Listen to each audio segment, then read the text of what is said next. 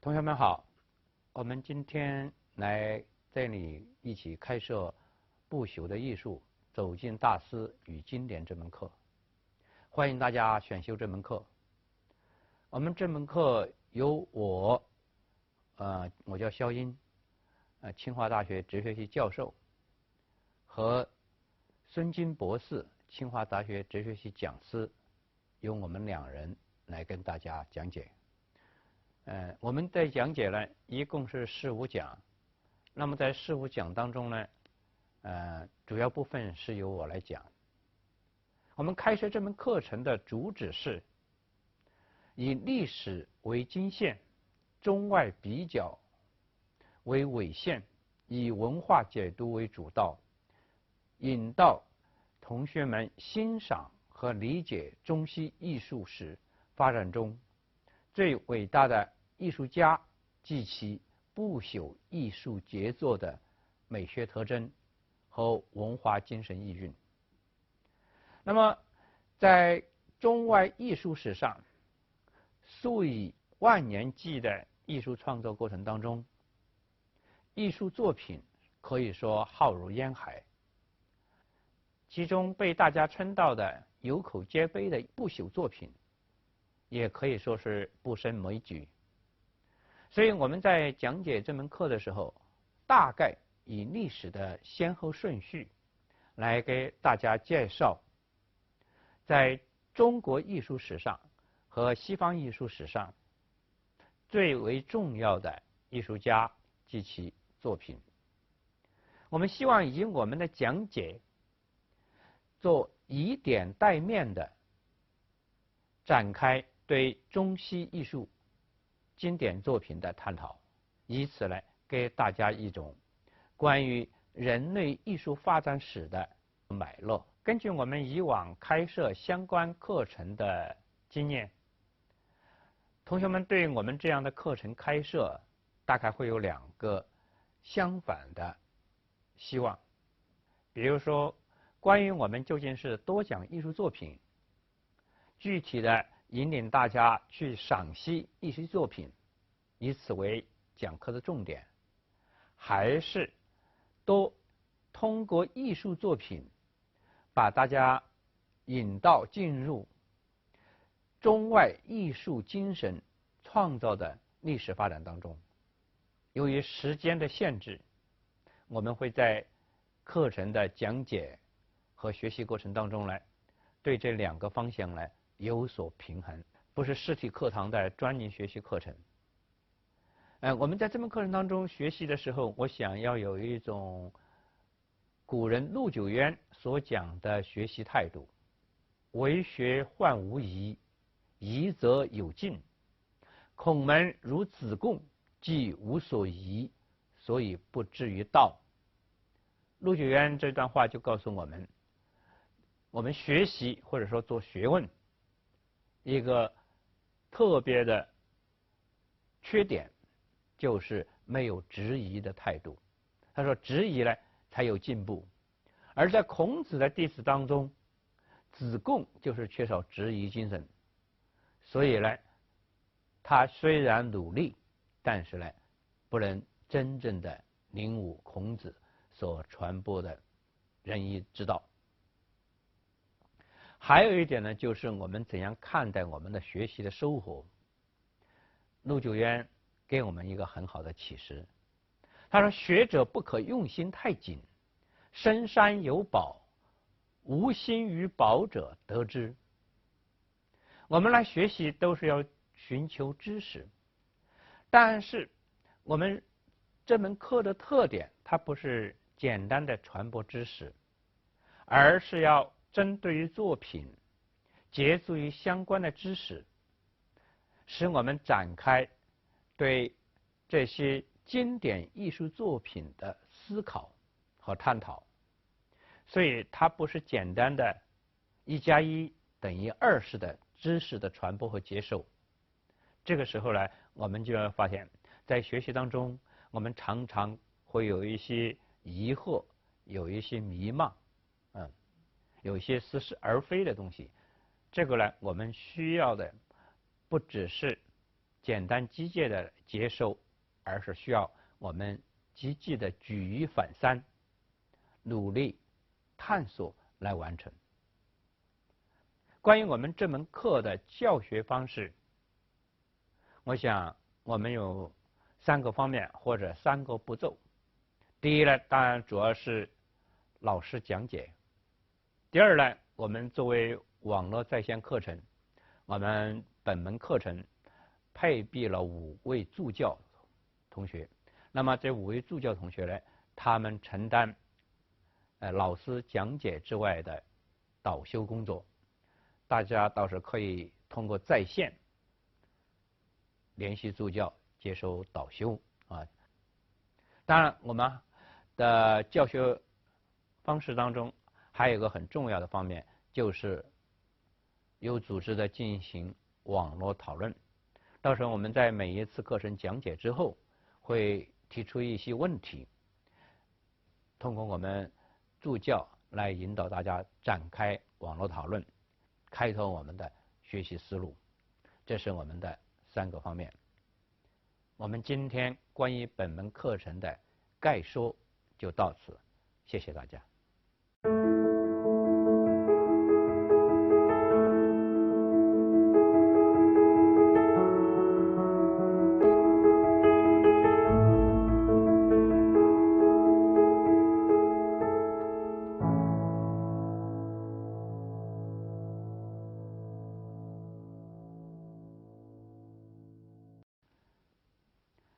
同学们好，我们今天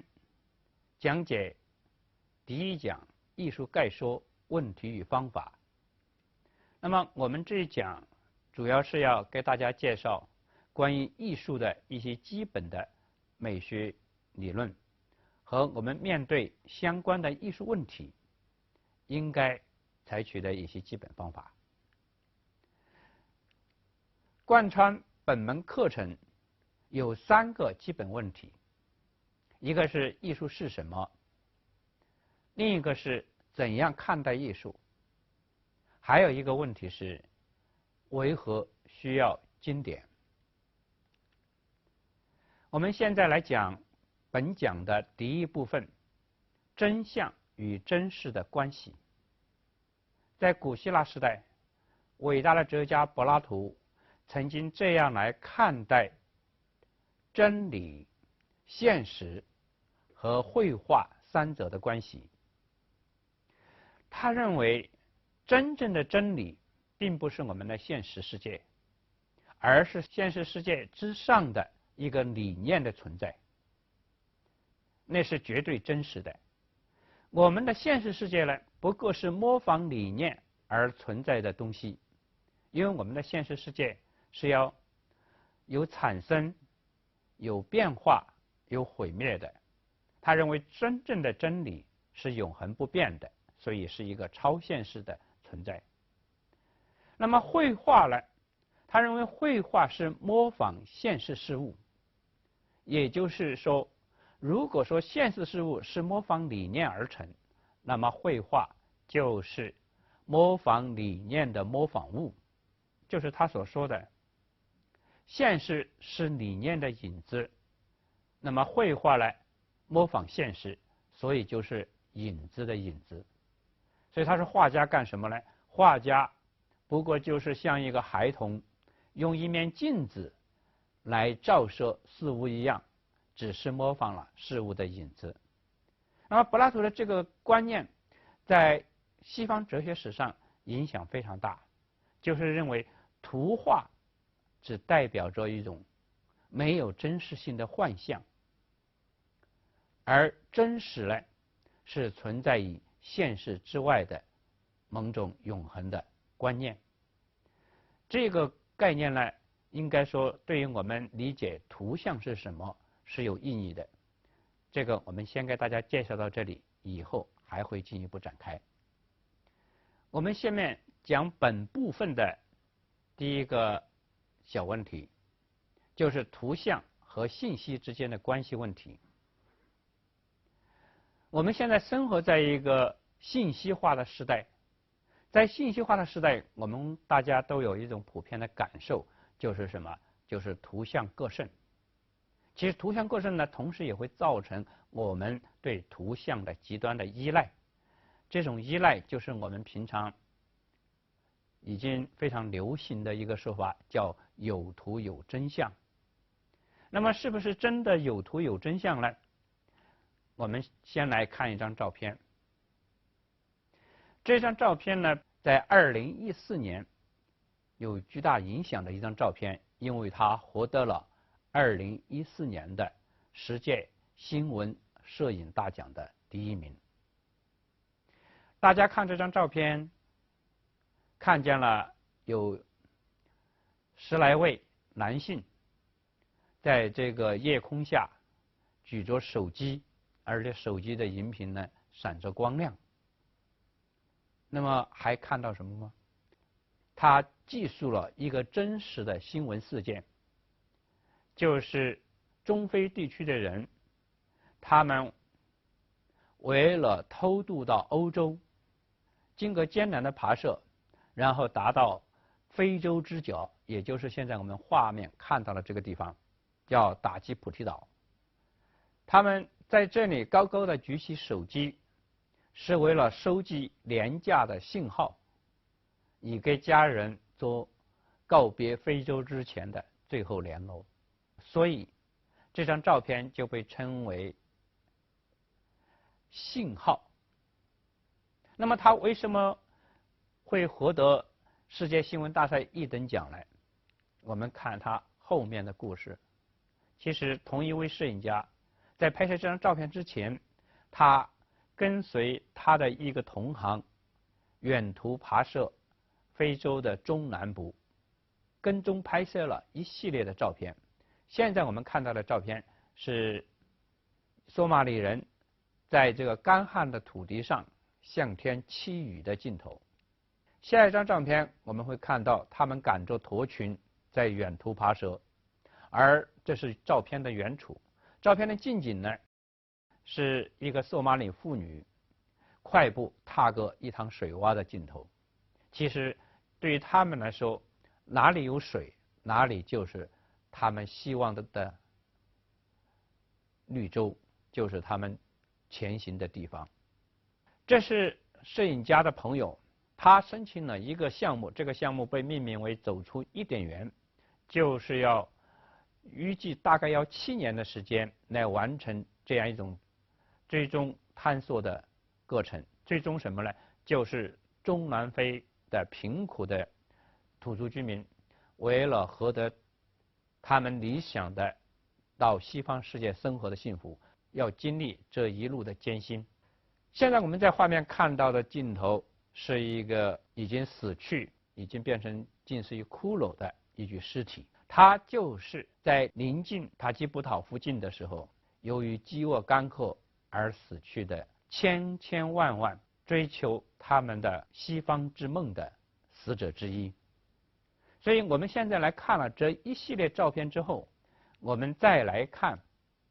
这个被命名为信号的这张照片，我们是不是会看到许多直接从照片上看不到的东西？所以南非有一个摄影家就说，他说从信号这张照片那里，我们看到了太多的故事。这些故事向我们开放的是什么东西呢？是我们对技术、全球化、移民、贫穷、绝望、异化、人性等等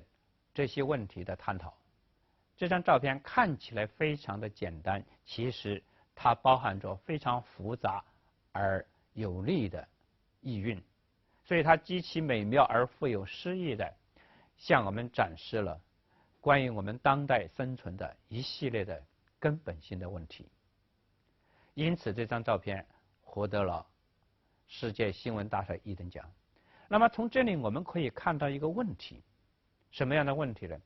每一个照片的背后包含着丰富复杂的故事，就是生活本身。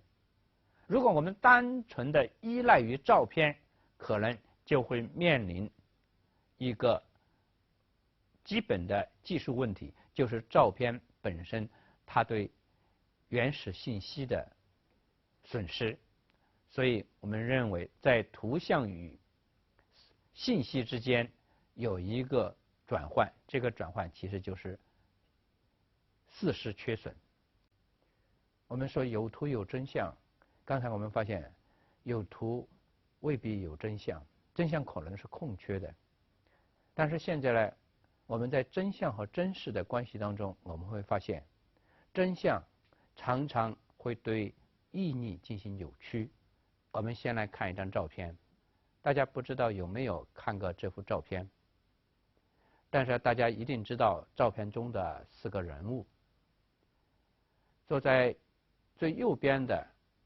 是奥巴马夫人马歇尔，然后挨着他的是奥巴马，再往左依次是丹麦首相施密特，还有英国首相卡梅伦。这张照片拍在什么地方呢？拍摄于已故南非总统的曼德拉的葬礼上。这张照片由叫做施密特的一位记者拍摄。当这张照片发布之后，在国际新闻界舆论大哗，引发了所谓自拍门。因为我们从这张照片可以看到的信息或者说意义是什么呢？用我们现在的大家比较普通的观念来看，就是3位西方政要在一位非洲领袖的葬礼上缺少应有的肃穆和敬意，在玩他们的自拍游戏，所以对他们3位政要舆论几乎是一边倒的做抨击。但是事实真是这样的吗？或者说这张照片真实的传达了奥巴马他们自拍场景时的意义吗？摄影家施密特向我们回忆了他当天拍摄奥巴马他们自拍和这个葬礼现场场景的情况。他说他是非常偶然的拍摄到了奥巴马3人在那里自拍，而奥巴马3人自拍的同时，他所拍摄到和看到的场景呢，却是几乎所有的参加葬礼的南非人民都在葬礼的现场载歌载舞，喜笑颜开，而且他们正是用这种欢乐的行为来表达对他们已故领袖的敬意。我们看了南非人民在曼德拉葬礼上的真实表现之后，我们再回头来看奥巴马他们的自拍照片，我们是不是会看出完全不同的意义呢？假如说我们不能亲临其境，而且也不能了解更多的相关信息，我们单纯从自拍的这张照片奥巴马他们自拍情景的这张照片，我们所看到的东西是不是就扭曲了当时在曼德拉葬礼现场的情景所包含的文化意义？因此我们就会发现，一张即时性的真实的新闻照片并不一定能够传达事实的真实的意义。这就是我们讲的意义的扭曲，是现在新媒体时代难以避免的，特别是我们试图通过图像来传播的时候难以避免的东西。施密特关于奥巴马他们自拍的照片发表之后，施密特本人呢写了长篇的博客日记，来陈述这件事情，试图来把真相告诉大家。他在他的博客当中呢就有这么一句话，他说：我承认这件事情让我感到小小的不快，因为我们现在的文化氛围是这样的，常常我们更多的人是受控于那些琐碎的小事，而不是去关心真正重要的事情。他所说的琐碎小事，当然也就是我们经常说的媒体上常常以之为娱乐的八卦。所以在新技术的发展给我们提供了快速的获取各种各样的信息，特别是图片信息的时代，我们发现我们常常为这些个身的信息所迷惑，而不能去深入的把握真正的真相。我们现在来谈图像和真实的另外一个问题，就是刚才我们说的娱乐狂欢。由于图像的过剩，我们发现我们要真正的去把握真相的这样一个意图常常会被悬空，取而代之的是在事实缺损和意义扭曲所造成的图像狂欢背景下来进行一种可以说是柏拉图所说的那种虚假形象的嘉年华的娱乐。我们下面来看一个画面，在这个画面上的2张照片当中的人物是我们在2010年春节后非常熟悉的一个网络红人，就是大家所说的犀利哥。这2张照片据说是被一位购买相机时试机拍摄的2张照片。那么它被发布在网络之后，一下轰动网络，被称为犀利哥。关于他有种种的说法，可能最简洁的说法就是这个长长的标题“秒杀语类救机华丽敌意极品帅哥”这样一个标题引起了轰动。那么关于他呢，有把他和日本的帅哥相比，有和美国的帅哥相比，等等之类的，而且给了他一种混杂的一种所谓审美品格。还出现了大量的关于他的 PS 的图片，显然是把他娱乐化了，也把他一定意义上商品化了，成为某些品牌的隐形的代言人。其实真正的犀利哥他本身的生活处境是什么呢？并不是像我们刚开始在照片上所看到的那样英俊潇洒，而是在生活中是一个有精神障碍的流浪汉。他的家境贫寒，他本人呢身体不够健康。本名陈国荣的这一位流浪汉，他的生活事迹展示在我们面前的时候，我们会发现跟在网络娱乐当中被极度炒作的那个犀利哥是判若两人的，甚至我们没有办法在他们之间建立联系。所以我们就会发现，在网络时代，凭借这种新兴的技术，图像和真实之间很难进入到一种内在的联系。有真相未必有真实，有真实未必有真正的意义，而更多的情况下来，常常会被蓄意的利用作为一种网络娱乐的资料。犀利哥是这样的，还有比如最近一系列的网络炒作现象，像芙蓉姐姐、像凤姐等等，都是这样的。其实犀利哥这个事件向我们说明，我们在网络时代接受图像有一个天然的缺陷，这个缺陷就是图像所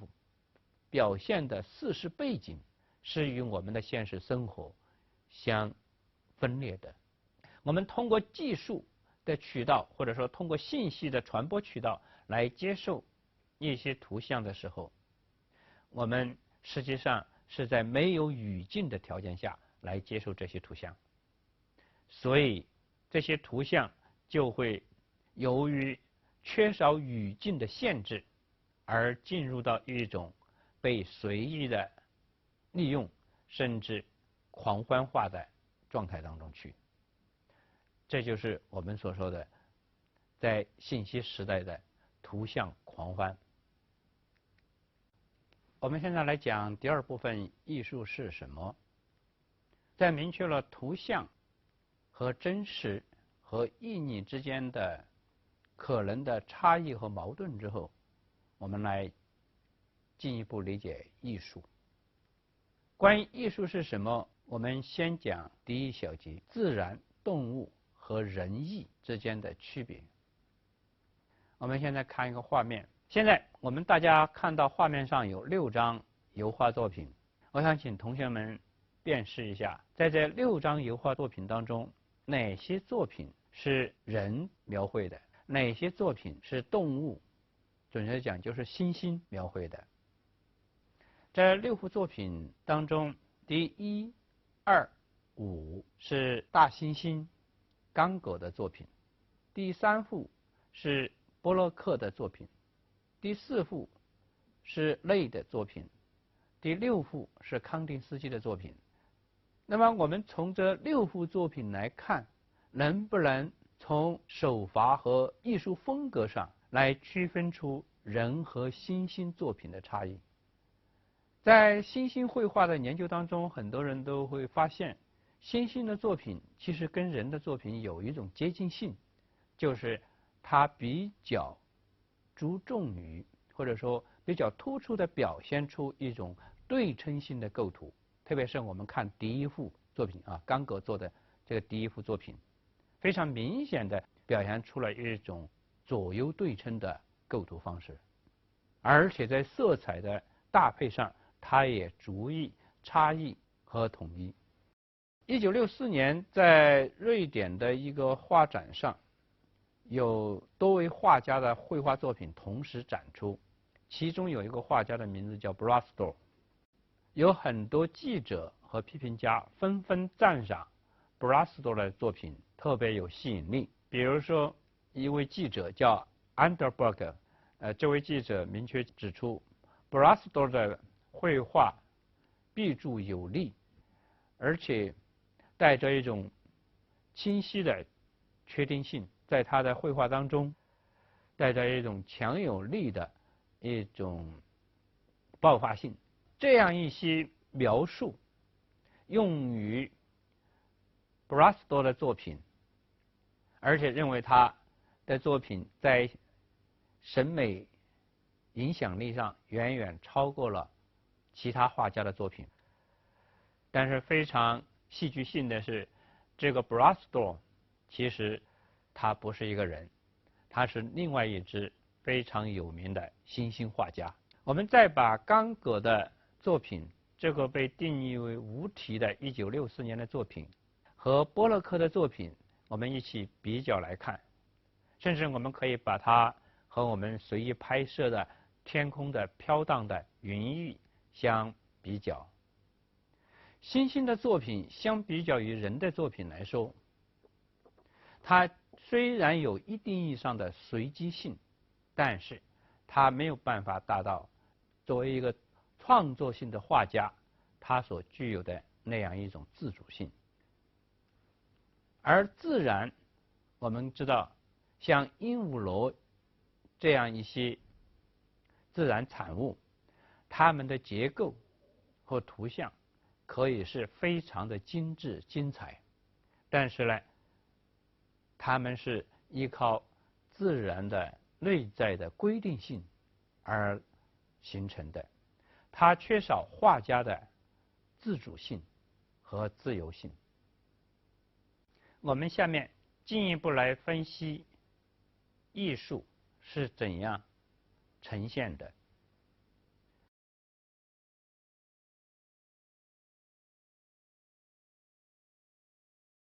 我们先来看一个画面，在这个画面上，我们看到两样东西，这两样东西大家应该比较熟悉，一个是自行车的龙头，一个是自行车的坐垫。那么这两样东西我们看到，它们基本上都是被用旧了的废弃的自行车部件。但是我们现在再来看呢，我们看到画面上出现了一个新的形象，由刚才我们看到的废弃的龙头和坐垫组合成了一个图案。这个图案呢，被组合它的人，也就是20世纪最著名的艺术家之一毕加索，把它称为什么？把它称为牛头。大家看画面中的这样一个组合，是不是像牛头？确实是非常像啊，非常的传神。在这里面我们就会发现，什么是艺术？当一些物件在生活当中，它们只是给予我们一种功能性的使用的时候，或者说对我们只具有实用价值的时候，我们常常就不会以艺术的眼光来看待它，而常常是在它们的实用价值、功能性丧失之后，有艺术创意的艺术家，他们对他们进行一种别具匠心的组合，创造出了新的形象，就可能给我们提供一种艺术的感受。这就是从实体到形象所产生的艺术变化。我们再来看一个画面，这个画面呢是非常著名的现代艺术家纽曼的一个作品。这个作品呢被称为破碎的或者说断裂的方尖碑。我们看它的组合是下面一个金字塔造型，上面呢一个倒立的方尖碑，但是呢它的其他部分被折断了，只留下了尖顶的一部分倒立在金字塔顶上。这是典型的现代抽象表现主义雕塑。按照我们的传统审美的习惯，我们常常会问，这个雕塑究竟表现了什么？而且有时候我们可能也会质疑，这么简单的把两个既有的造型拼贴在一起，就是艺术吗？其实艺术和非艺术的区别，在美学上的判断和我们在日常上的判断，应该说是不同的。从美学来讲，纽曼的这一个造型，或者说它的这一个雕塑，虽然使用的是既有的两个形体，一个是金字塔形体，一个是方尖碑形体，但是他对它们进行了断裂，还有倒置，还有拼贴这样一些组合装置，那么它就向我们呈现了原有的形体不具备的审美的意味。当然，大家可能还要进一步追问我们，这个造型究竟说明了什么，或者说究竟表现了什么？对于现代艺术来说，它表现什么或者说明什么，常常是没有唯一的答案，甚至根本就没有答案的。我认为这个作品的美学价值就在于，通过它独特的造型，非常深刻的去展示了一切艺术品都应当具有的一种审美功能，就是抒发我们的审美感受，启迪我们关于世界的思考。所以它的答案不是唯一的，甚至也不是可以确定的。我们现在要谈的一个问题就是关于艺术的定义。在对艺术下定义之前，我们作为21世纪的大学生或者是学者，我们都要面对20世纪以来关于艺术的这样一些根本的看法。一个是已故的英国著名艺术史家贡布里希，在他的著名的艺术史著作《艺术的故事》当中这样说，他说，在我们这个世界上并不存在大写的艺术这样一种东西，只存在艺术家。那么贡布里希这句话怎么理解呢？他认为通过人类几千年以来的文明艺术史的发展，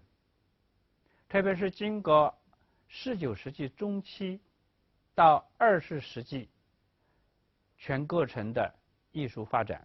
现代艺术发展之后，就会发现要给艺术一个统一的定义，他说基本上是不可能的。但是他又说，在我们这个世界上存在艺术家。那么这怎样理解呢？我们可以这样认为，在贡布里希看来，虽然没有一个统一的大写的艺术存在，但是呢，人类的的确确在进行着各种各样的艺术活动。所以我们看待艺术，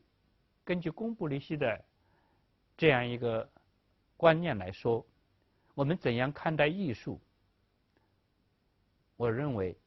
应该取一种历史发展的和文化多元的眼光来看待艺术。怎样理解？所谓历史发展的，我们应该知道，我们刚才说人类的文明艺术已经经历了数千年，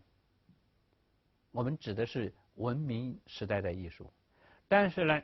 在文明史之前，其实人类的艺术史已经经历了可以说是数万年的历史。所以从史前时期的艺术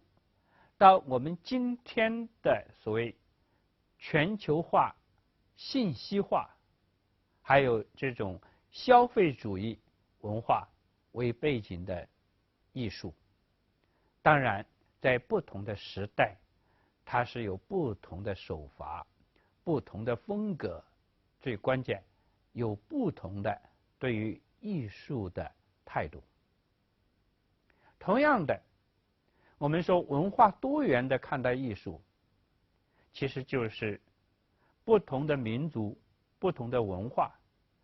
它的艺术的发展路线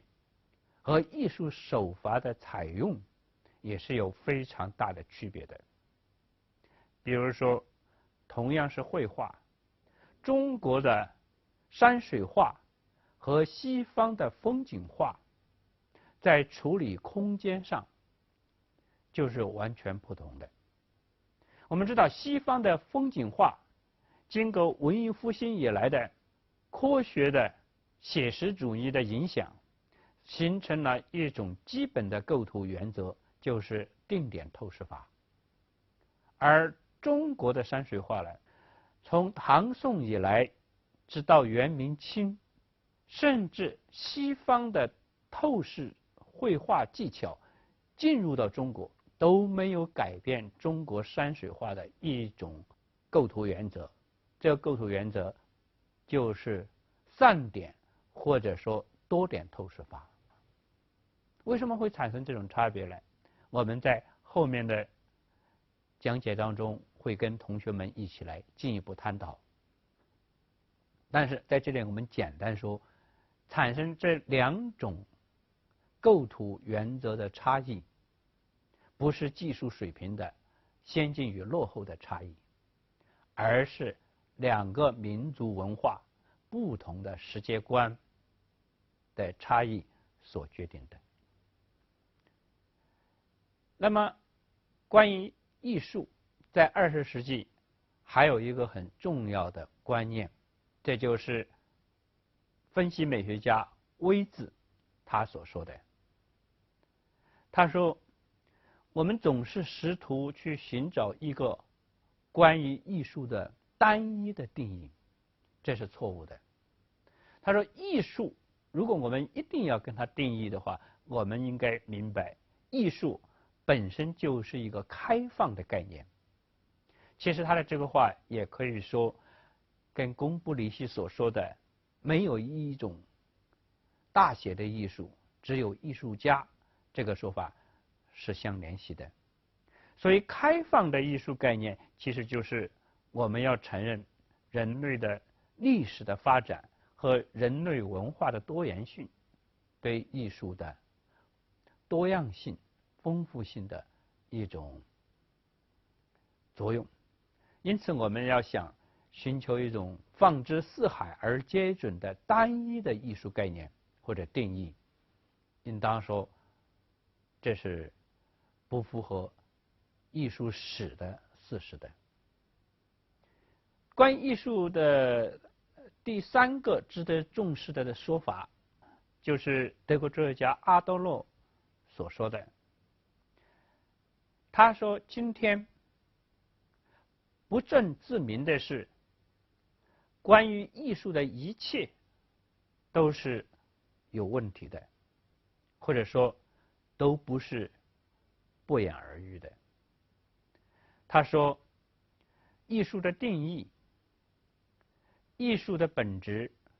艺术的起源、艺术的社会功能，甚至关于艺术本身存在的可能性，他认为都是存在问题。阿多洛的这个论断的背景是什么呢？就是从19世纪后期到20世纪中期以来的近100年的现代先锋艺术运动，根本上破裂了传统艺术的美学体系和相应的价值标准。因此，关于艺术的一切问题都存在于瓦解和被质疑的现状当中。我们刚才介绍了前面3位重要的艺术理论家在现代背景上对艺术的3个基本的看法。那么在这个时候呢，我们还是要回头来给大家提示一下，在人类艺术史上，特别是在文明时代以来，试图对艺术做出定义，始终是一种直觉的文化追求。这种文化追求从古希腊到20世纪的西方文化发展当中有一条明确的脉络。那么我们现在给大家介绍6种对艺术做定义的说法。一种就是刚才我们提到的柏拉图所指出的，他认为艺术是对现实景物的再现或者模仿。那么进入到晚近之后，特别是到了浪漫主义时代，关于艺术的一个新的定义就是艺术是表现，准确讲艺术是情感的表现。而在此之后呢，进入到20世纪的时候，一个英国美学家指出，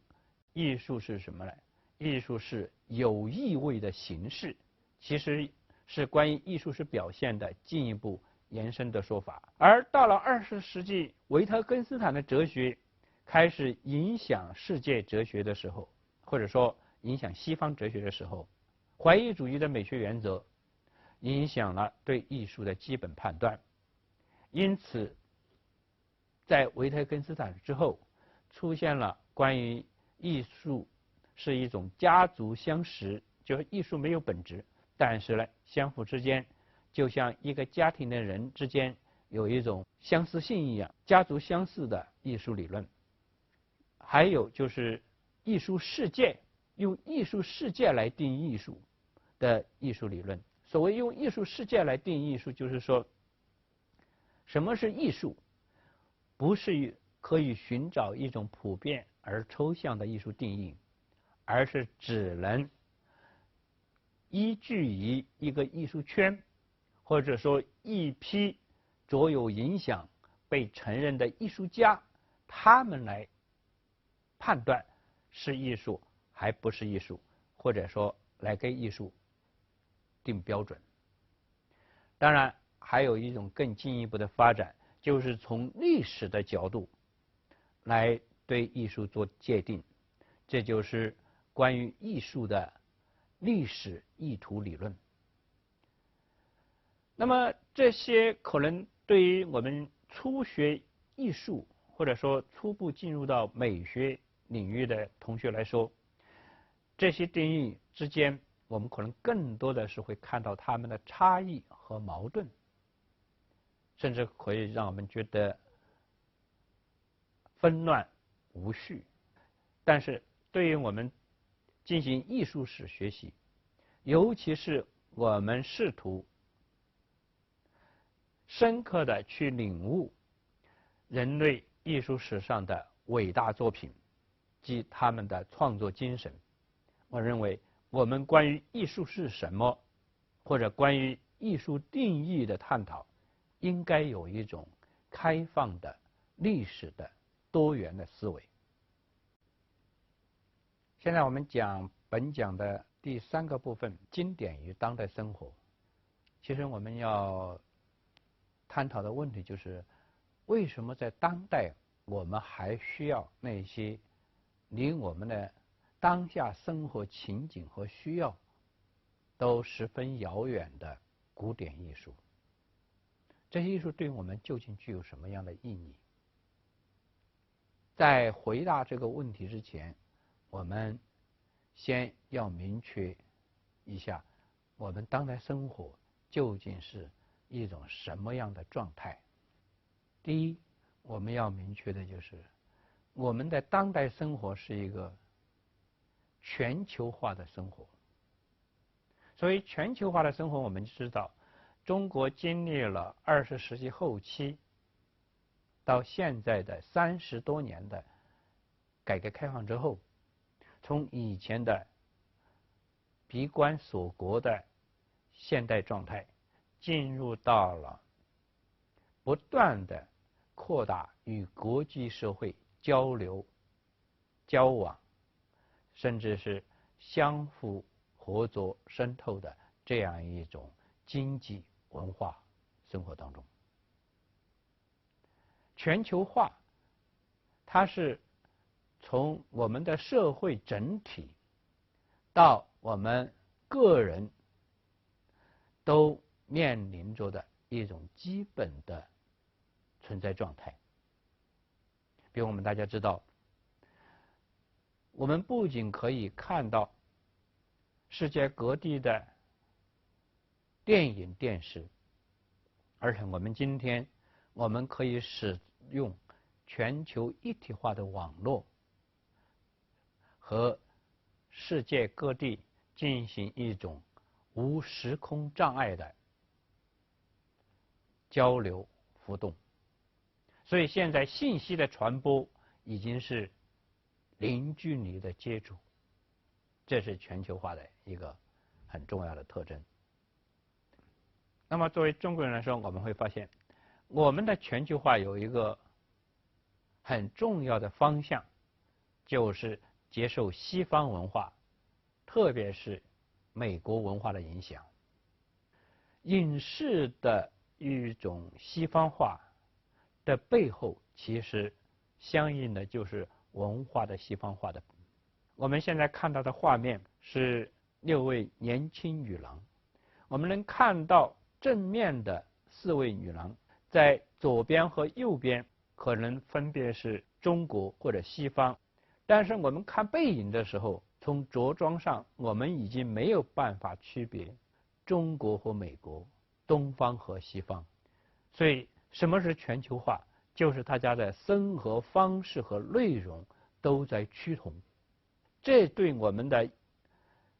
文化心理和艺术趣味是产生了非常深刻的影响。其中一个最大的影响，当然也是伴随着市场经济的普遍发展而来的，就是消费主义变成了当代青年的一个非常重要的一种生活态度。我们现在看到的画面是郭敬明做导演的《小时代》，这是以他的同名小说改编的系列片，现在已经拍了3部。我们知道，从电影的层面来说，《小时代》是不合格的，是没有什么可取的。但是《小时代》当中，通过主要人物他们的这样一种炫耀财富、追求那样一种奢华的个人生活，这样一些情态，的确非常突出地表明了当代的一种消费主义的青年生活状态。虽然并不是大家都是这样生活，但是呢，从对《小时代》的大众追捧来说，我们可以看到有一种虽不能知而心向往之的消费主义主潮。那么在这种消费主义化的发展当中，当代艺术面临着一种什么样的境遇呢？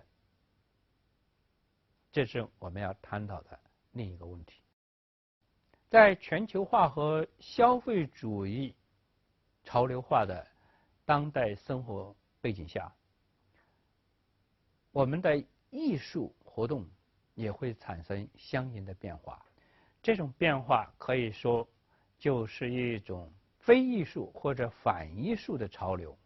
被主潮化。用英文来表示的话，就是人人都是艺术家，怎么地都行，这样一种态度。什么叫人人都是艺术家呢？在传统艺术的发展中，甚至现代艺术史发展当中，艺术家是一种特殊的人群来承担的，需要特殊的才能，而且要有独特的追求。那么人人都是艺术家，谁都可以做艺术家，其实就是对艺术家的才能不再有一种标准要求，或者说基本要求。而怎么的都行呢？实际上就表示艺术的创作对艺术品的评判也没有相应的标准。在这样一种状态下，我们会发现艺术在它的历史发展当中产生了2个新的问题。一个问题就是我们认为的，从艺术形态来说，传统艺术一直在追求一种艺术要创造美，艺术要是一种独特的表现形式，这一点呢被瓦解了。还有一点呢，就是我们常常对艺术的表现有一种期待，就是我们常常说艺术要表现了什么，而这种表现什么的背后，其实是有一种精神追求在里面。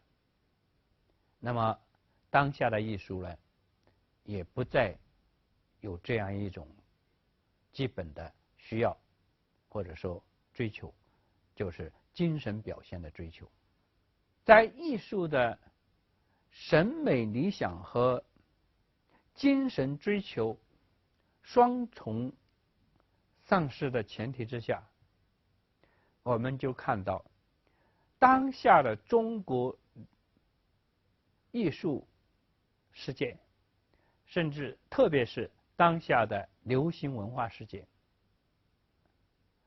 充斥着大量的是那些低俗的、混乱的所谓的艺术行为，比如说以丑为美的现象成为网络红人的一种主潮。怎么要走红？怎么才能走红？那就把自己作为一个丑星推出来，把自己的丑推到极端。典型的就像这几年以来，特别是前2年走红网络的凤姐现象。还有一种现象就是把日常生活当中的一些可以说是一些暴露成弊的行为，把它作为艺术行为来展现。比如说走红网络的人打裸模、苏之子现象。从最近2年来看，最突出的就是国产电影的生产越来越走低，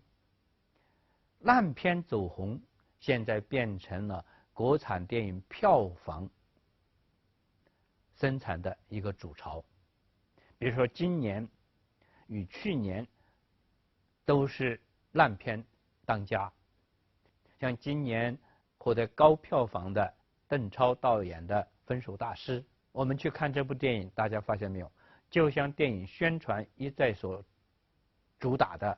一个口号一样，就是卖贱，怎样出怪出丑，怎样去表现一种低俗暧昧的情色，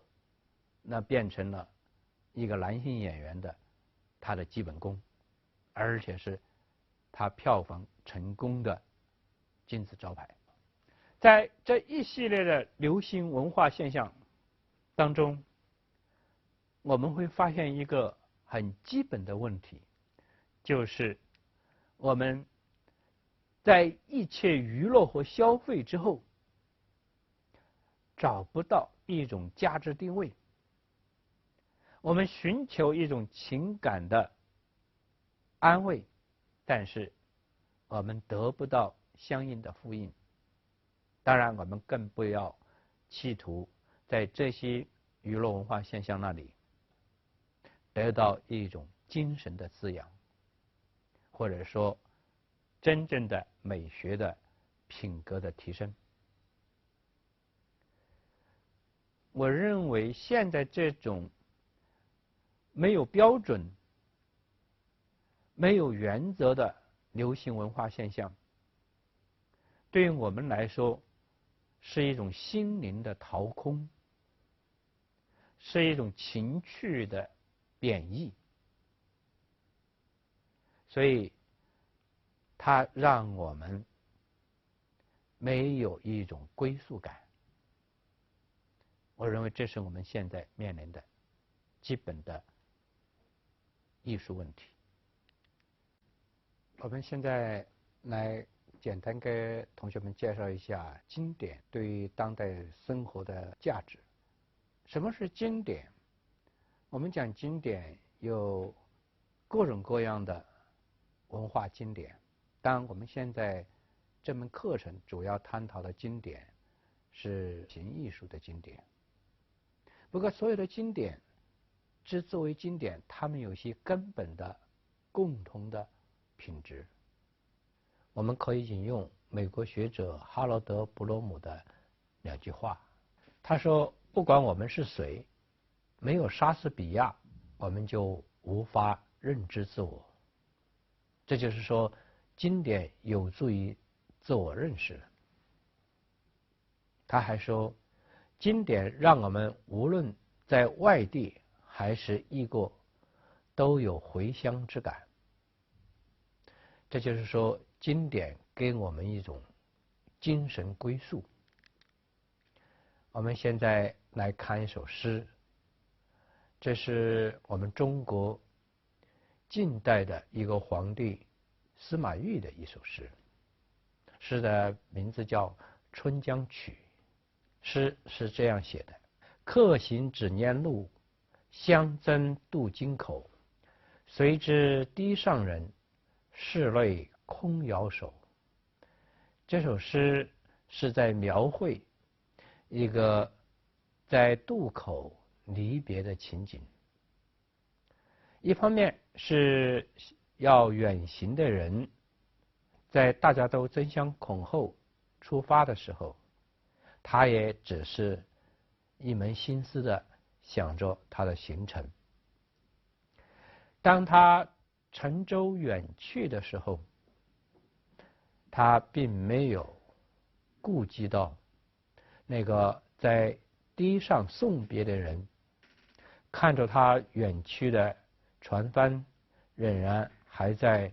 含泪的向他招手示意。谁知堤上人，室内空摇手。其实这两句诗非常深刻地揭示了一种人生情感，就是依依惜别之情。这首诗离我们已经有1700多年了，但是我们现在再来读这首诗，虽然我们未必还会去渡口征行，我们有更方便的交通工具，有更好的道路交通，但是我们仍然会为这首诗所感动，因为无论古往今来，南北东西，惜别之情是人生最深刻的、最基本的情感之一。这就是伯罗姆所说的，经典的作品它总是让我们认知自我，而且经典的作品总是给我们一种精神的慰藉，也就是他所说的回乡之感。我们这门课程在后面要给大家介绍和一起探讨的主要是造型艺术作品，但是所有的经典作品都是相通的，它都是深刻的去揭示了我们人类最基本最普遍的情感和精神的追求。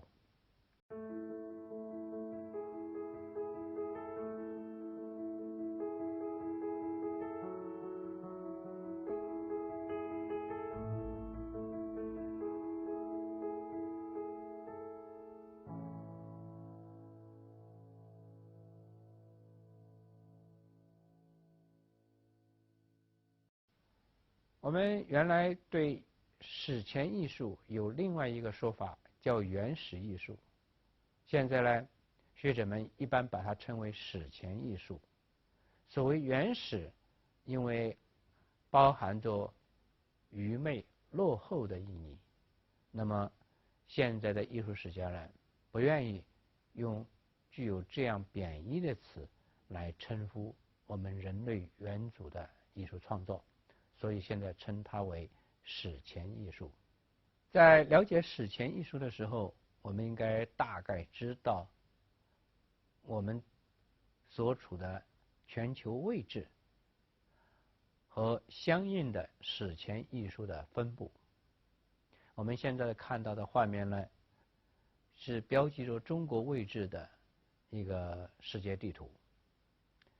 那么我们现在看到的另外一幅世界地图呢，它是标记了史前艺术的全球分布。看这个图呢，我们会发现史前艺术应该说是奇迹般的几乎分布在全球5大洲的主要地区。用我们今天的眼光来看，我们觉得这是很难理解的，因为当时的交通极其不便。为什么会几乎在同时，大概是在旧石器时代，公元前10数万年的时候，史前艺术就散布了全球各地。据现在的人类学研究，大家一般认为我们人类具有共同的祖先，而这个祖先呢，生活在非洲的中部。就是从这一个共同的祖先开始，我们人类逐渐的向欧洲、亚洲、美洲还有大洋洲发展，形成了今天的人类世界。而史前艺术呢，也就是在冰河时期的史前人类开始的艺术创作。我们现在的考古发现呢，史前艺术分布的最重要的地区是非洲的中部，还有欧洲的西部，还有亚洲的西部，以及美洲南部、中部。我们现在看到的这一个画面，是一块距今10万年的一个石器，向我们表现了什么呢？从直观上来看，这个石器它是一个尖状的，像一只毛的头，是吧？毛头一样尖状的。同时呢，它也是三角形的。它给我们最突出的特征不是它的尖状，而是它的对称性。对称性的造型是我们在史前艺术当中能够看到的最早的一种基本造型。这种造型其实有人类学的相应的科学依据，证明人类从一开始就对对称性的构图有一种基本的或者说明确的审美偏爱。为什么人类偏爱对称性构图？这又牵涉到人类的基本的生理结构，就说人类作为高等灵长类动物，它的生理结构是一种左右对称结构。作为一种正常的生活需要来说，要求一种左右平衡。所以左右对称或者说基本的对称性作为一种审美需要，其实它是建立在一种人作为高等脊椎动物的生存需要的基础之上的。其对称性它带来稳定感，同时也就带来了安全感。所以在这里面当然我们也知道美或者说美感和人的生理感受或者说生活的安全感是有一种基本的联系的。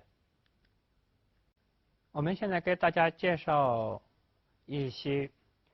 离我们今天有大概2万5、6千年到1万年左右的一些洞穴壁画。我们首先看到的这幅画面当中，左边的是法国肖韦洞穴发现的壁画，右边的是西班牙的阿尔塔米拉洞穴的壁画。我们现在看到的另一张画面呢，是法国的拉斯科洞穴的壁画。看这些壁画，我们会看到一些共同的东西，就是什么呢？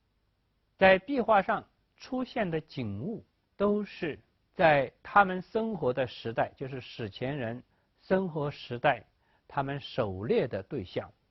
都是一些巨型的动物，野马、野牛、野猪。我们基本上看不到其他的动物或者景物，当然我们也看不到人的形象。这是这些洞穴壁画一个非常共同的特点。我们看到史前画家他们在描绘这些野牛、野马、野猪的时候，他们把这些动物的头部和它的躯干部分画的是非常的真实生动，而对它们的下肢，特别是对它的蹄子这些部分画的比较粗糙简略。为什么会是这样呢？其实就是因为史前艺术家他们对他们关注的动物的部位会用心细致的去描绘它，而不关注或者说不重视的部位，他就会用比较简略甚至粗糙的方式来进行描绘。我们刚才看到的这3个洞穴的壁画，一方面我们说了，离我们的时间是2万年前后，非常的久远。那个时候人类的所能利用的工具还是旧石器时代的粗陋的一些石器或者木器。最关键的是，这些洞穴呢都是非常的深邃、隐蔽，一般人呢很难发现，发现了也很难走进去。所以现代的科学家、艺术家都不断地发出这样一个疑问，说史前人，就是那些旧石器时代的原始居民，他们是用什么样的方式进入到了这些洞穴？这是一个问题。但另外一个更为重要的问题就是，他们为什么要煞费苦心的进入这些深邃而且包含着许多危险的洞穴来创作这样一些壁画？他们创造这些壁画的目的是什么？有种种解释，但是比较得到公认的一种解释认为，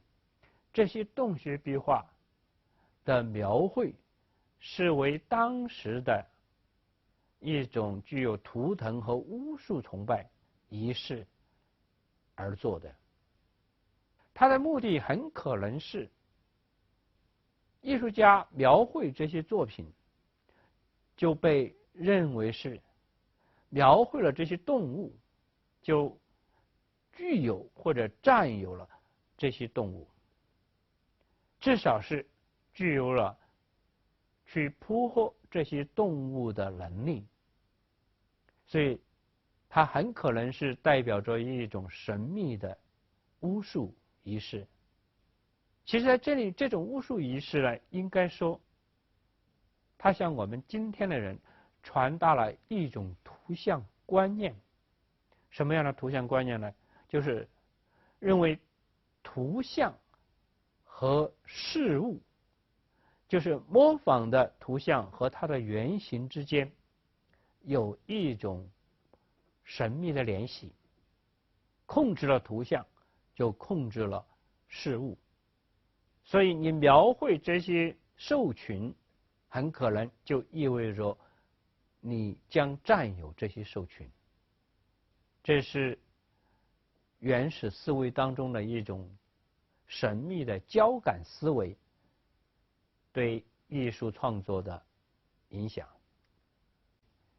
那么我们现在来看一些比较晚近的，离我们现在大概也就1万年左右的一些岩刻作品。这些岩刻呢，也遍布世界许多地方。比如说我们现在看到的是阿尔及利亚的一个岩刻作品，我们再往下看呢，看到的是云南丽江的一个岩刻作品。那么这些岩刻作品和此前的更多的表现狩猎时代的作品不一样，他们的图案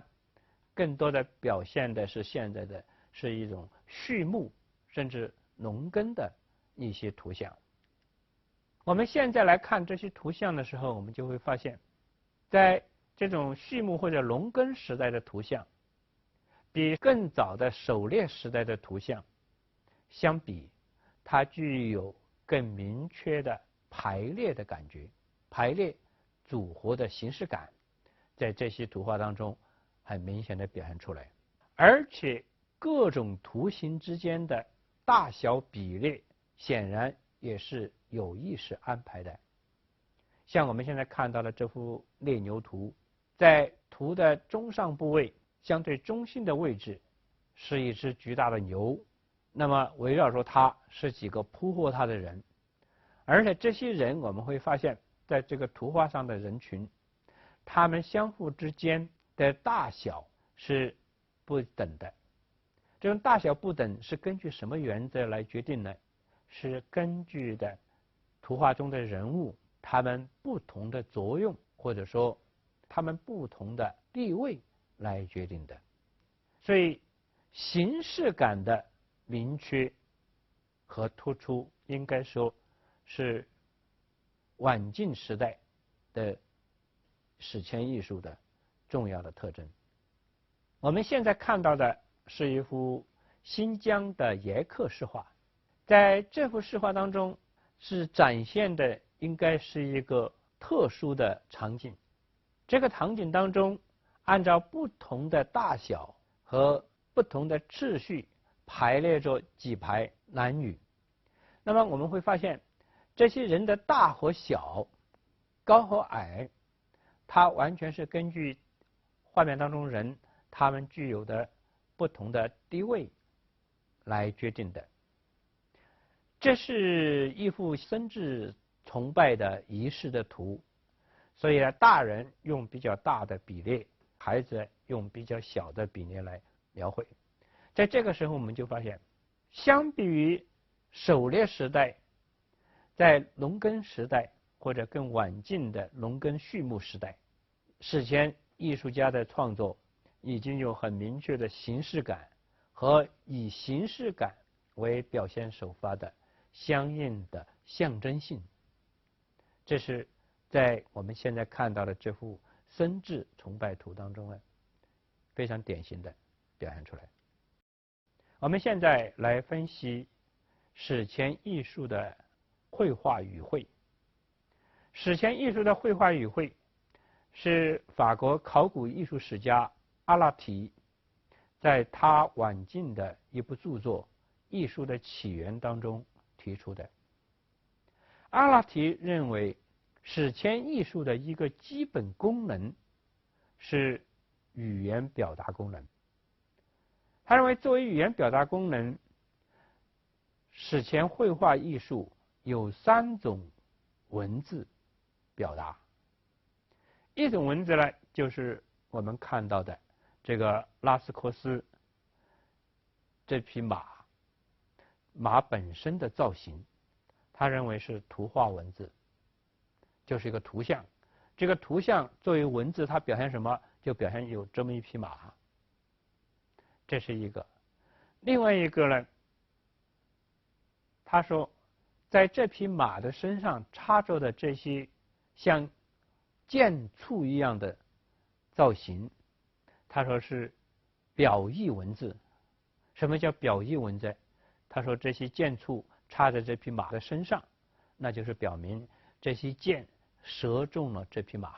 这匹马中箭了。他认为在这个马的身体的上部有一个图形，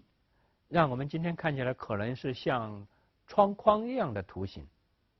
他说这个图形呢，我们今天的人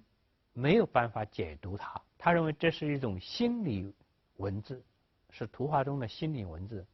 这种心理文字怎样理解呢？他认为这种心理文字就是史前艺术家本人和与他有特别关系的人相互之间做一种心理或者情感交流的图像文字。阿拉蒂认为，史前绘画艺术主要是由这3种图绘语言来进行一个系列的记录、表情和象征的。所以我们今天可能很难完整的去把握史前绘画艺术所要传达的内容。原因就在于，我们也许对他们的图画文字可以直观的理解，但是我们对他们的象意文字的了解就会比较弱一些。而他们的心理文字其实就是特殊符号，对于我们来说，可能就是永远的谜了。你比如说，我们现在来看另一个图画，这也是拉斯科斯洞穴的一个图画。在这个图画当中，画着一只躺倒在地上的牛，显然这只牛是被射中了，因为有一支箭穿过了它的身体的下部分。在它的旁边呢，还有一个人，也是躺倒在地上，而这个人呢，双脚并在一起，而两手呢张开，而且手指也是张开的。最为奇怪的是，你发现没有，他的头上好像是戴着一个鸟形的装饰，当然还有我们会看到他的这个身体的阴茎是直立的。他的右手边有一只鸟，鸟下面呢拴着一个绳子，很可能是他们当时狩猎用的一种相当于这种发射器一样的东西。那么这组图案向我们表现什么呢？如果我们用阿拉提的绘画3语言来分析，我们会发现很可能这幅图画讲述了一个狩猎的仪式，或者是一个狩猎的故事。但是具体是怎么样，应该说今天的人已经没有办法彻底的去解释它。我们现在给大家介绍一下中国的一个新石器时代的器物人面鱼帛。这个鱼帛是公元前4000年制作的一个陶器。它的功能是什么呢？它是婴儿瓮棺的棺盖的一个器物。在这个器物当中，我们会看到在它的内壁有3条单独的鱼，此外呢还有一个人面鱼形的一个头部造型。它的左右两端也有鱼，它的嘴里面甚至还衔着一条鱼。这一幅图案显然也是有一种神秘的巫术或者是宗教的意味。我们也是可以用阿拉蒂的史前艺术3语会理论来进行分析，但是我们的分析在很大程度上也只能是一种猜想，而不是一种准确的判断。究其原因就在于这些史前艺术的基本语汇我们已经难以准确的解读它。现在我们看到的2个图案呢，一个是纳米比亚的一个葬礼的图案，一个是美国的一个土著居民的表现的一种巫术的图案。我们会发现图案已经是高度的抽象性的语汇在进行一种景物的描绘，人的形体就像笔画一样极端的抽象。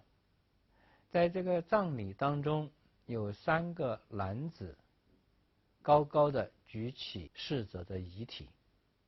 他们的身体造型是极其的抽象和夸张，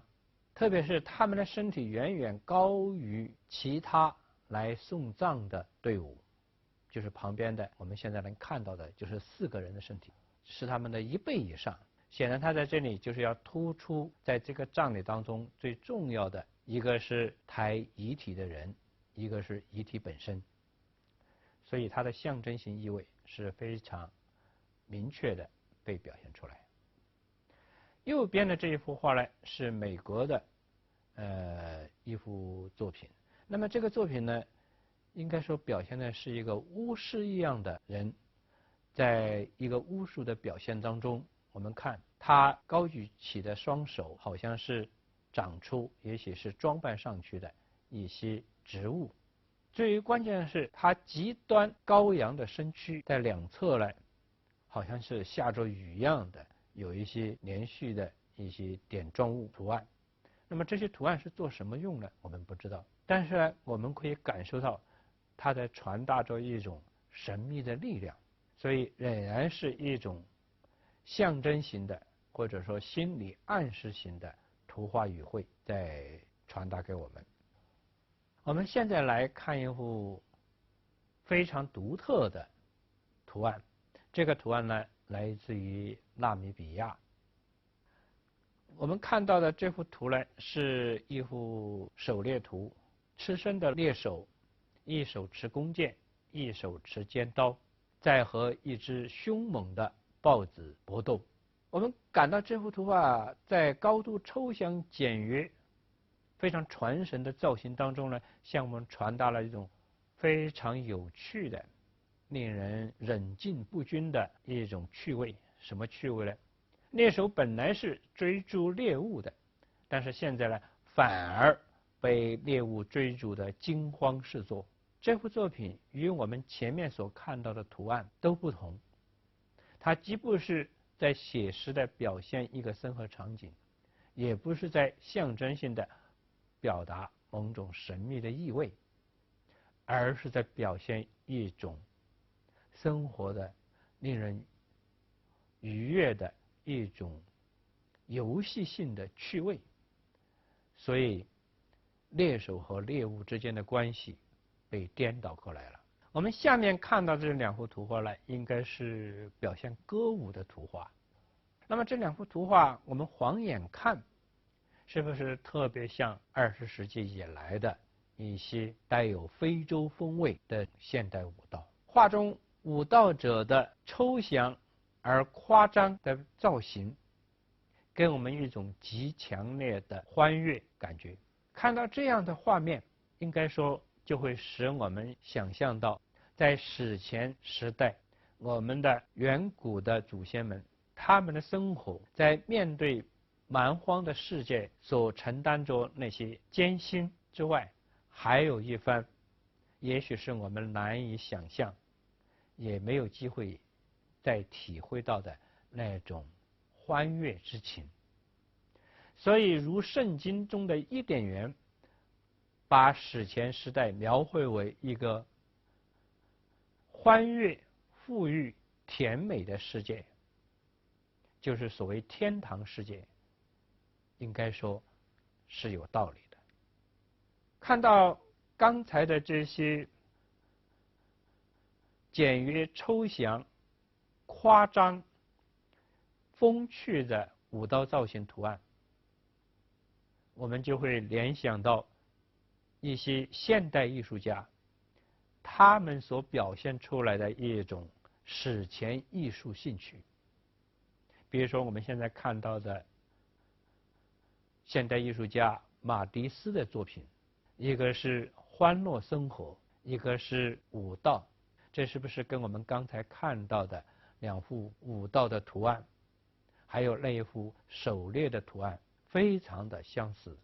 他们的这样一些创作呢，作为一种流派来说，被称为野兽派。所谓野兽派，就是追求一种史前艺术的原始古朴的，而且是纯粹自然的那样一种深知欢乐的情趣。所以我们就会发现，人类的艺术发展并不是一条直线式的从低到高，或者说从所谓的原始到现代，而是在前后之间有回复，有一种既是基层发扬，又是不断缅怀回归的一种精神关联，在人类艺术发展的历史当中。关于史前艺术造型，我们最后想定格于现在我们在画面上给大家展示的一个作品。这个作品是公元前2万年左右，但有的史书上说它是3万年左右的一个作品。它出土于奥地利的山区维林多夫，所以被称为维林多夫的维纳斯。这是一个大约11厘米长的一个云式雕刻。我们看这个雕像的造型，它的形态是非常的奇特的。首先我们看它的头部是被一个网状的东西完全的罩住了，给我们的感觉是没有五官的一个非常囫囵的一个头颅。然后我们看它的四肢，比如说它的手，特别是手臂，还有它的脚，都是非常的简约，而且是微缩的、缩小的。但是呢，它的胸部、腹部和臀部，大家看没有，都是非常的壮硕、强大，给人的感觉是什么？极度的发育，达到一种畸形的程度。而且我们还应该注意到，它的胸部、腹部和臀部都是用的写实的手法来雕刻的，而它的两只手臂还有它的脚部相比较而言是抽象简约的。用雕刻的手法来说，胸部、腹部和臀部都是圆雕的手法，特别是它的两只手臂呢，用的是浮雕的手法。显然在这个雕像上面突出了胸部、腹部和臀部。那么胸部、腹部和臀部的突出，它是要强化这个雕像体作为一个女性特征。其实更进一步讲，我们会发现它强化的是女性的润育和哺乳的特征。那么这个雕像是做什么用的呢？它是一个僧智崇拜的雕像。实际上它的强化这些女性特征，就是要强化女性的僧智能力和抚育能力。所以我们在分析史前艺术造型风格的时候，我们会发现他们在写实和抽象这两个维度上，究竟是写实还是抽象，我们不能简单的一概而论，而应该注意到，往往是他们认为应该突出和强化的部位，他们就写实；他们不太关注或者认为应该弱化的部位，他们就抽象。常常一个雕像或者说一个造型，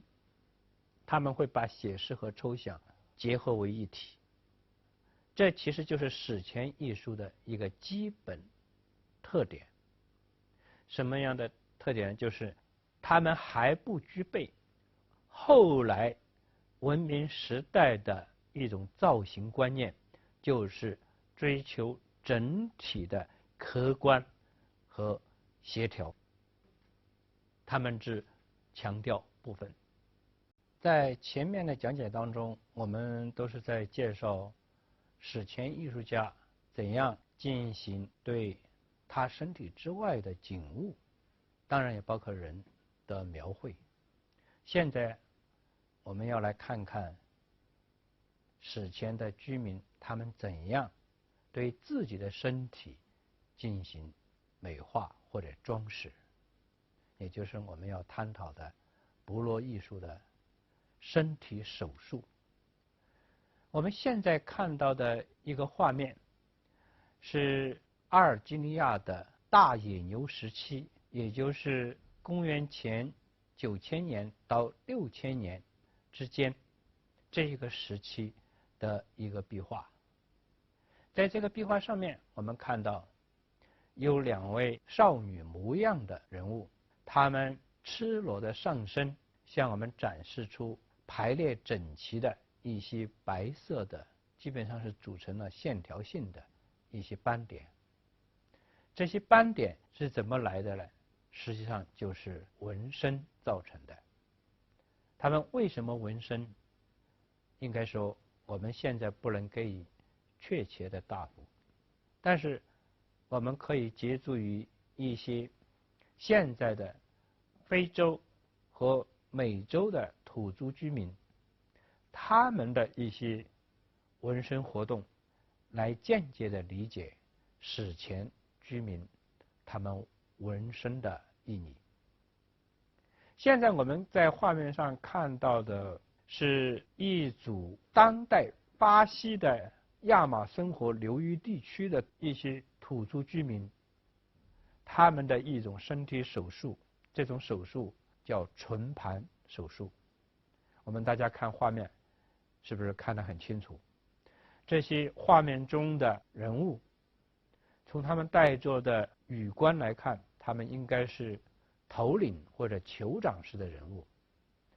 他们的嘴唇上镶着一个超大的木质的盘子，而这个盘子把他们的嘴唇撑起来，像一圈圆环包着这个盘子，这就是唇盘艺术。为什么他们要进行这种唇盘艺术呢？这种艺术的进行不是一天两天完成的，而是从小到大旷日持久的来进行对嘴唇的撕裂和扩张，形成了我们所看到的唇盘。据说这种唇盘的形成，它的一个重要的功能是在显示财富和权威。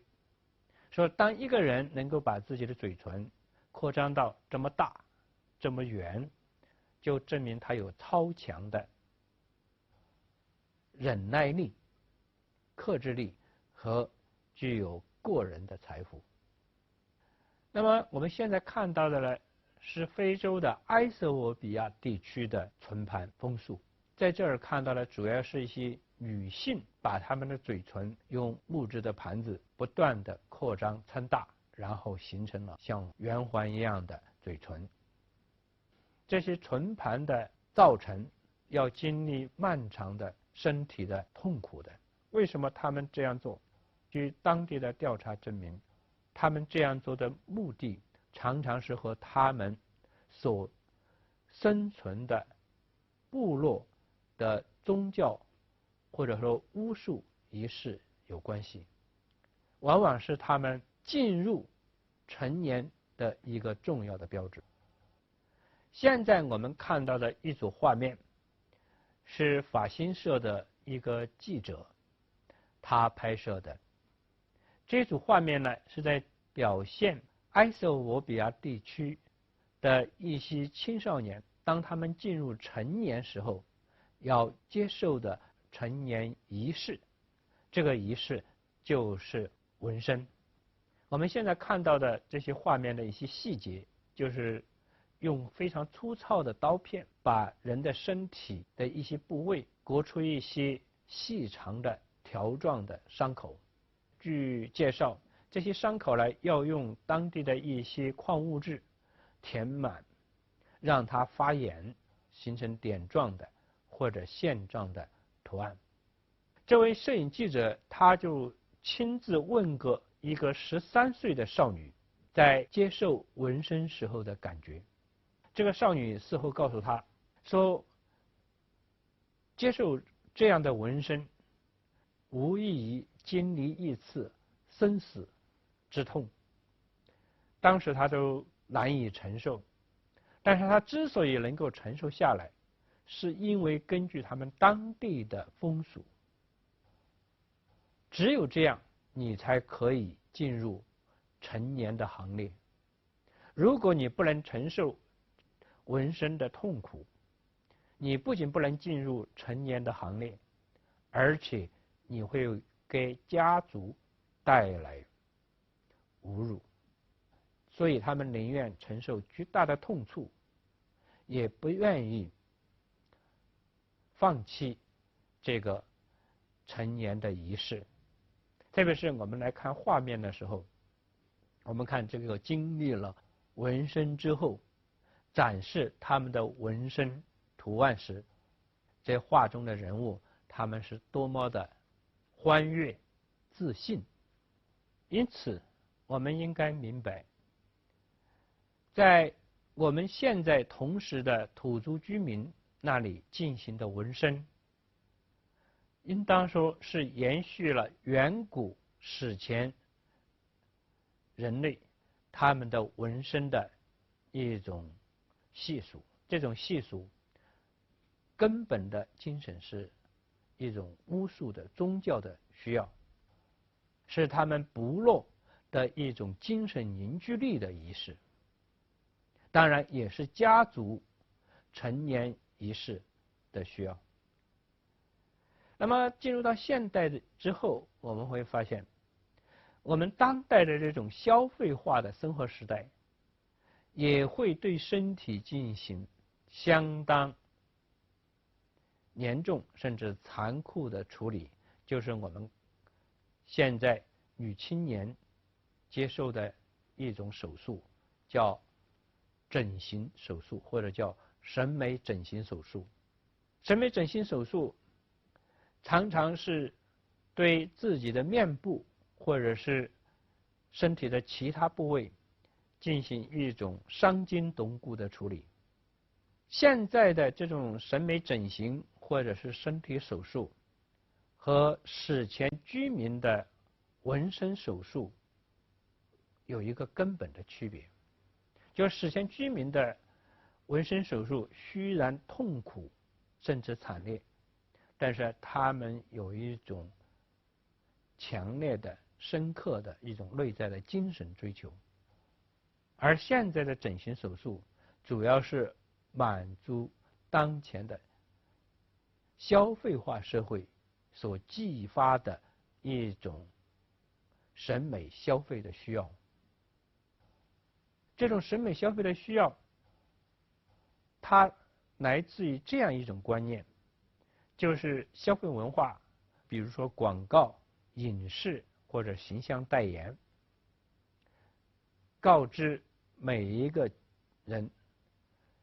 告知什么呢？就是告知你的身体是永远有缺陷的，你的身体是永远需要治疗的，而最需要的一种治疗，当然就是整形手术。同时也传播了一种相应的审美观，就是每个人的面貌应该符合一种标准的所谓美的形象，这样的面貌才可以是美的，才可以是愉悦的，才会是有吸引力的。所以我们说，当代的美人不再是天生丽质，而是手术台上走下来的美女，或者我们直接的说叫做人造美女。其实这是违背审美规律的，因为人类历史上从艺术史来看，真正的美它首先应该以健康为基础，真正的美它还要以自然为条件。如果一个少女的美没有健康，没有自然，来自于医疗手术，这个世界上只有千篇一律的模特，而没有真正的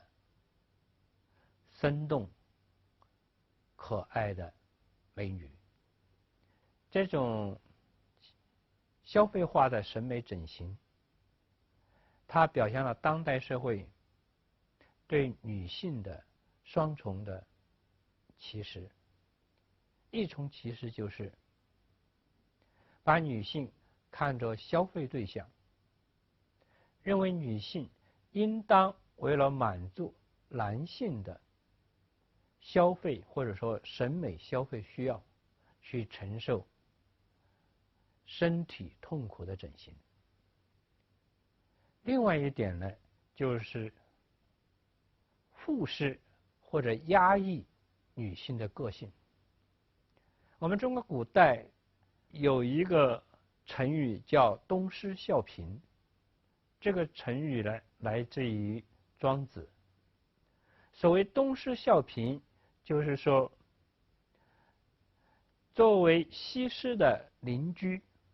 这个被称为东施的女人认为西施美，所以就去模仿西施，而西施因为她的身体不好，经常皱着眉头，所以呢，这位被称为东施的女性呢，以为皱着眉头就是一个美的标志，所以他也皱皱眉头。在《庄子》这本书里面，庄子说出这个故事之后，他还指出，他说为什么东施效颦，使东施丑而不是美，就是因为东施对西施的模仿丧失了他自己的自然性，他自己的个性。而我们现在这种消费化的审美，把女性作为一个审美对象，为了一个普遍化的模式化的审美标准去刺激或者是鼓动女性做审美整形手术。除了身体的痛苦以外，还有一层就是使女性或丧失个性，做一种千篇一律的东施效颦式的审美追求。现在我们看到的画面是美国的一个女权主义的行为艺术家，被称为奥兰的做的一个作品。这个被称为无所不在的作品，实际上是用摄像机记录的一个审美整形手术的全过程，而接受手术的就是奥兰本人。他把他接受手术当中的那些让我们看了令人发怵的那些手术镜头，和他手术后满脸疤痕的容貌都展示给我们。他的这个作品表达的是一个女性对消费化的审美整形活动的一种抗议。其实我们今天的许多女性都有审美和个性追求的愿望，但是常常我们受迫于这种消费主义的文化欺骗，而放弃对真正的美的追求，也放弃自己的个性，成为消费主义的奴隶和牺牲品。我们下面介绍进入文明时期的古代艺术。人类的历史从原始狩猎，到后来的狩猎采集，到后来的畜牧和农耕，经历了数以万年的历史演变。那么大约在公元前5000年左右，人类历史进入到了农耕时代，也就是文明史的开始时期。历史考古发现，农耕时代和城市的建设是联系在一起的，而早期的农耕城市文明的建设呢，主要是在亚洲的西北部的幼发拉底河和底格里斯河两河流域，以及地中海东海岸的尼罗河流域，也就是我们常说的早期的苏美尔文明和埃及文明。在这个时期，人类的艺术活动的一个最重要的特征就是建立巨型建筑。所以首先我们来观看一些古代的可以称为以通天为目的的建筑。我们现在看到的画面上的建筑是苏格兰的苏尔兹伯里平原上的一个建筑，这个建筑呢被称为巨市镇，它的建筑时间现在没有完全确定，大概是公元前2700年到公元前1500年左右。这一个马蹄形的巨市镇的建筑，它是由一系列的巨大的重达50吨左右的这些石块，以圆形或椭圆形的形状圈起来形成的一个建筑物。这个建筑体系它的功用是什么呢？根据现代的历史学家、天文学家的研究发现，这个建筑它具有历法的作用，也就是说，通过这个建筑和阳光之间的关系，可以辨识出一年的各种节气。比如英国天文学家诺基尔根据研究就指出，如果站在巨石阵的中央观察，那么93号石头正好指向立夏5月6日和立秋8月8日这2天日落的位置，第91号石头则正好指向立春2月5日和立冬11月8日这2天日出的位置。所以巨石阵是表现当时人类的天文学知识和对它的综合利用的一个建筑。当然，大家很长时间产生很大疑问的是，在这个索尔兹伯里平原周围是没有相应的石料的，这些重大50吨的石料是怎样从30多公里外的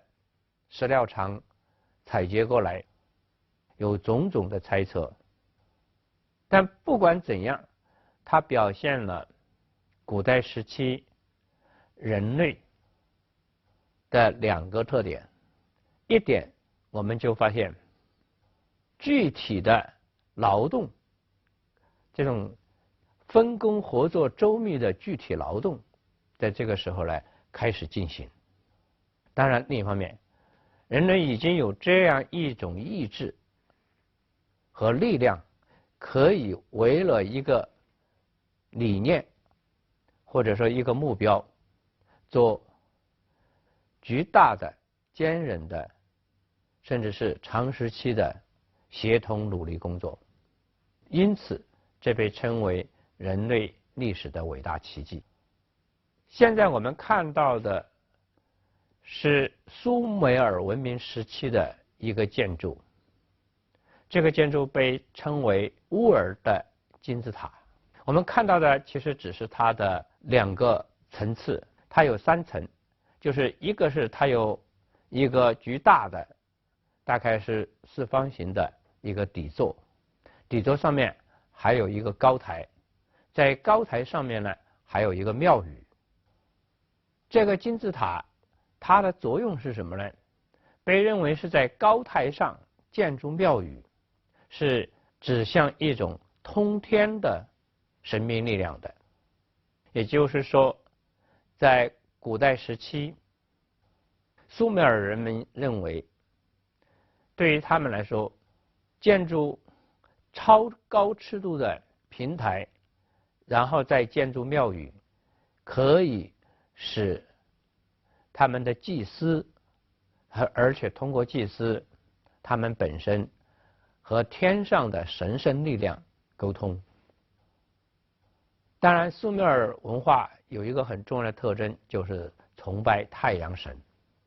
而太阳当然是在天上的。我们现在看到的画面是一个很重要的文物，叫做汉谟拉比法典。这一个立柱形的文物，在它的周身雕刻了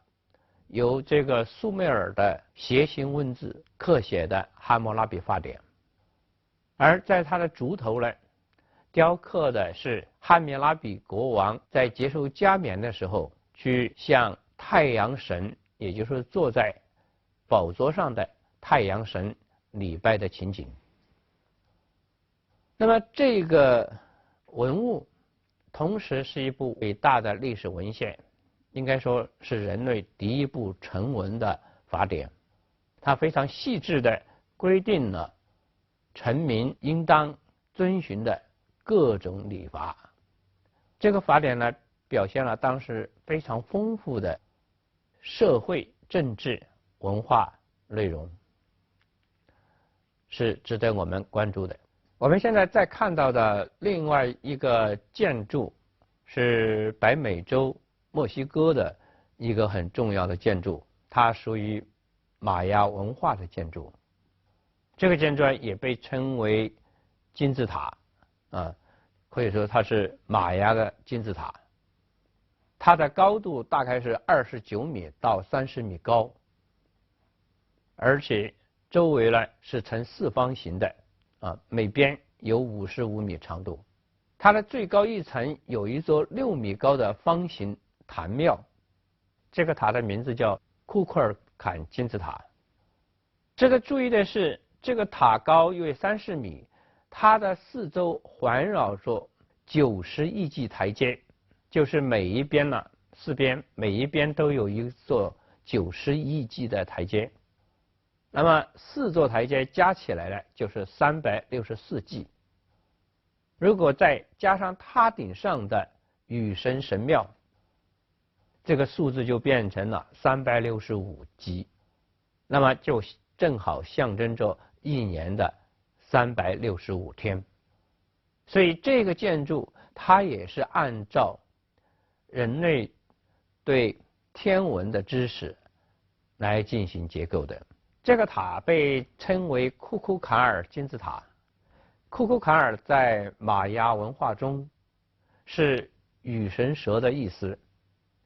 它被称为太阳神在人间的化身。那么这个塔在建造的时候，就在它北边的台阶的设计上设计了一个奇妙的现象，就在每年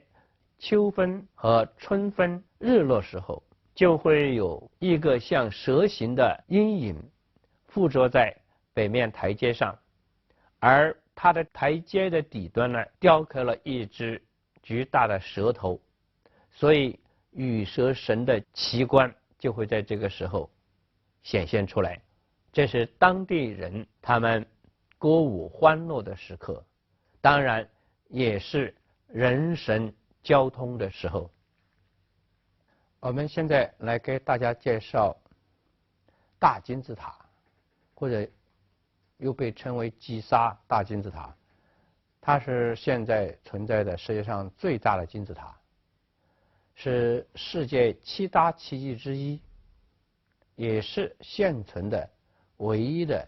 7大奇迹之一。这个金字塔修建了大概10到20年，是从公元前2560年左右开始修建的。这个金字塔它本来有146.5米高，离现在呢已经有大概3800年左右。这个高达146.5米的金字塔，据考古学家估算，大概包含了230万块石头，总重量大概是590万吨。这个金字塔的底边是呈4边形的，它的每一边有444块石头，每边的长度是230.4米。那么大家会发生这样的疑问，就是说，在离我们现在有3800年左右的时间，那个时候还是处于农业时代早期，生产力极其低下的时代，为什么要积10数年之功来修建这样一个庞大的物体？而且它的高度是146.5米高，应当说在当时的建筑当中，就相当于一个居高无比的一个通天的建筑了。其实我们了解金字塔功能的同学知道，金字塔是法老的陵墓，也就是古代埃及国王的陵墓。这个胡夫金字塔，它的基本结构是这样的：从外面一个地下通道进去，那么胡夫法老的棺材是葬在这个金字塔的中心位置的。实际上，它是在离地上数十米高的金字塔的中部安葬的。在它的下方呢是安葬着他的王后。这个金字塔的正四方形造型和这个塔尖146米高的塔尖，它们形成了一个既非常规整又非常稳定，但是由于它在当时的时代所具有的绝对高度，又表现出来一种强大的自下而上的冲击的力量。古代埃及人也是太阳神的崇拜者，法老就被认为是太阳神的儿子，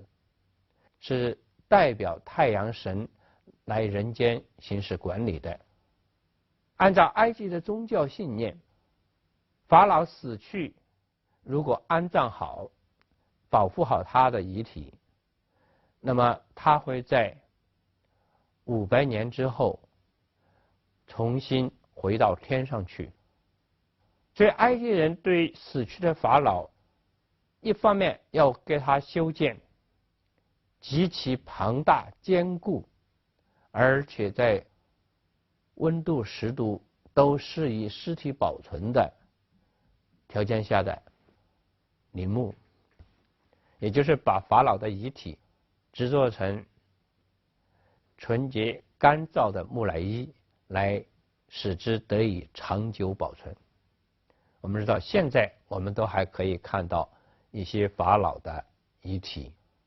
所以金字塔的建造应当说表现了这样一些文化意义。对于法老们来说，金字塔是他们在死去之后居住的这样一个地方。这个地方不仅保存着他们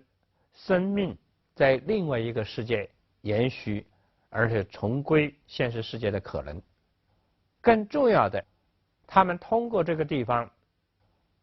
可以和天上的神，也就是太阳神，保持一种超人的交流沟通。当然，既然他们是可以通神的，所以他们作为人间的曾经的统治者，在死去之后依然以这种通神的特权来保持着对人间的臣民的统治。所以这个金字塔它是双重的，一方面是法老作为人间的统治者，追求着和天上的神灵的沟通，以此获得超凡的力量和权威。当然同时也是这个法老，他作为曾经的人间统治者，向这个世界持续不断的甚至永恒的宣告他的权威的一个建筑。因此我们在金字塔这里看到的是规则、严整和至高无上的人神一体的权威。埃及人在不惜工本的建造巨大的法老的陵墓金字塔的同时，他们也建造巨大的其尺度在今天令我们叹为观止的神庙，其中特别典型的就是阿蒙神庙。阿蒙神庙的主体建筑长366米，宽111米，它的主神殿内长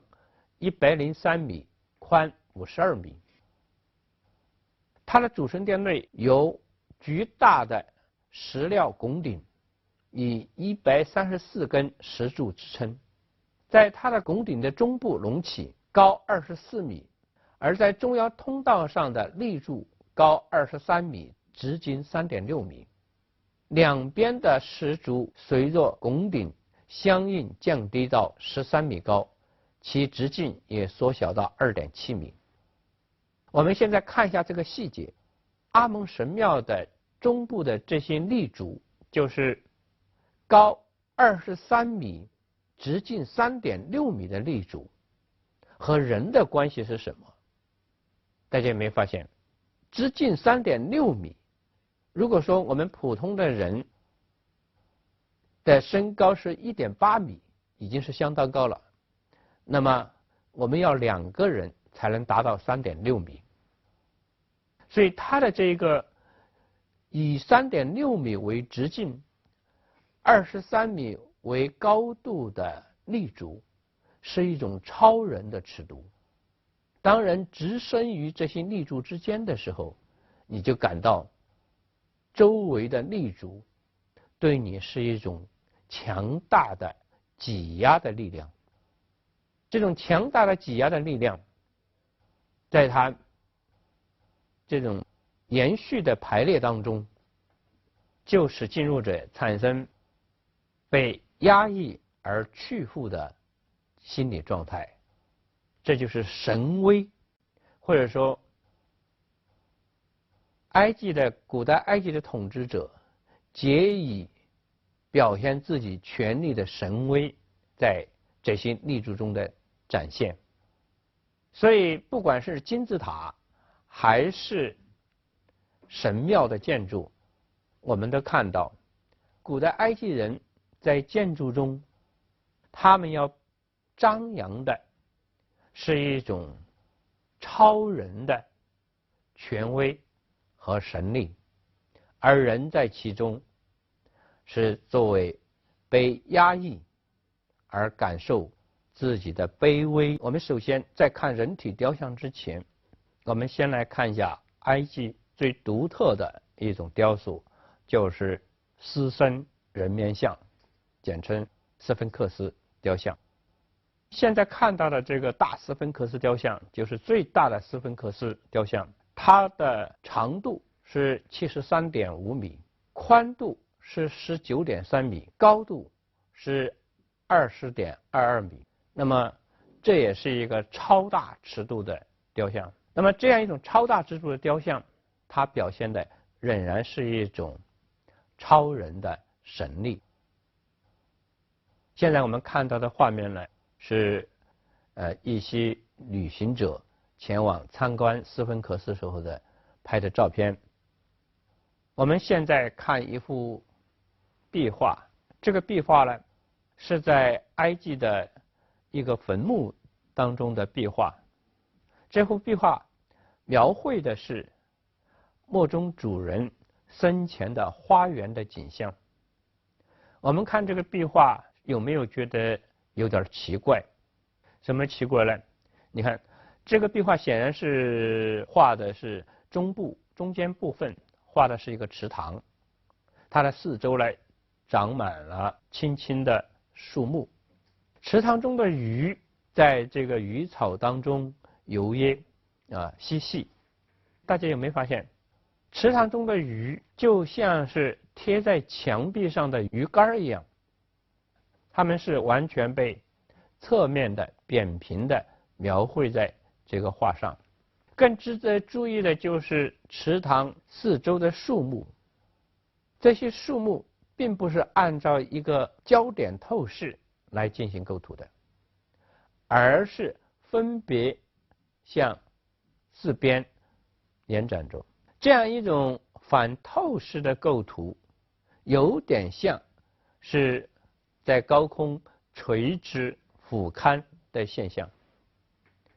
其实这里面就反映了古代埃及人他们的一种绘画观念。这种绘画观念就是他们认为景物不应该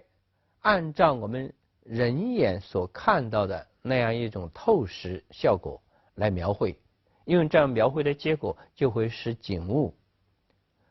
缩短减弱，而达不到他们要直观的尽可能完整的呈现景物的目的。所以他们没有采用透视性的构图，这是他们在画风景的时候一个基本的特点。好，现在我们主要来看古代埃及人他们怎样来描绘人体。我们现在看到的仍然是一幅末世中的壁画。那么这个壁画呢，据说是描绘的法老的儿子，也就是王子，在进行渔猎时候的景象。我们看这幅壁画，我们可以发现这么几个特点。一个特点呢，就是以门为中心，画家在进行描绘的时候，显然是做了一种均衡的或者说对称性的构图，把两边的景物平均的布置。还有一个特点呢，大家有没有发现？就像我们在看史前艺术晚期的时候，农耕时期所出现的现象，就是突出蒙西人物，而相应的来压缩蒙西人物。所以在这里面我们看到，在船上渔猎的王子，他的体型是非常的高大的。被画在他的下边部分的那些，应当是奴隶或者是普通的劳作人员，他们的身形呢，却是被画得非常的小。这就是按照重要性与否的原则来进行描绘。我们现在来看这幅画的一个细节图，在这个细节图当中，我们特别要注意一下着装的这个王子。我们特别看一下他的身体是不是在构图上与我们现代的人物描绘，或者说现代的人物画有很大的差别。他的身子各个部位在画面是这样来呈现的。显然他的脸部是侧面的，他的身子呢，包括肩膀是正面的，他的腿是侧面的，他的脚也是侧面的。那么身体的各个部位是侧面还是正面描绘，他选择的原则是什么？选择的原则就是用正面还是侧面，根据在于是否能够更完整的去呈现形体。所以他的身体正面呈现能够更完整，所以他就用正面。他的面部侧面呈现更完整，所以他就用侧面。同样，腿部他用的是侧面，脚也用的是侧面，因为他认为这样呈现的部分会更大。当然我们细看我们会发现，虽然他的面部是侧面的，但是他的眼睛又是正面的。我们就要问一个问题，埃及人为什么要这样描绘人？其实跟刚才我们讲到埃及人画风景的时候所说的原理是共同的。他们认为只有这样描绘人，人才可能更完整的得到呈现。我们现在看到的这些关于人的描绘的图像，都是在陵墓中的，其实就是为死者画的画。埃及人认为，一个死者的图像得到完整的描绘，正如他的遗体得到完整的保存，就是保证他在若干年之后复活的一个条件。所以埃及人在进行人像描绘的时候，他们的观念追求完整的目的，实际是要追求不朽。这一点呢，在埃及人的雕像那里表现得非常的充分。我们看古代埃及的雕像，比如说现在我们看到的是一个王后和王子的一个大理石雕像。那么看这个雕像，我们就会发现它是非常几何化的造型，就是身体的轮廓像几何线条一样，非常的明确，而且呢直线状折线比较多。人格明确是古代埃及雕塑的一个很重要的特点。我们现在来看一尊法老和王后的雕像。在这尊雕像中，法老和他的王后两只脚踏在地上，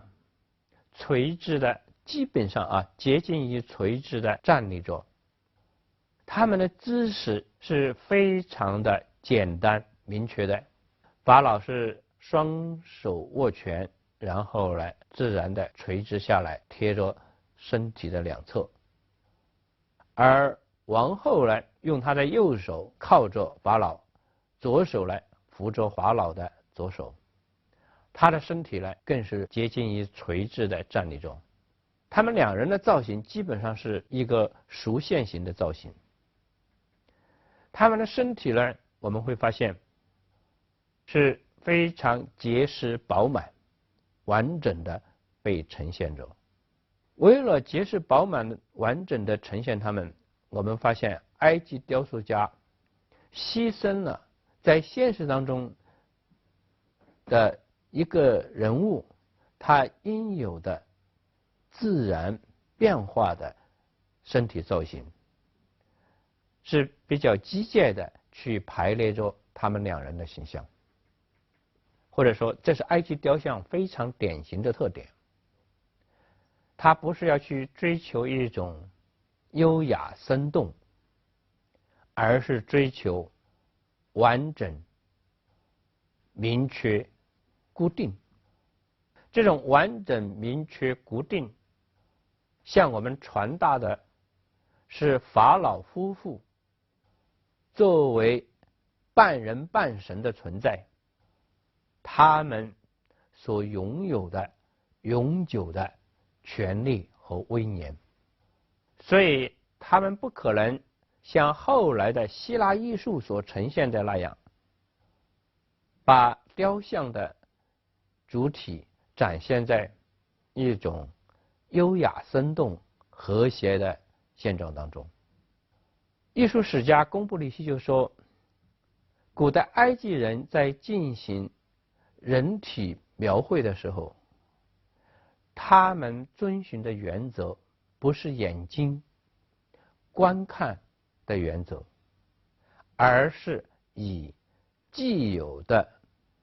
知识或者说规则来进行人体描绘或塑造。这样来，我们在埃及的雕像那里就看到了一种被柏拉图当年特别推崇，实际上也被他夸张了的一个现象。他说，埃及的艺术，特别是埃及的雕像艺术，是10000年都没有变的，遵循着严格的几何形的秩序。所以埃及雕像给予我们的是一种严格到近乎于刻板的审美风格，归根到底是他们为了表达权威，追求不朽。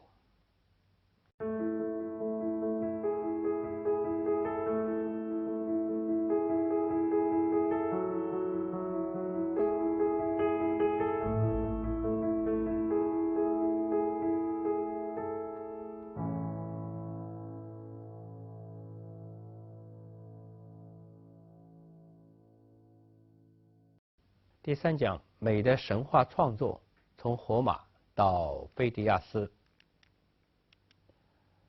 这一讲的基本问题是，从埃及到希腊，艺术发生了什么样的变化？为什么创造美从希腊艺术开始？艺术必须是美的吗？第一部分，我们谈神话和希腊文化的关系。谈到希腊神话，实际上就是在探讨希腊文明的发源。希腊文明是一个海洋文明和陆地文明交融的一种古代文明。希腊文明有大概3个部分作为它的早期发源地，一个是基克拉底群岛，大概在公元前2500年左右开始他们的神话文化的发展。一个是克里特岛所开始的米罗斯文明。在基克拉底群岛文明和米罗斯文明的激发之下，希腊的本土就是迈锡尼地区萌发了迈锡尼文明，这是在大概公元14、15世纪左右。而曼西云文明最重要的成果，就是在吸收此前的基克拉底文明和米勒苏文明的基础之上，产生了史诗。而史诗的第一个重要的代表人物是荷西活德，最重要的代表作之一就是《神谱》。《神谱》是向我们介绍希腊神话体系的3代延续，一个是天神乌兰诺斯一代，一个是泰坦神，也就是克罗洛斯他们这一代人，第3代呢，也就是克罗洛斯的儿子宙斯这一代人。那么宙斯是在希腊神话当中最后确立为众神之王的这么一个神，他是在打败了他的父辈，就是泰坦神这一辈人，然后获得了他对希腊神系，当然也是对整个希腊世界的精神统治的。在希腊的雕塑当中有这么一件作品，这是公元前460年左右雕刻的一个铜雕，艺术史上把它命名为宙斯神像。我们现在来看这个大约有2米高的，也就是接近于真人高的这么一个男性裸体雕像，他强健的肌肉和伟岸的体魄都使我们想到一个运动健儿，而他现在2手平举和左脚向前右脚向后的这样一个姿势，很容易使我们想起到一个运动员，比如说一个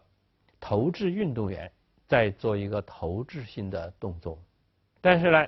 这个动作其实是在表现荷西活德的神谱当中所叙述的一个场景。这样一个场景就是宙斯率领着他的俄林普斯神系和他的伯父们，也就是泰坦神们一代猛烈作战的场景。当时泰坦神们以压倒优势来进攻奥林匹斯神山，那么宙斯发怒了。宙斯发怒之后是什么样的情景呢？荷西活德说，这时宙斯也不再控制自己了，他满腔怒火立刻使出全身力气，从天宇和奥林匹斯山抛出他的闪电，沉重的霹雳迅即冲出他那壮实的大手，雷声隆隆，电光闪闪，卷起猛烈的火焰，孕育生命的大地在燃烧中塌裂，无边的森林在烈火中发出巨大的爆裂声。这就是宙斯出手之后形成的天崩地裂的一个场景。这个场景展现了宙斯作为众神之神的居高无上的力量和权力。我们再来看一下这个宙斯神像的雕像，我们就会发现它的这个雕像具有双重意义。一方面是在展示宙斯的强力，显然我们可以从他矫健的身躯上部像剑一样非常平衡地伸出的左手感到一种控制的力量，同时我们又可以从他斜向高举的右手感受到另外一种强力，那就是攻击的力量。所以这一个雕像它向我们展示了宙斯的双重的力量，就是攻击和控制。而我们再来看这个雕像整体，我们就会发现宙斯强大的攻击力量和他同样强大的控制力量都在他的身体的全身被很好的表现。所以一方面我们看到了一个正在做一个抛掷动作的人，他进入了一种生动的表现，他是强健的。但是另一方面，整个形体在进入动作的一刹那表现了一种非常平衡稳定的姿态，给我们一种不容置疑的秩序感。所以这个雕像既在表现宙斯对他的敌人的进攻，同时也在表现他对这个世界的控制。我认为这个雕像是非常具有象征意味的雕像，它象征着希腊的文化从此前的野蛮混沌的状态进入到文明秩序的世界，这就是希腊文化的子业。那么这个雕像就是这个子业的伟大象征。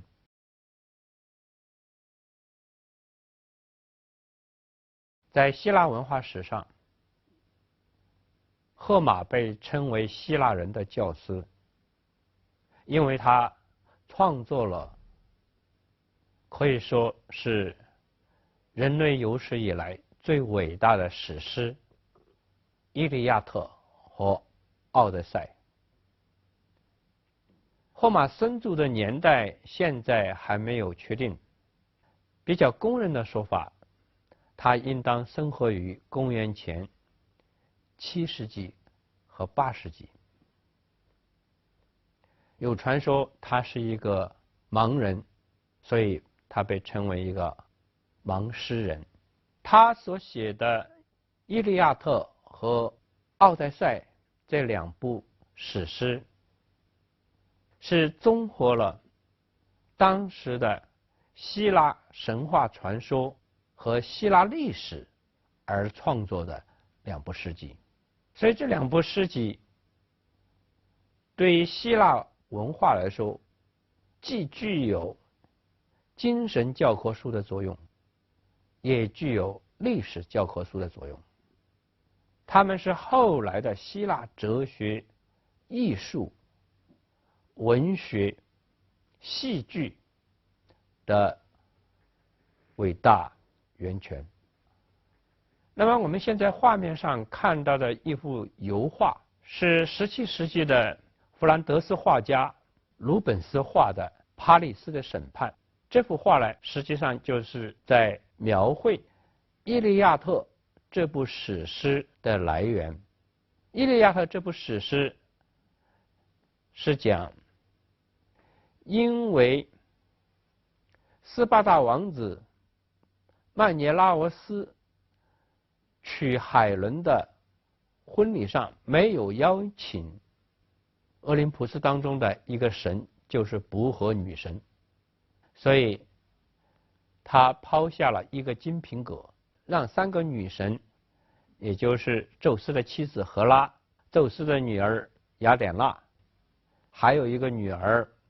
就是我们常说的维拉斯，3人拿着这只金苹果去问在山上放牧的特洛伊王子帕里斯，让他判断他们3个女神当中哪一个是最美的，而且3个女神分别向帕里斯许诺，你只要判断我是最有魅力的女神，那么我就给你相应的东西。赫拉说，我给你世界上最大的权利。雅典娜说，我给你世界上最高的智慧。但都没有打动帕里斯，只有维拉斯告诉帕里斯说，如果你判断我是世界上最美的女神，那么我就让你娶到这个世上最美的女人。帕里斯被打动，所以他就把金苹果给予了维拉斯，也就意味着维拉斯是世上最美或者说最有吸引力的女神。那么维拉斯的承诺是怎样兑现的呢？就是让帕里斯到斯巴达的宫廷拐走了新婚不久的海伦，因为海伦是世上最美的女人。帕里斯把海伦拐到了他自己的祖国特洛伊，作为特洛伊王子，他就为特洛伊王国带来了灾难，也就是希腊联军来追回海伦而发动的对特洛伊的10年希腊战争，直至特洛伊的覆灭。在《伊利亚特》这部长诗当中，塑造了希腊联军的一个少年英雄阿克琉斯，也塑造了特洛伊王国的一个少年英雄黑克托尔。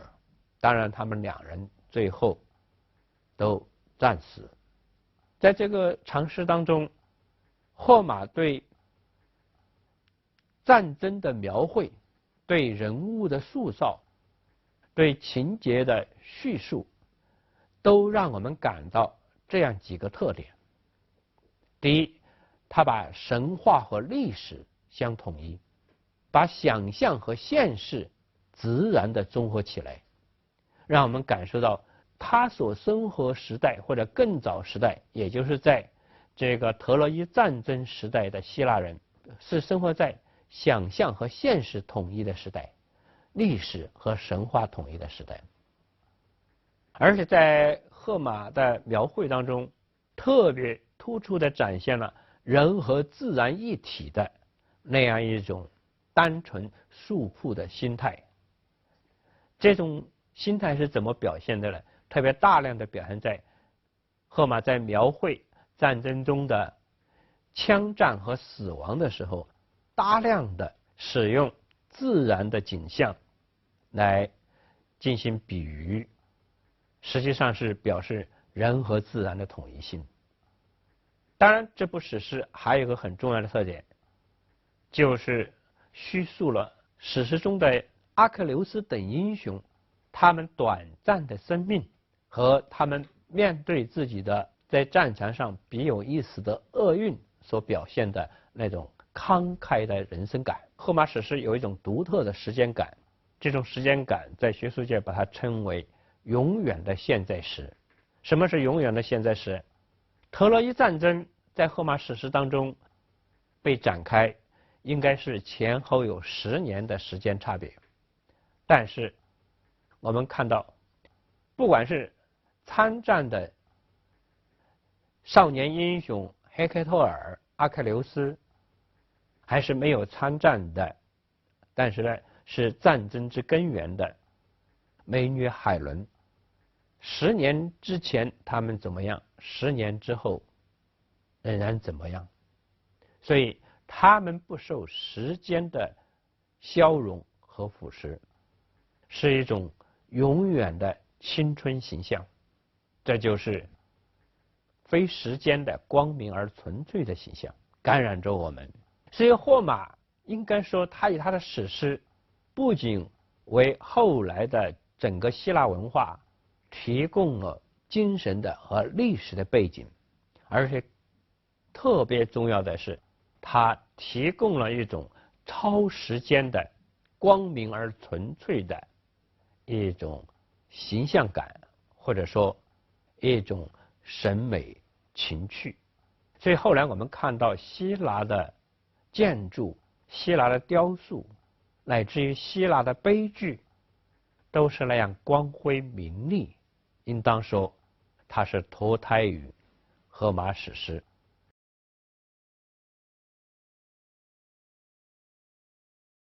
在荷马史诗的孕育之下，希腊文化的一个伟大的结晶就是希腊的悲剧。希腊有3大悲剧家，埃斯库洛斯、索福克勒斯和欧律庇得斯。亚里士多德专门为希腊悲剧写了一部非常哲学的批评性的著作，叫《诗学》。在《诗学》当中，他是这样来定义希腊悲剧的。他说，悲剧是对一个严肃、完整、有一定长度的行动的模仿，它的媒介是经过装饰的声音，以不同的形式分别被用于戏剧的不同部分。它的模仿方式是借助人物的行动，而不是叙述，通过引发怜悯和恐惧，使这些情感得到宣泄。亚里士多德对悲剧的这一个定义，包含了丰富的悲剧哲学思想。简单的讲，亚里士多德认为，悲剧表现了希腊人对美的一个根本的看法，就是美必须是严肃的、完整的，而且它的长度是有限的。另外一方面呢，他认为悲剧要产生一种情感的进化，情感的进化就是要使我们日常生活的情感通过悲剧的熏陶提升到一种亚里士多德认为类似于神灵静观世界一样的那种成名的境界。所以他说，悲剧是通过怜悯和恐惧使这些情感得到宣泄。应该说，悲剧的情感是双重的。一方面呢，在现实有限的层面，要让我们感到人生所具有的那种难以避免的厄运或者恐惧或者令人怜悯。但是另一方面呢，这些情感并不是我们要保留的，所以它是必须被净化了。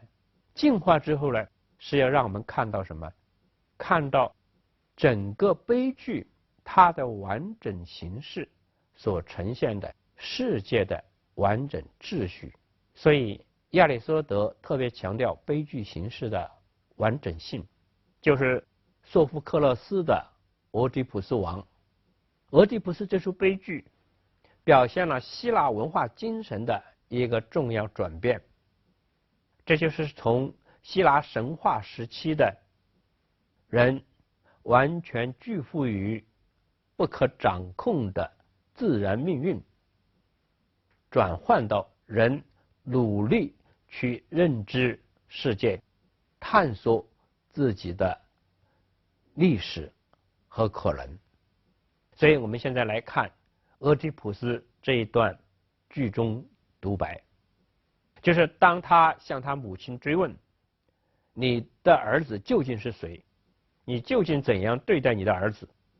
我是不是就是你的儿子等等，他的母亲已经知道他面前的俄狄浦斯就是他的亲生儿子，也就是杀父娶母的俄狄浦斯。这是俄狄浦斯的母亲非常悲痛，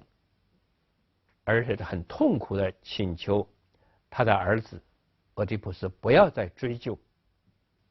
俄狄浦斯说，要发生就发生吧，即使我的出身卑贱，我也要弄清楚。那女人总是很高傲的，她也许因为我出身卑贱感觉羞耻，但是我认为我是仁慈的风韵的宠儿，不至于受辱。幸运是我的母亲，12个月份是我的嫡兄，他们能划出我什么时候渺小，什么时候伟大。这就是我的身世，我绝不会证明是另一个人，因此我一定要追问我的血统。他的这种不怕任何危险，坚定执着的要追问自己的身世或者说血统的这种精神，实际上在此前的希腊文化当中是没有的。它表现的是希腊人的理性的自觉，希腊人追求真理的一种精神。所以希腊悲剧脱胎于希腊神话，但是它与希腊神话有根本的区别，因为希腊神话强调的是人和自然的统一，是人神一体，所以以命运为人生的主导。而在希腊悲剧当中，俄狄浦斯他是反抗命运的去追寻自己的历史，去认识自己和世界的关系。因此希腊悲剧表达了希腊精神的这样一个关键点，就是希腊民主的发展，独特的希腊人就是所谓自由的希腊人，不包括奴隶和女人。希腊人或者说希腊的自由公民，他们在希腊民主体制之下产生了自我意识、自我责任感，所以认知世界超越自己的有限性，变成当时的希腊文化的新的精神取向。这种新的精神取向就导致了人作为有限的存在者，要追求无限的理性。面对无限的世界，必然要面对自我的悲剧性，也就是有限性。亚里士多德说，俄狄浦斯的悲剧是一个比普通人更伟大的人犯了过失而遭遇不应有的残酷惩罚的悲剧。他不是罪有应得，而是受罚国众，所以对于我们观众来说会产生恐惧和怜悯。亚里士多德强调悲剧的原因不是像希腊神话所指出的那样，人的悲剧来自于命运，而是指出人的悲剧来自于人作为有限的存在者必然要犯的过失。这就是说，人在突破自己的有限的时候，面对无限，彰显的是有限者的悲剧，这就是悲剧的哲学意义。但是亚里士多德特别强调一点，悲剧一定要给大家一个完整的形式，要让大家感到秩序的清晰明确和整个悲剧作为一个事件的整体性，其实就是要让大家超越有限，去感受到无限的整体感。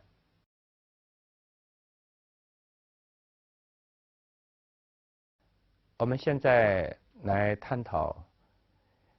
古希腊建筑的美学。古希腊的建筑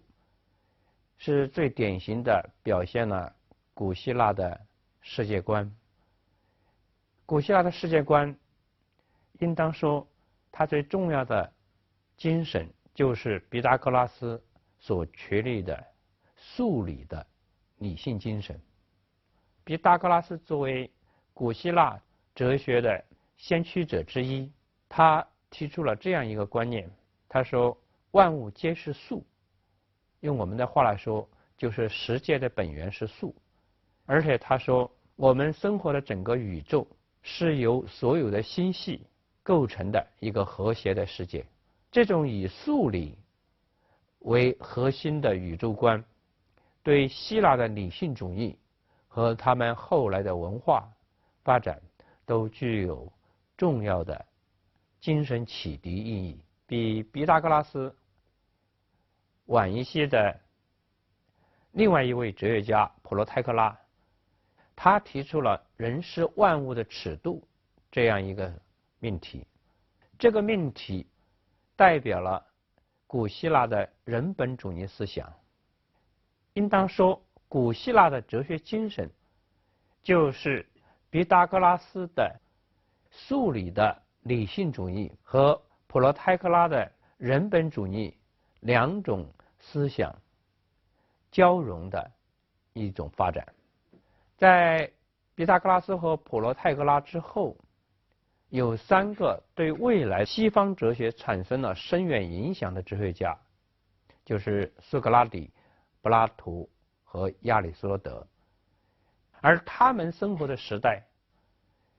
就是古希腊文化发展到辉煌灿烂的顶峰的时代，当然也是我们现在要讲的希腊建筑最伟大的成就，就是帕特农神庙重建的时代。现在我们看到的图案是雅典卫城山，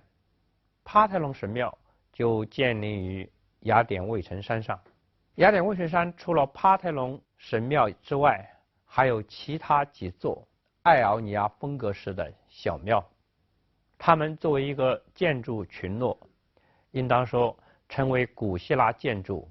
最伟大的代表。帕特农神庙首次建立于公元前490年，它是为纪念雅典人战胜波斯人而建立的。但是10年之后，波斯人反击雅典人，神庙也毁于战火。雅典人再次联络希腊联军，打败了波斯人。我们现在看到的帕特农神庙是雅典人第2次战胜波斯人之后，由执政官伯里克里主张重建的。伯里克里委托伟大的艺术家菲迪亚斯做总监，并指派建筑家伊克提罗和卡里克拉特做设计师，由他们负责设计重建了帕特农神庙。那么帕特农神庙它的基本建筑格式是属于多利克柱式。在希腊神庙建筑格式当中有3种格式，一种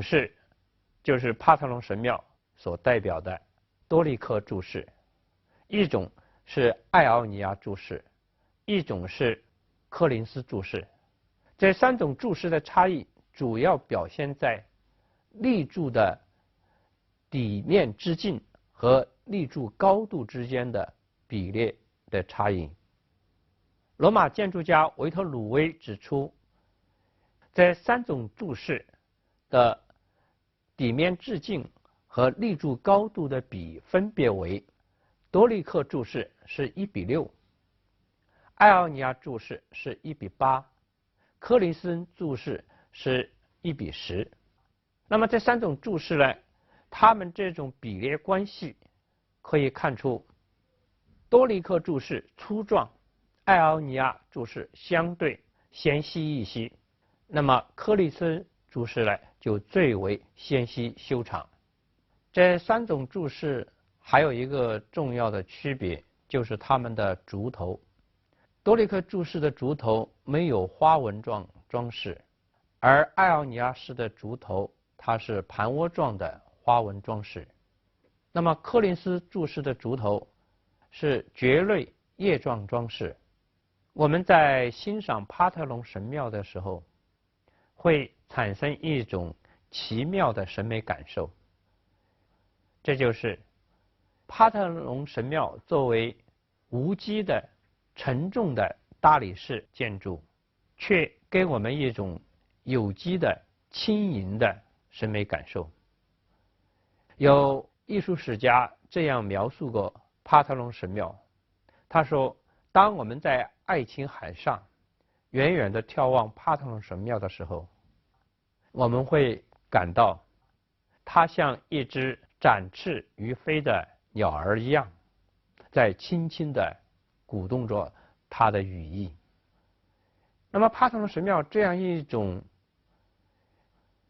与大理石的沉重、无机、不一致的审美特征是从哪里来的呢？帕特农建筑师他们非常巧妙地应用了数量比例，但是呢又巧妙地改变了这种比例。按照当时严格的多利克柱式，立柱的底面直径和立柱的高度的比应当是1:2，但是呢多利克柱式的立柱的比是接近于4:9。为什么多利克柱式要规定为1:2呢？这样一种比例关系实际上也来自于毕达哥拉斯。毕达哥拉斯发现了音乐的8度音程规律。毕达哥拉斯认为最完美的比例是1:2，多利克注释的严格规则也是1:2的比例。比如帕特农神庙的立柱，它的直径是1.9米，高度是10.4米，这是一个4:9的关系。而帕特农神庙的长度是69.5米，宽度是31.7米，也是9:4。整个神庙的高度和宽度的比也是这样的。那么这样一种4:9的比例，其实它和1:2既是接近的，但是呢，它又有所改变。这就是遵循数学规则，但是又微妙的改变它。当然，我们再来看帕特农神庙的细节。我们来看它的立柱，从下往上观看这些立柱，我们就会发现，从立柱的基础到立柱的中间部是轻微的向外鼓起的，但是到了中间部再往立柱的顶部又是轻微的向里收束的，这样就改变了我们对立柱的视觉感受，显得立柱不是在简单的承担着重量，而是它有一种像肌肉一样向外张扬的力量感，富有弹性。当然还有一个细节是我们要注意的，就是在立柱顶部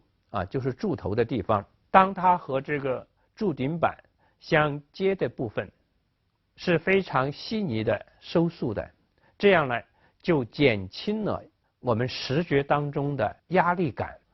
相反让立柱有一种向上升腾的感觉。当然我们现在再来看一下帕特农神庙的东立面，我们会发现东立面的8根立柱由两端向中间是逐渐增大了逐间距的，这样一个变化其实就是要给予我们一种中间宽疏而两端紧束的感觉，所以在松和紧、张和弛之间它有一种平衡感。更重要的是，我们来看这个立柱的底座的水平线和它的中眉的水平线，我们发现这两个线条并不是真正的水平的，相反它是从两侧向中间有轻微的隆起。其实我们所看到的帕特农神庙，它的轻盈上扬的感觉主要来自于这两个水平线的轻微隆起。当然还有刚才我们说的对立柱的粗细变化的细节处理。我们在欣赏帕特农神庙的时候，我们会看到帕特农神庙是在遵循严格的数量关系，就是比例的同时，又微妙地改变了帕特农神庙的数量，使之表现出一种生命的自然性和变化性。据考古学家和艺术史家的测量，他们得出了一个结论，说整个神庙没有一条直线。所谓没有一条直线，就是微妙地处理了机械物理性，使之富有有机生命性。因此我们看到的帕特农神庙是建筑家的匠心独运，将一座无机的大理石建筑灌注了昂扬的生命，使之成为一个富有生命神韵的艺术杰作。欣赏帕特农神庙，反复体会，我们会感受到这一座废墟它具有双重的象征意义。它一方面象征了以战争为基点的人类历史的残酷与苦难，但是另一方面也象征了对人性优美与和谐的永恒理想。这座废墟应当说，它留给我们的古代希腊人的人生之美好理想，可以用柏拉图这句话来做一个表述。柏拉图说，这个世界是神照着他的那个永恒不变的和最完美的模型创造出来的，是永远只有一个的世界。帕特农神庙作为人类建筑史上最伟大的不朽的建筑，也是一个永远只有一个的世界。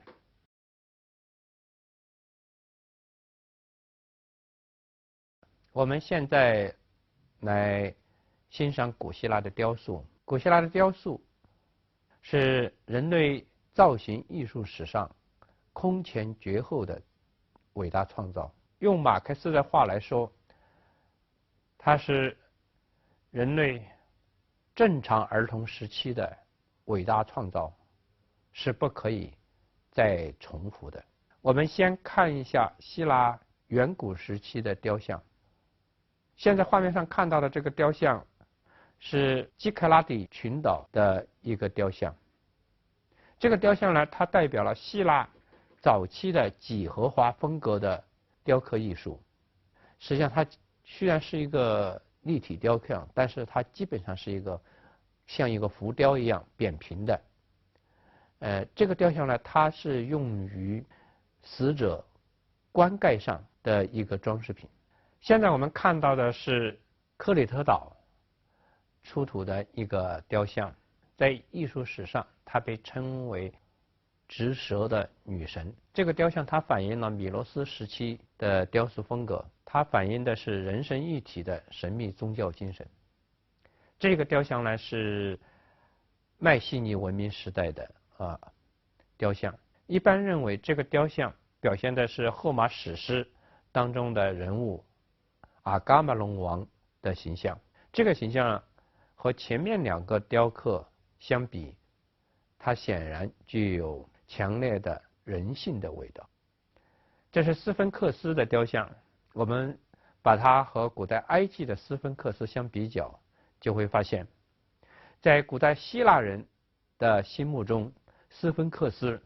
不再是一个极其庞大、凶猛的神兽，而是一个妩媚的、令人喜悦的一个青春少女。这是希腊的画屏。希腊画屏艺术，它代表了希腊绘画艺术的最高成就。在希腊画屏艺术当中，我们看到的这些图像，反映出希腊人他们轻松愉悦的生活情趣。比如说，现在这一幅阿加斯和阿克琉斯下棋的图画，就表现了希腊人的生活情趣。希腊雕塑它的来源可以说是有两个，一个就是刚才我们简要给大家介绍的它的本土的来源。这个本土来源充分表现了他们的神话的精神背景。希腊雕塑的另外一个来源就是对古代埃及雕像的模仿。现在我们看到的这两座雕像，一男一女，它就非常典型的表现了古代埃及雕像的特征，就是追求简单、明确和完整的造型原则。我们在欣赏希腊雕像的时候，要有一个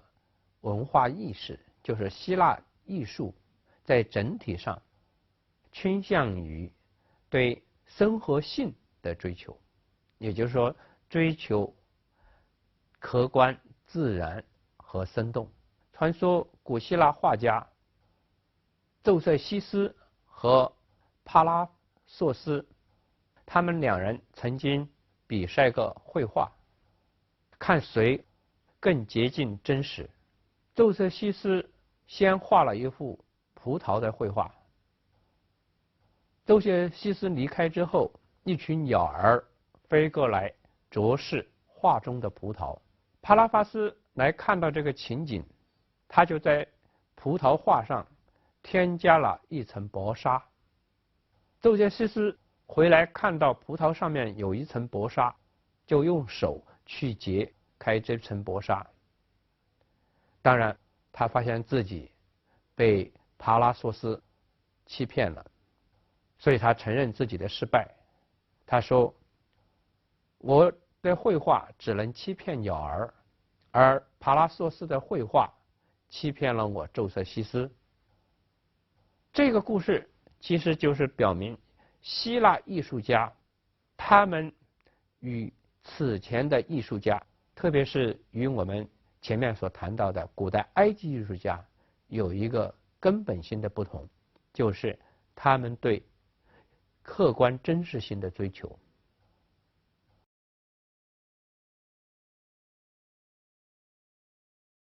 我们现在进入到希腊雕塑的古典时期。希腊雕塑古典时期的一个标志性的作品，就是我们现在在画面上看到的宙斯神像。这个雕像代表着希腊雕塑由古板严峻的古风转向优雅生动的古典艺术的一个国度。大家可能会感觉到它像我们比较熟悉的一个健壮的运动员正在进行一个投掷的动作，所以它的生动性是此前的雕塑没有的。特别是我们注意到它的右脚，它的右脚的后跟是垫起来的。这个垫起来的右脚，它不再沉重，而只是起一个平衡作用。全身的重量呢，主要是由它的左脚来承担的。所以这个垫起的不沉重的右脚，在雕塑史上就称为自由脚。应当说，自由脚的发明是希腊雕塑给人类雕塑的一个伟大的贡献。因为这只自由脚的出现，才真正的开始了一个静态的大理石雕像表现动态的人体姿态的历史。那么这个宙斯神像在表现生动的同时，它还给予我们一种高度的平衡感，就是说它在表现这个投掷动作的时候，同时又稳定下来，给我们一种非常好的秩序感。这个雕像应该说在希腊雕塑史上，它是具有深刻的寓意性的一个雕像。其实这个雕像它表现的情景是一个希腊神话的转折点的情景。因为在希腊神话的谱系当中，从天神乌兰诺斯到泰坦神克罗洛斯，再到克罗洛斯之后的宙斯，希腊神世是有3代。在3代神世，他们都有一种杀父夺权的一个历史转变。那么现在这个情景呢，正好表现的是宙斯率领着他们这一代人和他的伯父叔父们战斗的情景。这场战斗当中，宙斯以他的汹涌的雷电击败了他的长辈，获取了奥林匹斯的统治权。现在我们看到的是这个情景，他发迹雷电战败了敌人，使自己成为世界的统治者。关于宙斯神像所表现的情景，大家可以参考荷西俄德的神谱。我们现在看到的另一个雕像是著名的古希腊雕塑家米龙的作品《执贴饼者》。我们发现没有，这个雕像是表现一个运动员在抛掷贴饼的前一瞬间的动作。它是把一个人体的姿态纳入到了一个非常完整的协调的一个状态之中。当然，据贡布里希的考察，他认为这个雕像有双重性。一方面，它是极尽可能生动的去展示运动员的姿态，但同时呢，它又承袭了古代埃及造型艺术的特征，就是尽可能完整的呈现人物的各个部分。所以我们看到不太协调的身体组合在这个雕像当中被展示出来。比如说，他的脸是正面的，但是呢，他的手臂是侧面的；他的躯体是正面的，他的腿和脚又是侧面的，这些呢都带着古代埃及雕像的痕迹。现在我们看到的雕像是波利克勒托斯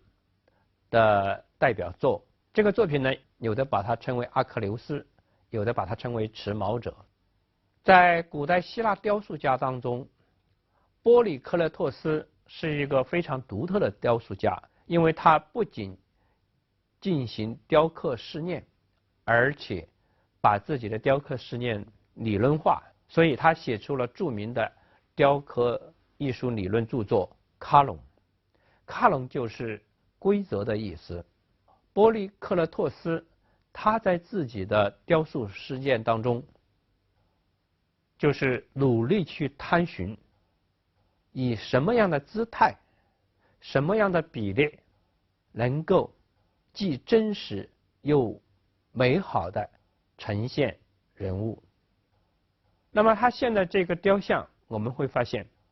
他是在把古代希腊雕刻艺术的一些重要的审美规则作为一种尝试，集中的表现在这个雕像上面。古代希腊雕像有这么几层规则，一层规则就是它特别强调人体的比例，也就是我们所说的黄金分割比。黄金分割比的目的是使人体的上下肢比较均衡协调。希腊雕塑还有另外一个重要的原则，就是多样统一，就是在张力当中去寻找或者说建立一种平衡。比如说我们看这个雕像，它是一种紧张与放松的高度平衡。你看它的右脚是直立的，是沉重的，所以是紧张的，但是它的右手呢是放松的，自然的下垂的。它的左脚呈现出我们刚才所讲的宙斯式的自由脚，膝盖是弯曲的，左脚的脚跟是垫起的，所以它是不沉重的，是放松的。但是他的左手呢是手持着一个器物，据说是一只长矛，那么它是紧张的。所以在上下左右之间，我们会发现它们是差异变化的。这种差异变化又构成一个协调的统一整体，这就是希腊雕像的美。在欣赏希腊雕像的时候，我们还要注意到一个细节，这就是这些雕像的面部表情，相对于他们生动优雅的姿态来说是比较单调，甚至可以说是麻木的。为什么这些雕像的面部表情都会给我们一种单调麻木之感呢？一个主要的原因就是这些雕像的眼珠都没有雕刻瞳孔。我们知道瞳孔是目光所在，没有瞳孔就没有目光的发射，没有目光就会使人的面部表情单调甚至麻木。那么我们在这里就会面临一个矛盾，为什么希腊雕刻家他们极尽可能的去追求一个形体的生动优雅，而又同时使他们的面部表情因为没有目光的表现而单调麻木？这是为什么？德国哲学家黑格尔对此有一个非常精辟的解说。我们来看，黑格尔说，希腊雕刻所要达到的目的是外在形象的完整，它需把灵魂分布到这整体的各个部分，通过这许多部分把灵魂表现出来。所以雕刻不能把灵魂集中到一个简单的点上，即瞬间的目光上来表现。黑格尔这段话说得很明白，为了使观众能够平均的分配我们的关注力，而不把我们的注意力集中到一个特殊的部位，就是面部上的表情。所以希腊雕刻家就有意识地抹掉了雕像的面部表情，这样呢，我们就会去比较全面地欣赏这个雕像的形体的完整。黑格尔还说过这样的话，他说希腊雕刻艺术是古典艺术的最高理想表现，原因就在于它没有特殊的精神需要表现，而形体的完美就代表着它所有的精神。也就是说，在古代希腊雕像那里实现了形体和意义、物质和精神的最高的统一。形体就是意义，物质就是精神，这是黑格尔对古典主义艺术理想的最高概括。我们认为用它来解读希腊雕像是非常的贴切的。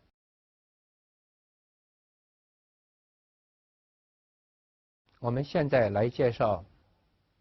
古代希腊雕塑史上最伟大的艺术家菲迪亚斯。菲迪亚斯的作品其实在当今的世上已经基本上见不着了。我们现在在画面上看到的一个废墟的图案，据说是菲迪亚斯当年在这里创作著名的宙斯神像的工作室。宙斯神像被称为世界古代7大奇迹之一，但是呢，这个雕像呢已经没有存在于世。我们现在看到的画面是15世纪后期的一个画家的想象性的作品。菲迪亚斯的作品还是有一些残存在世上，这就是他所设计创作的帕特农神庙上面的一些装饰性的雕刻。这些雕刻作品大部分被收藏在大英博物馆的杜维恩画廊里面。这是我们看到的画廊的全景。这些雕像为什么会被收藏在大英博物馆呢？这是因为在18世纪后期，出任英国驻奥斯曼帝国大使的埃尔金伯爵，以抢救濒于毁灭的希腊神庙雕刻作品为理由，获得当时占领希腊的奥斯曼政府的特许，让他带到了英国。我们现在来看这些雕像，这现在画面上看到的是帕特农神庙的内殿的装饰性的雕刻。这一组雕刻是表现雅典的一个重要节日，就是泛雅典娜节日。这个节日是纪念雅典娜的节日，其实它也以节日的形式表现了雅典乃至于古希腊人的日常生活情趣，它是非常生活化的一组雕刻。现在我们在画面看到的是帕特农神庙外墙的中楣上面的一些装饰性雕刻。这幅画面呢，它是表现拉比泰人与半人马兽战斗的场景。这个雕像它的设计形式是以对角线的方式来布置人物，所以我们会发现，一方面是有很大的张力，表现了搏斗的激烈场面；另一方面呢，正因为它是以对角线交叉，所以使搏斗的双方都被对称的布置着，所以呢，它又有一种稳定感，应该说是在激烈和平衡之间表现了这个场面。当然，帕特农神庙最重要的雕刻装饰是它的东西两面山墙上的雕刻。现在我们看到的是东面山墙上的雕刻，它是表现雅典娜诞生时候的情景。按照希腊神话传说，雅典娜是从宙斯的额头诞生的。据说当时是宙斯头痛一裂，他的儿子海瑞斯托斯用利斧劈开了他的头，那么雅典娜就诞生了。现在我们看到的这个群雕的场景，就是众神前来祝贺雅典娜的诞生。这组群雕是以山墙的三角形结构来展开的。我们看到的场景是从左到右表现了日出和日落的一个情景。我们现在主要的是要看一下这三位女神的雕像。据说呢，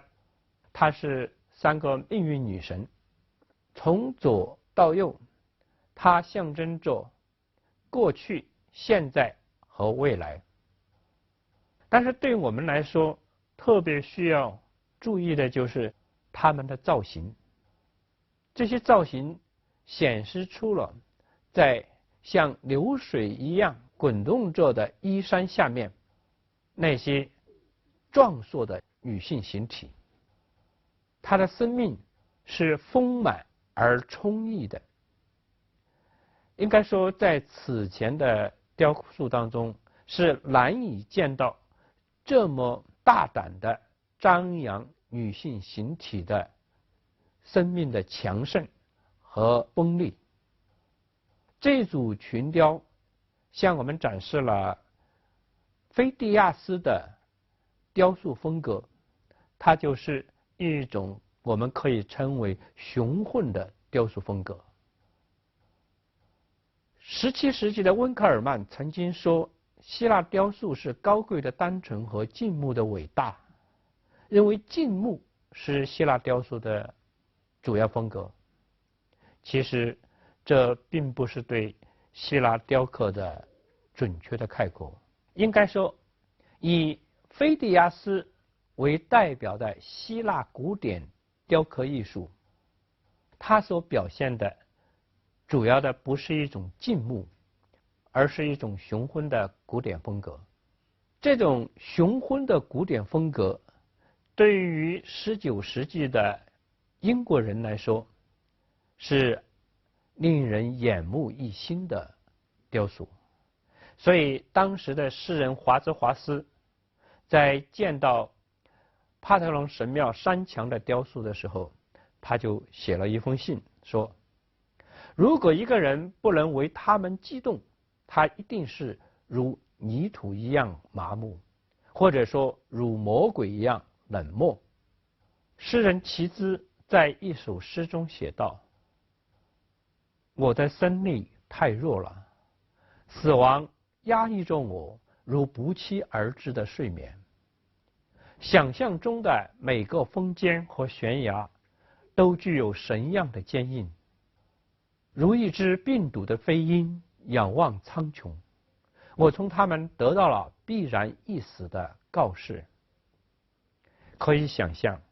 他们的心灵曾经受到菲迪亚斯及其助手们的艺术创造力多么强劲的震撼。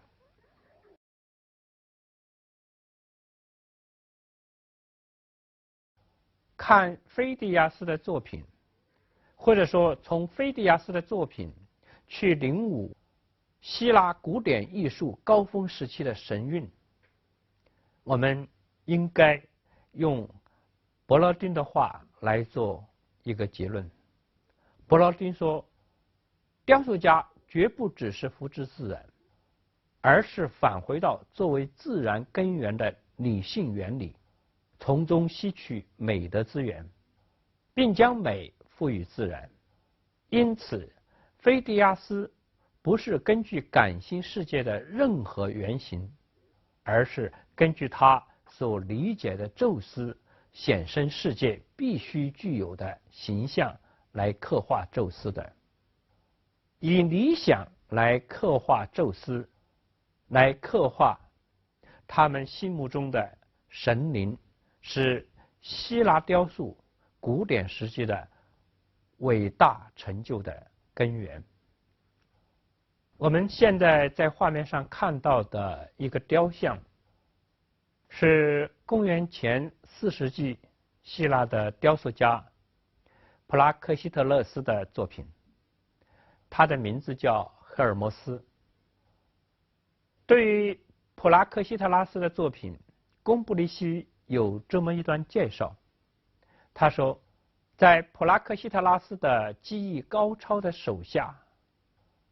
这些古老的造型开始活动和呼吸，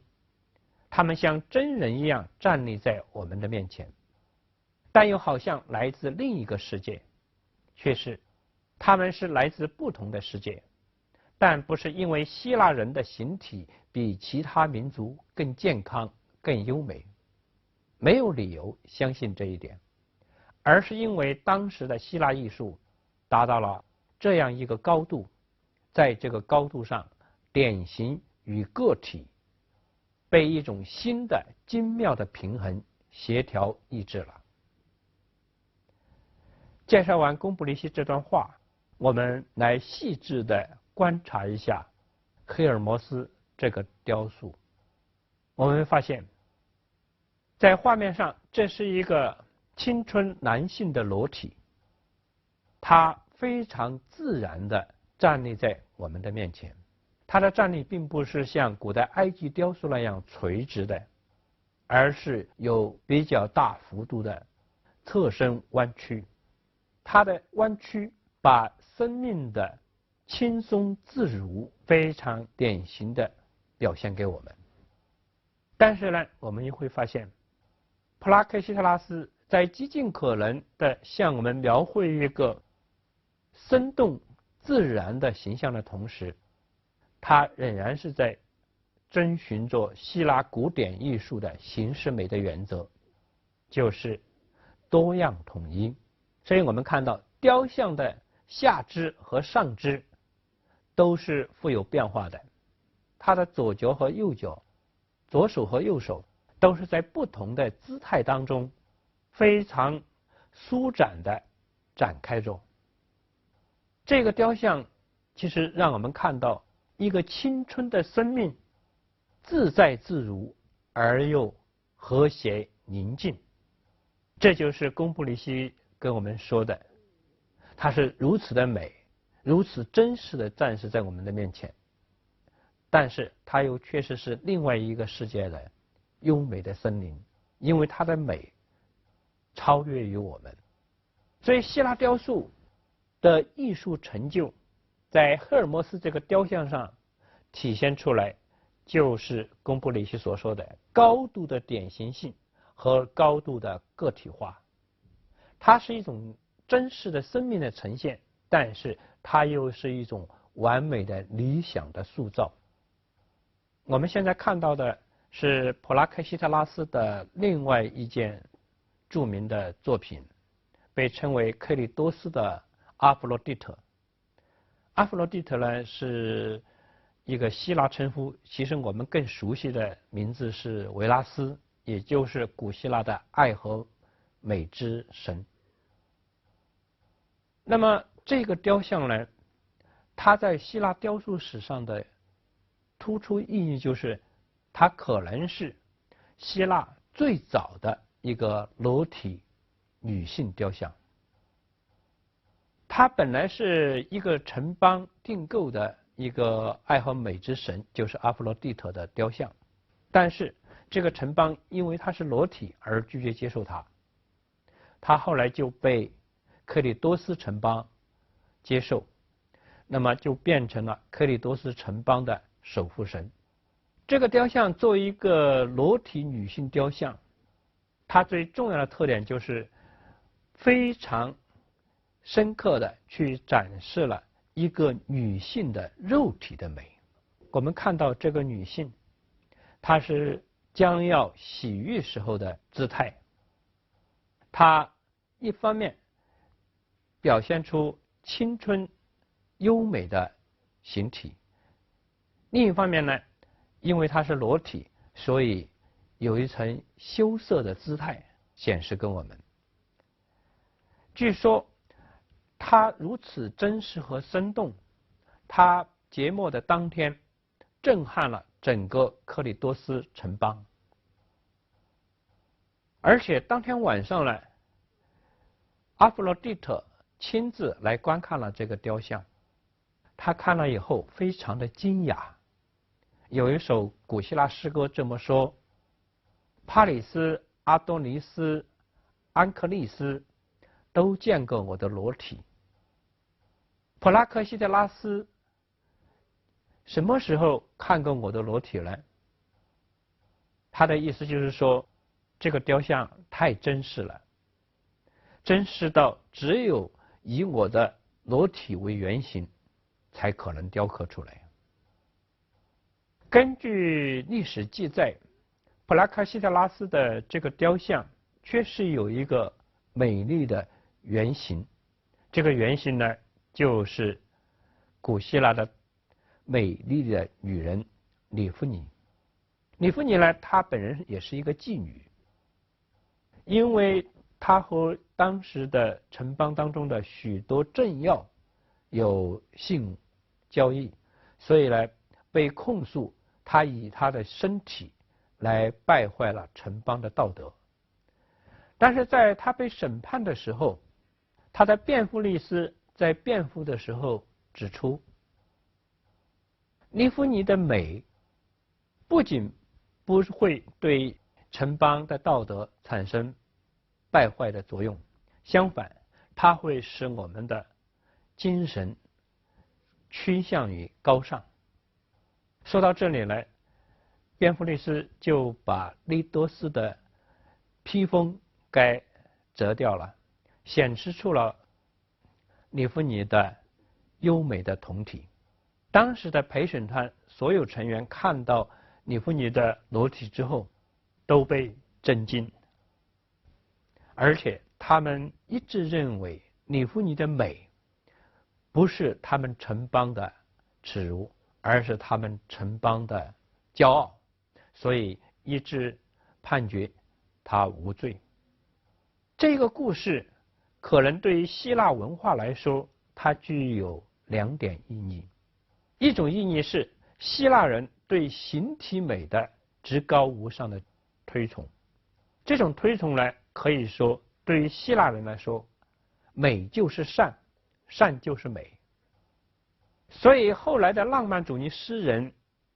齐兹就曾经在一首诗里面这样说道，他说，美就是真，真就是美，这是你在这个地球上知道的一切，也是你应该知道的一切。所以对美的推崇应该是这个故事的第一层意义。它的第二层意义呢，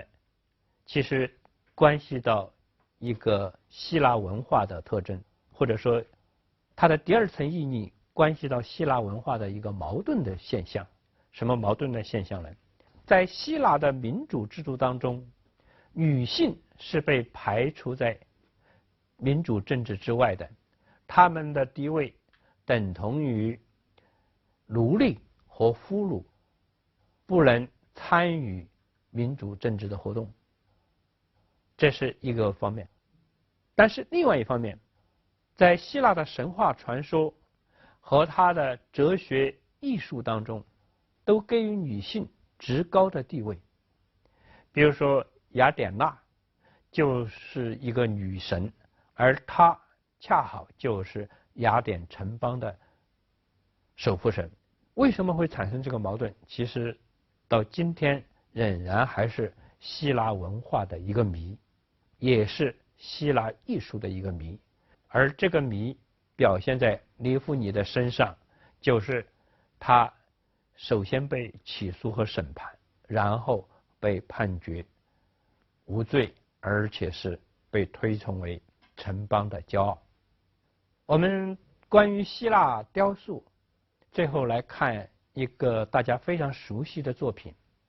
就是艺术史上被称为米勒的维拉斯的雕像。这个雕像在艺术史上的确被称为人类有史以来最完美的女性雕像之一。那么我们怎样来分析它的美呢？我想可以从3个层次来考虑它。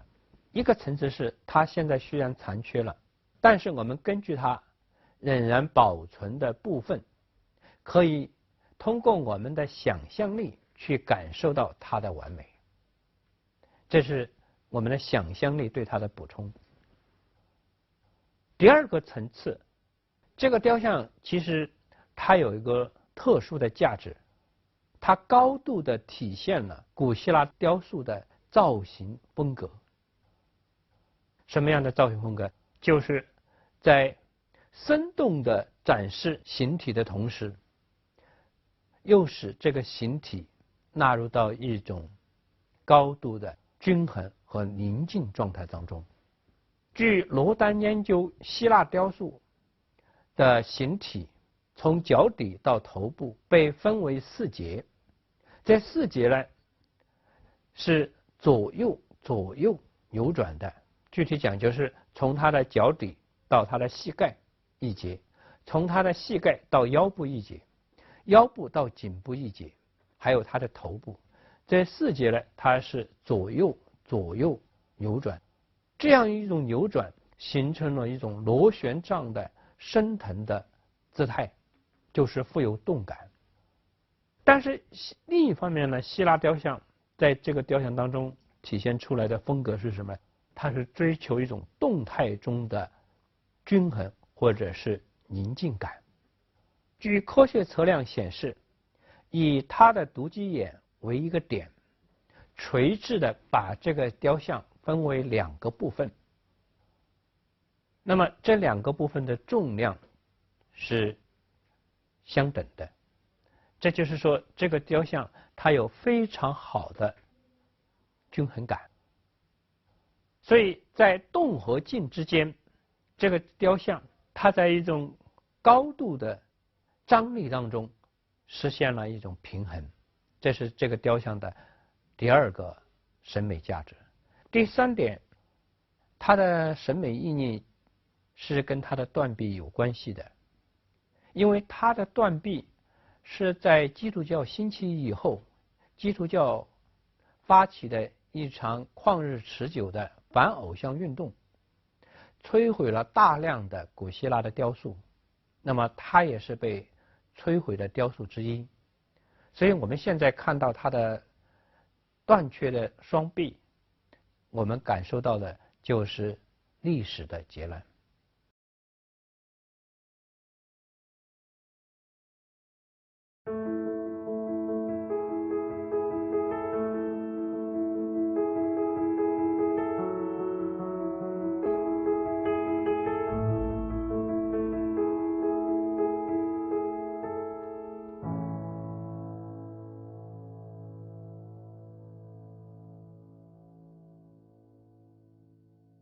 关于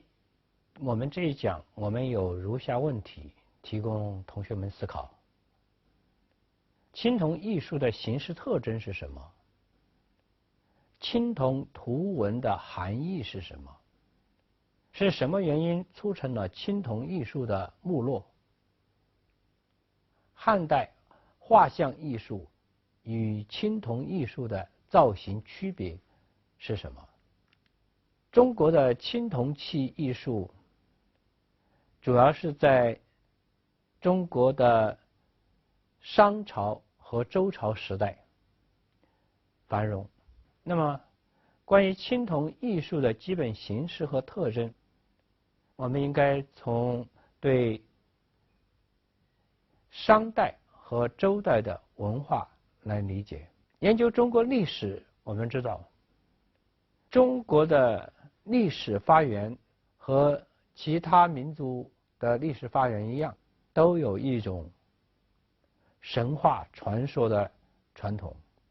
中国早期的朝代夏商周，他们都把自己的建国者与神话传统联系起来。比如说夏朝的建国者禹就被传说是母石会乙而生，而商朝的祖先启也被传说为母腾玄摇览而生。周朝的祖先契，也就是后稷，被称为母女上帝足迹而生。尽管说法不一样，但是他们共同的特点都是以人和神的一种血脉联系来解释。我们现在看到的是汉代的一个画像石里面的造型，就是伏羲女娲图。一般来说，我们比较定型的中国文化传统认为，中国人最早的祖先就是伏羲和女娲，而且他们两人应该说是人神一体，是人面蛇身的造型。而为了表示他们交配衍生的后代，所以我们看到两条蛇的蛇尾是交合的。中国的文化传统一般这样来进行叙述，说何处图，落处书，圣人则之。那么什么是何处图，落处书呢？汉代学者刘英说，伏羲氏极天而亡，受何图，则而化之，八卦是也。这就是说，伏羲创作八卦，在黄河之上接受了意象而化之。禹治洪水，辞洛书，伐而成之，洪范是也。洪范就是指阴阳五行。那么阴阳五行的来历，在这个说法中被指是下雨治洪水的时候，在洛河之上得到的。我们现在看到的这个图画是八卦，而这个呢就是阴阳五行图。其实这两个图画比较典型的代表了中国人在古代对世界的一种基本的看法。我们现在看到的图片呢，是一个龟背上刻写了一些文字，这种文字就被我们称为甲骨文的文字。其实龟背上刻写文字就是所谓甲骨文，它最早的来历是来自于占卜，就是我们通俗所说的打卦。占卜打卦的行为在商代和周代都具有重要的政治活动的意义。当时不是谁都可以进行这种占卜和打卦的，占卜和打卦是需要特殊的人，这种人被称为巫喜。巫喜的作用是什么呢？巫喜的作用就是在人和神之间建立一种联系，所以巫喜它的基本作用就是所谓的降神，就是把神召唤到人间来帮助人达到特殊的目的。那么这种巫喜活动，它因为具有神秘的政治的意义，所以当巫喜活动有被普及的可能的时候，它就会遭到统治当局的限制或者是打击。因此我们看到有一个成语叫绝天地通。所谓绝天地通，就是不能让人和神直接的交流，人和神的交流必须通过一个特殊的群体，也就是巫喜群体。实际上巫喜群体的真正的操作者，也就是殷朝和周朝的统治者，他们进行这种占卜打卦活动是一种特权，而且是通过这种特权来进行社会统治。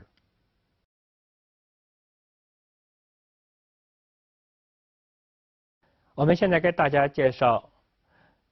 青铜器当中最重要的一种器物，就是鼎。现在我们大家看到的是直今出土的最大的一个鼎，就是司母戊方鼎。我们现在来看司母戊方鼎的一些细节。那么我们看到司母戊方鼎的基本造型，它是呈矩形立方体的，它的两边有厚重的提手，也就是所谓的耳。那么在司母戊方鼎上，它基本的造型是我们通常所说的饕餮纹。饕餮纹是由当时的人们抽象出来的凶猛的动物的图案进行拼贴而成的。这些动物图案我们应当可以看出来，它主要是比如说虎、牛、豹子等等这样的一些图案组合的。它给人的感觉是一种超长的凶猛凌厉的造型。看这个四目木方鼎，我们感受到应该是一种庄重肃穆严厉，实际上也就是商周之极的权力的象征。关于青铜动物纹样的意义，现在还没有定论。比较典型的有2种说法，一个是当代学者李泽厚的一种说法，他说青铜图文主要的意义在于建立一种对观看者的神秘威吓力量。还有一种说法是考古学家张光志的说法，他说这些青铜图文并不是普通人都能看到的，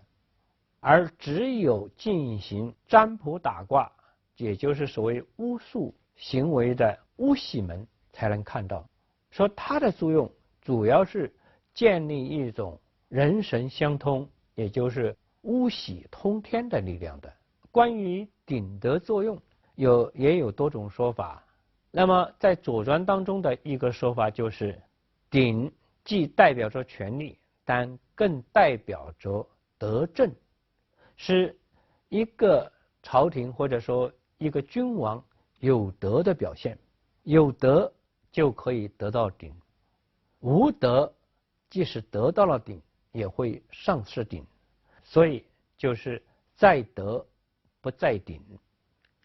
在青铜器的造型中还有一个很独特的造型，这就是现在我们看到的商代的青铜器，叫做虎视人弩的造型。一只老虎在怀中抱着一个像婴儿一样的人，这只老虎张开大口，而人的头颅就在口下，似乎是随时会被这只老虎的大口吞噬。那么怎样来解释这只老虎和人的关系？《吕氏春秋》说，周鼎铸饕餮，有首无声，世人谓焉，害忌其身，以言报梗也。按照这段话的意思，就是说老虎吃人，但是没有咽下去，所以呢自己受害了。但是张光志先生呢，他有不同的说法。他说青铜艺术中的动物可以张口成风，以为巫喜升天，助一臂之力。巫喜形象、动物助手以及虚气成风的兽口，在一件青铜器上相结合，恰以一种最完整的形式记录了，甚至引发了天地沟通的行为。张光志先生的意思是说，这个看似老虎食人的造型，实际上是老虎通过它的独特的力量形成一种强劲的推动，使作为巫喜的人能够和天地之间建立一种联系，就是他所说的引发了天地沟通的行为。张光直对鼎和弩的造型的解释，都是在试图说明这些图文或者是形体，它们的基本意义在于表现巫喜在作为人和神之间、天和地之间的沟通者所具有的特殊的功能。那么在中原地区之外，与商周青铜器大致同时的还有西南地区出土的三星堆的青铜器物。三星堆的青铜器物，它也主要是用于祭祀。那么这些青铜器有一个很重要的特点，正如我们在画面上所看到的，人像的眼睛特别的突出，像两根柱子一样的从眼睛向外刺出，这就是被称为众目巨人的三星堆青铜器的造型。这种巨大的面具，而且暴突的像圆柱一样的眼珠，当然不会是我们自然的人的形象，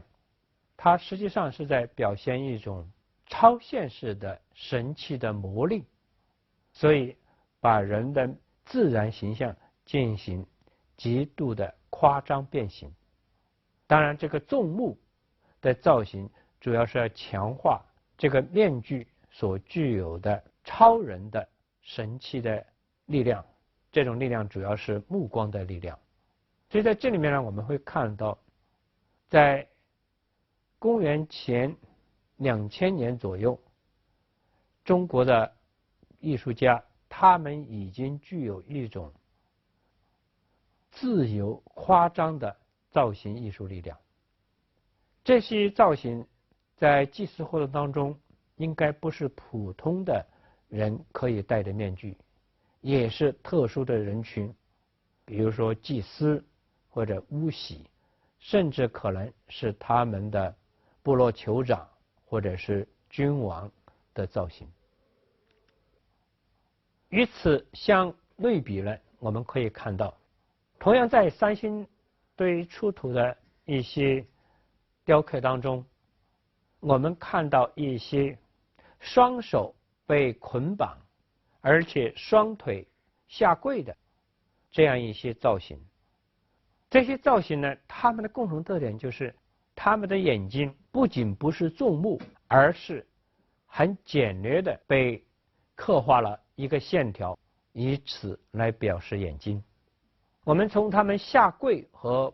双手被捆绑的姿势可以看到，他们大概是奴隶或者俘虏，他们不是自由人，更不是尊贵的人。我们把两种造型相与比较，一个是众目巨人，一个是近似于盲眼的小人。这两种造型其实反映了当时的社会的阶级的差别，或者是尊卑的差别。所以众目它是一种特殊的威严和权威的表现。我们知道青铜器它的主要作用是用于政治性的祭祀礼仪活动，但是青铜器还有一些生活性很强的艺术品。比如说现在我们看到的这个木猪炉，它表现的是生活情趣浓郁的一个场面。你看一只肥硕的猪，在它的上面呢骑着一个小孩，虽然他是一个奴隶，但是他可以对这个猪表现他的洋洋自得。应该说，如果我们不知道他是一个奴隶，我们只把他看成一个单纯的小孩，他骑在猪的脖子上，非常令人欢悦的一个造型。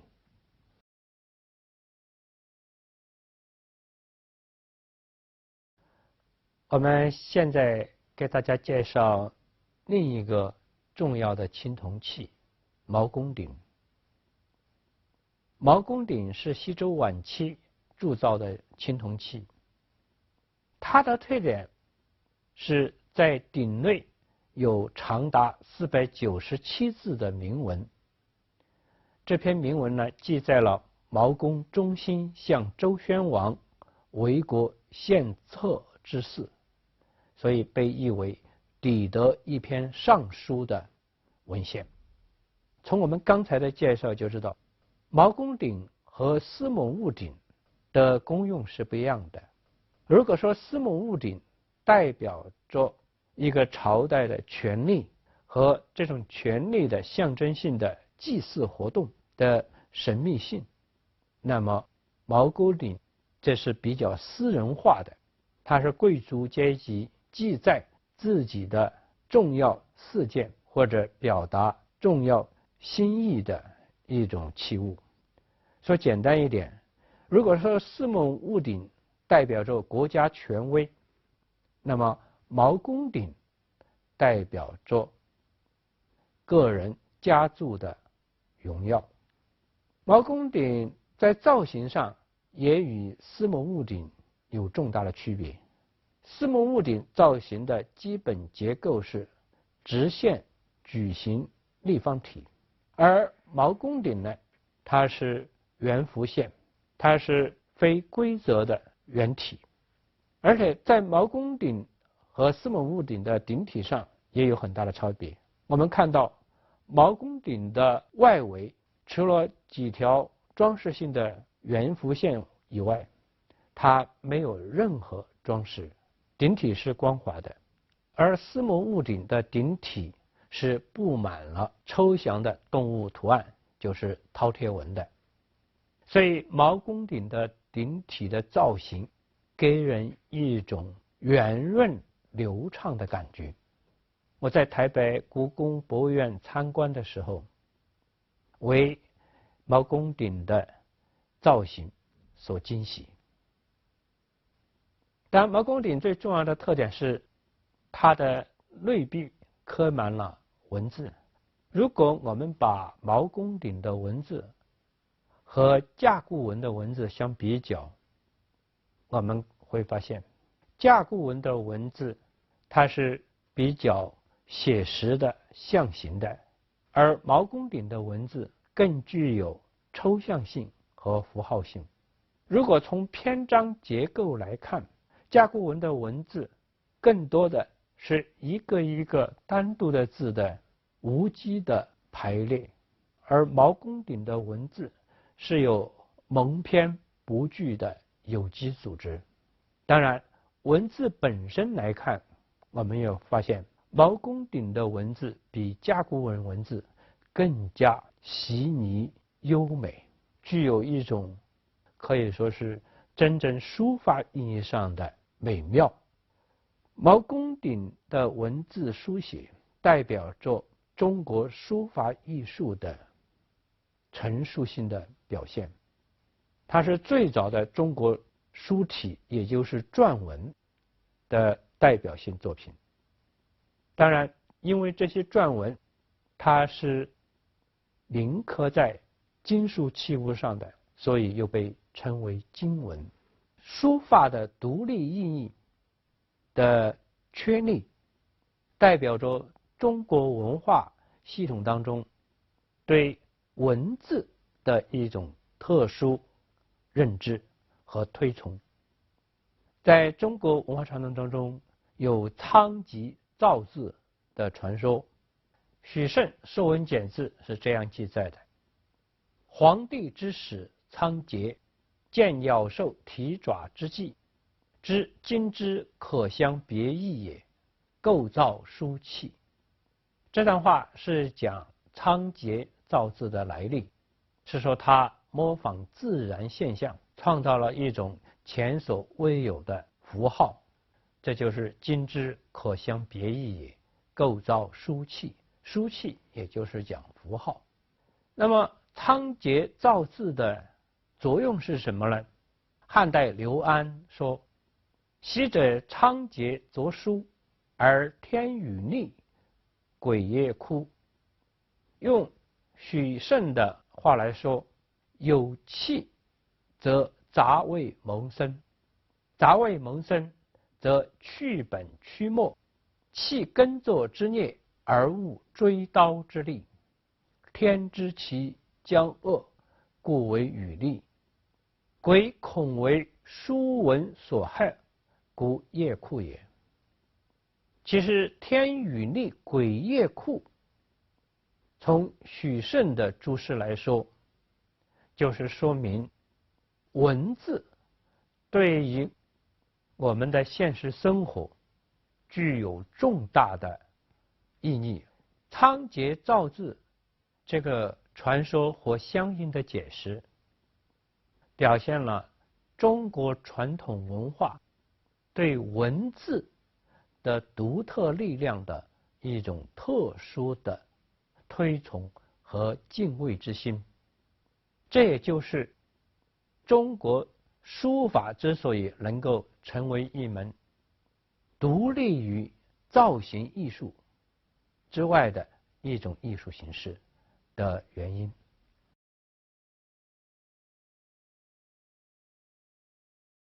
我们现在进入到春秋战国时代。中国的春秋战国时代，也就是俗称的先秦时代，其实相当于古希腊的时代。这个时代呢，与古希腊一样，是哲人、诗人辈出的时代。当然，从政治军事来说，也是群雄竞逐的时代。在这个时代，重要的哲学家有老子、孔子、庄子、孟子，还有伟大的诗人代表就是屈原。我们知道，在春秋战国时代，一方面是大一统的周朝帝国的瓦解，另一方面呢是弃国争雄的时代，国家分崩离析，人们流于战乱，生命的无常，日常生活的疾苦，都使人们感到一种追问人生意义、寻求安全的一种基本愿望。在这样一个时代，就是思想家辈出的时代。那么孔子所代表的儒家哲学，试图重建被摧毁了的既往的礼义政治，而老子所代表的道家哲学，这想在人生的现世苦集当中寻求一种自我的个人化的解脱，也就是他们追求的自然之道。这两种哲学在当时的百家争鸣当中是最重要的，既相矛盾又相互补充的思想路线。在这两种思想路线下，催生了先秦的辉煌灿烂的文化。与我们要探讨的艺术密切相关的哲学，应当说就是道家哲学传统衍生出来的庄子哲学。庄子哲学在先秦时代，具体讲就是在春秋之后的战国时代，它表达了人们对生之苦难、命运无常的一种痛彻悲深的感慨。所以庄子说，人生天地之间，若百居各息，复然而已。这是指生命的短促。在这种短促的生命当中，人生的脆弱犹如雷缆，随时可以被任何意外击为粉碎。那么怎样寻求解脱之道？庄子的哲学精神是要把有限的自我解放到无限的天地之中，这就是他在《逍遥游》当中所说的磅礴万物以为一，也是他在《齐物论》当中说的天地与我并生，而万物与我为一。在庄子这部书里面有大量的寓言故事，他在表述一种超越现世世俗的羁绊，无功名之心，无利害之争的自由自在的生活。这种生活状态他称之为真人生活，也是后来的神仙生活。所以庄子用他的许许多多的追求逍遥自在的人生理想，塑造了一系列的所谓真人、神人、超人的世界。这样一种精神追求，催发了中国古代社会的神仙世界，或者说神仙幻想的文化传统。在屈原的诗篇当中，非常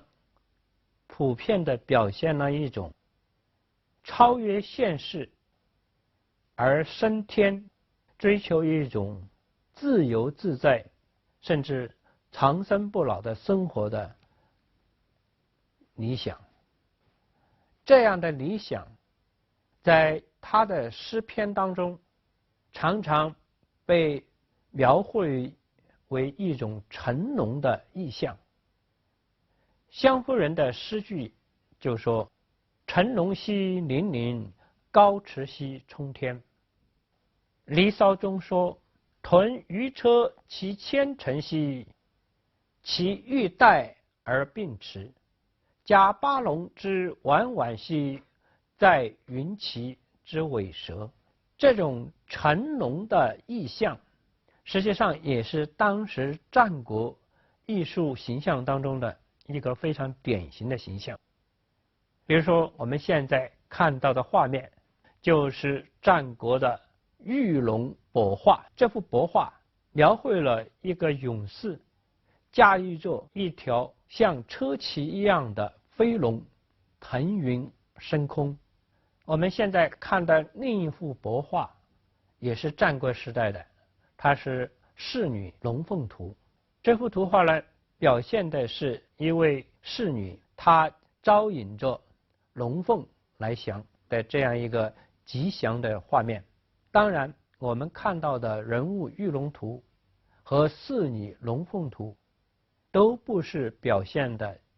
现实生活，而是画中主人公他们或者修行成仙，或者是死后成仙，表现的是另外一个世界的生活。如果我们把战国时候的这些玉龙登仙的图画和古希腊时代的一些神像描绘来做一个比较的话，我们会发现中国的这些神仙图画，它更注重于一种想象性的、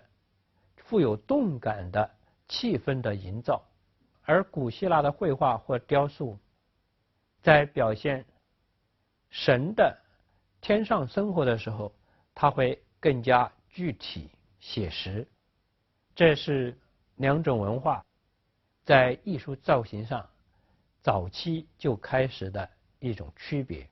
这种区别在后来的发展中会更加明显。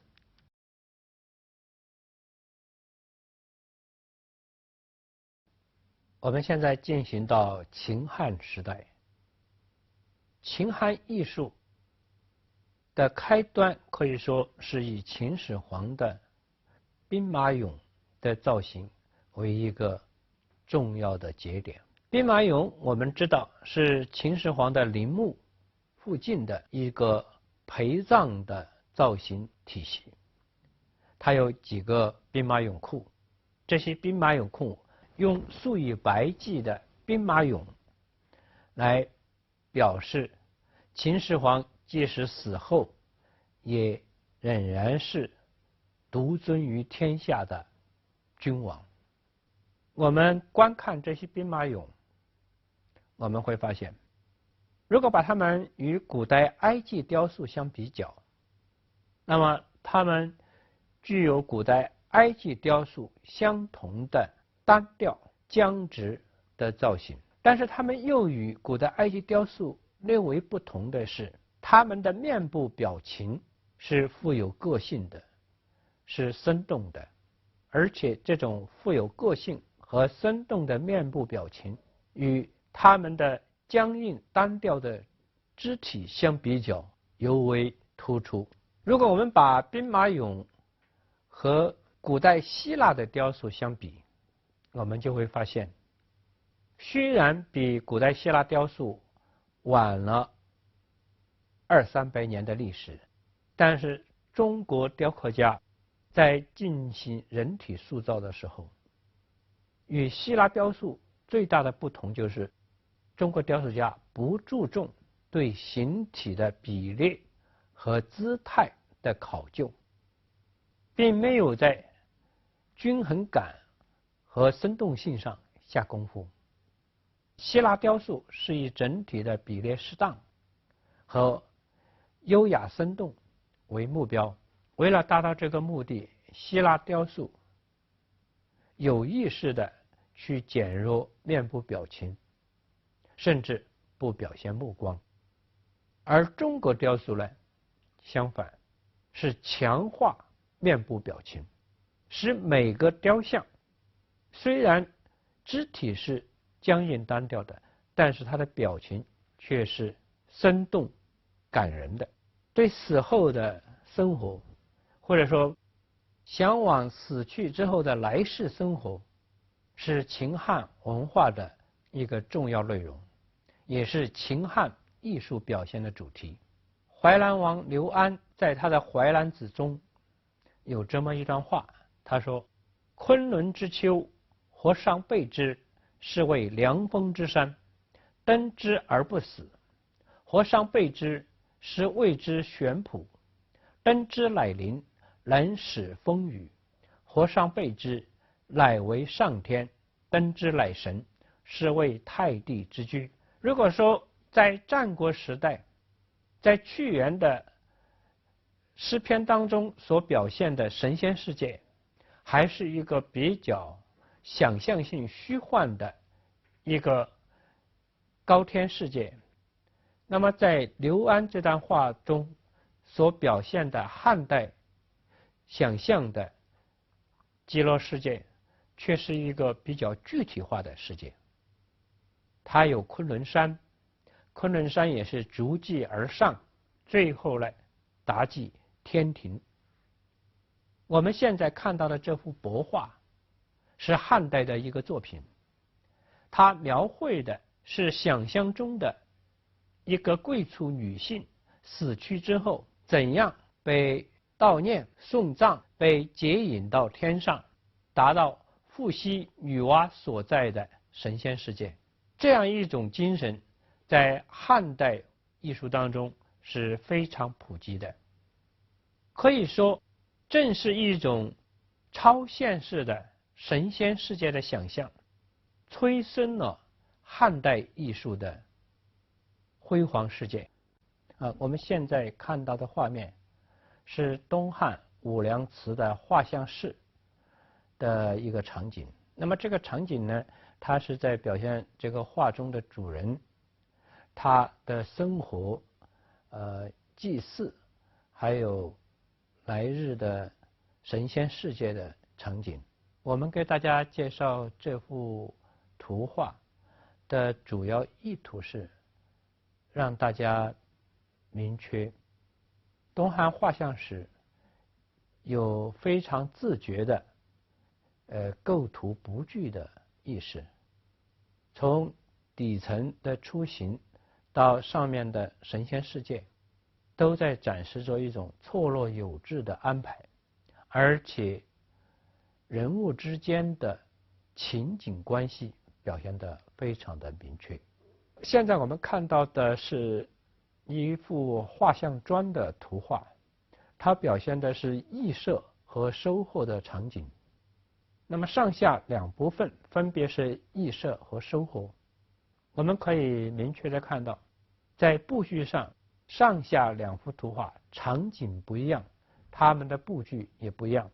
比如下面一幅图画是分别把人分成了两组来进行表现，显得生动自然。上面的场景主要是用对角线构图，左下部分呢是两个羿射的人设，然后右上部分呢是飞行的鸟群，右下部分是在水中游曳的鱼群。我们看到的这幅图画是既富有形式感又俗朴自然的一种构图。这幅图画表现的是一个尊贵的主人在行程当中路遇两个拜役者的图像。这两个拜役者，他和奔驰的马匹之间所形成的一种呼应关系，让我们感到非常的有趣。奔马扬起的蹄子正好和两个人恭敬地举起的双手是联系在一起的，好像是奔马的蹄子招来了他们的恭敬。我们现在看到的龙虎溪壁牛郎织女画像是非常富有动感的，中间一块玉璧被龙和虎分别牵着绳子在那儿拉扯，而在他们的上部呢，是倒立的织女和牵着一只飞动的牛的牛郎。我们特别要注意的是，牛郎和织女他们是头足倒立的。为什么会形成这样一个画面呢？我们可以想象，画家在构思这幅图画的时候，他已经超越了我们在现实中观看的视角，他是凭空俯瞰这样一个画面来进行构图的。所以这幅画面引起我们最大的联想的，其实不是画面直接看到的动感，而是我们可以想象到的画家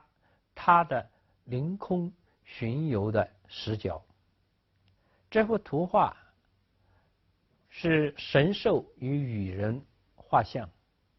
羽人就是带着羽翼可以飞翔的人，其实就是羽化而登仙的人。登仙实际上就是凡人变成了神仙，从空间位置来说是自下而上的。但是我们现在看到的这幅图画呢，却是羽人驾驭着像飞卢一样的神兽，而它的位置呢是羽人高于神兽，是自上而下的一种视角表现。在这里我们应当感觉到，画家仍然是凌空俯瞰画面进行构图的。所以中国后来的山水画以大观小的这样一个视角，其实就是从汉代的画像砖这些图案当中开始发生的，就是有一种天人的视角，而不是凡人的视角。我们看到的这幅合舞画像是两只仙鹤交手而舞，这是高度抽象而达到了一种几何化的造型的构图。但是我们看到的画面并没有因为它的抽象和几何化而减少画中两只仙鹤的动感，相反是强化了它的动势和灵巧。这种以高度抽象而近于几何化的造型来增加动势、强调韵律的构图风格，是中国古代绘画的一个重要的特征。现在我们看到的这个画面是牛、虎、狮、羽人画像。那么牛、虎、狮都被放置在错落有致的一个构图整体当中，它们的体型不一样，它们的姿态不一样，但却是相互呼应、相互补充，而形成一幅生动活泼而结实丰满的画面。这个斗牛画像是非常好的表现了斗牛士和牛之间的一种张力关系。斗牛士和牛都具有非常强的动感，但是它们的图案是非常的抽象，而且近于线条化的。然而呢，它们的生气却是非常饱满的展现出来。这幅作品是用非常精致的线条描绘了一只仙鹤舞蹈的情景。它的独特之处是仙鹤的尾翼螺旋性的生长延长，乃至于把一种富有节奏的旋律布满了整个画面。实际上就是以仙鹤为一个运动的核心，使整个画面都被笼罩在一个统一的节奏和律动当中。它强调的不是仙河本身，而是仙河所引发的运动和它的韵律。这幅画在汉代绘画艺术当中，它的代表性就在于它非常好的向我们展现了汉代绘画艺术的内在动机。这个动机就是德国学者费舍尔在20世纪早期所说的。他说，汉画的真正主题不是具体物象，而是作为这些物象的内在本质和真实生命的无限的运动和节奏。简单的说，汉画的主题是要展示物象的运动感和它的节奏性。这样一个主题对后来的中国绘画，特别是人物绘画，有重要的开拓作用。比如说，我们看中国佛教艺术当中的飞天造型，它的绘画的主要的画面都是在展现着无限生动的动感。我们现在欣赏汉代的雕塑。汉代雕塑最著名的，或者说最有特色的，应该是汉代的大将军霍去病墓前的一些石雕。现在我们在画面上看到的这幅石雕就是马踏匈奴。这套石雕展现的是一匹彪悍的骏马脚踏着匈奴的一个兵士。匈奴的兵士身体是仰躺在地上，而在它的上面是骏马的雄浑的躯体。这个石雕它的特色就在于，它用极其简略古朴的雕刻手法来展现一个激烈的场面，而这个场面展现的是大汉帝国天下无敌的雄浑气魄。特别让我们注意到的是，骏马和匈奴之间，他们的石头是没有镂空的。这种不镂空的这样一种雕塑手法，它实际上是强化了雕像的内在的气势。我们现在来看另一幅跃马或者是骏马，这匹马正在展示一个从腹地到将要跃起的姿态，在它的体内孕育着饱满的生力，而这种生力呢，也是以没有镂空的它腹下的粗朴的石料作为一种延展性的表现被突出出来。我们现在看到的是另一个雕像，是一只蟾蜍或者青蛙的石雕。我们看到这块石头基本上还是原石，所谓原石就是未经打磨的一块石料。雕刻家只是在被视作青蛙的头部做了非常简略的雕刻，一只青蛙就栩栩如生地展现在我们面前。以霍去病墓的雕像为代表，汉代雕刻的一个重要的风格就是以简略古朴的手法去展现生动雄浑的气势。汉代雕像它是以气势盛，这就是我们所说的大汉气象的体现。现在我们看到的是一个陶制的雕像，是东汉时期的，它的名字是击鼓说唱俑。这个雕像代表了一种滑稽或者说幽默的风格，他把这个说唱俑在高度风格化的滑稽造型当中表现出一种素朴自然的欢悦情景，让我们感到以这个雕像的嘴部为核心，他的整个身体都在一种乐天欢悦的情景当中。现在我们大家看到的是非常著名的汉代雕塑，就是马踏飞燕，这是一个青铜雕刻。这个雕刻它不仅把骏马奔驰的身姿雕刻得非常的生动传神，雕刻家为了最大限度的激发我们对骏马奔驰的想象，他把骏马奔驰和鸟儿飞行结合为一体，把两个不可能融合的世界融合为一体。这种看似极端奇怪的组合，却是强烈的激发了我们对骏马奔驰的感受。这是汉代艺术家伟大的想象力的表现。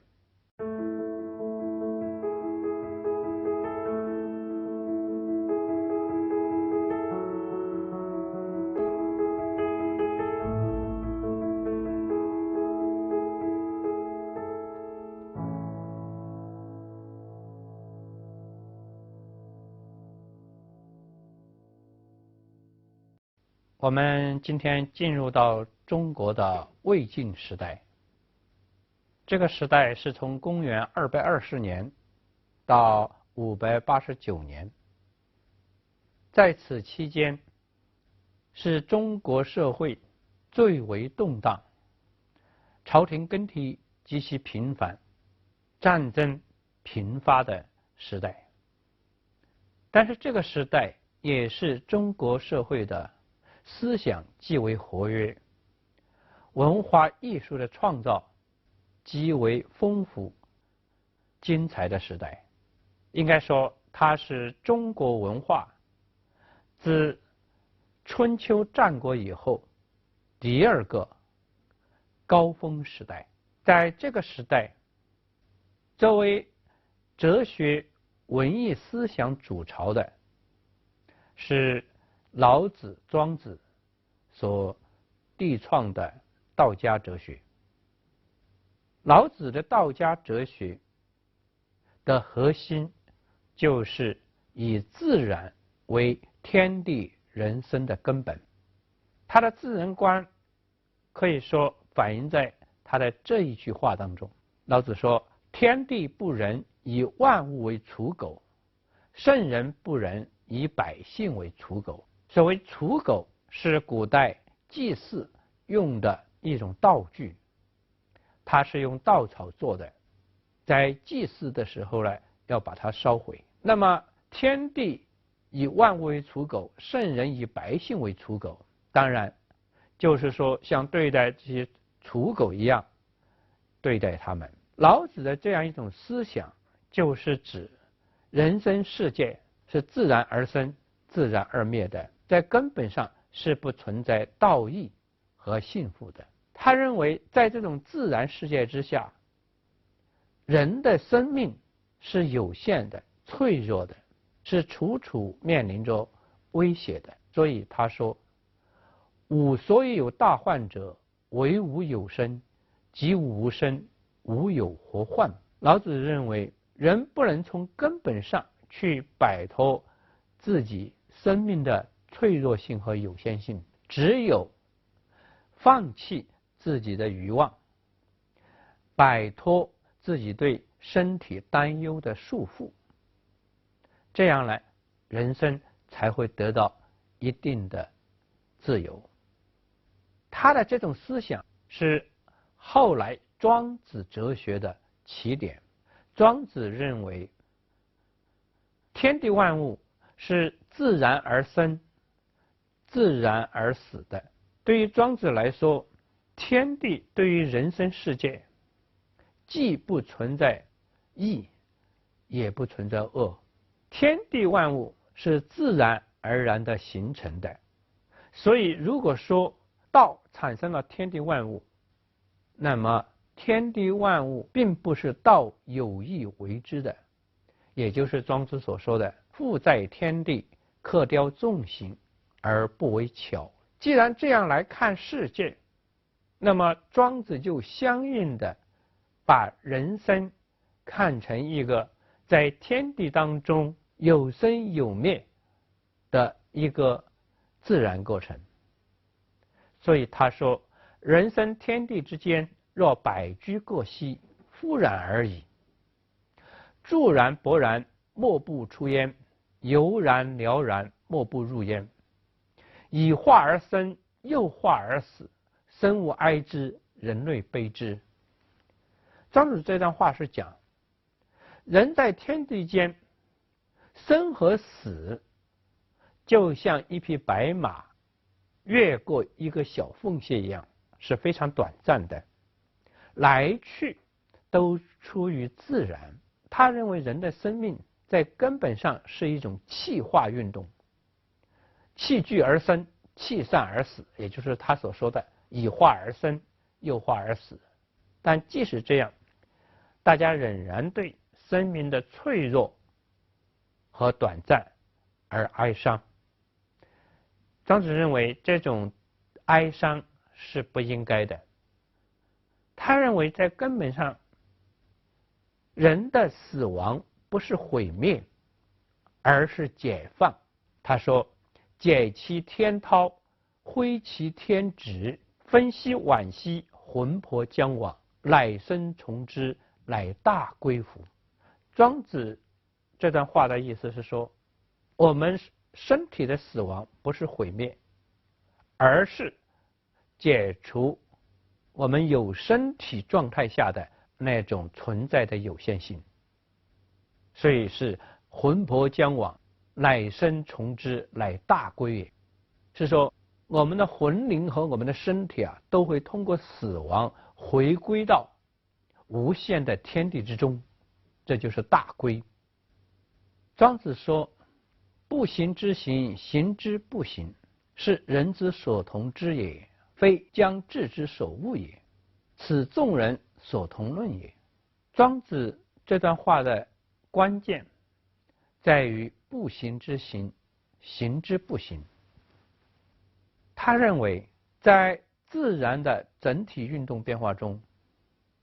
我们人的生命存在，一方面是从无形到有形，这就是生；另一方面又是从有形到无形，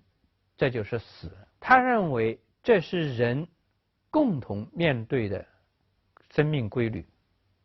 不是谁要有意为之的，对于大家都一样，这就是此众人之所同论也，也就是说谁也不例外。所以庄子的生命观归根到底是要超越生死，使自我的有限身体的来去完全属于天地的运行变化。在这样一种精神状态下，也就是庄子所说的逍遥游。逍遥游的本质就是体验到，或者说把自己的人生境界提升到天地与我并生，万物与我为一的境界。老庄哲学的自然观、生命观和人生观，深刻地表现了个体在一个运动变化的世界当中所感受到的脆弱、有限和忧患，而且是对这种脆弱感、有限性和忧患的一种形而上的回应。他之所以能在魏晋时代获得巨大的反响，就是因为这个特别惨烈的时代需要一种超越的生命精神，这就是魏晋玄学蔚然成风的历史背景。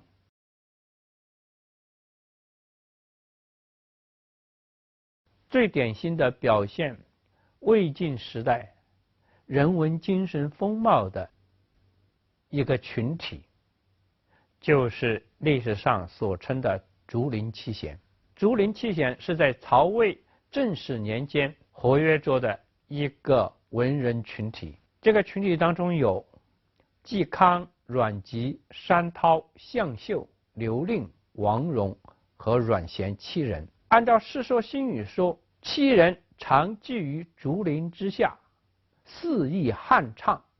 故是谓竹林七贤。竹林七贤都是当时思想活跃、才华横溢，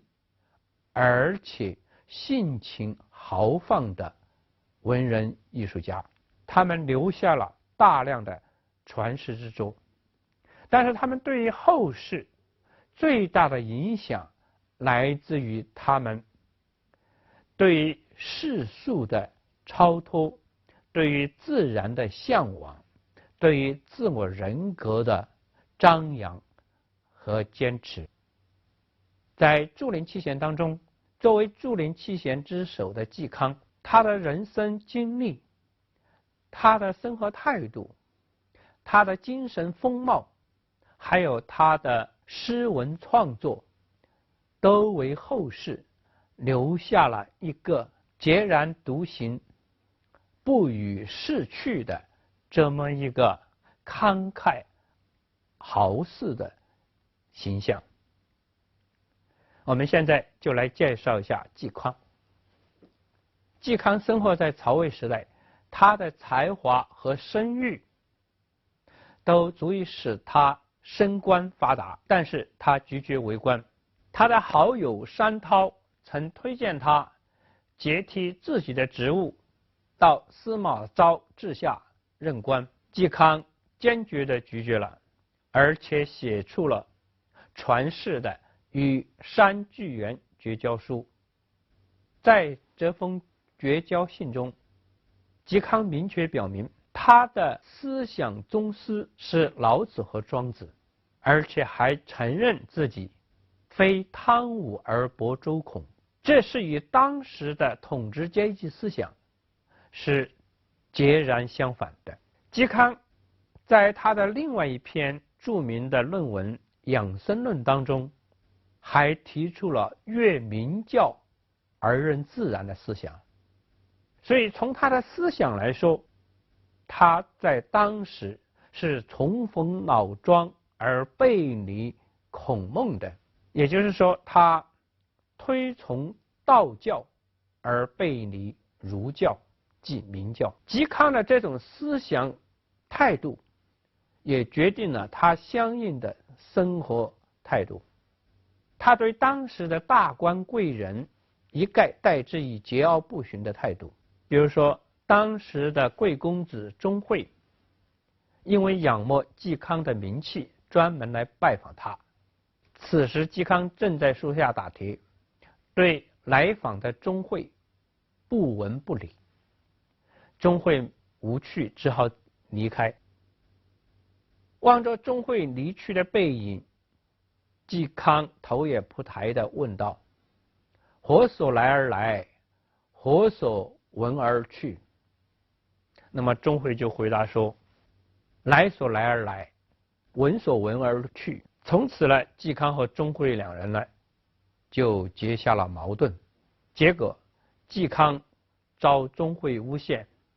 而为司马昭所杀害。嵇康在被处死的时候，表现了一个名士从容就义的豪迈。他的遗言是：昔袁孝尼常从武学广陵散，吾弃故不语，广陵散于今绝矣。广陵散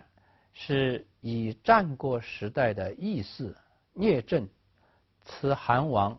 为主题的。嵇康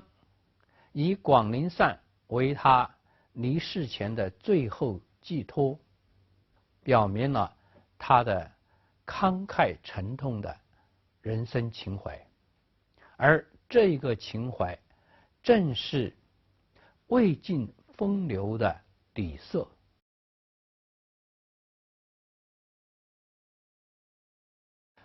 我们下面开始讲第3节，我们进一步来给大家介绍魏晋风读。魏晋风读是由2种情怀相辅相成的，一方面就是嵇康所代表的深情沉痛而执着的情怀，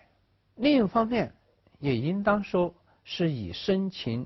沉痛为底色，但是它表现出来的却是潇洒放达。深情就是深情于人生，对天地事物都有一番情不自禁的沉痛感慨。你比如说一个叫魏阶的将军，他在征战过程当中面对一片江水，形神惨促而感慨说：见此茫茫，不觉北端交集，苟未免有情，亦复谁人遣此？这就是说，对于他来说，这一片茫茫江水正是他无限人生悲情的表现。另一位将军叫桓温，他在征战来去当中见到长大的柳树，就不禁慨然说：木有如此，人何以堪？而且攀枝枝条，潸然流泪。我们常说男儿有泪不轻弹，但是魏晋时候的那些金戈铁马的男儿，却是诗酒歌赋，自然而然，无所敬畏。桓温死去之后，他的儿子桓玄也是一将军，他请一王姓将军饮酒，因为是冬天，酒需要温厚才好饮。那么这王将军喝酒很快，所以不断的对这个殿伙计说：温酒来，温酒来。想不到在旁边的桓玄突然就开始潸然泪下。王将军就问桓玄说：我在这儿叫温酒来，你在那儿流什么泪？那么桓玄就说：你的一个温字让我想起我的父亲，所以我就流泪了。这就是魏晋人的真性情的自然展现。魏晋人不仅在表现自我情感的时候随性自在，而且他们对人生有独特的深刻的兴趣。比如说王羲之的儿子王子猷就是个极富情趣的人，他一生当中有许多爱好，但特别爱好的就是种竹子，哪怕是借人家的房子暂时住几天，他也要种竹子。人家就问他：你就住几天，为什么要这么麻烦呢？他说：何可一日无此君？这是把竹子的存在和自己的生命联系为一体的一种人生情调，这就是兴趣，或者说魏晋人的兴趣。当然魏晋人还有很多奇特的兴趣，比如一个叫鼻茂氏的人说：一手持斜奥，一手持酒杯，拍拂酒池中，便助了一生。这位毕世茂把人生的理想就寄托在酒池中的长饮沉醉了。魏晋人他们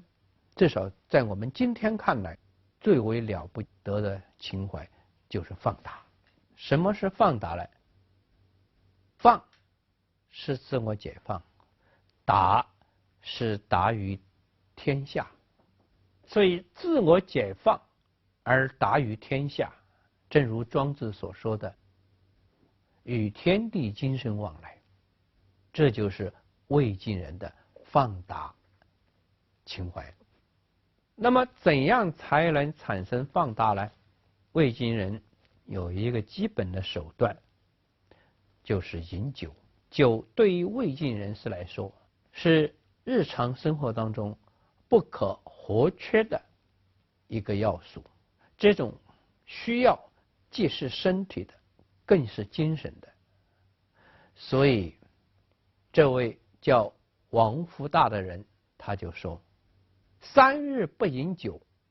觉形神不复相亲。”所谓形神不复相亲，就是指自己的面貌和自己的精神都互相脱离了。在魏晋时代，有许多饮酒的狂者，其中尤其以竹林七贤的阮籍和刘令为典型。他们饮酒的狂放，我们可以从下面几个情景来看。你比如阮籍，据说他有时候一醉可以醉到数十天不醒，而且他为了能够饮酒，他到军队上去做了一个官，这个官叫步兵，步兵可能相当于我们现在的事务长，他的权利就是可以无限量的喝酒。当然，不仅阮籍个人喝酒，他的家人也是饮酒的高士。他们饮酒的状态是什么呢？我们来看这一段故事。这个故事说，朱阮皆能饮酒，钟嵘之宗人间共聚，不复用长杯酌，以大瓮盛酒，围着相向大酌。时有群猪来饮，直接上去，便共饮之。这就是说，阮籍一家人喝得高兴了，就不用杯子喝了，直接一起在酒缸里面喝酒。这还不够，遇有群猪来饮的时候，那就让这些猪直接上去一起喝。这就是什么？人猪不分的一种畅饮状态。而刘令更以纵酒放大为名。我们先讲他纵酒，他喝酒喝得有多厉害呢？刘令出门，必让他的仆人带2样奇物，一个是酒壶，酒壶当然是装酒用的；一个是锄头，锄头做什么用？刘令告诉他的仆人说：“我在哪里醉死，你就在哪里把我淹埋。”因为刘令喝酒太厉害，可以说喝到了伤身败家的地步。刘令妻子对刘令说：“如果你再喝酒，我就没法跟你过了。”他就告诉他的妻子：“好啊，我戒酒，但是呢，你要去备好酒肉，我要举行一个戒酒的仪式。”他的妻子就真的备好了酒肉。那么刘令举起酒就说：“天生刘令以酒为名，一饮一斗，5斗解成。妇人之言，甚不可听。”说完这几句诗之后呢，他就狂饮大醉而终。这就是刘令。刘令醉酒放大的状态，是他饮酒之后在家中赤身裸体，甚至有人来了，他也不回避，结果人家就嘲笑他。他怎么说呢？他说：“我以天地为冻雨，物事为坤衣，诸君何入坤中？”刘令回答的意思是说，对于我，天地是我的家，而我家的这个房屋呢，只不过是我的裤子，你们怎么跑到我的裤子中来了？刘令的这个回答和他的放达的行为，都表达了魏晋人的一种精神境界。这种精神境界，现代哲学家冯友兰有精辟的评述。他说，刘令他们的行为代表着一种风流，而风流的基本本质是有个超越万物区别的心，在生活中只遵从这个心，而不遵从别的。阮籍一家人喝酒，人我不分，人猪不分，是超越万物区别。而刘令醉酒之后，在家中吃身裸体见人，以天地为家，也是超越万物区别。实际上，魏晋人的风流或者放达，它表现的就是庄子追求的那种人生情怀，就是要把自我有限的躯体解放到无限的天地之中，这就是逍遥游。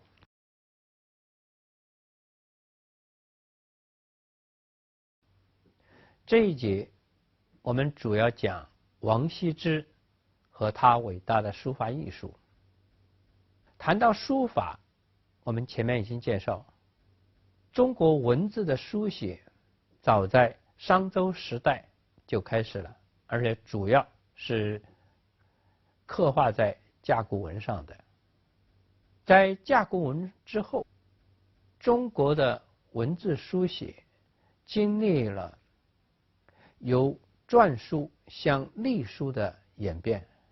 这个演变呢，主要是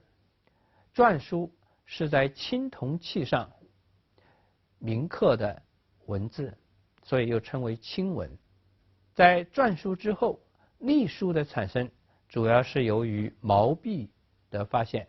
和使用的材质即纸张的生产。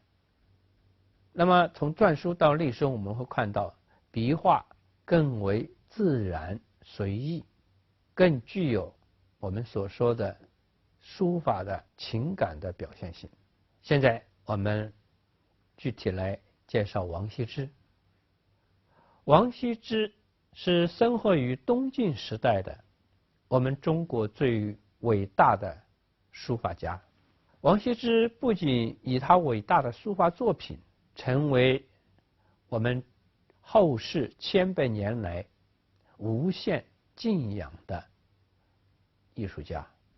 而且以他丰富多彩的人生，给我们中国文化增添了精彩的一笔。关于王羲之有这么几个故事是我们大家要知道的。他是一个集书法天才和勤学苦练为一身的伟大的书法家。因为他从小非常艰苦的训练书法，所以他在少年时代他的书法就已经成名。关于王羲之有两个故事是我们理解他的书法必须要知道的。一个就是说他书法功力超人的故事，这个故事叫入木三分。这个故事是说他在少年时代在一块木板上写字，他写下的字，木工在雕刻的时候发现笔墨浸透非常的深，这就是所谓入木三分，实际上是指王羲之的笔力深厚。第二个故事是东床快婿，这个故事是讲当时西晋西太后要选女婿，派人到王家去查看，查看的人回来说王家5个子弟都不错，只有一个稍微差一点，这个子弟躺在东边床上，见我来了自顾自的吃东西。那么西晋听了报告就说我要选的就是东边床上的这个女婿，那么这就是东床快婿的来历。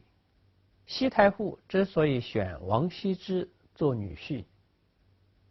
看重的是他的潇洒随性。王羲之的潇洒随性也是他成为一代伟大的书法家的一个重要原因。当然王羲之一方面在生活当中是潇洒随性，另一方面呢，他在待人接物的时候却又是非常的亲切随和。传说王羲之有一次出行，约到一个老太太在山路边卖扇子，问询知道老太太的扇子很难卖出去，王羲之就说：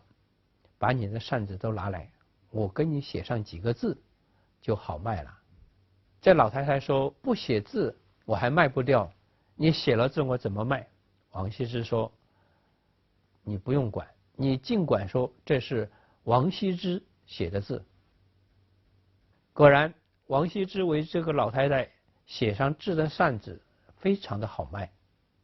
但到第二天呢，这个老太太专程赶来找王羲之，让他再为他写字。王羲之就说：你已经得了这么多钱，我就不再给你写字了。这就是王羲之。王羲之在生活当中也是极富情趣的人，他一生中特别钟爱的是鹅。据说有一次他听说一个老太太家中有一只很美的鹅，他就非常郑重地带着幕僚几十里路赶去，要买这老太太的鹅。而老太太听这个报信的人说王大人是为他的鹅而来，结果呢就早早的把鹅宰杀了炖好。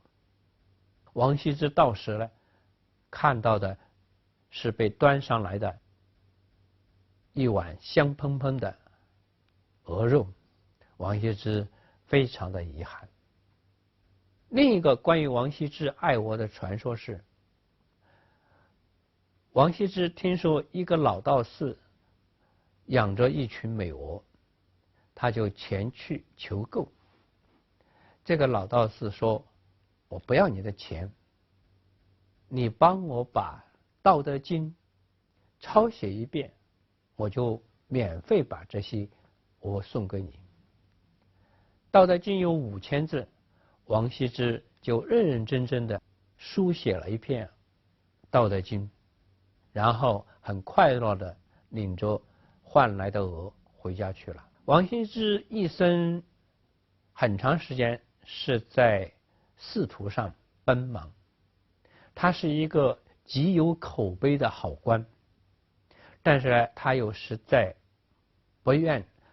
忍受官场的狡杂，所以他多次辞官。直到他53岁的时候，他坚决称病辞官，回到他的家乡绍兴。回到家乡之后，在绍兴的美丽的江南景色当中，他得到了人生最美好的归宿，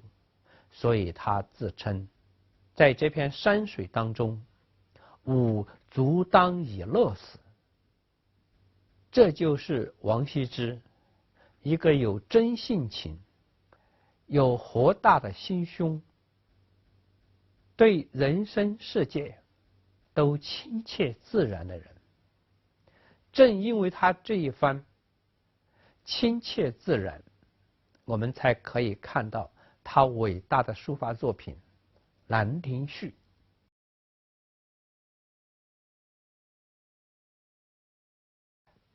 我们现在进行第5节，我们现在欣赏王羲之的《兰亭序》书法。关于书法的美学，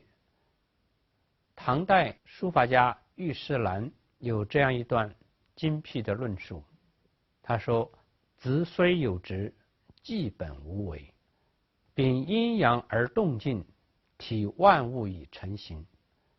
大性通变，其常不足，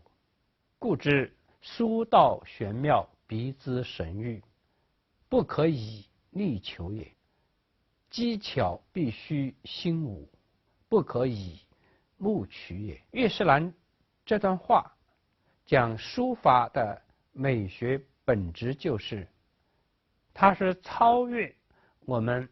把文字作为符号来进行书写的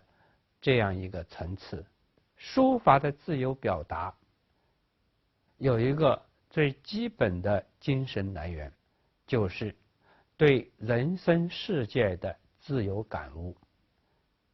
这就是玉世兰所说的秉阴阳而动静，体万物以成形。于世兰在这里还特别强调了一点，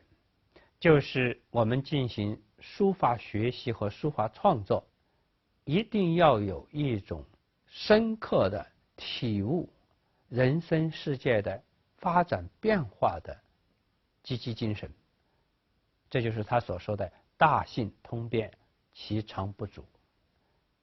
正是因为要自由深刻的去体验人生世界，所以于世兰才告知我们，书法的玄妙就在于它不可以用外在的技巧力量来强取，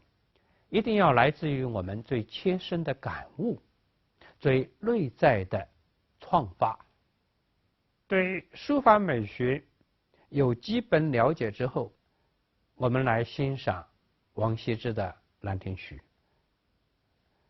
这篇作品被唐太宗李世民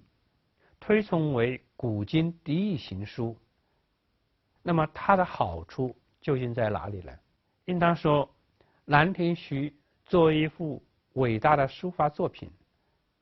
它的审美特征有这么几个方面。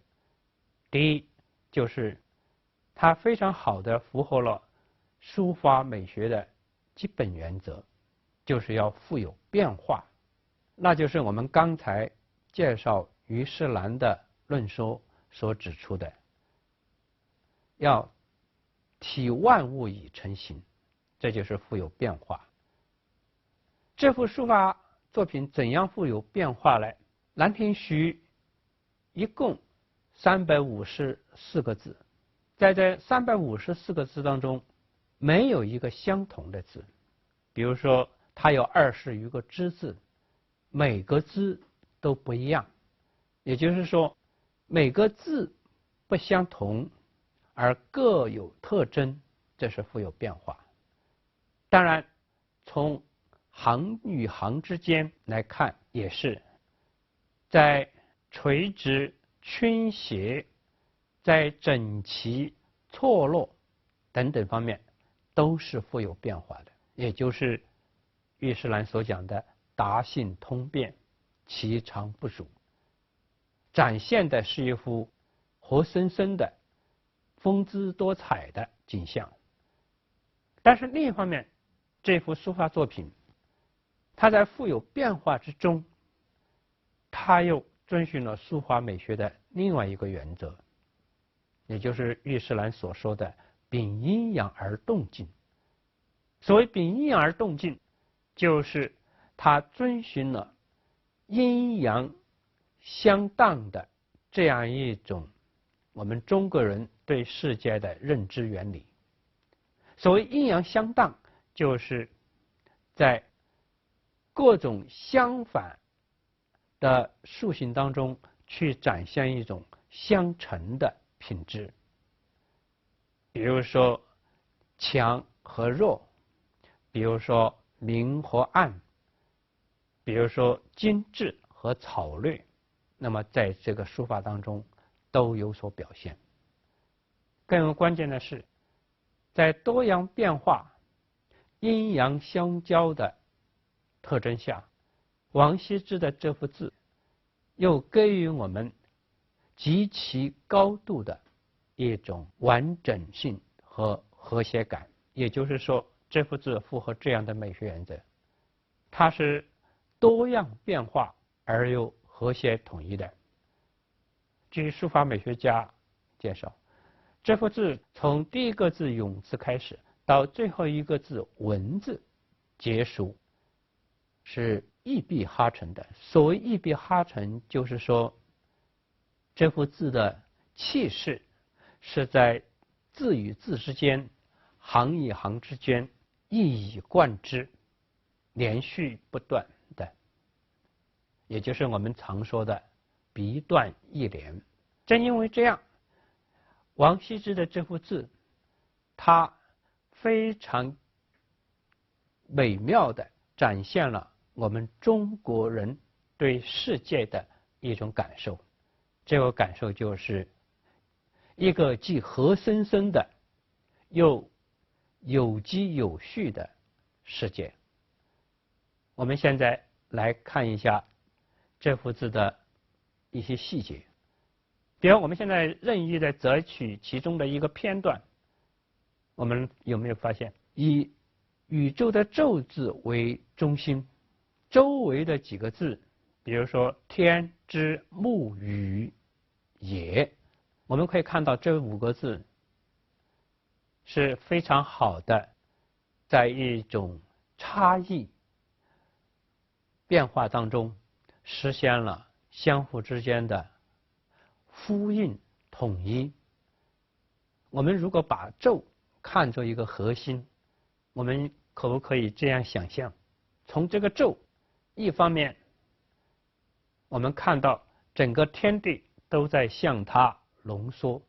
寄居着极为强大的力量，另一方面我们是不是又感到这个宙又像一个无限力量的源泉一样，从它焕发出强劲的光芒，照射着周围的世界。这就是王羲之的书法的力量，他在各个差异的文字之间建立了深刻生动的联系。在《兰亭序》中，王羲之这样写道：是日也，天朗气清，惠风和畅，仰观宇宙之大，俯察品类之盛，所以游目骋怀，足以寄视听之娱，幸可乐也。这是《兰亭序》开始的描述。这段描述呢，它展示的是良辰美景，高朋雅聚，是人生之乐。但是紧接着在后面，王羲之就写道：象之所兴，俯仰之间，以为成绩，犹不能不以之心怀。况修短随化，终期于尽。古人云：死生亦大矣，岂不痛哉？王羲之在后面表达的是世事无常，人生有限，一切良辰美景，不过各眼烟云。人之为生灵，终于要面对有限生命的死亡。他认为这是一种大哀痛，所以一开始的欢欣带出的是不尽的哀痛。王羲之的《兰亭序》以人生美景雅聚的欢欣开始，又以人生苦短的哀痛结束。这样一种人生短促、悲欢无常的感受，实际上是古往今来中国文人非常深刻的一种人生情怀。而王羲之在这篇《兰亭序》中非常深刻的将它揭示出来。所以我们来欣赏《兰亭序》这幅书法作品的时候，我们会感到王羲之的书写有这么一个转变的过程，从一开始春风和睦的景致，到后来淋漓沉痛的情调，都在这篇短文当中展现出来。它实际上是人生的最深刻的嗟叹。所以我们在欣赏王羲之这幅伟大的书法作品的时候，我们就应当如孙过庭一样，从对王羲之的人生感怀出发来理解王羲之的作品。孙国庭认为，王羲之在《兰亭序》当中所抒发的情怀，一方面是人文的，即是对我们中国的伟大的诗学传统的继承和发扬，也就是他所说的启之情动行言，取会风骚之意。另一方面又是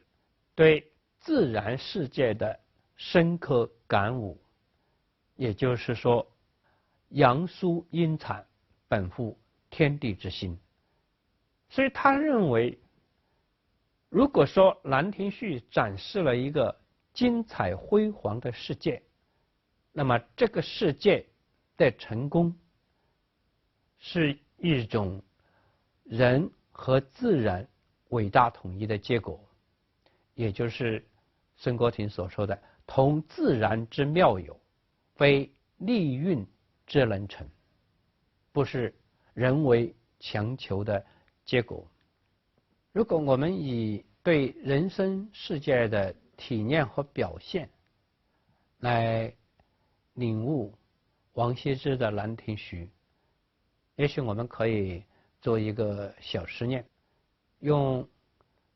周易》的六世四卦当中的离卦来分析《兰亭序》。我们把《兰亭序》24行的中间部分先分出4等份，然后前后的各4行分成2等份，这样呢，它一共有6等份。这6份呢，我们按照离卦的6爻来解读王羲之的《兰亭序》的审美风格，我们会发现，它非常好的展现了离卦的一个演化过程。这个呢，可以作为同学们的一个实验，我们在这里不展开。谈到《兰亭序》的美，作为一个总结，我们引用王羲之本人的一段话，他说：“夫于书者，先干眼墨，凝神静思，欲想字形大小，厌养平直，震动令筋膜相连，意在臂前，然后作字。若平质相似，状如算子，上下方整，前后齐平，此不是书，但得其点画耳。”王羲之创作《兰亭序》，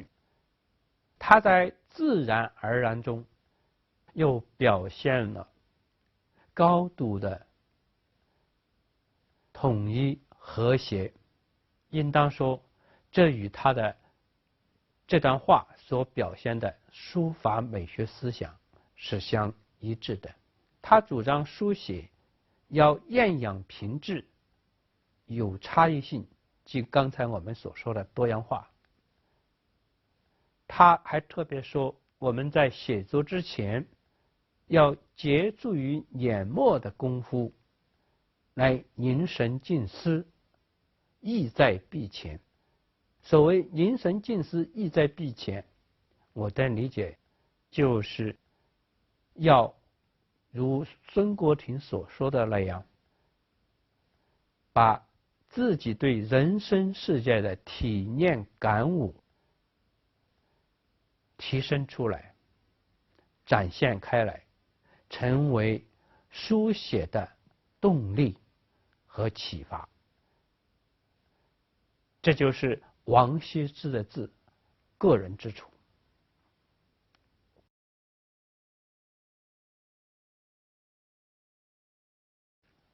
我们现在讲第6节，我们比较二王的书法。所谓二王，就是指王羲之和王献之父子。唐代书法美学家张怀灌曾经这样来比较二王书法，他说：“逸少秉真行之要，子敬之行草之权，父之灵和，子之神俊，皆古今之独绝也。张怀灌认为，父子俩相比较，王羲之的书法之美在于灵和，而王献之的书法之美在于神俊。什么是灵和呢？我们可以借张怀灌自己的话来说，就是他认为王羲之的字儿千变万化，得之神功，直非造化发灵，岂能登峰造极？所以灵和应该说得之于自然从容之美。而讲到王献之的时候，张怀灌说他如孤峰似绝，迥处天外，其俊俏不可量也。神俊的含义，用张怀灌对王献之这两句话来说，就是具有一种清俊高拔、意气风发的感觉。我们来比较王羲之的行香帖和王献之的鸭头圆帖，这两个书帖都是草书。那么看这两个帖子，我们会发现父子俩的行笔和笔画都有大概近似的地方，但是王羲之的字相比于王献之的字更具有一种大气天然、和谐自在的状态，而王献之的字呢更加张扬俏丽。所以在书法理论史上，大家一般认为父亲王羲之高于儿子王献之，就是因为父亲的灵和相比于儿子的神俊更具有一层天地自然的深韵。王羲之作为中国最伟大的书法家，他的伟大创造来自于他的人生和艺术，都如下面他自己的这首诗所展现的那样：仰视鼻天极，俯瞰绿水滨。辽朗无涯关，玉木李自成。大以造化功，万殊莫不君。群籁虽参差，使我无非心。这首诗只有8句，但是这8句展现的胸怀和气魄，却是只有庄子所说的独与天地往来，而不傲睨于万物，这2句话可以相当。我认为王羲之的艺术和他的人生都最好的体现了庄子的这样一种自然精神。这种精神就是这一句诗最后的2句所说的：群籁虽参差，使我无非心。这个心字表现的就是王羲之和天地万物打成一片，而得到无限生机。所以他的世界永远是生机勃勃，既平凡自然，又新鲜精彩。这就是张怀灌所说的灵和。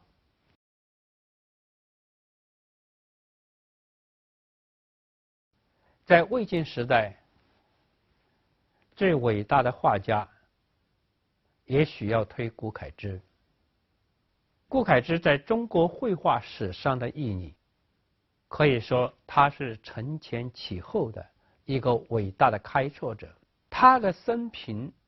我们知道的并不很多，但是呢，关于他有3绝之说。所谓3绝，就是说顾恺之的画绝，他的才绝，他也是痴绝。所谓画绝，当然就是说他的绘画具有极高成就，而才绝呢，当然就是说他才华过人。痴绝是指顾恺之在现实生活当中表现出一种与众不同的情趣和品格。他最典型的有这么2个故事值得我们讲一讲。一个故事是讲他爱慕邻居的女儿，但这个女孩并不钟情于他，所以他就画了一幅这个女孩的肖像，然后呢用尖针扎在这个肖像的心脏部位。据说这个女孩就害心痛病，后来经人劝说，顾恺之拔掉了画上的尖针，女孩的心痛病才得以解除。他痴绝的另外一个故事是说，他有一位好友叫桓玄，一次他要外出，他就把他的绘画作品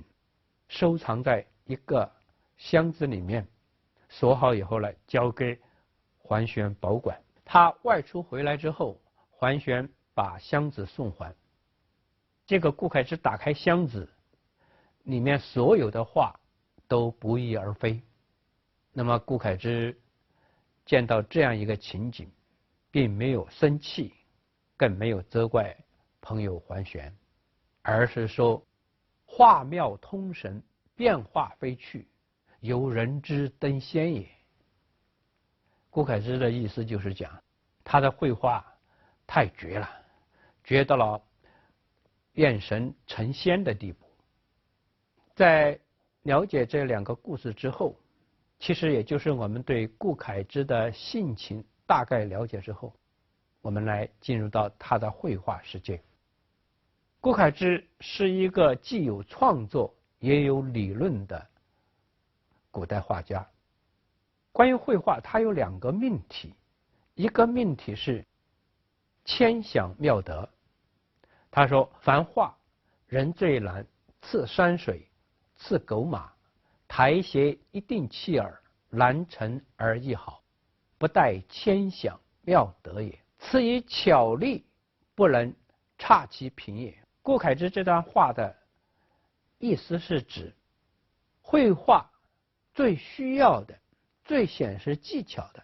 是对描绘的对象，当然它主要是指人了，要有想象力，而且要谦享妙德。所谓谦享妙德，就是你的想象力要充分发挥，达到最高程度的创造性。他认为这是画人物必须的一个前提。他的另外一个命题是传神写照。《世说新语》这样记载：顾长康画人，或数年不点目睛，人问其故，故曰：四体年齿，本无关于妙处，传神写照，正在阿堵中也。所谓四体，就是指四肢，年齿也就是美丑。顾恺之认为画人物关键不在于四肢如何，而在于要传神写照。所谓传神写照，就是要表现人物的内在生命及精神意气。他说，人物的内在生命和精神意气的关键点在哪里？在阿堵，阿堵就是指眼睛，所以他不画眼睛，就是因为眼睛太重要了，不轻易画。顾恺之提出的谦享妙德和传神写照这2个命题联系起来，就是指在人物画的创作中，画家应当超越直观所见，超越人的有限形体和面貌，去创造性的把握和表现人物的生气、精神。由此出发，我们来欣赏顾恺之的作品，我们就会发现，顾恺之所创造的人物画的技法和西方人物画的传统有一个很大的区别，就是它重神不重形，重视的是人物的精神风貌和神态气质的铺着和表现，而不是人物的形体面貌的模仿。你比如说，我们现在看顾恺之的《女史箴图》的一个片段，在这幅画上，我们看到3位侍女，她们着着长长的衣衫，这些衣衫的线纹飘逸飞动，犹如清风吹扬的云衣。画面上的这3位女子，我们虽然看不清她们的面目，对她们的四肢也难以确定的把握，但是我们却会强烈的感受到她们飘飘欲仙、优雅飘逸的神态，从中我们可以想象到她们在现实中可能是多么的美丽优雅、妩媚动人。这就是顾恺之所说的千想妙德，传神写照。顾恺之作为中国人物画传统的伟大的确立者之一，他发明了一种特殊的人物线描手法，这就是我们常说的春蚕游丝描，有时也把它称为铁线描。这种线描的主要特点是线条粗细基本一致，就犹如铁丝一样，而且这些线条绵长飘逸，就如蚕丝一样。这种春蚕游丝描的描绘，其实它和魏晋文化所追寻的那种清新旷远的道家意境是相联系的。我们现在给同学们介绍顾恺之的另外一个代表作《乐神赋图》。《乐神赋图》是以曹植的《乐神赋》诗为题材创作的，这是一幅长卷连环画式的作品。在《乐神赋图》当中，顾恺之非常精彩地描绘了曹植与乐神在乐河边相遇又相别的情景。这幅作品向我们充分表现了顾恺之的绘画理想，就是他所说的千想妙德和传神写照。所以在这幅画当中，与其说我们看到了具体的花草、人物、水流，还不如说我们看到的是顾恺之通过他伟大的想象力向我们展现的一幅神仙世界。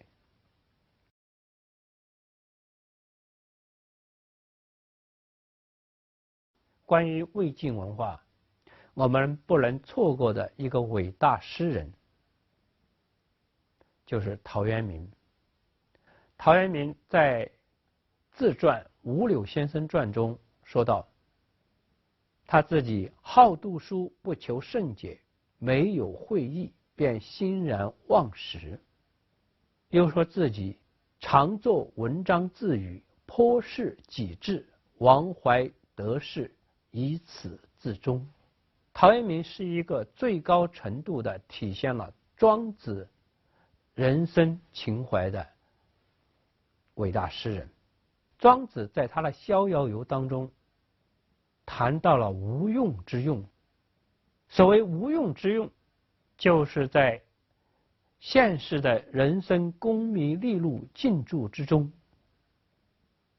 要追求一种超功名的人生境界。庄子说：“今有大树，患其无用，何不树之以无火有之乡？广漠之野，彷徨乎无为其侧，逍遥乎庆恶其下，不夭金乎？物无害者，无所可用，安所困苦哉？”庄子这里讲的就是人不要积极专注于现世功名，而要从无用当中去发现人生的空间和价值。在陶渊明的诗篇当中，非常广泛而深刻地体现了庄子的淡泊名利、追求自然的人生理想。比如说他的《饮酒》诗第8首就说：“青松在东园，种草木其姿。凝霜田异类，卓然见高枝。年龄人不觉，独树众乃奇。醍醐复寒柯，远望石乎微。吾生梦幻间，何似谢成疾。”陶渊明的这首诗，正如我们前面介绍的庄子的这段话，讲的是共同的人生情趣，就是摆脱世俗功名追求，复归于素朴自然的生活状态。我们看到的葛西这幅柯氏平远图，最形象地表现了庄子陶渊明的人生情趣，那就是正如这棵枯干的树枝，自甘于无用，自乐于荒野。所以陶渊明的诗能够在素朴自然之中给我们一种深刻醇厚的人生意趣，应当说就在于他最深刻的领悟和体现了庄子面向天地自然，求得自我的解放和张扬的生命精神。大家都知道陶渊明的名句“采菊东篱下，悠然见南山”，这2句诗向我们表现了陶渊明他的素朴的心胸，在轻松自然之中，却又是那样的活泼广阔。应该说，陶渊明和庄子都是打破了人生自我的有限性，而回归于天地的无限性，从而求得了个体生命的最高程度的张扬和最深刻的意蕴。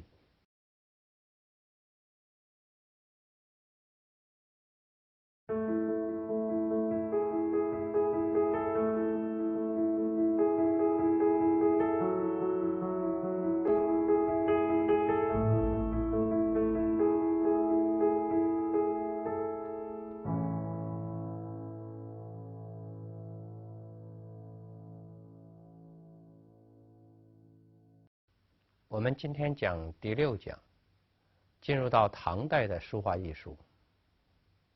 我们下面要介绍的几个伟大的画家、书法家，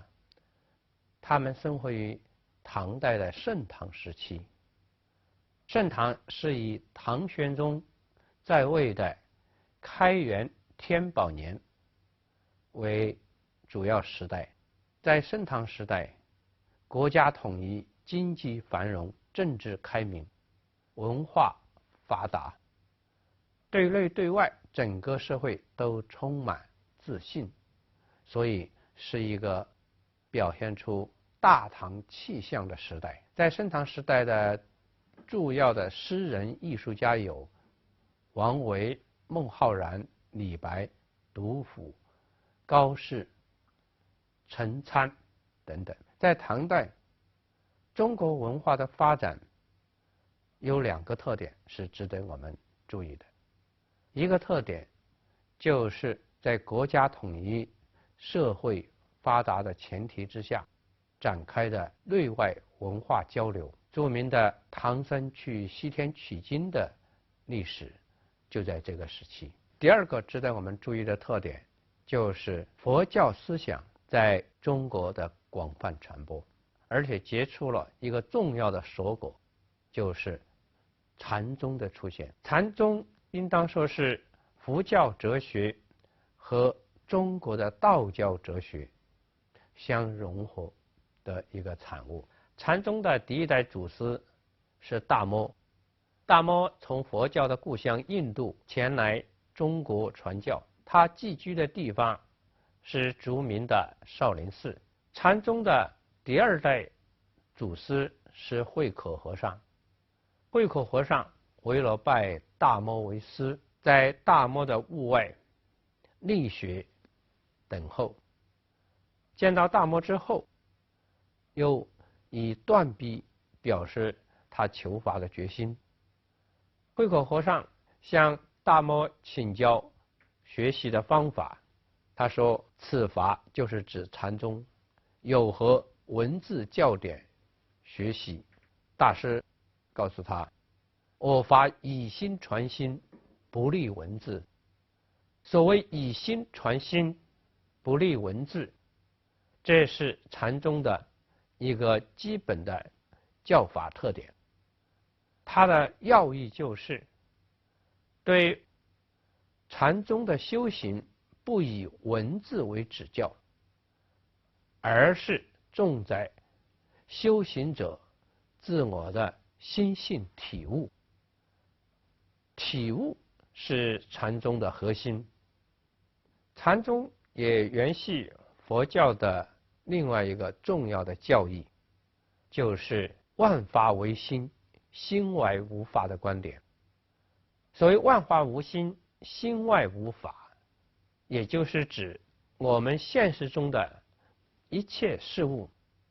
都是与我们的心相关联的。我们的所见所闻所感都离不开我们的心，也就是指境由心生，心外无物的观念。这样一个思想在禅宗的教义当中是基础，是核心。当年神秀和慧能争做6祖禅师，他们就各自写了一篇集。神秀写的集是：身是菩提树，心如明镜台，时时勤拂拭，勿使惹尘埃。要修成禅宗正果的人，他应该不断的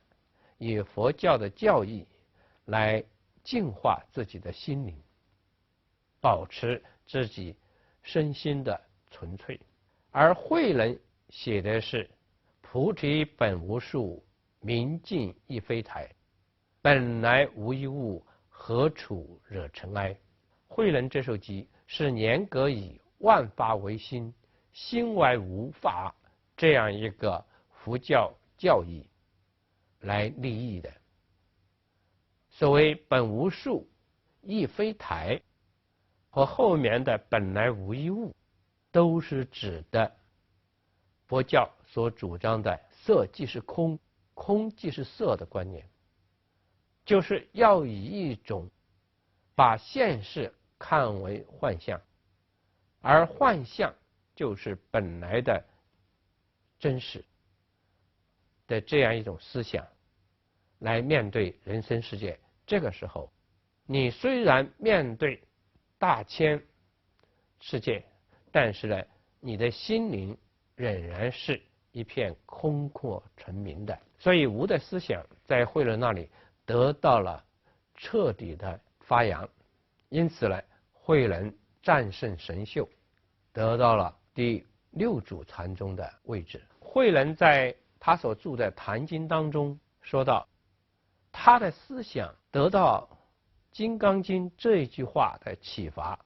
就是无所住而生其心。所谓无所住而生其心，是指面对现实当中的各种各样的事物，人之为人是必然会有相应的感触、心法的，这就是生其心，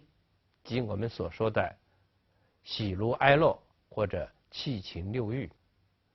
要无所住，无所住是什么意思？就说虽然我们产生了各种各样的情感，但是不要把这些情感作为一种挥之不去的骨结留在我们的心中，让这些骨结来缠绕我们、烦恼我们。所以这就是无所住，就是不要耿耿于怀。《金刚经》的这个思想在慧能那里被发展为一个相应的说法，就是一切万法不离自性。所谓一切万法不离自性，就是说我们面对现实世界的一切事物，就是一切万法，我们都不要以一种固执的眼光去看待它，认为事物是本来存在的，认为事物是与我们无关的，我们所要做的就是去追求它。那么慧能的观点不一样，慧能认为现实中的事物的状态和意义都是离不开我们作为人和他之间的一种关联性的。所以如果说现实是一个令人烦恼的世界，那么是因为我们的心抛不掉烦恼。如果说现实是一个令我们欲求的世界，那也是因为我们的心充满了欲求。因此关键之关键，禅宗在慧能的思想当中，他的精神目标就是要在这种无所住而生其心的自然自在的状态当中，保持一种心灵的自在和纯粹。保持心灵的自在和纯粹，它是两个方面。一个方面就是要打开我们的眼睛，去面向五彩缤纷的世界。但是另外一方面，对这五彩缤纷的世界，我们又不能有所执着，又不能把它看成客观自在的事物，而是要知道他们都在佛教所讲的因缘变化的过程当中起灭生死。所谓起灭生死，也就是说这些事物从根本上来说，它们没有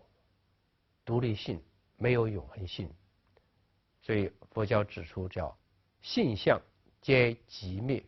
一切万法不离自性。自性在这里是指人的思想意识而言的，但是从万事万物包括人本身而言是没有自性的。所谓没有自性，就是万事万物的存在都是在大千世界的因缘化合中起灭生死的。所以也就是佛教所说的性相即灭，就是现实事物就其本质来说，它是即灭的，也就是无。这种性相即灭的本质，在佛教当中一个经常使用的比喻就是鸟飞无极。鸟儿飞过高空，留不下任何足迹或者说痕迹。这就是佛教教义中所说的色即是空，空即是色。所以一个体悟了佛道的人，他的正常态度应该是即色即空。下面我们通过三首诗的比较来理解即色即空。一是陶渊明的《饮酒》这首诗的后半部分写道：采菊东篱下，悠然见南山，山气日夕佳，飞鸟相与还。此中有真意，欲辨已忘言。你看他在这儿写鸟的时候，写的是飞鸟相与还。李白的诗独坐敬亭山，众鸟高飞尽，孤云独去闲。相看两不厌，只有敬亭山。王维的诗华子冈，飞鸟去不穷，连山复秋色。上下华子冈，惆怅情何极。这三首诗写鸟儿，陶渊明的说道飞鸟相与还，这和他写的悠然见南山是协调的，写的是一种人和天地的亲切自然的交往之情。李白说众鸟高飞尽，应当说这句诗表达了李白他的高亢豪迈之情。王维说飞鸟去不穷，这句诗写的不是眼睛直观的印象，而是表示佛教的观念，就是当我们直定的用有的眼光去看飞鸟的时候，这个飞鸟一飞而去，但是它的意象却可以超越时空的留在你的印象中，这就是去不穷。正因为去不穷不是一个现实的景象，而是我们的心象，所以飞鸟来去它都是一个幻觉。这个幻觉就在于飞鸟本身它不是一个永恒的存在，因此如果用即色即空的眼光来看的话，一瞬间就是永恒，但永恒也是一瞬间，没有我们时常所做的那种绝对的确定的区分。禅宗的这种即色即空，无所住而生其心的思想，或者说修行方法，对唐代诗歌、绘画、书法艺术的发展带来了一片新的天地。这是我们后面要给大家展开的。禅宗是外来的佛教和中国的道教相结合的产物，它的即色即空、当下即得的观念，为中国后来的文学艺术开拓了更具生活性和自我性的空间。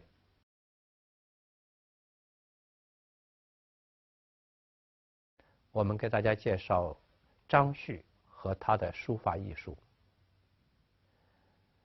张旭是中国书法史上最伟大的草书家，被称为草圣。他的书法作品用韩愈的话来说，就是喜怒迥穷、忧悲愉悦、怨恨、思默等等各种情感都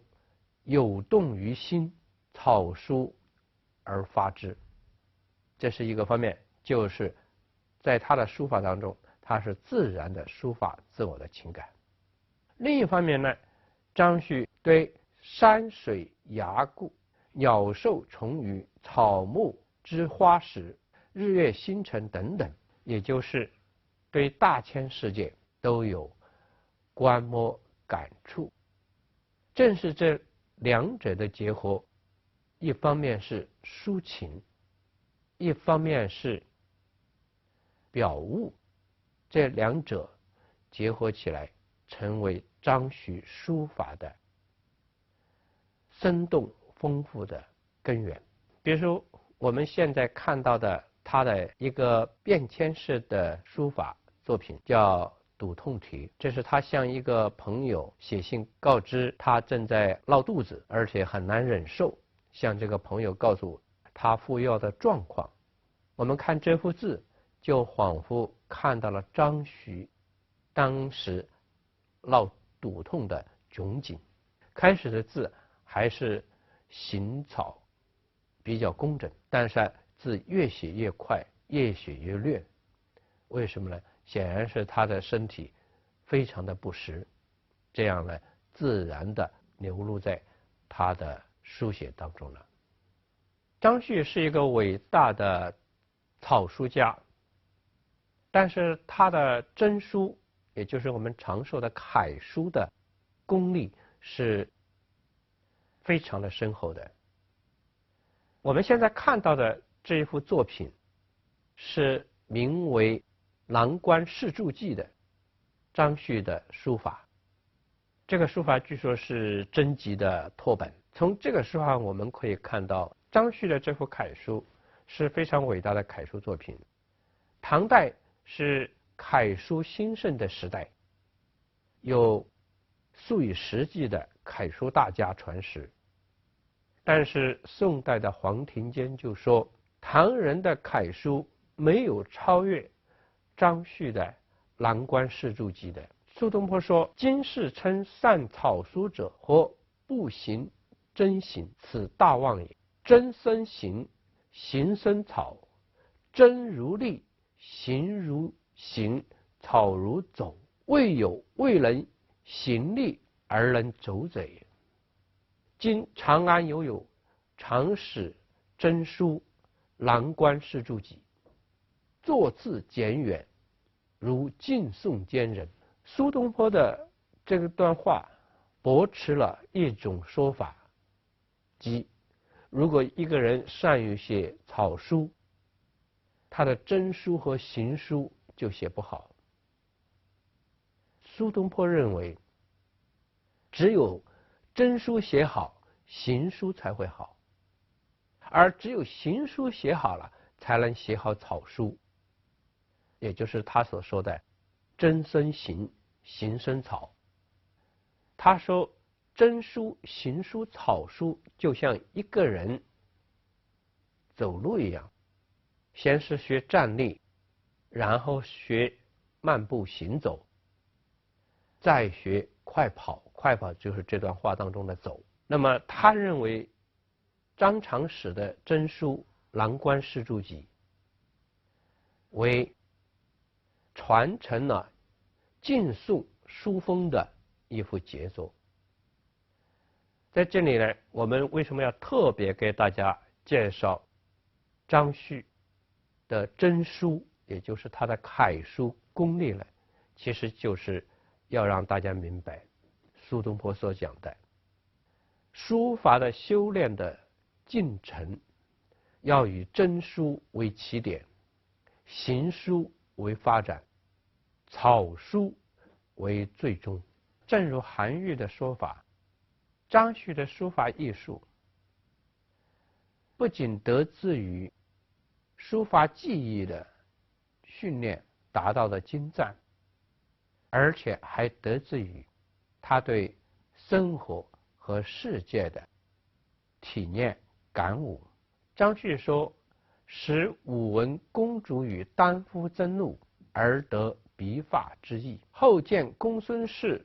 舞剑气，而得其神。所谓笔法之意，就是书写时候的一些运笔的技巧方法。他说，公主和丹夫争怒的状态给了他启发，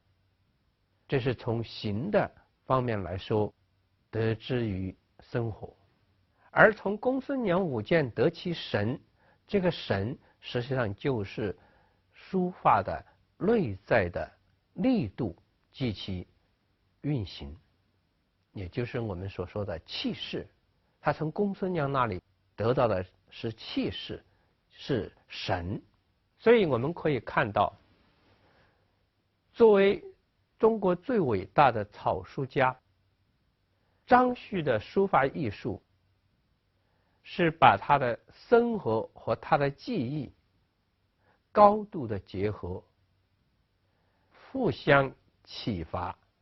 互相发挥，而达到出神入化、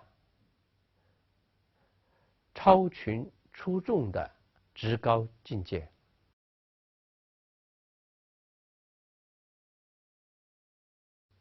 我们在这一节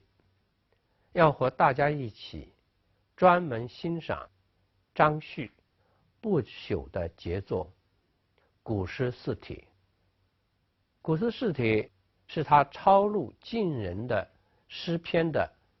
一个书法作品。看这一幅书法作品，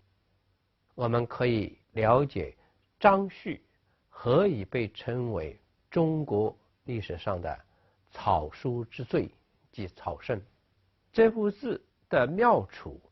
在张旭之后，有许多人反复的说到。我们给大家选择几位，比如说冯道生说，张旭的草书行笔如从空至下，俊逸流畅，焕福天光，若非人力所为。苏东坡说，常使草书颓然天放，略有点画处，而意态自著，好为神意。米芾说，张旭如神虬腾霄，下云出岫，亦视其状，莫可穷测。这三位古代书画大师，他们对张旭的草书的评价，落实到我们现在看的《古诗四帖》，大家有没有发现？确实是非常的精辟到位的。张旭的书法在形态上来说，给人的感觉真是天然豪放。这三位古代书法家，他们对张旭书法的点评，集中指出了张旭书法的两个特点。一个特点就是高度的自然性，所以是一种天然自在的书写。另一个特点就是它有大气势，是一种浩然之气的挥洒。据说张旭在创作书法之前，一定要狂饮酒，而他书写的时候，一定是在大醉的状态。唐书上说，张旭每次喝酒喝得大醉，醉到什么样的地步呢？就是在房间里面呼叫狂走，有时找不到笔，他就直接用头发蘸墨水来书写，因为他是在极度沉醉的状态下书写的。常常是他大醉醒来，见到自己的作品会吓一跳，而且感叹说，以为神不可复得。比如说我们现在来看的这个《古诗四帖》的最后一段，这里面有一句话叫先隐不别可，其实原诗是先隐不可别，但是呢，张旭把这两个字，就是把别和可协调了，他就用了一个倒钩符号来解决这个问题。这就是说不可复得，所以不能重写了。张旭在这种狂醉状态下的书写，实际上是作为一个艺术家，他消除了日常生活当中的许许多多的束缚和羁绊，而得到一种高度的自我解放。这种解放使他的艺术创造力最彻底的被释放出来。所以杜甫就有诗歌写张旭说，张旭三杯草盛传，脱帽鹿鼎王宫前，挥毫落纸如云烟。所谓三杯，在古诗里面就是指多杯，在这里就代指说张旭喝酒喝好了，甚至可以说是喝高了。草盛传就是他草盛的状态就出来了。什么样的状态呢？两个方面，一方面你看，脱帽鹿鼎王宫前。脱帽鹿鼎在古代中国社会是一种冒犯的表现。张旭敢于在王公贵人面前脱帽鹿鼎，当然也就是对王公贵人的一种冒犯。这句话就是说，喝醉了的张旭已经没有现实的礼义羁绊了。这个时候他进行创造，就是挥毫落纸如云烟。我们来看张旭的这段书法作品，是不是真如杜甫所说的，像云烟一样飘落在纸页，留下了这些意识奇壮、莫可穷测的书法墨迹？张旭书法艺术的伟大就在于，他在极高程度上是把人的自然豪放的生命状态绝妙地展现在纸上了。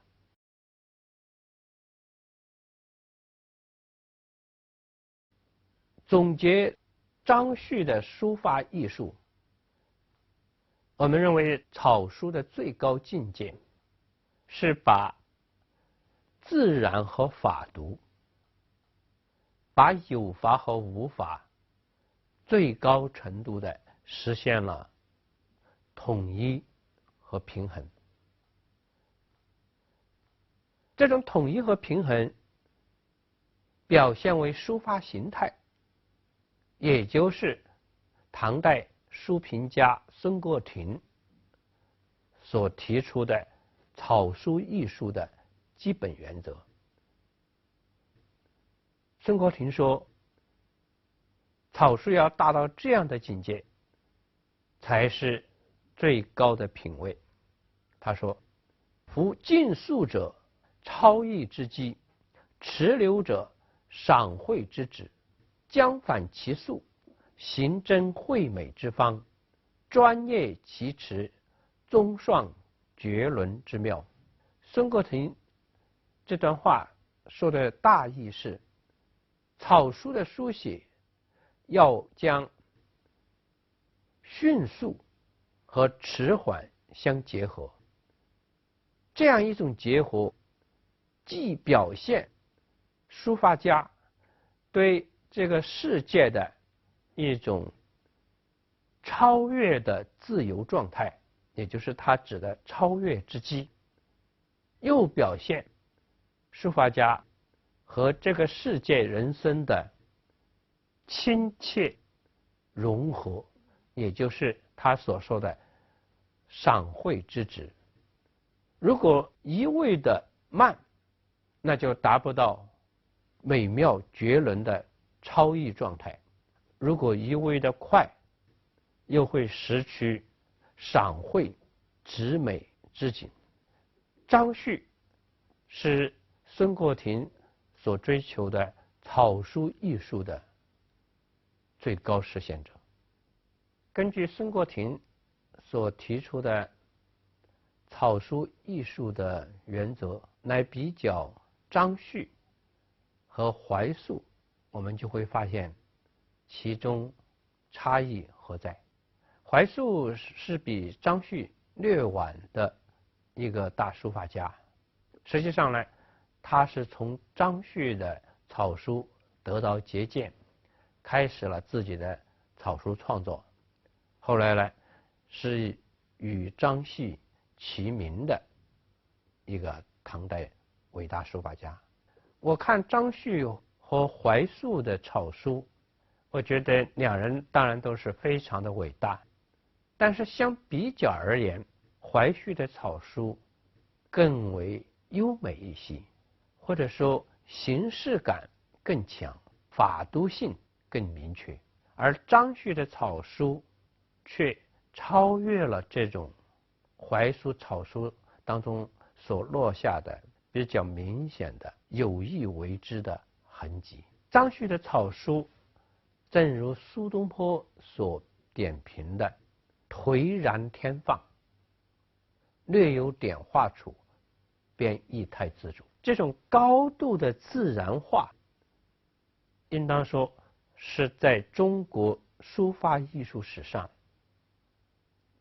绝无仅有的。怀旭的草书与它相比，就是人工胜于自然，所以它的美呢，还不是颓然天放，也不是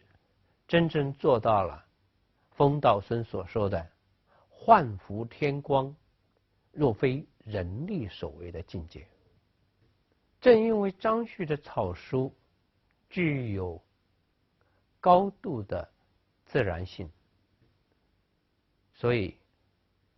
我本人在张旭和怀素的比较当中，更倾慕于张旭，而对怀素呢，有点因他的过度的人工性的美而抱着遗憾。如果我们再进一步比较一下张旭、怀素以后的其他书法艺术家的草书作品，比如说我们把宋徽宗赵佶的草书千字文和张旭的古诗四帖相比较，我们就会觉得赵佶的草书依然是设计多于自发，人力多于天然。我们再把苏轼的黄州韩氏帖和黄庭坚的廉颇蔺相如传两幅草书作品和张旭的古诗四帖相比较，我们就会发现苏王两人固然是草书大家，有自己独特的书法气质和造诣，但是他们相比于古诗四帖，给人的感觉是缺少那样一种豪放、从容自在。简单的说，还是天然之气不够，自我之意过剩。正因为这样，我们才可以说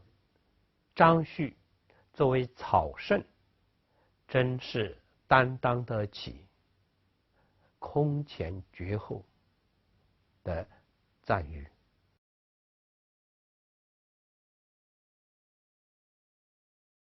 我们现在来介绍唐代画家吴道子。关于吴道子有很多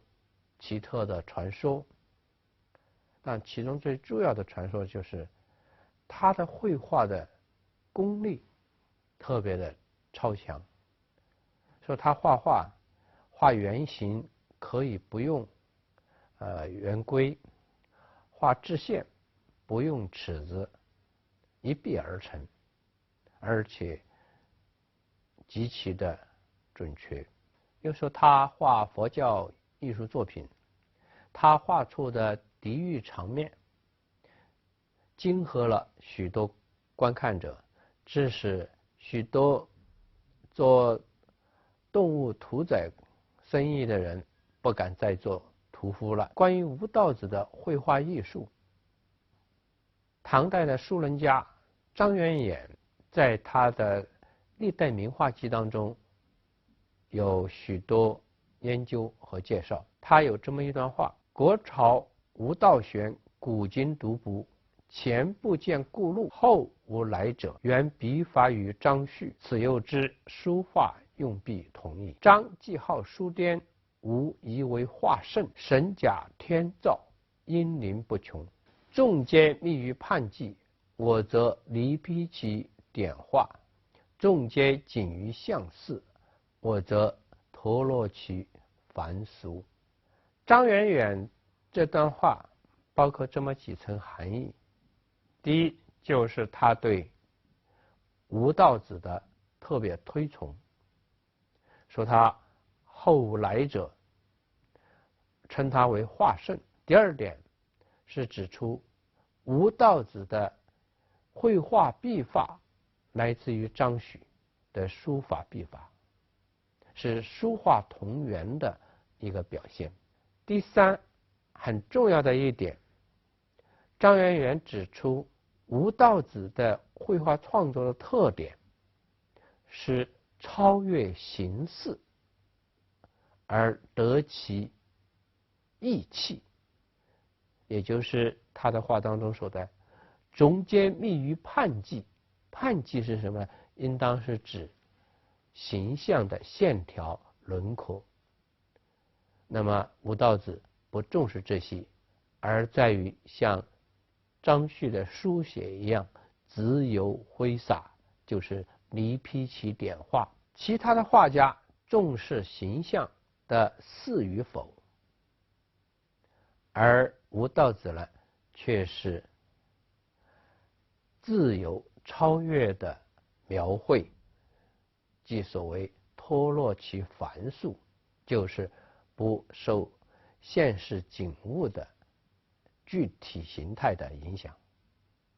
在欣赏吴道子《天王送子图》之前，我们首先给大家介绍一下吴道子绘画的一个特殊技法，就是他发明了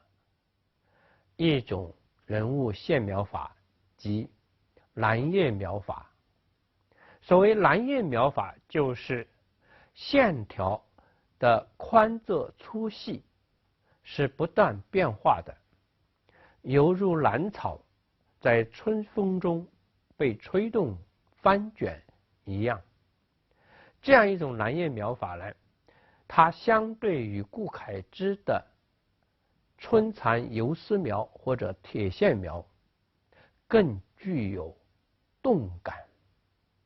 和气势。蓝叶描它的绘画语汇特征是构成吴道子绘画的审美特征的一个基本要素。那么我们现在来看吴道子的一个代表作，就是《送子天王图》的局部。看这个作品，我们可能会想到顾恺之的作品。顾恺之的画作表现的是风神潇洒的境界，而在吴道子这里，我们看到的这画中人物，他们身上那些宽窄不一的线条，还有由这些线条勾勒出来的如风鼓涌着的衣袍，这些画面让我们看到是否有无限的宇宙生机充溢着画中的人物，让他们结实饱满，而且意气风发。吴道子的创作有一个很重要的特点，就是他下笔非常的迅猛，这应当是受到张旭的书法的影响。苏东坡描绘吴道子的创作状态，称其当其下手风雨快，笔所未到气已腾。这是描绘吴道子绘画时的迅猛浩荡之气。有一个专门表现吴道子绘画迅猛的故事。唐玄宗比安禄山之乱回来之后，曾经命李思训和吴道子分别描绘蜀中风光。李思训花了数月才把嘉陵风景描绘出来，而吴道子却是一日就把300里嘉陵风光展示于壁上。唐玄宗这样表彰两人：李思训数月之功，吴道玄一日之己，皆极其妙也。吴道子绘画创作之所以以快速著称，在这里面其实有一个重要的艺术追求，就是吴道子作画速度迅猛，并不仅仅是一种形式表现，更为重要的是，它非常典型的体现了中国绘画艺术的一个原则，就是气韵生动。气韵生动是南朝画论家谢赫提出的。他说，绘画有6法，而以气韵生动为第一原则。什么是气韵生动？谢赫没有具体说明，但是他在评论画家的时候用过这样的语言。他说，若居于体物，则未见精粹，若取之向外，可为微妙。谢赫在这里说的意思就是，要实现气韵生动，关键就是要超越人物形象的具体形态的约束，去把握人物的精神意气，这就是所谓精粹或者微妙。在谢赫之后，张远远在历代名画记当中专门对气韵生动做了应用和阐发。张远远说，古之画或能移其形式而伤其故气，以形式之外求其画，此难与俗人道也。今之画或得其形式而气韵不佳，以气韵求其画，则形式在其中耳。张远远这段话非常精辟地揭示了气韵生动的原理。气韵生动就是要超越有限的物象，去把握和表现无形的，也可以说是无限的精神意气。吴道子作画，从他的《天王送子图》可以看见，他注重的是对人物的气势的表现，而不是他们的形象的模拟。以气势为绘画的主体，正因为是以表现精神意气为主体，那么不仅要有意识地去忽略一些外在形象，大而化之的描绘，而且为了突出这种精神意气，在作画的时候就需要相应的速度，这种速度以保持气势的连贯性、整体性，达到真正的气韵生动，所以就需要意气哈成。张远远曾经把顾恺之和吴道子做过比较，他认为他们2人有共同点，都注重意，他们的创作都是意存必先，就是说在创作之前都有一种对描绘的人物的整体的把握，所以乐视于画面，精神意气是统领全画的，这就是意在必先的意味。但是2人又有不同，不同就在于顾恺之的绘画更注重于一种超越自在的精神意气的表达，给人的感觉是飘逸潇洒。所以顾恺之的绘画的线条，正如张远远所说的，是紧进连绵、循环超复的，而吴道子更注重的是统治画面的气势的表现。这样一种表现，就是他达到了顾恺之所没有达到的那种超越豪迈的气势，这种气势，用张远远的话来说，吴道子的创作是守其神，专其意，活造化之功。所以相比较而言，吴道子的画作比顾恺之的画作更有一种统摄天下的意气。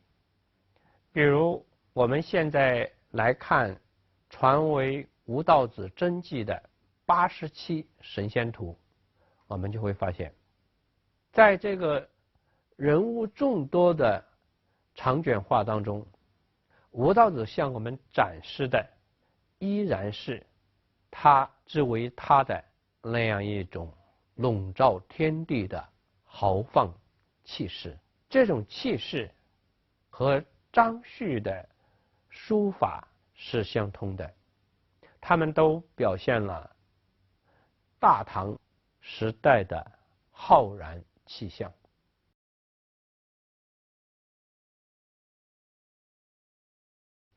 我们今天要探讨一下中国山水画的发端。我们现在在画面看到的是隋代展子虔的《游春图》，这也许是中国最早的山水画。这幅画呢，它是设色山水画，也就是说它是有色彩的，应该是被归为青绿山水画的一类。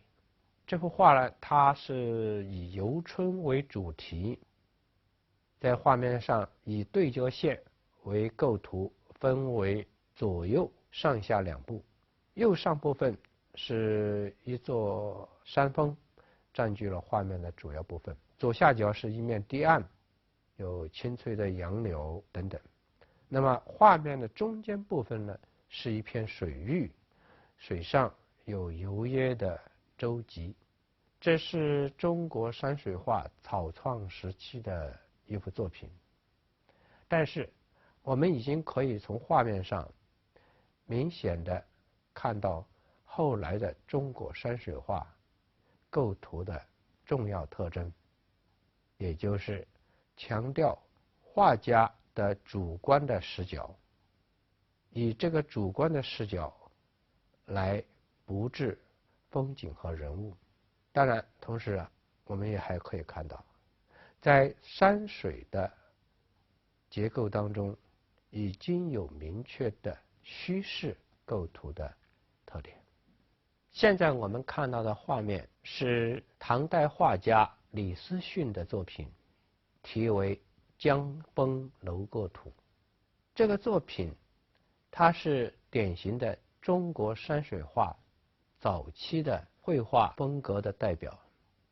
它使用的着色的方式属于金碧山水画。所谓金碧山水画，就是在青绿着色之上使用了金粉，所以使画面显得非常的辉煌。这种山水画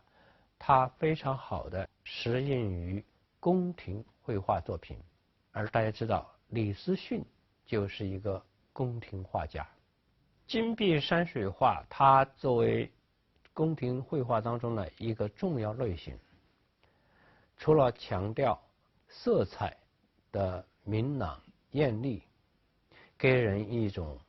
华贵尊荣之感，此外它还强调在构图上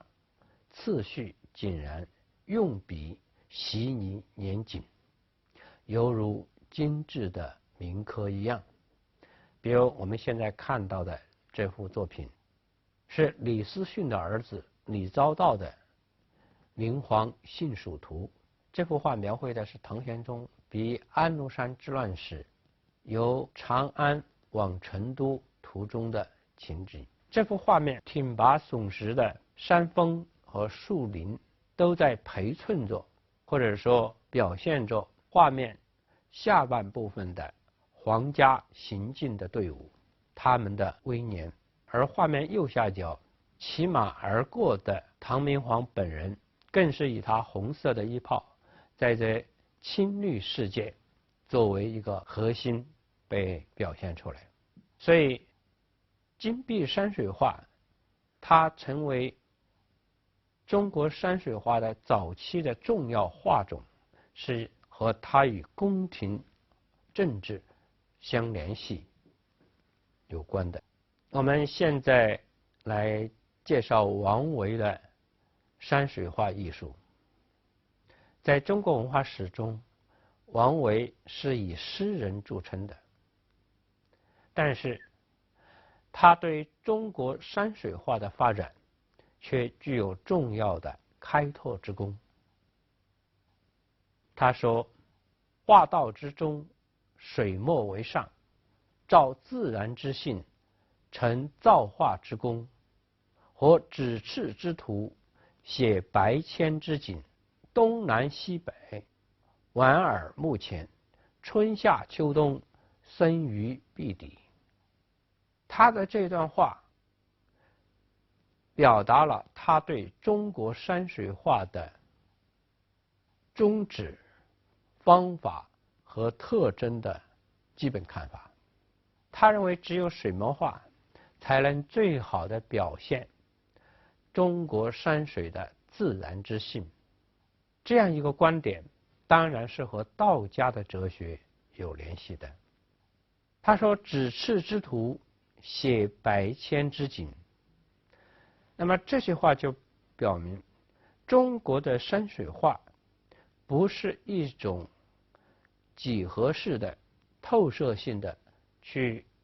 描绘自然景物，而是具有对自然景物的凝缩、抽象和再组织的功能。所以王维以这两句简略的话语，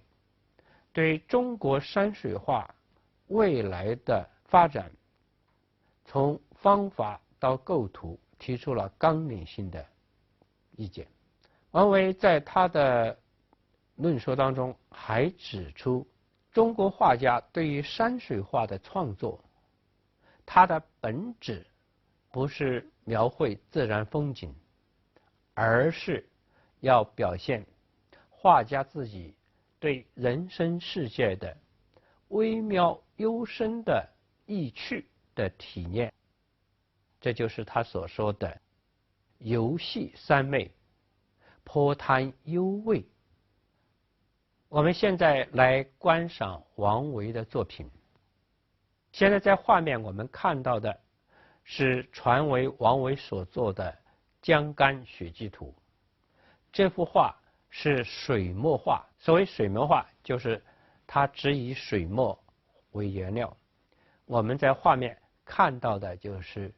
不同程度的黑白。这幅以水墨为颜料的绘画，让我们看到的是以皑皑白雪覆盖的江山。在白雪笼罩的气氛下面，我们看不到如李思训、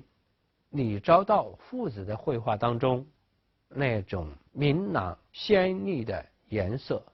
也看不到他们绘画中的窘境、细致的线条和秩序严谨的构图。王维的绘画，他不是要给我们清晰的景物构图，而是要把我们纳入到一种深沉的氛围之中去。这就是他所说的水墨为上，造化自然之性的体现。我们现在来欣赏王维的《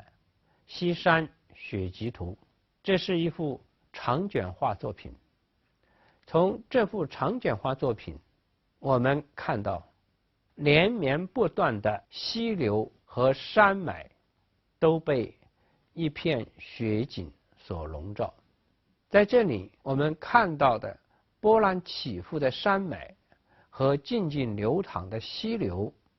完全被雪意所笼罩着。我们后来的山水画所讲的写意，恐怕就是从王维的这个《西山雪霁图》开始。他强调的是画家对一片风景的情调的感受和和表现，而不是去细致准确地描绘景物本身。也就是说，王维的水墨山水画着重的是传达画家对景物的感受，而不是画家对景物的观看。这恐怕就是后来中国山水画的独特性的来源。所以明代的大画家、画论家董其昌说，王维开拓了中国山水画的一个具有文人传统的流派，就所谓南宗画派，道理也就在这里。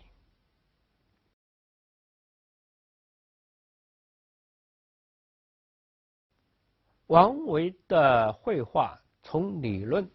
到创作都强调绘画意境及氛围的营造和表现。用我们一般的美学理论来说，他的绘画富有诗意，这就提出了画和诗的关系问题。对于王维的绘画与诗的关系，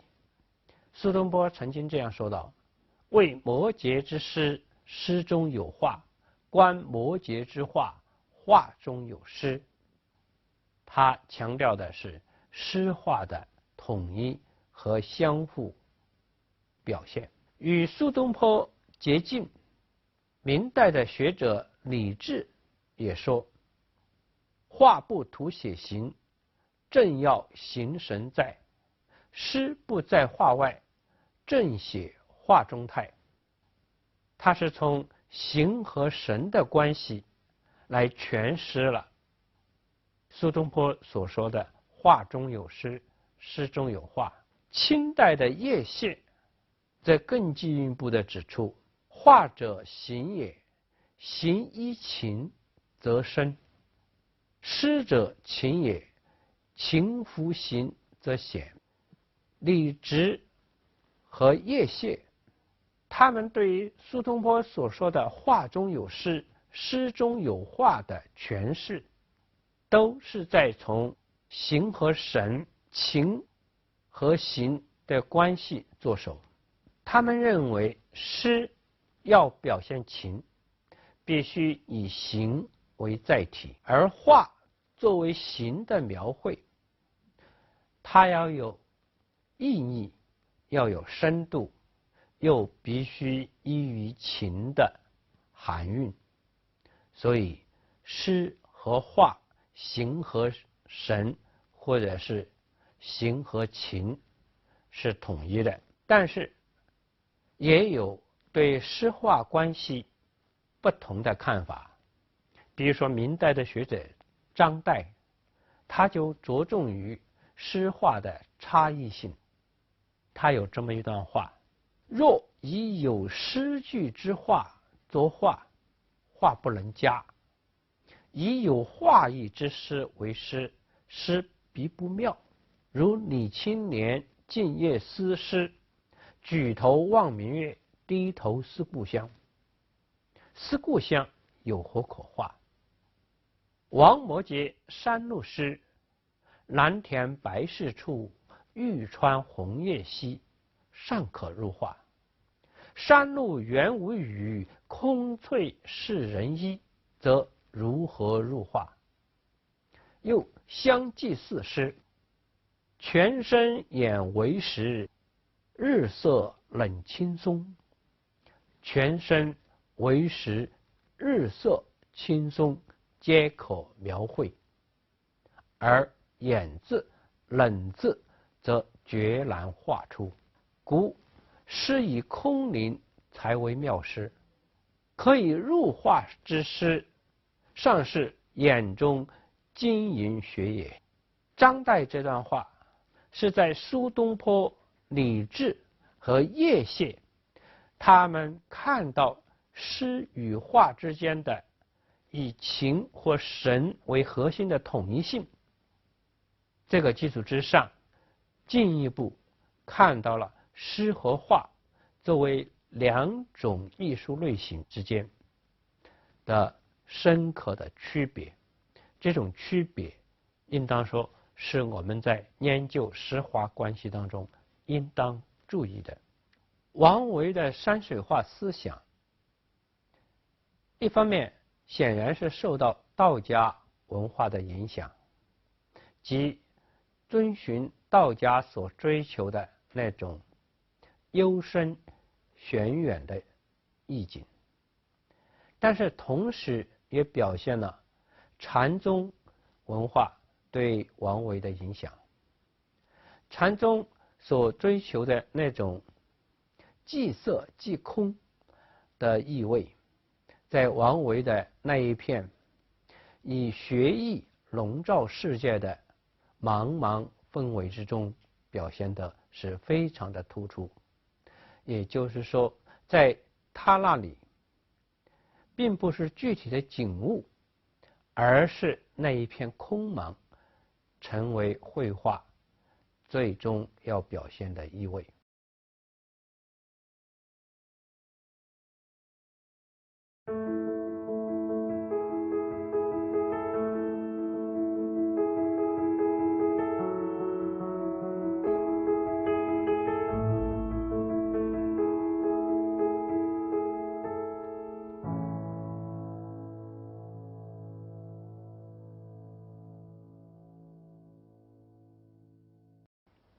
同学们好，这一讲呢，我们主要关注乔托和扬凡艾克。他们是两位非常著名的画家，他们分别对欧洲南部以佛罗伦萨为中心的，以及欧洲北部以弗兰德斯，也就是现在的比利时和荷兰为中心的艺术，从中世纪到文艺复兴这样的一个转变的过程中，起了非常重大的作用。乔托在他生活的时代呢，就已经非常的享有盛名了，人们都熟知他的绘画，对他生活中的一些细事也津津乐道。这对于早期的，比如说中世纪以及古罗马的艺术家来说，都是没有发生过的事情。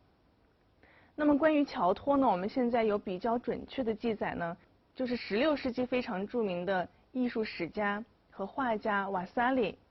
在他的著作中呢，我们可以知道乔托是出生在佛罗伦萨附近的一个小村子里。他的父亲呢是一个农夫，所以他经常是到山上去放牧。他非常的喜欢画画，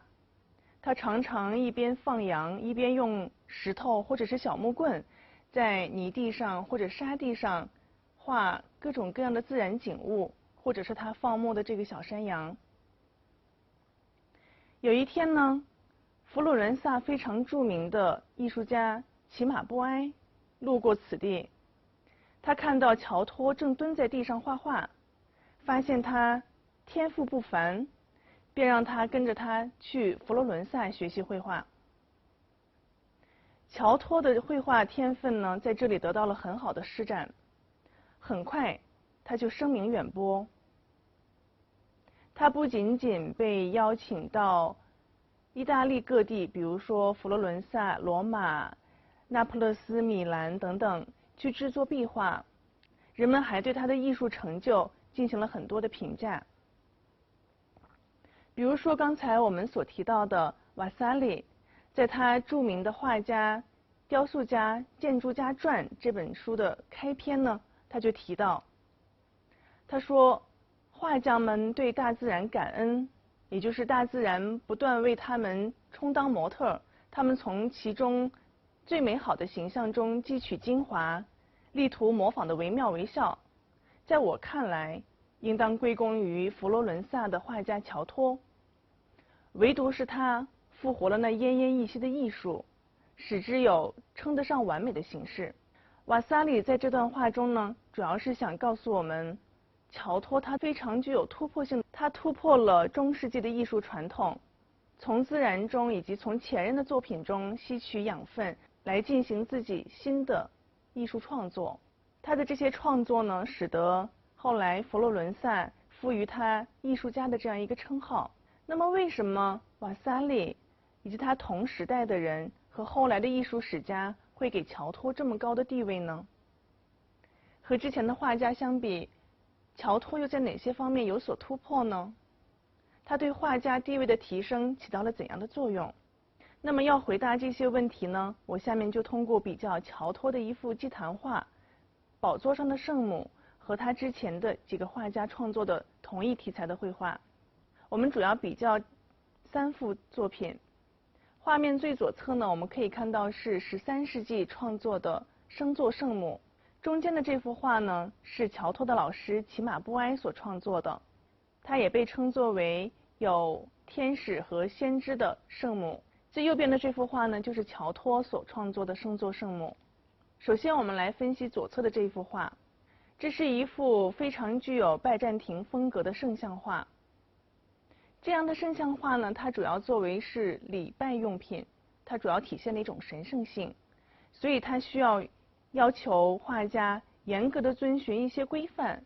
需要只是不停的重复一些固定的样式，而不需要画家进行任何的创新。这种圣像的特点呢，就是要求严格的技艺，而并不是艺术的独创性。在这幅画中，我们可以看到人物的姿态非常的优雅，衣纹也比较多变，主要是用各种各样的线条来表现。圣母呢，脸上带着温柔的忧伤，这都表现了对中期拜占庭风格的一种模仿。而且呢，在这里我们可以发现很多的元素是抽象化了，线条呢反反复复的使用，使得人物的姿势很僵硬，而且很程式化。整个画面的效果呢，既不是平面的，也不是立体的，看起来仿佛是透明的，仿佛是从后面有一束光照射过来。那这个光的感觉呢，就在于它的金色的背景和高光，这也是早期的拜占庭镶嵌画所经常用的手法。比如说在下面这幅画中，我们可以看到，这幅画呢是在意大利的拉文纳圣维塔莱教堂，创作于公元547年。这个教堂呢，主要是为当时的皇帝查士丁尼所创作的。我们现在看到的这幅镶嵌画呢，表现的就是他的皇后迪奥多拉和他的侍女。这幅画我们可以看到，虽然它的前景中有一些绿色的草地，但是前景到后景延伸的时候呢，就已经完全变成了金色的背景。这个金色的背景，其实在一定的程度上呢，就是象征了一种永恒。在这里，这种线条更为竖直，缺乏曲度，这样人物的姿势呢就会很僵硬，只能做一些比较仪式化的一些手势。而且在这里我们还会发现，所有的人物都是以正面的形象来面对大家。这种正面的形象呢，一方面突出了人物的庄严感，但是另一方面呢，也表达了一种政治权力和精神权威的结合。它反映了拜占庭皇帝的这种神圣王权。所以如果我们比较这幅镶嵌画和刚才13世纪晚期的这个拜占庭的这幅作品呢，我们就会发现它们两者之间有非常密切的联系。人物都是正面出现的，背景也主要以金色为主，两幅作品中都是用了大量的线条。所以这种线条的世界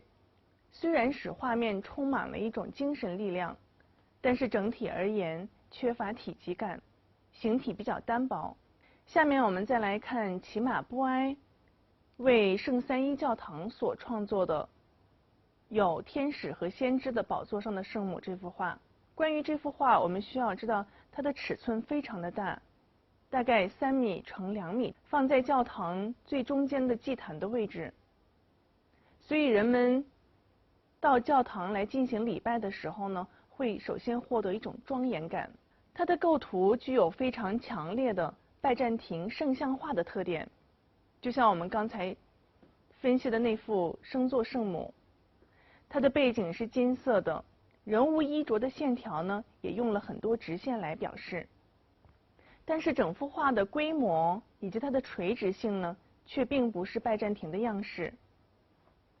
我们可以看到圣母和耶稣是端坐在一个木质的宝座上，这个木质的宝座呢有着很多的镶嵌。宝座两侧是由天使扶托着，而且这个宝座呢是放在了下面有先知的这样的一个基座上。在这里我们可以发现，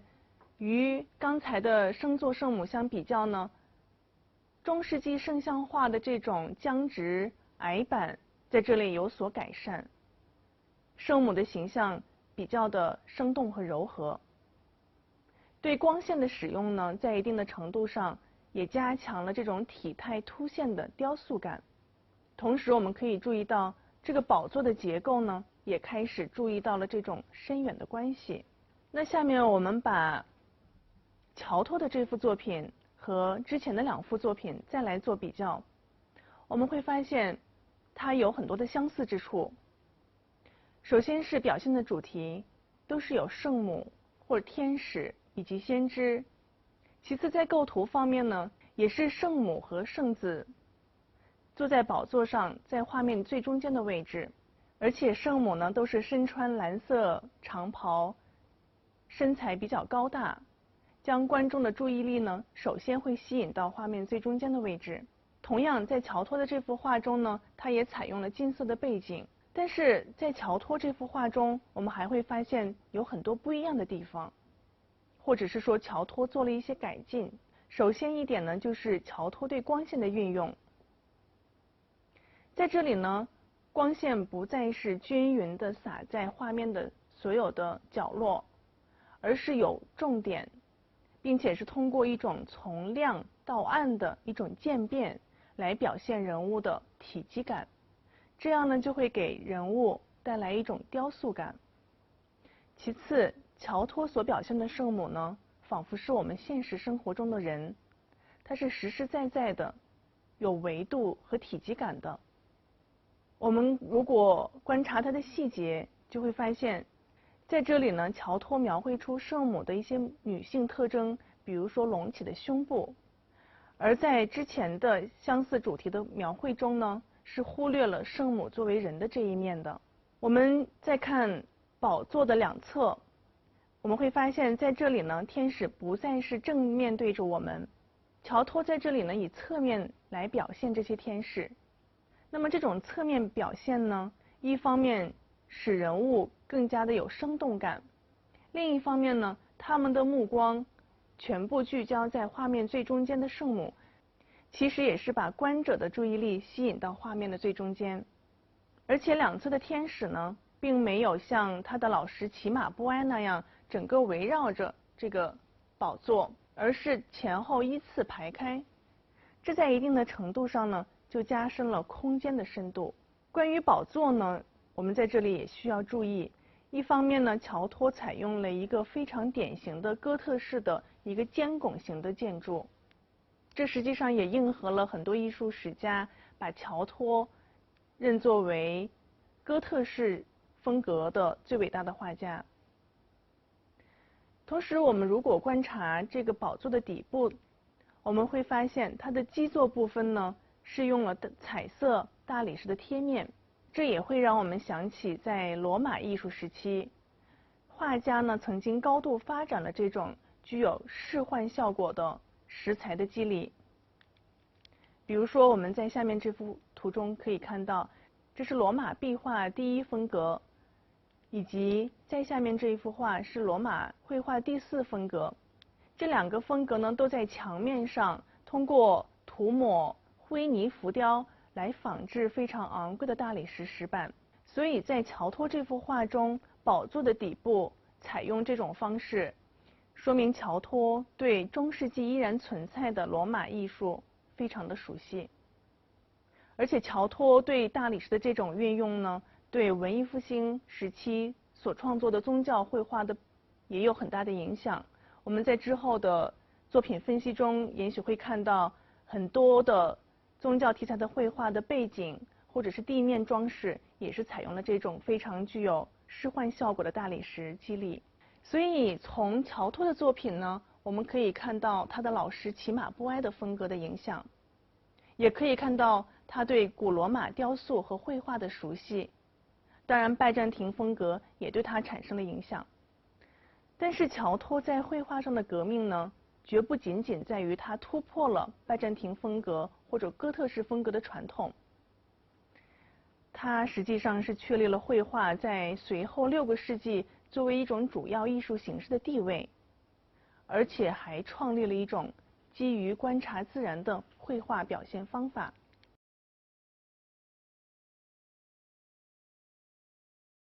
在前一讲中呢，我们主要是分析乔托是如何来突破传统。那么现在这一讲呢，我们要关注乔托怎样来表现一种自然主义。瓦萨里在他的书中提到，乔托在艺术手法上有自己非常重要的变革。这一变革呢，在于他恢复了由古代艺术家所创造的，而中世纪呢却被大多数艺术家所抛弃的自然主义的表现方法。正是这一变革呢，让学者把乔托视为西方绘画的艺术之父。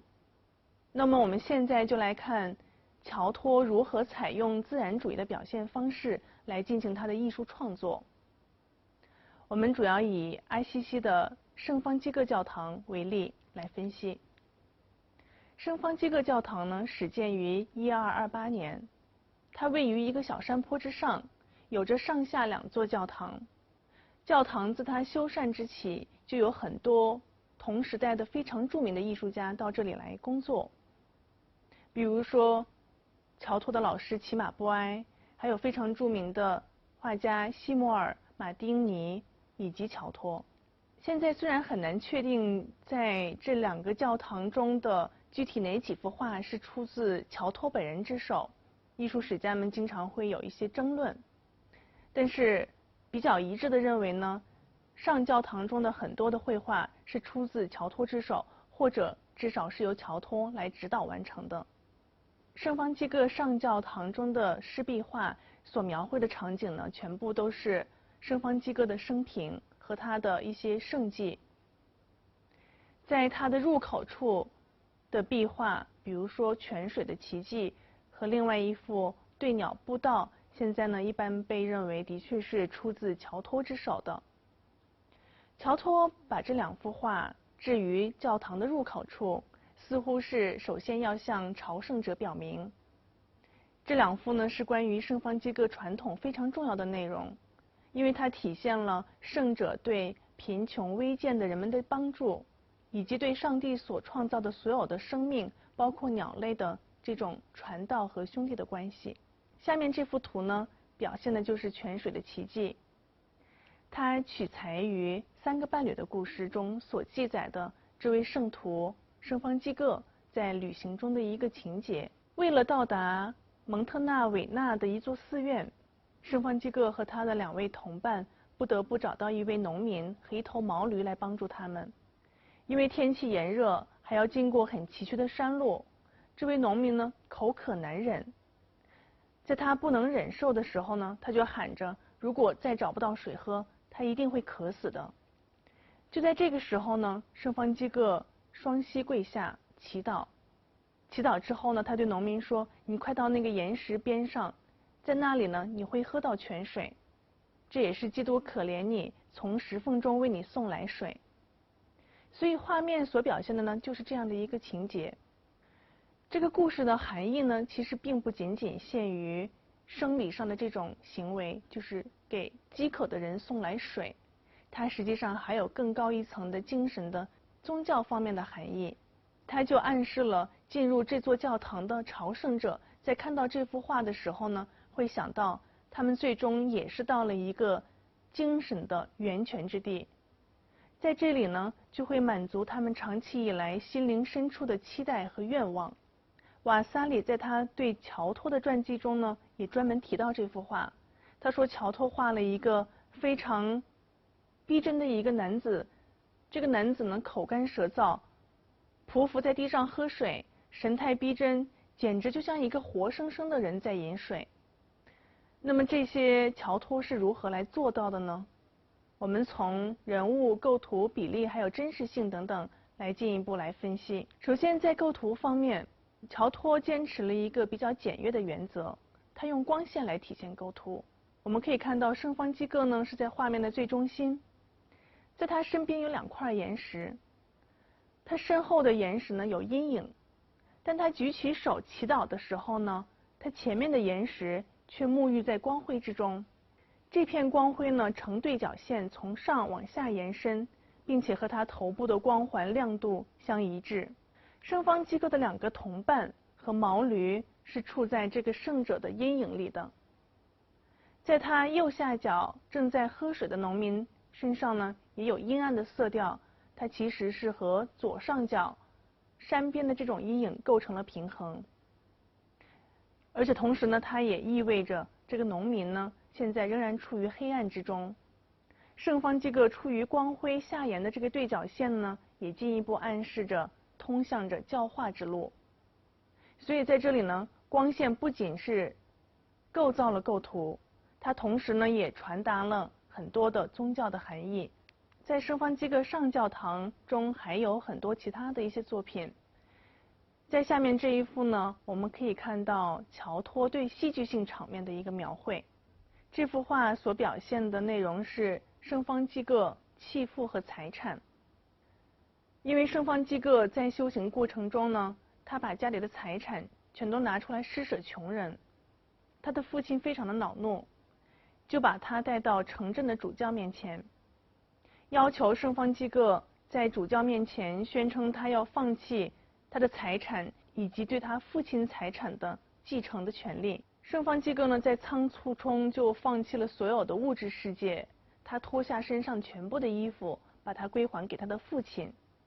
光着身子站在众人面前。他对他的父亲说，在这一时刻以前，我把你认作是我在这个世界上的父亲，但从现在开始，我充满信心地说，我的父亲在天国，我要把我的一切的财产、信任和希望都交付在他的手中。所以乔托呢，实际上也是对他这一句话做了很多的阐释。我们可以看到画面中间位置的圣方济各呢，伸出一只手，其实就是在表达他的父亲在天国。然后我们如果把视线转移到画面的上方呢，我们也会发现从天国，或者是说从空中伸出来一只手和它相对应。那么如果是在一般画家的手中呢，这一个场面很容易就表现为极其夸张的充满了伤感情绪的场面。但是乔托的戏剧意识呢，总是为他的主题服务。我们可以看到圣方济各的父亲左手托着他刚刚脱下来的衣服，而右手呢想伸出来用肉体惩罚来阻挡他的儿子，但是这一动作呢被他旁边的一个旁观者所劝阻。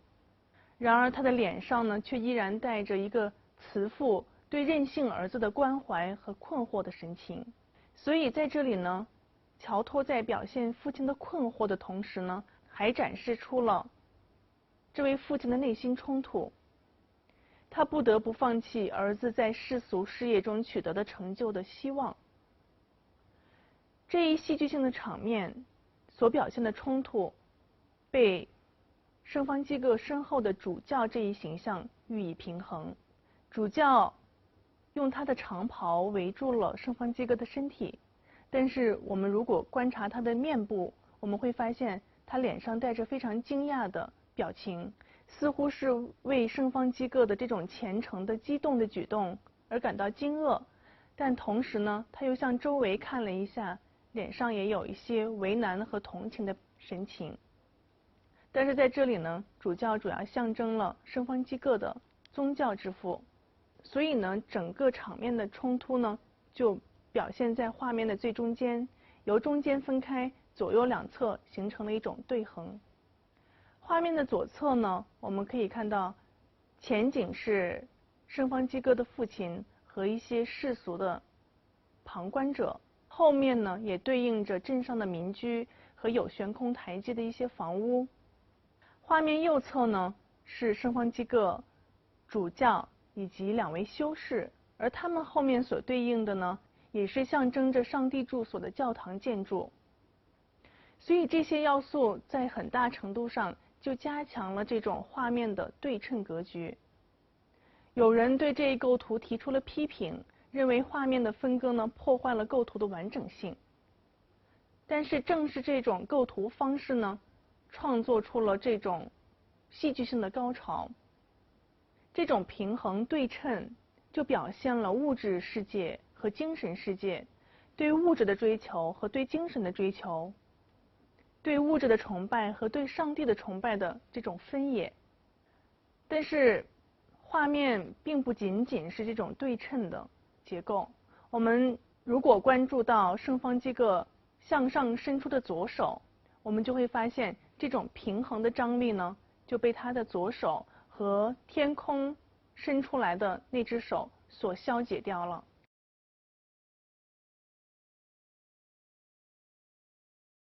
我们这一节呢，主要来分析乔托对戏剧化的表现，主要以帕多瓦阿雷纳礼拜堂中的湿壁画为例来分析。这些湿壁画呢，是乔托存世的最伟大的作品。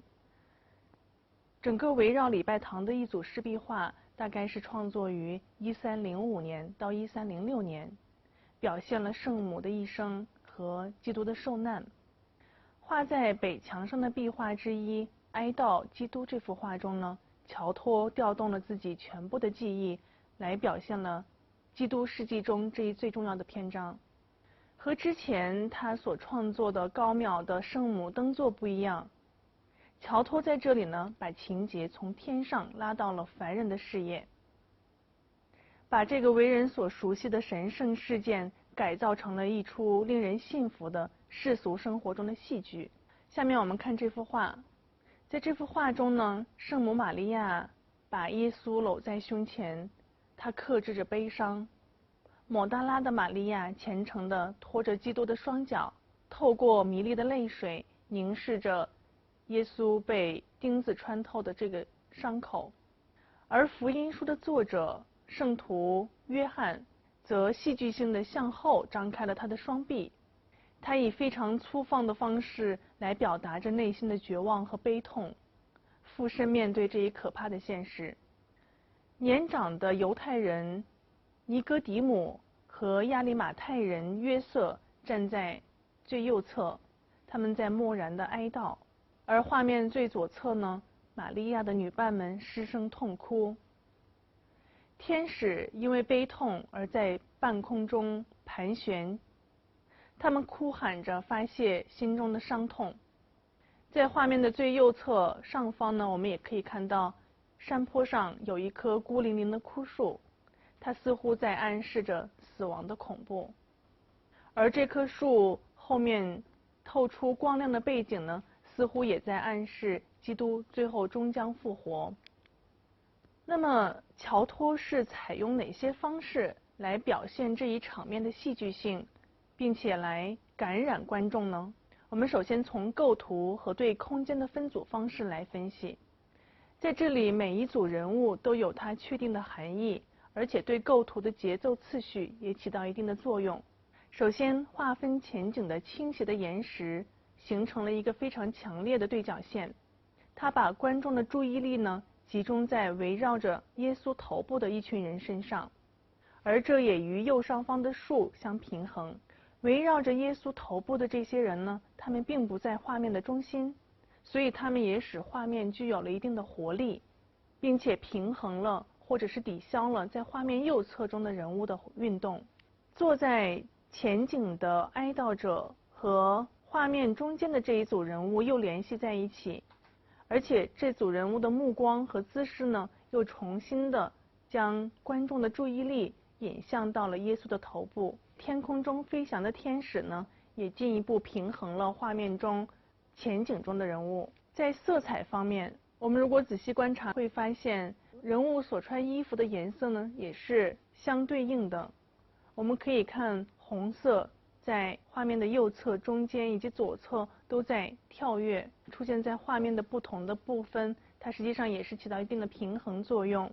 而绿色和蓝色的衣服呢，也与画面上部分的天空所对应。而且我们也可以看到，背对着我们的哀悼者呢，身穿白色的或者说暖色的衣服，它也与右侧圣约翰所穿的衣服实际上也有一种呼应。乔托呢，在这里更注重一种戏剧性的情感表达，人物的姿势或者动作或许有点夸张和僵硬，但是却非常令人信服地表达了各种不同程度的悲伤。我们可以看到，从画面最左侧的玛利亚的悲痛欲绝，到右侧抹大拉的玛利亚和约翰充满了感情的爆发，再到画面最右侧两位门徒的哀悼和顺从，以及前景中蒙着头巾的哀悼者的无声唾弃，乔托都在依次着按照不同的节奏来对人物的情感进行一个非常令人信服的表达。同样在这幅画中，乔托安排了前景中的两位哀悼者背对着我们，这也是一种新的创新方式，这也是对之前的拜占庭风格的一种革新。像我们之前分析的拜占庭风格的人物常常是以正面的形象来出现的，但是在乔托的作品中呢，人物或者以侧面或者是以背面的形式出现。在效果上呢，把背对着我们的哀悼者安排在前景，实际上也就进一步延伸了整个舞台，也就是暗示着我们实际上是站在了哀悼者的背后，以旁观者的身份来见证整个事件的发生，这也加强了观众参与的戏剧性效果。所以在这个意义上呢，乔托就为后来描绘戏剧的画家创造了一个可以说是样板的舞台。他的风格呢，完全摒弃了拜占庭以及哥特式风格中的孤立的情节和人物。在这幅画中呢，单一的事件唤起了一种非常强烈的反应，但是在这之前几乎没有人尝试把形式和情感结合在一起。在这个教堂里面还有一幅非常著名的壁画，是犹大之吻，它表现了圣经中的一个情节。犹大呢是出卖耶稣的叛徒，在逾越节的晚餐桌上呢，耶稣指出了犹大就是卖主的人。犹大知道自己已经暴露，就提前溜走，去给敌人引路来捉拿耶稣。他们约定呢，犹大以亲吻为暗号，就是犹大带来了一批兵马和差役，直奔耶稣，要与他亲吻。这是一个充满了背叛与斗争的一个非常激烈的场面。那么乔托怎样来表现这个群情激愤的时刻呢？首先我们来看人物的动作。画面中呢，很多人点起了火把，挥舞着各式各样的武器。左侧呢，我们可以看到愤怒至极的彼得挥手割下了一个士兵的耳朵，右边的一个僧侣呢，伸长了手臂来劝阻他，这就在一定程度上平衡了左侧的画面。画面中的所有的活动呢，把我们的注意力引向了画面的中心。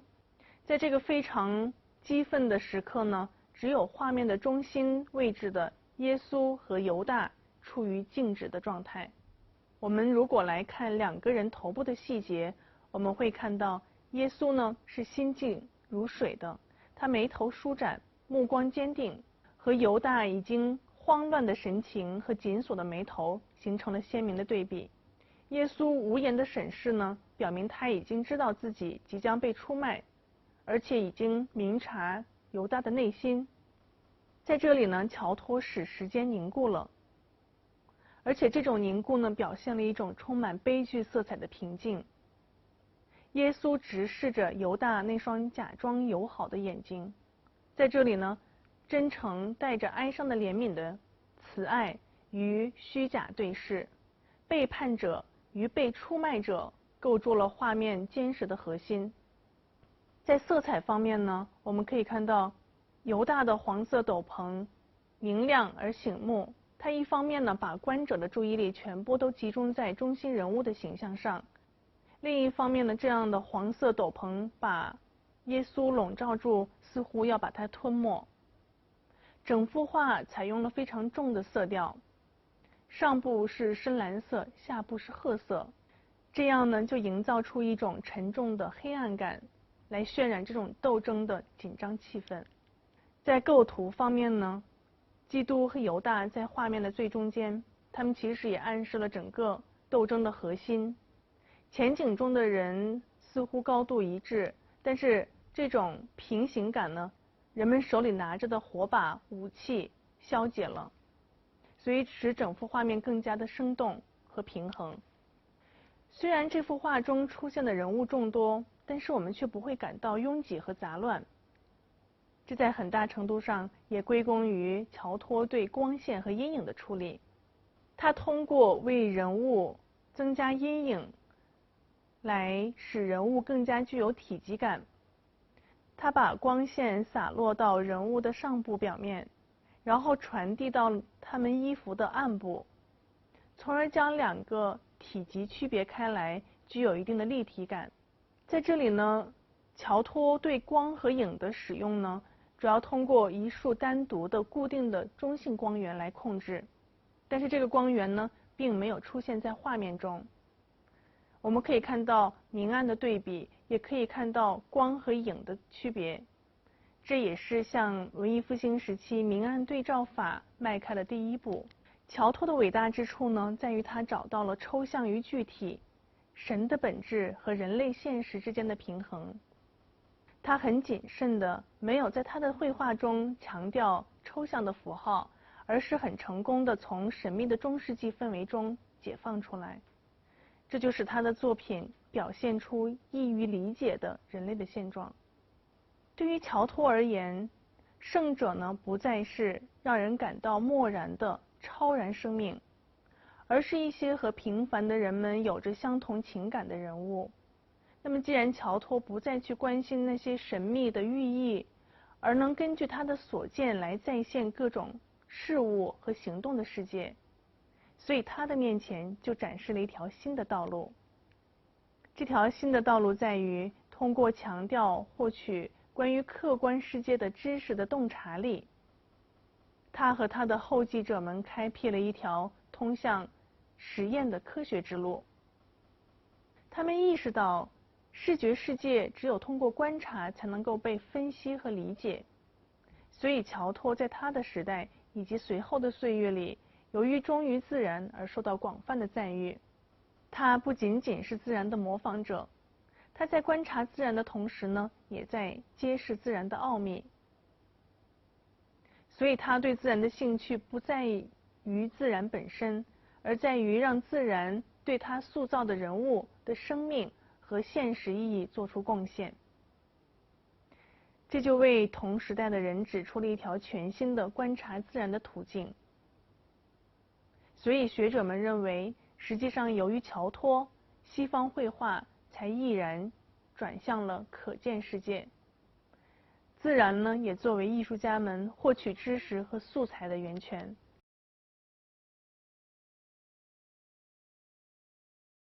我们在前面分析了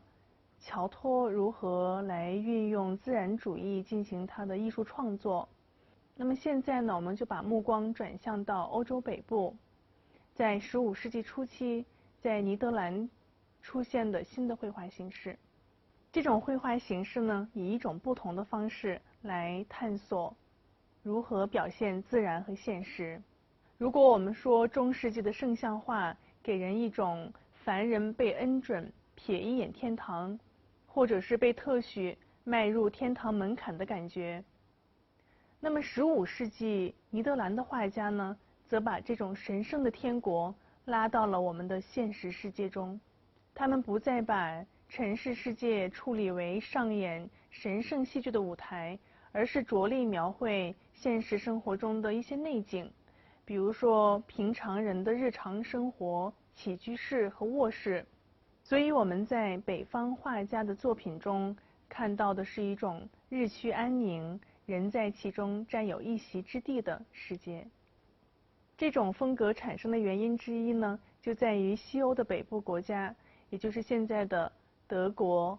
和法国北部，尼德兰也就是现在的荷兰和比利时，他们的文艺复兴发展并不是像意大利那样突然而且具有戏剧性。因为北方艺术家他们的生活环境没有古希腊、古罗马的遗迹，他们也就没有与这两种文明相连的感觉，所以北方国家的文艺复兴呢，是在中世纪晚期逐渐演变而来的，是建立在对自然环境的逐渐认识的基础之上。他们对客观事物敏锐观察，细心描绘人类的理性感悟和心灵感受。那么下面呢，我主要来分析两个相差时代不远的北部的画家罗伯特·康平和佛罗伦萨的画家弗拉·安基利科同一题材的绘画。通过对这一天使报喜的这一题材的作品来分析呢，我们就可以更加清楚地意识到以意大利为中心的和以弗兰德斯为中心的欧洲南部和北部早期文艺复兴对艺术显然不同的特点。首先我们来看一下弗拉·安基利科的作品。这幅作品呢是画在佛罗伦萨圣马可修道院的回廊上。在画中呢，画家把这一重大事件的两个主角安排在了与修道院真实建筑极为相似的拱顶之下。这种拱顶呢，在佛罗伦萨的建筑是非常常见的，它也被称作为凉亭 loggia。虽然对于空间的这个描绘采用了透视的方法来设定，但是安基利科在这里把人物体型描绘得很大，置身于这个凉亭中呢，显得有些局促。在这里，圣母和天使加百利他们互相对视，谦恭地将双手交叠在胸前，表示对上帝意志的服从。整个场景疏朗简朴，陈设非常的简单，色彩朦胧淡薄，构图呢非常的精简，柔和温暖的光线呢笼罩了所有的形象。画家用一种非常朴素而直白的手法来描绘每一个元素，比如说白色的墙，朴素到没有任何花纹的天使的衣服和圣母的衣服，花园也是没有任何的装饰。在这里，除了天使加百利的翅膀是彩色的之外，我们似乎看不到任何鲜艳的色彩。当然，这一彩色的翅膀呢，其实也是暗示了这是一个非常神圣的事件。相比较之下，罗伯特·康平的这幅祭坛画呢，则分彩多成，非常具有生活气息。这是一幅3联祭坛画，画面最左侧呢的一对夫妇跪在地上，他们呢是这幅作品的赞助人，他们跪在庭院的这个花园里面。画家非常巧妙地在这个庭院里面设置了一个门，通过这个敞开的门呢，他们可以进一步来见证发生在画面中间的这一神圣事件。所以正是通过这一扇门，画家就把世俗世界和神圣世界联系到了一起。画家在中间的这一幅画面进一步加深了这一联系。我们可以看到这一天使报喜的这个场景呢，是发生在一个非常典型的中产阶级的家庭里面。在这里面我们可以看到敞开的百叶窗，可以看到陈旧的壁炉，还有一条放着坐垫的长凳。圣母玛利亚呢，似乎是沉浸在阅读之中，没有意识到天使的到来。光线从左侧的窗户射进，在这个窗户中呢，我们还可以看到圣子耶稣以婴儿的形态，携着十字架，透过这扇关闭的窗户向圣母的方向飞来。而这呢，也再一次暗示了这一神圣事件。但是这一超然的神圣事件却发生在一个非常现实的普通生活的场景之中。画面的右侧呢是玛丽的丈夫圣约瑟夫，他所做的工作呢也暗合了圣经中记载了他的木匠的身份。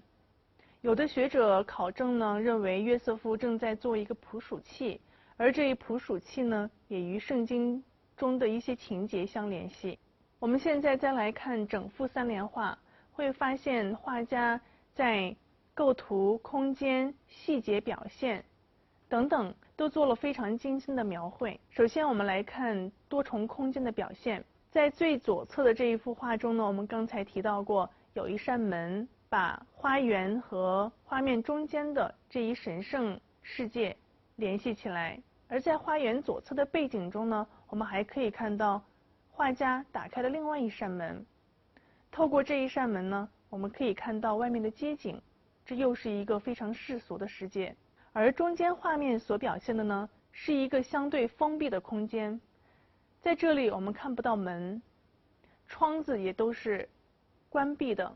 这表明它是一个神圣的一个世界。而这一神圣世界呢，又进一步被天使加百利和圣婴的出现而进一步强化，因为他们不像凡人一样是需要通过门或者是窗，通过实际的空间来进入到现实世界中的。画面右侧圣约瑟夫所在的这个房间呢，它的背景完全是窗子，透过窗子呢，我们可以清晰地看到这个城市的街道以及行走的人，所以它又进一步的把世俗的世界和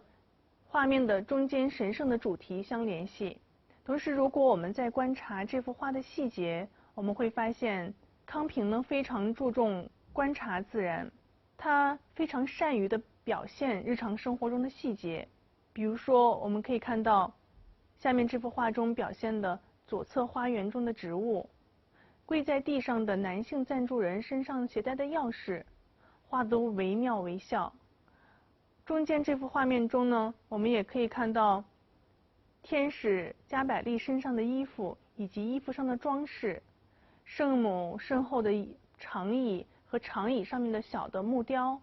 右侧木匠圣约瑟夫桌子上各种各样的工具，大到斧子，小到钉子等等，画家都非常尽力的忠实的再现他们自然的面貌。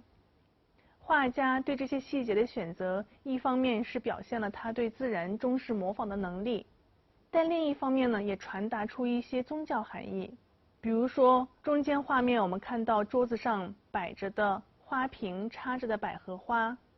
左边庭院里玫瑰花，还有其他的花朵，都象征了圣母神圣的纯真。而中间房间后面所挂着的水壶和毛巾呢，也象征着圣母是最纯洁的人，同时也象征着基督教的洗礼。所以与安基利科的同主题作品相比较，我们会发现康平的这幅画呢，把神圣的世界和现实的世界融合到一起。那么一旦把这种神的主题和日常生活结合起来呢，写实的绘画就发挥它一切的特性来表现神圣。那么写实的绘画来表现神圣就成为了可能。通过对普通事物进行细致入微的关注，对于这些事物以绝对清晰的一种表现，实际上就赋予了它们一种玄妙的色彩。这样呢，就产生了一种神秘的氛围。貌似平常的日常生活中的事物呢，就获得了生命。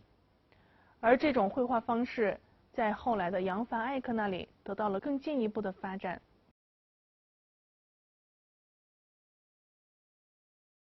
下面我们通过扬凡艾克的根特祭坛画来分析他是如何来进一步发扬北部艺术家新的发现和新的艺术创作手法。扬凡艾克最初是为荷兰的伯爵工作，他从1425年开始供职于当时在勃艮第的公爵，也就是好人菲利普。他最为知名和刻画入微的作品呢，是现在依然保存在比利时根特的圣巴乌大教堂的根特祭坛画。和康平的梅罗德祭坛画一样，根特祭坛画呢也是一幅视觉盛宴图，它是宗教教义和宗教象征主义的一种知识的展示和实践。这幅作品呢，据说是由扬凡艾克的哥哥胡贝特开始创作的，但是由扬凡艾克最终在1432年完成。它自完成起呢，就成为弗兰德斯最大和最受瞩目的祭坛画之一。后来的很多画家都从中吸取灵感，比如说德国著名的画家丢勒就在1520年间去过根特，然后看到过这幅画。这幅画呢，主要是由根特市长维德和他的妻子伊莎贝尔委托的。所以在这幅三联画的外部呢，我们可以看到底部有两个赞助人，也就是市长和他的妻子，分别跪在画面的最底侧，他们双手合十，正在祈祷。而且非常虔诚地注视着他们中间的施洗者约翰和福音书的作者约翰。在这里我们需要注意的呢，是画家以一种雕塑的方式来表现这两位圣徒。画面中间部分呢，是我们刚才所讨论的天使报喜的这一主题，但是与刚才分析的康平和安吉丽科的表现方式不一样呢，扬凡艾克在画面的最中心的位置呢，描绘了弗兰德斯城市的景象，这也是北部绘画一个非常重要的特点，开始关注城市的风景画。而嵌板最上部分呢，画家描绘了旧约中的先知，正是这些先知呢，预言宣告了基督的到来。那么打开这幅祭坛画呢，我们会发现一幅非常华丽而庄严的图画，它主要体现的是中世纪人们关于人类救赎的观念。这幅画的上层呢，表现的是天国里的现象，主要人物是以基督的外表出现的圣父上帝，他身上穿着带有金边的深红色的长袍，头上戴着3重冠冕，象征着三位一体的本性，同时呢，也暗示着他掌管着天国、地上和地下的世界。而他脚下的金冠呢，也暗示着他是君主之主、国王之王。圣母玛利亚出现在上帝的右侧，她穿着深绿色的长袍，她头上的冠冕呢，装饰着百合花和玫瑰花，这些都象征着她的纯真。上帝的左侧呢，是施洗者约翰，他身上穿着翠绿色的长袍。上帝、玛利亚以及约翰的这种出现的方式呢，实际上也可以在佛罗伦萨画家的作品中看到，比如说非常著名的马萨乔的《圣三位一体》这幅作品。在马萨乔的这幅作品中呢，我们可以看到赞助人同样是跪在左右两侧，画面的中心位置呢是圣三位一体，以上帝、圣歌也就是圣灵以及耶稣来表现。而在耶稣的两侧呢，左侧是圣母，右侧呢就是圣约翰。所以两者相比较呢，我们会发现扬凡艾克和马萨乔呢，在一定程度上也遵循了同一绘画传统。那我们再重新回到扬凡艾克的作品，我们看到在圣母玛利亚和圣施洗者约翰的两侧呢，还有身穿着锦缎丝绒的天使唱诗班，他们边唱边弹奏风琴和其他的乐器。而在天使的两侧则站着亚当和夏娃，他们出现在表现天国的这一场景呢是比较罕见的，因为犯下原罪而被逐出了伊甸园。那么画家把他们特意安置在天国这一场景中呢，实际上也是暗合了整幅祭坛画的主题，也就是说亚当和夏娃代表了被救赎的人。刚才我们提到的马萨乔呢，也对亚当和夏娃曾经做过描绘，正如我们在下面这幅图中看到的，他所描绘的这一情节呢，就是天使把亚当和夏娃逐出伊甸园，让他们落到人间的这一场景。那么我们把马萨乔的作品与扬凡艾克的这一对亚当和夏娃的描绘相比较呢，我们会发现马萨乔更多的是关注于人物的内心情感的一种表现。在他的画中呢，亚当非常的羞愧，他用手捂住他的眼睛，而夏娃呢也是非常的悲痛，我们可以看到他正在哭泣。但是扬凡艾克对亚当和夏娃的描绘呢，呈现出一种完全不同的面貌。他似乎是面对了非常真实的模特，他非常精确地描绘了人体的质感还有色彩，从而把生命注入到了这个绘画的形式之中。这一救赎主题在祭坛画的下层表现得更为突出。下层的画面中间呢是一个祭坛，祭坛上的羔羊表示着基督牺牲对人类的救赎，它和天空中代表圣灵的白鸽以及于上层的圣父上帝共同构成了三位一体的概念的表述。这也是与我们刚才所讲到的马萨乔的圣三位一体的这种表现方式相契合。祭坛的前方呢是生命之泉，它流过了绿色的草地，而这样的画面安排呢，也源自于圣经中的描述。圣约全书中提到一道生命水的河，明亮如水晶，从上帝和羔羊的宝座中流出。在画面两侧，我们可以看到有着从四面八方走过来的虔诚的会众，他们向羔羊的祭坛移动。两侧嵌板中也象征着对4种基本德行的代表。从左到右呢，我们可以看到代表公正的法官、坚毅的骑士、虔诚的朝圣者，还有节制的修士。生命之泉旁边跪着的一边是使徒和一些穿着红衣的殉教者，右边呢是手拿着福音书的传教士和先知们。后景的右侧呢是纯真的圣女们，左侧是一些圣徒。祭坛的周围围绕着天使唱诗班。而且在这里呢，值得注意的是，画面背景中出现的城市很像当时弗兰德斯的城市，比如说乌特勒支，尤其是它的大教堂。所以在这里呢，扬凡艾克也进一步继承了刚才我们提到的康平他作品中对城市风景的一种描绘。扬凡艾克的这幅画呢，整幅画面非常的宏伟，但是画家并没有牺牲细节，相反，所有的细节呢都描绘得非常的精确，非常的完美，令人信服。比如说下面这幅图所表现的上帝头上戴着的冠冕，它上面的宝石、珍珠以及黄金的光泽，还有形状、肌理、不同材质的表现都非常的精确，仿佛触手可摸。下面这一幅细节图呢，我们可以看到圣母头发的这种蓬松的质感，厚重的衣服上面的金子的闪光，还有镶嵌的宝石的这种璀璨，都描绘得惟妙惟肖。而且画家也没有忽略圣母背后的墙纸的花纹，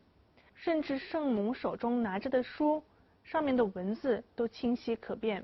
这些细节都散发着神圣的光芒。他以一种虔诚的敏感和细致入微的观察来描绘生活中最为平常的事物。这种对细节的细致描绘，实际上也与之前的国际哥特式的风格是相联系的。比如说中世纪时期北部非常著名的林堡兄弟的作品。下面这幅图呢，我们看到的是林堡兄弟为法国国王的弟弟勃艮第公爵所创作的祈祷书。这一祈祷书呢，用于日课的祈祷，配有一份月历，每个月呢都有一幅配图，描绘出了当时的典型的季节性的农民或者是贵族的活动。我们看到的这幅图呢，它表现的是一个5月的场景，一些贵族骑着马正在出游。林堡兄弟用很多笔触来描绘细节，比如说人物的衣着的纹理、发光的宝石、背景中的树木以及后面的建筑等等，都描绘得非常的细致。但是仔细观察，我们会发现林堡兄弟呢在这里并不关心所有事物的实际的面貌，他所描绘的事物呢都是理想的、程式化的，而且透视呢也不真实。相比较之下，扬凡艾克所观察的自然呢则更为耐心、准确。我们可以看到，同样在画一片树林，扬凡艾克呢则描绘出每一片叶子，包括叶子的反光。对后面教堂的描绘呢也是非常的逼真。他笔下所画的马呢也更为有生命力。如果我们看林堡兄弟画的马呢，它似乎看起来像一个玩具木马，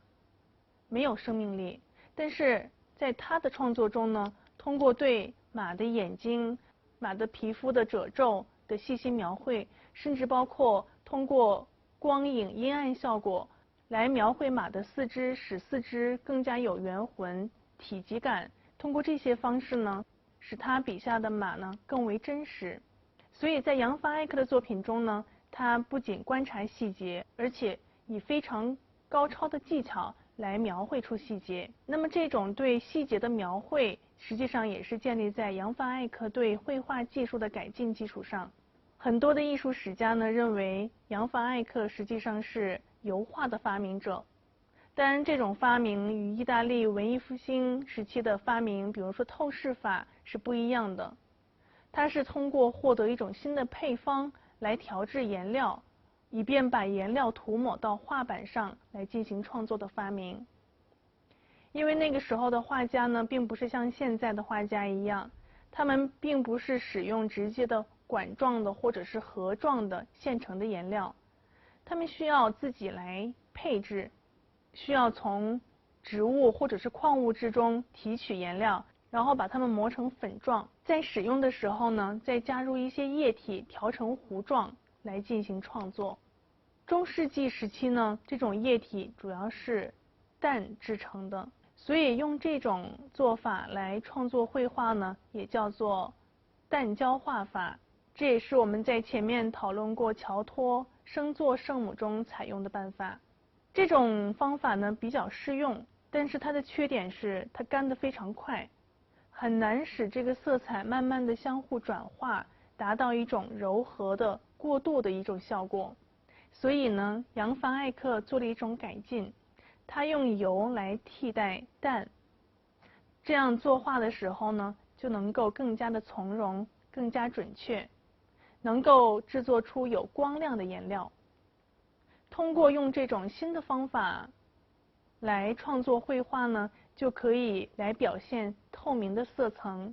能够用尖笔在画面上点出亮光，从而获得一种高度精确的效果。所以通过这种涂上多层比较稀薄的油画颜料的技法呢，就可以塑造出前所未有的丰富色彩，营造出一种高饱和度的色调。而且通过有条理并且缓慢的笔触呢，就很容易使所有的颜料融合在一起，从而呈现出一种镜面般的平滑效果。所以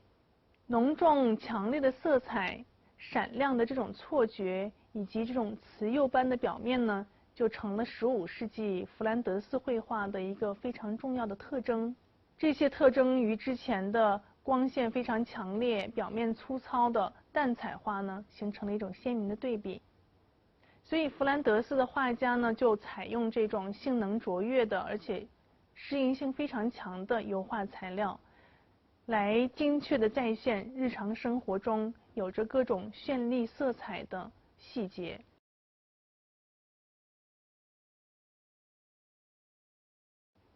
前面呢，我们讲到了扬凡艾克所创作的宗教题材的祭坛画。那么下面呢，我们来分析一下他所创作的世俗题材的绘画。我们主要以阿尔诺芬尼的婚礼来分析。这幅画呢，所记录的是阿尔诺芬尼，他是佛罗伦萨美第奇家族在布鲁日的代理人，和他的妻子正在盟誓成婚的场面。这在特伦托会议之前属于7种神圣事件之一，可以由当事人握手盟誓签约成婚的。在这幅画的背景中呢，画家在墙面上的签字意思是扬凡艾克在场1434年，这就说明艺术家本人正是这一婚礼的见证人。一眼看去呢，这幅画似乎主要是一个关于2个人的肖像画，但是画家在这里对每一个细节都做了非常精细的处理。比如说我们可以看到的小狗身上的毛发、地板上的纹理、人物衣服的材质等等。而且画家呢非常巧妙地运用了透视原理，比如说前景中的木鞋，他对布料、对羊毛制品、对金属等等不同材质的处理呢，都非常的惟妙惟肖。画家非常精湛的技艺呢，还可以体现在背景中的凸面镜上。这个镜子呢镶嵌着一个木框，木框上呢有着10幅圆形的微型画来描绘着耶稣的生平。我们很难想象到，在一个位于画面背景中的一个镜子上面，居然还能有如此精细的细节。而且更为绝妙的是呢，镜子里面所映照的景物呢，就包括了扬凡艾克自己的画像和另外一个男性，可能也是这个婚礼的见证人之一。我们在惊叹于画家对这些细节的准确而真实的再现的时候呢，我们也需要知道这些看似平常的事物背后呢，还隐匿着一些精神上的内涵。几乎每一个细节呢，都表达出了这个婚礼这一事件的纯洁性、特殊性以及它的神圣。比如说前景中的小狗呢，它其实是代表了忠贞和爱情；窗台上的苹果呢，象征着人类从天国的坠落，也就是原罪。而在两个人头顶上，我们也可以看到有一个点着的单个蜡烛，它象征着上帝无所不在的眼睛。在新娘背后，我们可以看到床柱上也有一个玛格丽特的微型雕像，这一雕像呢，也与新娘左手放在的腹部是相对应的，因为玛格丽特在中世纪呢是保护产妇的女圣人。刚才我们提到的镶嵌在镜子木框的描绘了耶稣受难的场景呢，实际上也代表了上帝对反映在镜子中的人物的救赎。所以扬凡艾克在这里通过精巧的描绘每一件事物，一方面呢提高了这幅绘画的纪实性或者真实性，但同时呢在表现世俗自然的时候呢，他也把它和精神的宗教世界相联系。除此之外呢，扬凡艾克也创作非常纯粹的世俗绘画。比如说我们前面谈到的梅德罗祭坛画还有根特祭坛画中呢，都出现了赞助人的形象。但这种赞助人的形象呢，主要还是作为一种宗教题材的委托。而随着当时弗兰德斯非常重视商业的发展，越来越多的中产阶级呢，开始委托一些非宗教题材的风景画和肖像画。就比如说在下面我们看到的这幅戴红头巾的男子，这是一幅完全世俗的肖像，丝毫没有扬凡艾克在之前的作品中所体现的宗教内涵。有人说这幅肖像画是扬凡艾克自己的自画像，我们并不确定，但是我们可以意识到扬凡艾克在很多方面都做了创新。首先，他笔下的这个人物目光是直视观众的，这是西方第一幅以这种方式来绘制的肖像。人物头上呢也缠绕着非常夸张的红色的头巾，而且人物是以3/4侧脸的姿势来出现的。这与之前我们提到的拜占庭正面的形象以及乔托侧面的形象的表现方式呢是非常不一样的。通过这种3/4侧面的方式来表现呢，画家就创作了一种角度的错觉，也就是无论观众从哪个角度来观看画面中的这个面孔，他都会感觉到是在与这个画中人物进行一种目光的交流。而且在这幅画中，我们同样可以看到画家对人物面部细节的一些精致的描绘。我们还会发现画家是以一种非常卓越的观察力，人物的眼睛、皮肤的褶皱、面部的阴影，比如说鼻翼以及嘴角等等，都对刻画人物的性格起到一定的作用。这样呢，画家就栩栩如生地描绘出了一个非常冷静的，也比较坚毅的一个老人的形象。因此，通过前面几节的比较呢，我们会发现南方的艺术家，比如乔托，以及后面文艺复兴早期的一些艺术家，像布鲁奈尔斯基、多纳泰洛以及马萨乔等等，他们有一种新的创新。他们的创新在于成功地发展出一种方法，也就是以科学的准确性来把自然表现在画面上，从透视入手，运用解剖学的知识以及缩短法等等来构造人体。而北部的艺术家呢，走的是一条相对的路线，他们耐心地在细节上再添加细节，对自然的观察呢极为细致。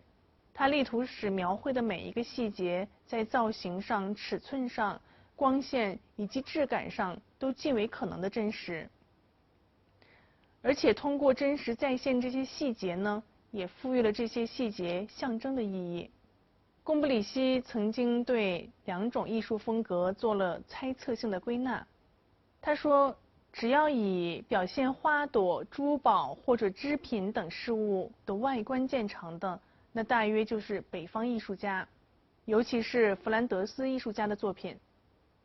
如果以明确的轮廓线、清晰的透视法、美丽的躯体而见长的，大约就是意大利的绘画作品。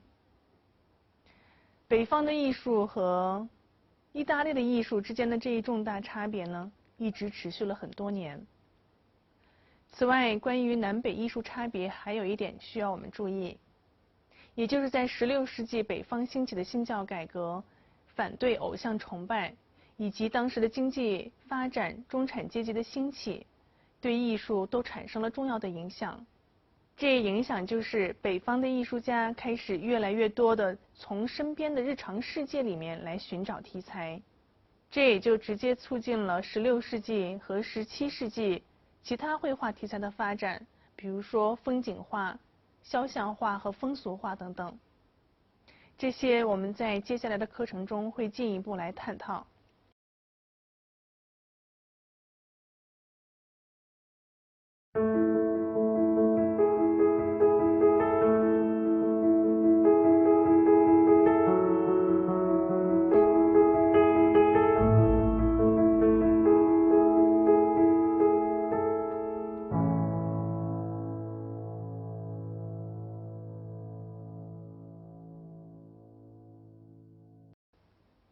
关于文艺复兴，英国学者佩特在他的《文艺复兴艺术和诗的研究》这本书里面指出，他说我们所讲的文艺复兴其实不限于当时15世纪的古典文化复兴，而是一个具有更广泛意义的运动。在文艺复兴这个概念之下，我们所包含着的是既多面又统一的运动，在其中对理性事物和想象力本身的热爱，对于更自由而美好的生活的设计等等，都在蔚然成风，变成一个新的倾向。这就是文艺复兴。文艺复兴我们概括的讲有这么4个基本特点：一、对自然的热情、无限好奇和探索的精神；二、古典主义，即对理性和秩序的忠诚，追求和谐；三、自我创造的意识萌发，发现冲突和非统一性的意义；四、人本主义，关注人的存在，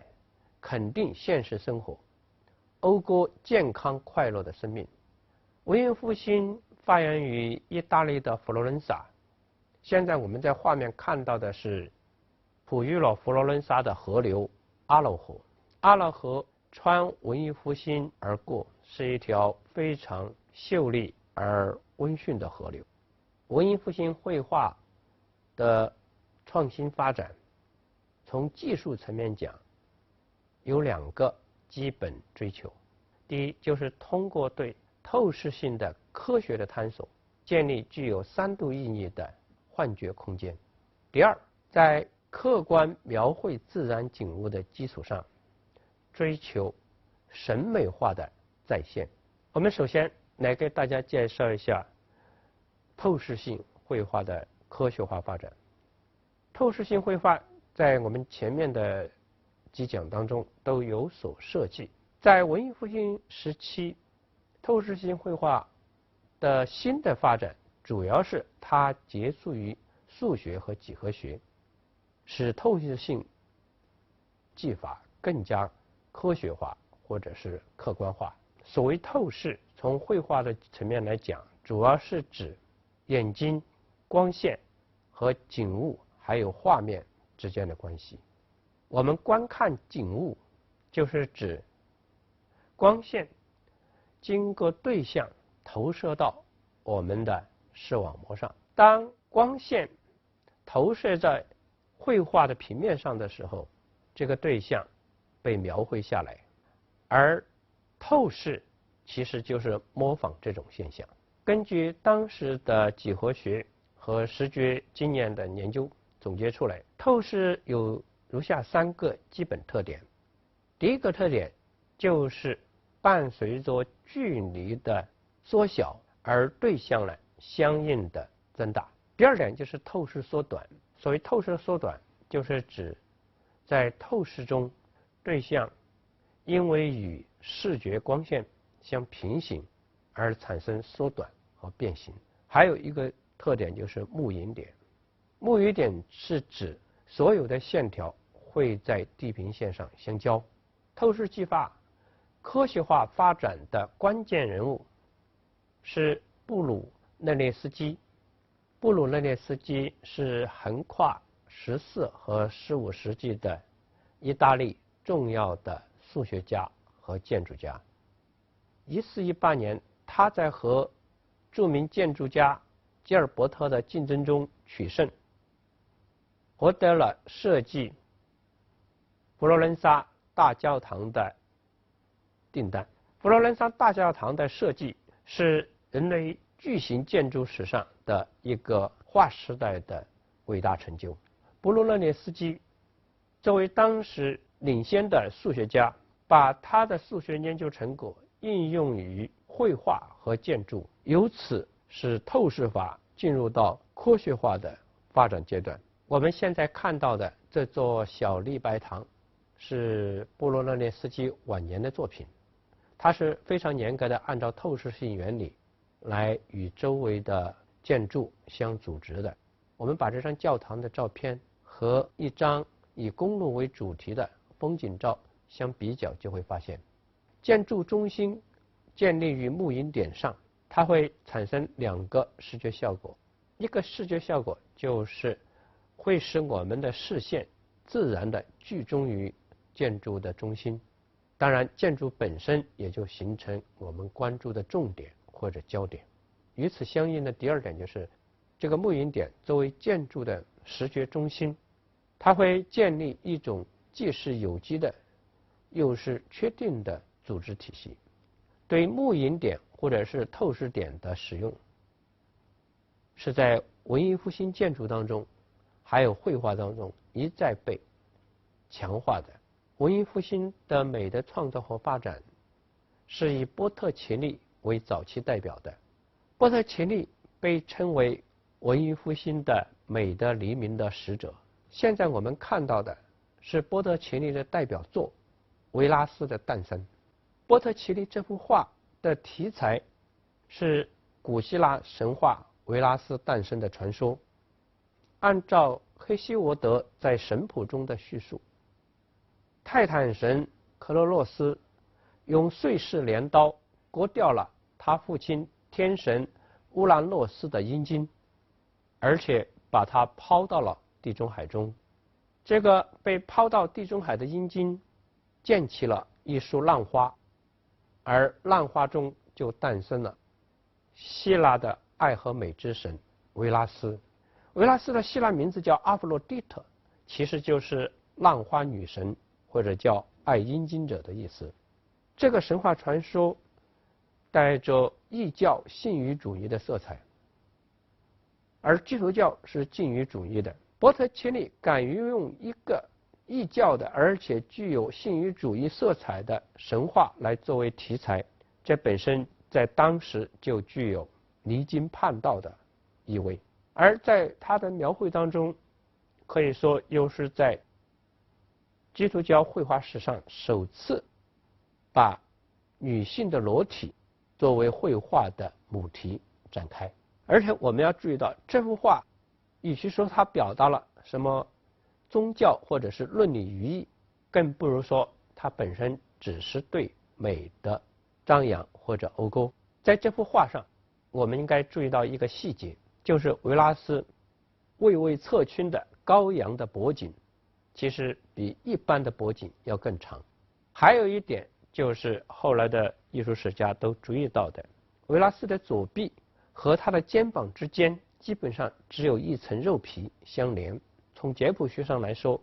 没有应有的骨骼和肌肉。这样一种描绘我们如果不细致的看，我们是察觉不到的。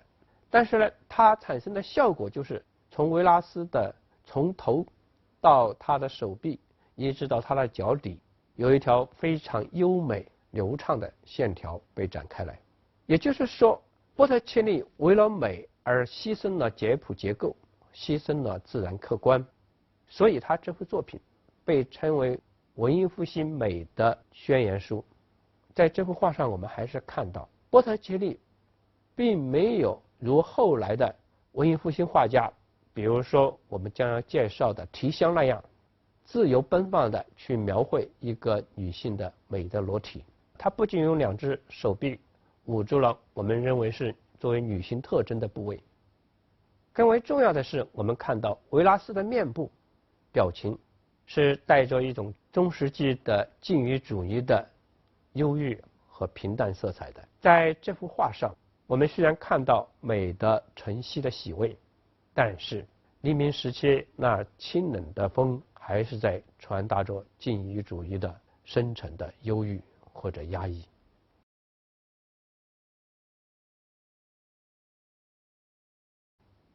意大利文艺复兴的3位伟大艺术家之一就是达芬奇。达芬奇我们都知道他是伟大的画家、伟大的建筑家、伟大的机械设计家、伟大的数学家、物理学家、生物学家、植物学家。有学者曾经这样说，假如在达芬奇的时代有诺贝尔奖，他可能是人类历史上唯一可以同时获得诺贝尔科学奖和诺贝尔艺术奖的天才。达芬奇毕其一生，作为人类历史上伟大的画家之一，他亲手创作的作品并不多，据统计大概只有19件。他对于绘画的态度也是科学的态度，他认为绘画就是一门科学，而且他还说绘画是科学是科学。所谓科学是科学，达芬奇是指一个真正伟大的画家必须同时是一个伟大的跨学科的或者说多学科的科学家。他只有从科学的意义上深刻地去认知了自然，他才能从艺术的意义上真实的客观的再现自然。达芬奇把艺术称为第二自然。他说，真正的绘画是一门科学，绘画为自然的孙子，因为一切可见的事物都是由自然产生的。作为他的孩子，他们又产生了绘画，因此我们谈到绘画，就要将它作为自然的孙子，作为神的嫡亲。达芬奇对绘画的这样一种科学的态度，正是文艺复兴绘画从既往的绘画传统当中开拓出一片新的绘画世界的根本原因。达芬奇这种以绘画为科学的艺术精神，正是文艺复兴绘画从既往的传统中开拓出一个新的历史时代的基本动力。达芬奇在他的一生当中，他是一边从事多种科学研究，一边进行他的绘画探索。他大量的进行人物速写和人体写生。据说他经常在街市上看到他认为具有特色的行人，他就会追踪描绘。特别值得注意的是，达芬奇不仅进行人体写生，而且进行人体解剖。据他自己在笔记中称，他解剖了30来具尸体。在达芬奇的时代，根据罗马天主教法庭的规定，解剖尸体是被严令禁止的。由此我们可以看到，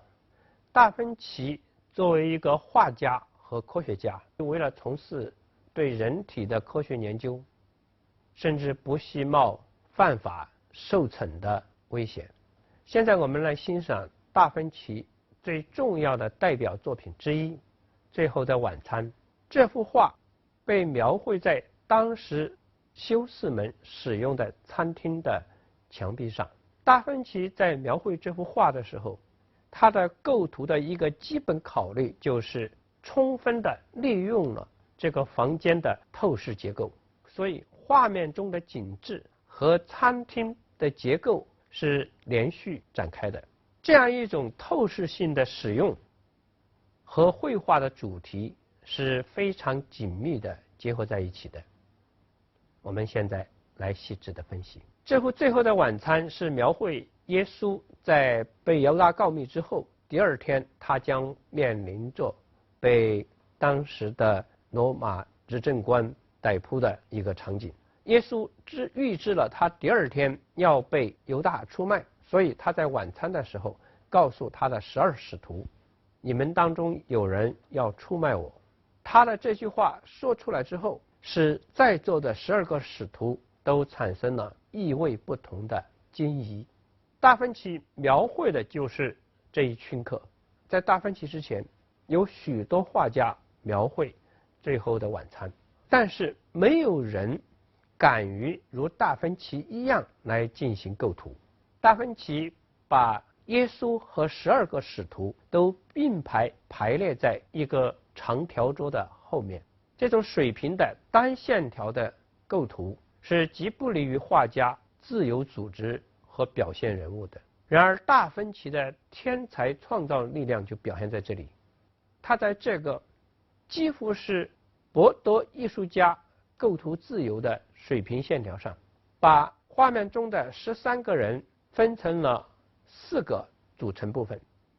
一个是12个使徒，分别以3为数分成了4组，然后耶稣独成一个单位。这5个单位在画面上我们看到，在耶稣的话发出之后，他两边分别的2组人群都像海浪一样开始了骚动。右边的这2组使徒，他们的基本动势是向耶稣亲近的，而左边的这2组使徒，他们的基本动势是从耶稣后退的。但是我们会注意到，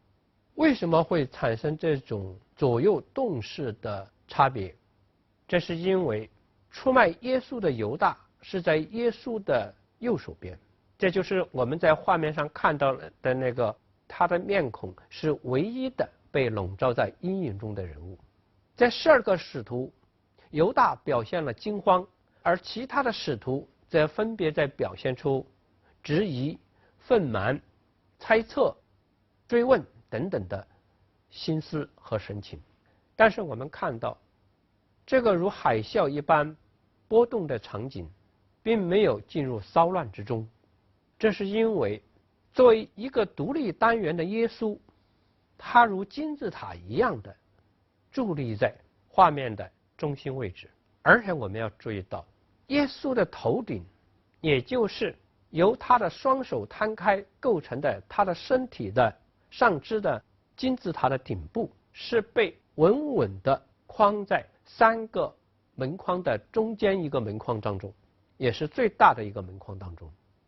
而他的头顶正好就是我们所说的透视绘画结构的幕引点，也就是焦点。那么两边的墙进一步的去强化突出了这个透视结构幕引点的存在，而他头顶背后的以蓝天白云为图像的风景，更进一步的去描绘和强化了它的头顶的焦点意义。如果我们把这幅画的透视结构和整个餐厅的结构联系起来，我们就会发现，假如我们置身于这个餐厅当中来欣赏这幅绘画，我们所看到的所有的景象最后都聚焦在耶稣的头顶。这个既是画面的焦点，也是整幅场景的核心，而这个核心它是不容置疑的被固定在这里，它成为一个聚焦的焦点，但是它同时也是一切力量和信念的发射处。这就是达芬奇。达芬奇可以说是最伟大的应用了布鲁勒涅斯基所推动的几何化的透视结构，来把一个宗教场景在看似单一机械的结构当中，而展示出一幅极具张力而又高度稳定的戏剧。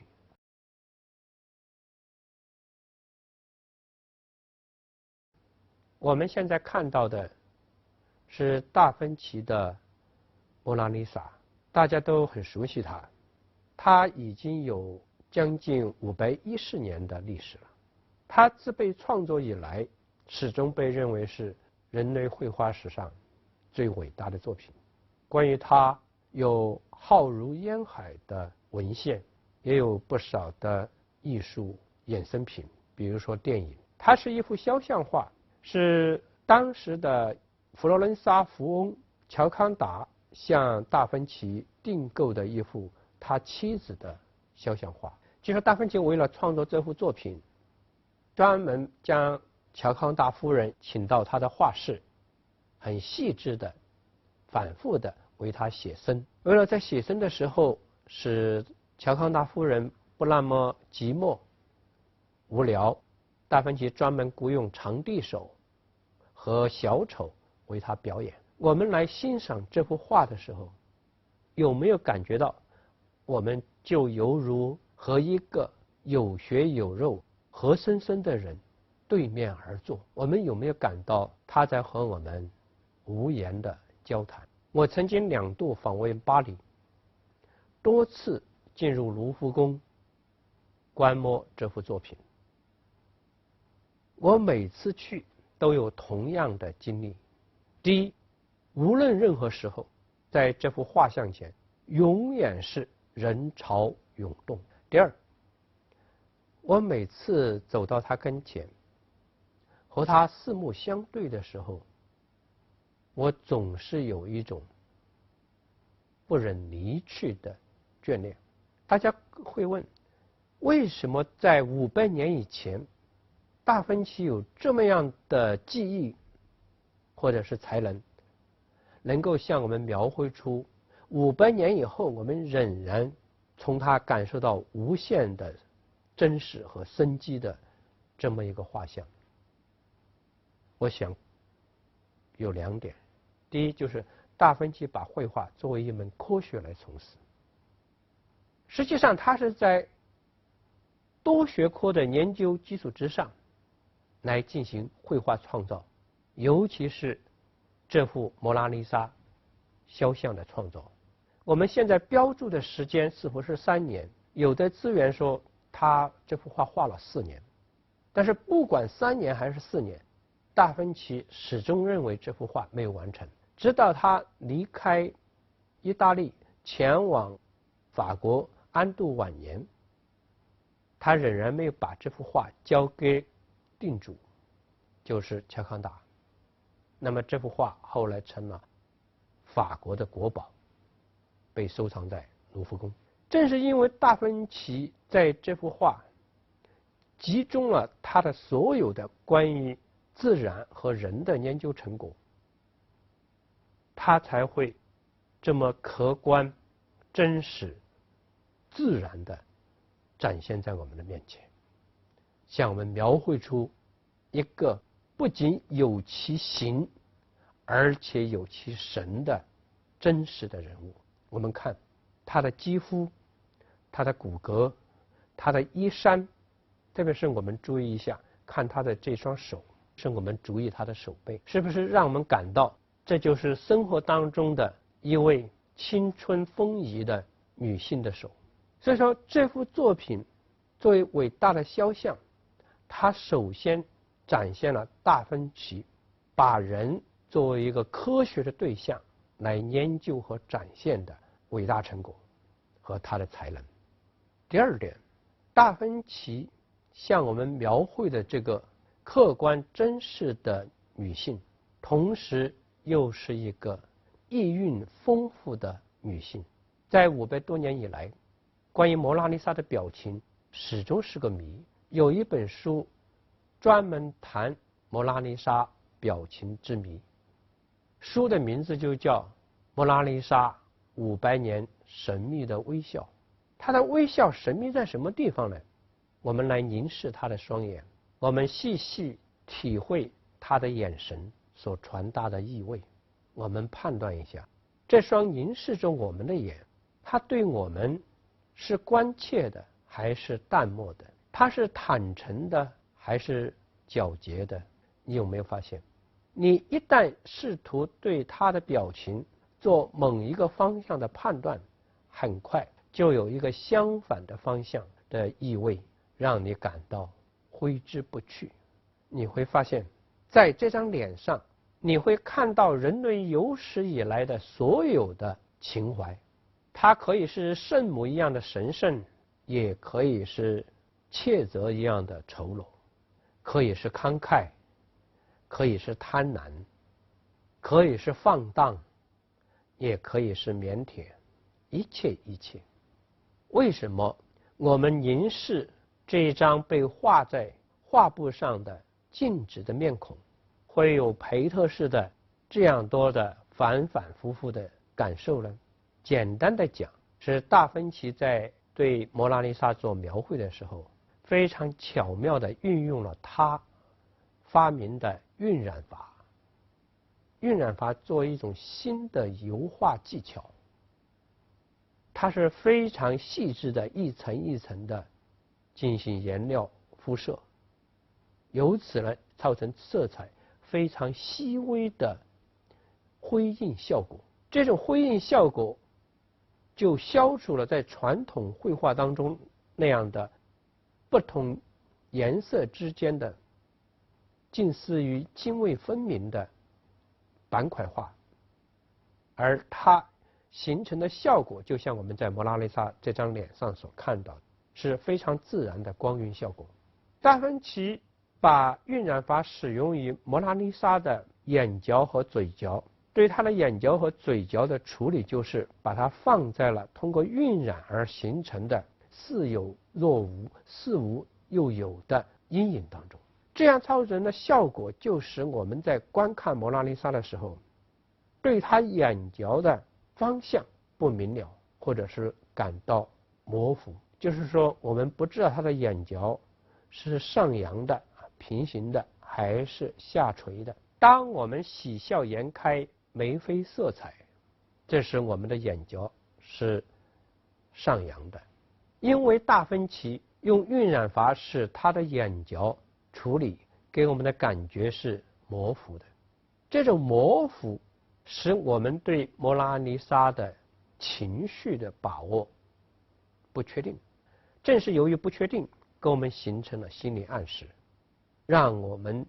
不断的去联想它可能是什么样的感情。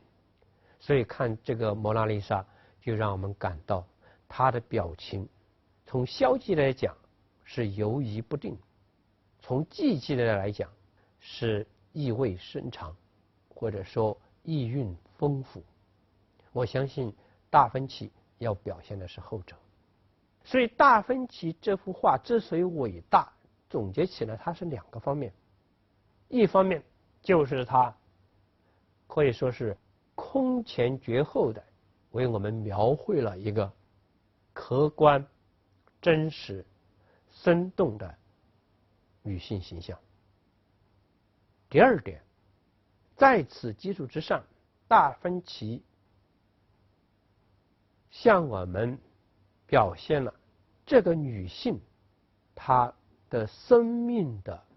丰富，她的精神的丰富，她的情感的丰富。实际上她把人之作为人的外在的真实和内在的丰富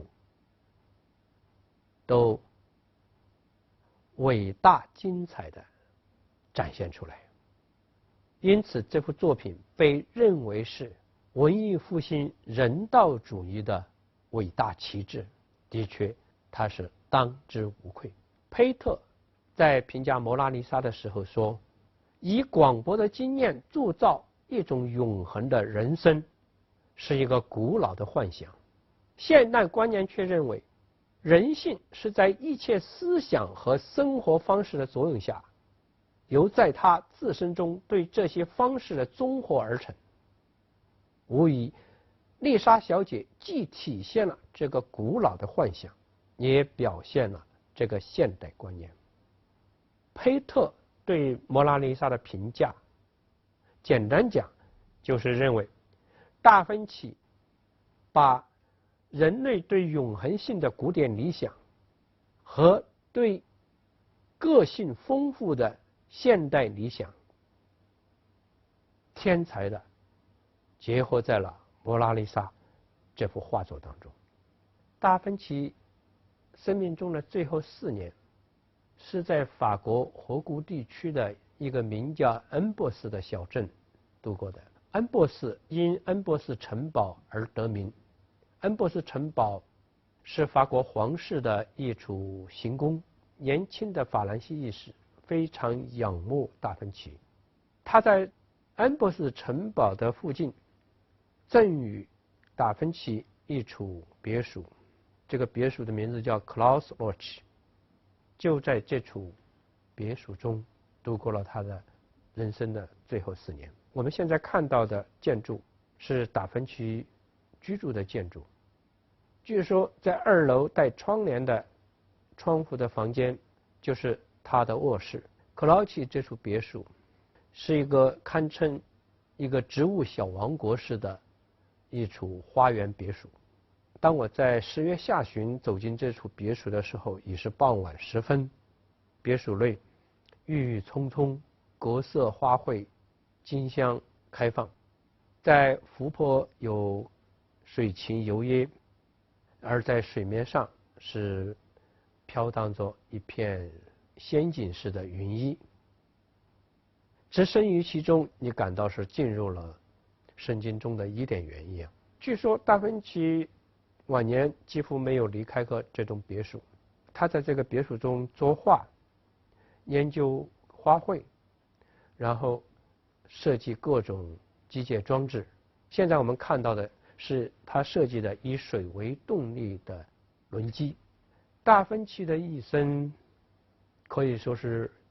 极其单一的一生，因为他一生只有一个爱好，就是对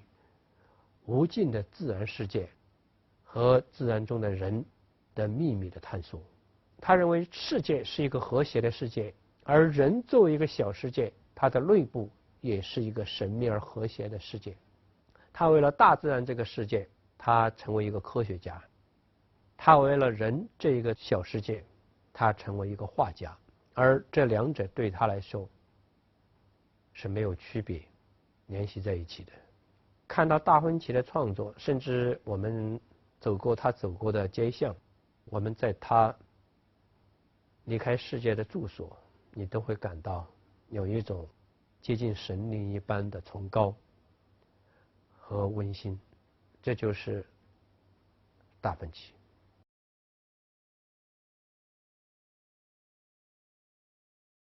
在文艺复兴的3位大师中，达芬奇最年长，米开朗基罗次之，拉斐尔最年轻。拉斐尔不仅在3位大师中最年轻，而且他的生命是最短暂的，仅生活了37年。拉斐尔是一个天才的画家，甚至我们可以说他是一个天才的为美而诞生的画家。我们现在看到的是拉斐尔的代表作之一《雅典学院》，这是一个巨型的壁画，它被描绘在罗马梵蒂冈博物馆当中的拉斐尔画室。这幅画的题材是以柏拉图的《雅典学院》为材料的。这幅画它的构思是用多重的拱门加立柱墙壁来作为基本的框架，把画中人物纳入了一个统一的序列当中。这幅画非常突出的使用了透视原理，它特别是把要表现的2个主要人物，就是柏拉图和亚里士多德安放在幕引点上，而且透过多重拱门不断的使他们被强化聚焦。看到拉斐尔的雅典学院，我们会想起达芬奇的最后的晚餐。2个在构图上非常相似的就是使用水平线把主要人物放在一个序列当中，而且中心人物被放在木印点上。但是拉斐尔和达芬奇的区别也是不容忽视的。拉斐尔在前景当中借助于斜置的方式，是增加了一个透视层次。这个透视层次它可以从左往右看，也可以是从右往左看，这样呢把左右两组人物有机的组织起来，使他们之间在看似松散的状态当中具有一种内在的张力。因为这幅画比《最后的晚餐》人数要多得多，所以拉斐尔这样的组织实际上它是使在主次分明的前提之下表现众多人物，而且把他们纳入到一个有机和谐的整体当中。这是拉斐尔的另一幅名作，叫做《格拉提的掳掠》。这幅画的题材是神话传说中的海神抢掠灵神格拉提的一个故事。在这幅画上，我们可以清晰地感觉到拉斐尔的古典主义追求及对均衡和和谐的理想表现是非常典型的，在这里得到体现。这是充满了张力的一个掠夺场面。但是呢，我们会看到以画面中央的格拉泰为核心，建立了一个上下四方十字形的一个秩序结构，而且呢，框套着这个十字是由几位天使在画面的上部和下部相互呼应而构成的。所以中间的那个富有张力的十字形，实际上它是在力量达到极端高度的状态下被固定下来。古典主义不是不要生命，不是不要冲突，而是把生命和冲突都拉入到一种张力的平衡当中。这幅画被题名为大公爵的神母。在深沉的棕褐色的背景上，圣母玛利亚怀抱着婴儿耶稣，玛利亚微微低垂着头，她的面容带着深沉的哀伤和忧虑，微微低出的头颅应该说是对耶稣将来的悲惨的命运的一种预感。然而呢，我们看到在玛利亚怀抱中的耶稣，虽然形体完全是婴孩的形体，但是我们来关注他的面容，我们会发现他的直人的面庞表达出婴儿的天真无邪，然而他的双眼却传达出只有智慧的成人才能展现出的那种深沉、悲悯和坚毅。这就是耶稣。这幅画在构图上让我们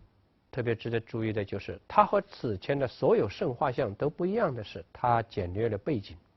它不是像其他过去的圣画像一样，给我们一个被光芒和华贵永簇着的圣母和圣子，而是把它们放在深褐色的、深沉的、如暗夜一样的背景上。但是呢，他们的身体是像立柱一样垂直的，包括耶稣的形体也是这样的，是以垂直的造型为主体，这是表现了圣母子的力量和坚毅。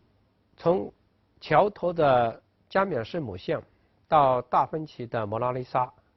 再到现在的大公爵的圣母，我们发现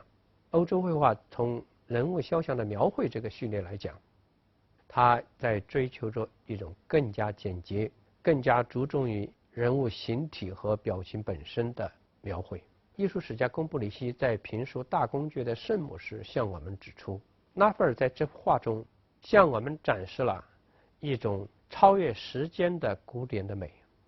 这种美不仅是与历史俱来的，而且是超历史而存在的。我们现在看到的是拉斐尔的画作《西斯廷圣母像》。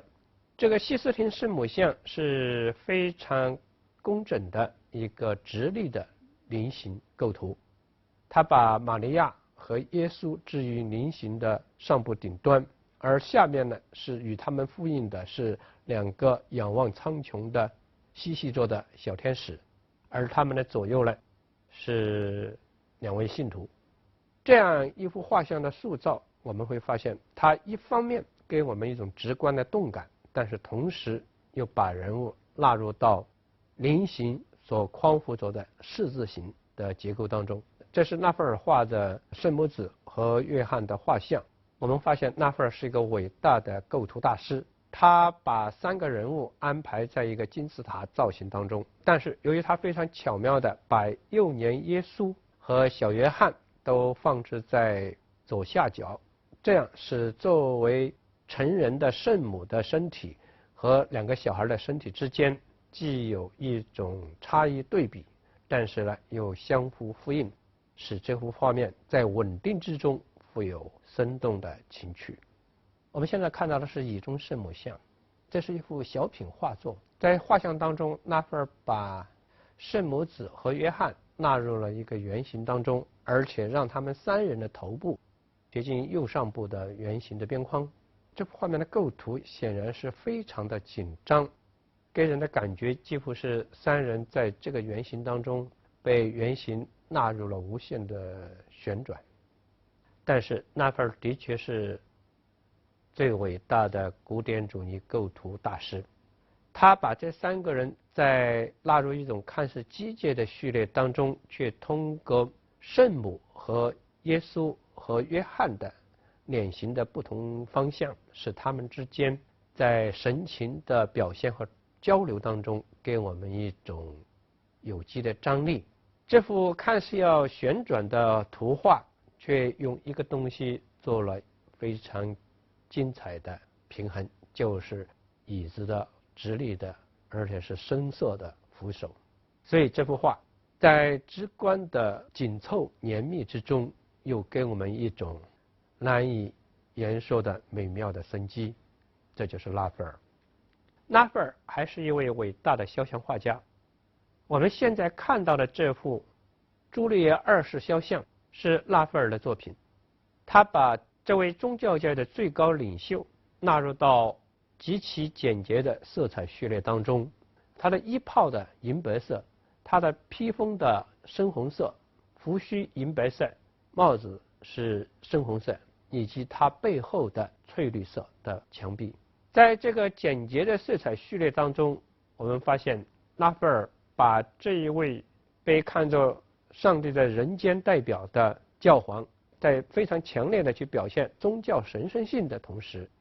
向我们展示的是一个在现实生活当中阅历丰富、胸怀深沉的一位长者。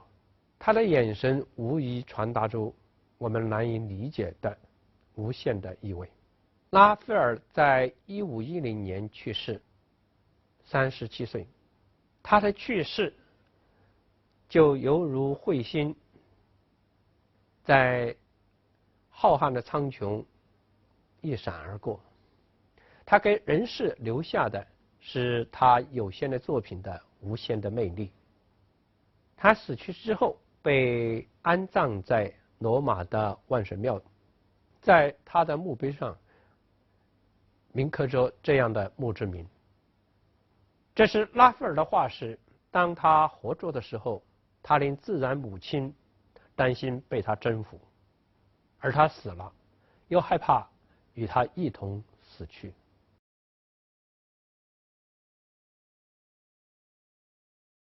在文艺复兴的3位大师中，米开朗基罗寿命最长，他从1475年到1564年活了89岁。他的一生可以说是对这些疑惑、矛盾、痛苦斗争的一生。他的斗争既属于他内在的心灵，也属于他所奉献的艺术。他的一生是和艺术密不可分的。文艺复兴时期的伟大艺术史家瓦萨里说，米开朗基罗是一个总是寻找机会与自己搏斗的人。米开朗基罗的灵魂是我们20世纪现代艺术的遥远的先锋。我们现在看到的雕塑是米开朗基罗早期的作品《大卫》。这个雕像表现出早期的米开朗基罗是古希腊的雕塑艺术的追求者，他非常典型地表现了古希腊古典雕像后期甚至是泛希腊艺术时期的雕塑风格，即优雅、宁静、和谐。当然，与古典雕像不同的是，米开朗基罗已经开始在注意到形体需要表现的不是宁静，而是张力。年轻的米开朗基罗首先是以雕塑成名的，但是当教皇优利约二世准备装饰西斯廷的时候，由拉斐尔等人的建议，让米开朗基罗承担西斯廷天顶的设计和描绘工作。这本来是拉斐尔他们因为嫉妒米开朗基罗的雕塑才能而故意设下的令他为难的一个陷阱。米开朗基罗在推卸不掉的前提之下，只好承担了西斯廷天顶画的设计和描绘。西斯廷天顶画的设计和描绘前后经历了8年时间。在这8年中，米开朗基罗和他的雇主教皇优利约二世发生了难以速记的争执，甚至米开朗基罗从罗马偷跑回佛罗伦萨。在8年当中，米开朗基罗不准任何人观看他在创作中的西斯廷天体绘画，连教皇朱利叶二世也被坚决地屏蔽在门外。经隔8年之后，当垂垂老矣的教皇朱利叶二世急不可待地要观看西斯廷天顶画，说你再不开门，我就派人把你的脚手架给拆散。这时米开朗基罗打开了西斯廷小教堂的大门。走进西斯廷小教堂的教皇朱利叶二世看到展现在他头顶上的西斯廷天顶画，被震撼了。因为在人类历史上从来没有一个画家会这样来描绘宗教的故事。米开朗基罗这个革命性的宗教绘画创作被朱利叶二世接受，也被当时的整个欧洲宗教世界接受。观看西斯廷天顶画，我们看到的的确是一个辉煌灿烂、生气磅礴的伟大的形象的世界。我曾经2次赴罗马参观西斯廷天顶画。第一次我在西斯廷天顶画下踟蹰了2个小时，我并没有看出西斯廷天顶画的特别的伟大和绝妙。简单说，我并不理解它。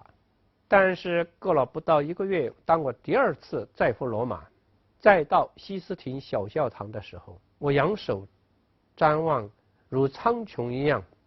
笼罩在我头顶的米开朗基罗的伟大的创造，我忽然明白了，米开朗基罗在西斯廷天顶画创造的奇迹，可以说是人类绘画史上的精神的奇迹。在此之前，所有的宗教绘画都是把形象作为图解式的语汇来传达宗教教义和精神，而在米开朗基罗的西斯廷天顶画中，所有的形象不是作为符号，而是作为形象本身，成为宗教的表现，甚至成为宗教本身。优利耶二世之所以被震撼，就是因为他从来没有见到的人体是如此强烈深刻地包含着一种超越世俗的伟大神神，他们的力量，他们的强悍，他们的跨越一切世俗鸿沟的神圣和不凡。米开朗基罗向我们创造的不是对既有的宗教教义的图解，而是形体本身作为神圣的展现。比如我们现在来看这个创世纪的画面，在这里上帝和亚当都漂浮在太空当中，他们的饱蕴着生命强力的形体被纳入到福音观念之中，他们的形体既是强力的，又是放松的，而他们2人之间的联系，也就是关于创造和被创造的联系，却是通过犹如电机一样的2人的手指相关联，2人手指的指向而发生着。在大概3-4年以后，米开朗基罗又创造了西斯廷教堂的祭坛壁画。在这里我们看到接近老年的米开朗基罗的想象力依然卓越不凡，而且他的笔触和线条更加坚毅果决，有一种陈述的苍劲。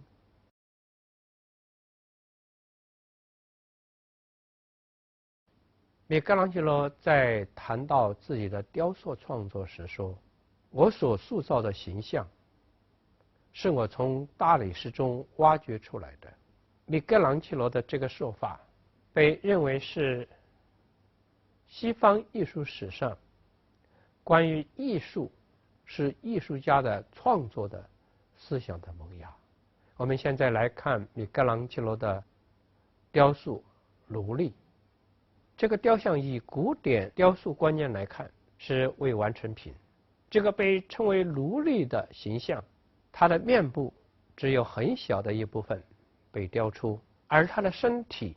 也只有躯干部分被雕出。这样残缺不全的雕像，在米开朗基罗的早期和中期是有多见出现。我们看这个雕像，我们就想到刚才所介绍的米开朗基罗说，雕像是从大理石中挖掘出来的，而现在我们看到的却是还没有完全成型的雕像。其实我们来观赏这个雕像，我们感到生和死交界处的一种莫名的沉痛，甚至奥妙。那种挣扎的力量和它背后的大理石原料同样的强悍。我们现在看到的是米开朗基罗雕塑的代表作之一《摩西》。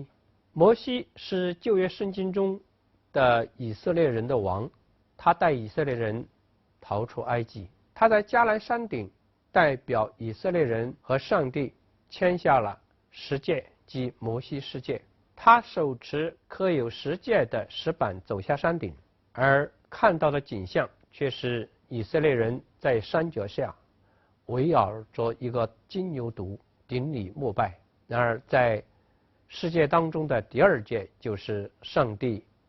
告诫以色列人不可以任何形象来做偶像。以色列人违背十诫的行为令摩西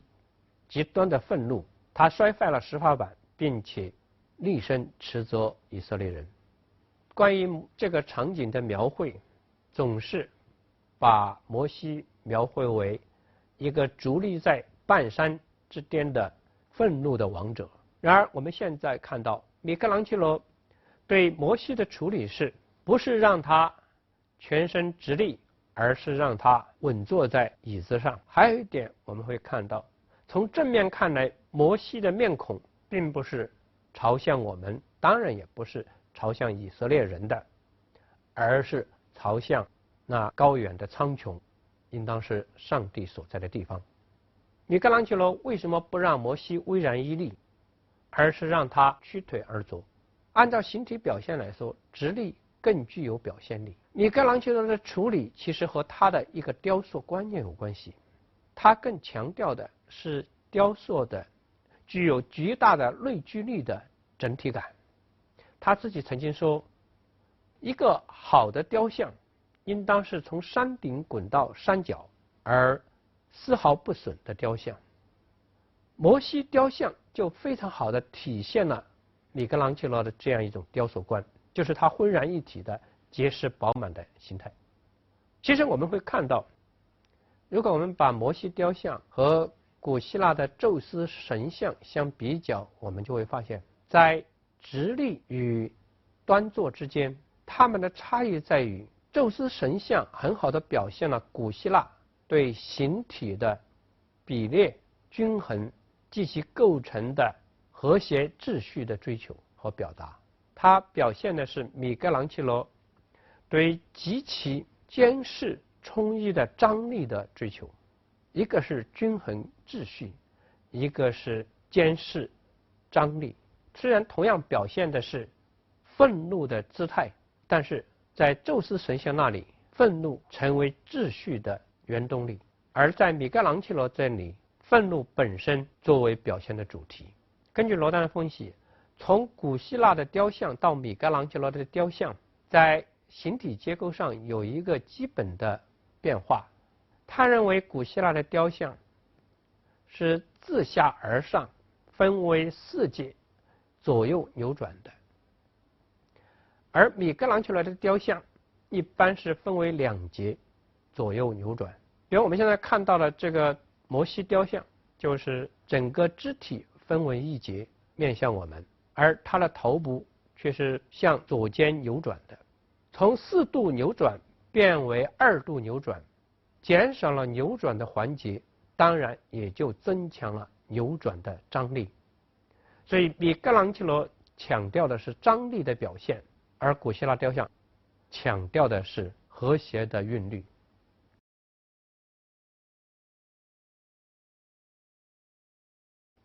米开朗基罗的雕像和古希腊雕像在对形体块面的处理上也有基本差异。希腊雕像固然也追求形体块面的结实饱满和有机性，但是它总是要努力达到高度的平整圆滑感。所以如温克尔曼所说的，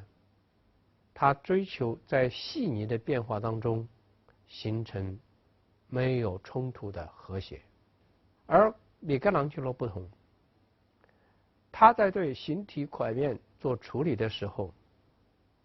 实际最大的可能去彰显每一个块面的内在的强力，这样使它的形体块面，尤其是这些形象的肌肉，是不是每一块肌肉都要表现出自己独特的强力和存在。我们现在看到的是米开朗基罗的作品《反叛的奴隶》，有时又称为《背负的奴隶》。我们看这个双手被反绑着的裸体形体，它的形体是极度扭曲的，那种挣扎或者反叛的感觉，让人感到它的上肢和下肢之间存在着极度的张力，有如就要拧折似的。它像是一只被反拉的强弓。这是我们转换了一个角度来进行拍摄的。我们发现这个雕像给人的感觉是米开朗基罗赋予它在极度的张力当中永不停止的扭动。我们看它的头部，我们会发现它仰望苍穹的头部是非常的坚毅的，而它的脖颈和它的肩膀之间的关系是在极度的扭转当中有一种永恒的冲突，这就是反叛。我们现在看到的是米开朗基罗的垂死的奴隶雕像。这个雕像相比于反叛的奴隶，它的造型更加平缓。我们看到在这个雕像那里，米开朗基罗似乎又回到了对古希腊雕像的致敬。在这个雕像身上，我们看到米开朗基罗似乎释放了他的雕像所具有的高度的张力，而以一种舒缓的节奏向希腊古典雕塑理想靠拢。这个雕像似乎展示了这样一个形体的变化的过程。如果我们从下往上看，也许我们会看到一个从紧张到放松的过程。作为一个生命体，它也许是从坚持到放弃的过程，是否是生与死的一种自然转换，或者说在生和死的张力之中达到了一种令人既伤叹而又安慰的一个矛盾的组合。所以当我们从另外一个侧面来看这个雕像的时候，我们会发现，当我们在正面看到的更多的是一种垂死之际的深沉无奈，而我们从它的侧面，也许我们会看到它的那样一种似乎是永远逐住于人间的高歌舞道的神姿。我们看他的身体，他的面容，都在一种似乎是深沉哀婉之中得到了一种回归式的慰藉。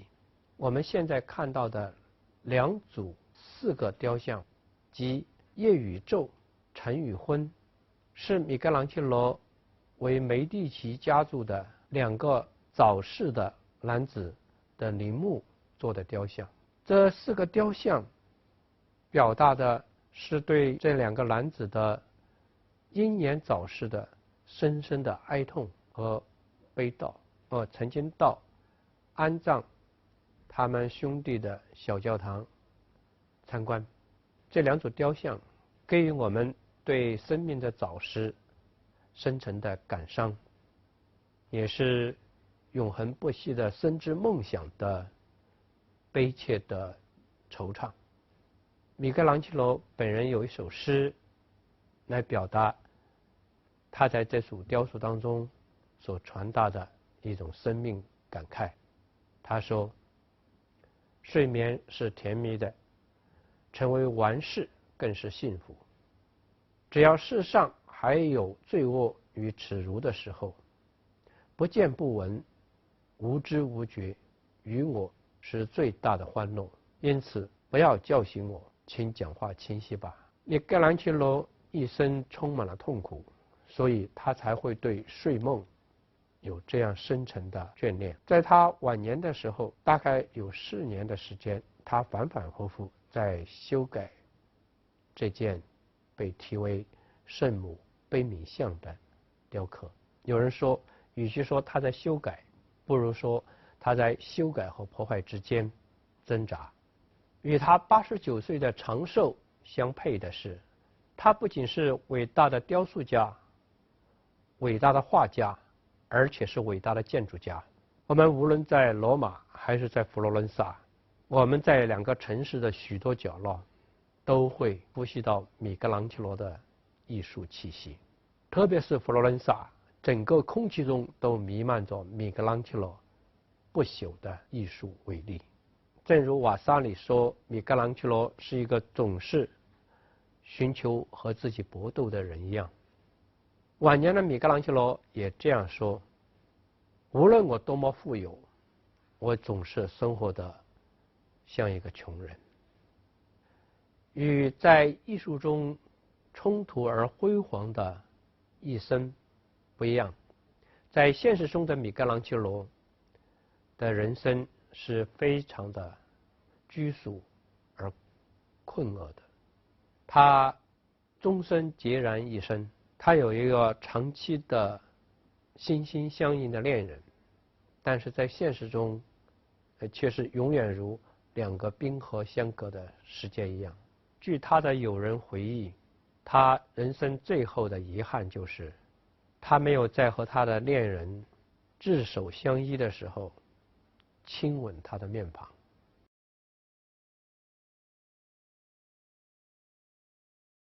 提香是高度文艺复兴结尾时期的大师。提香和前辈大师们的基本区别在于，前辈大师们更注重轮廓的准确把握和形体塑造的整体和谐，而提香所开拓的新的绘画精神，这是对色彩的张扬和形体的动感的强调。简单说，在他之前，文艺复兴大师们尊重的是古典的和谐，而他是对这种和谐的一种突破和解放。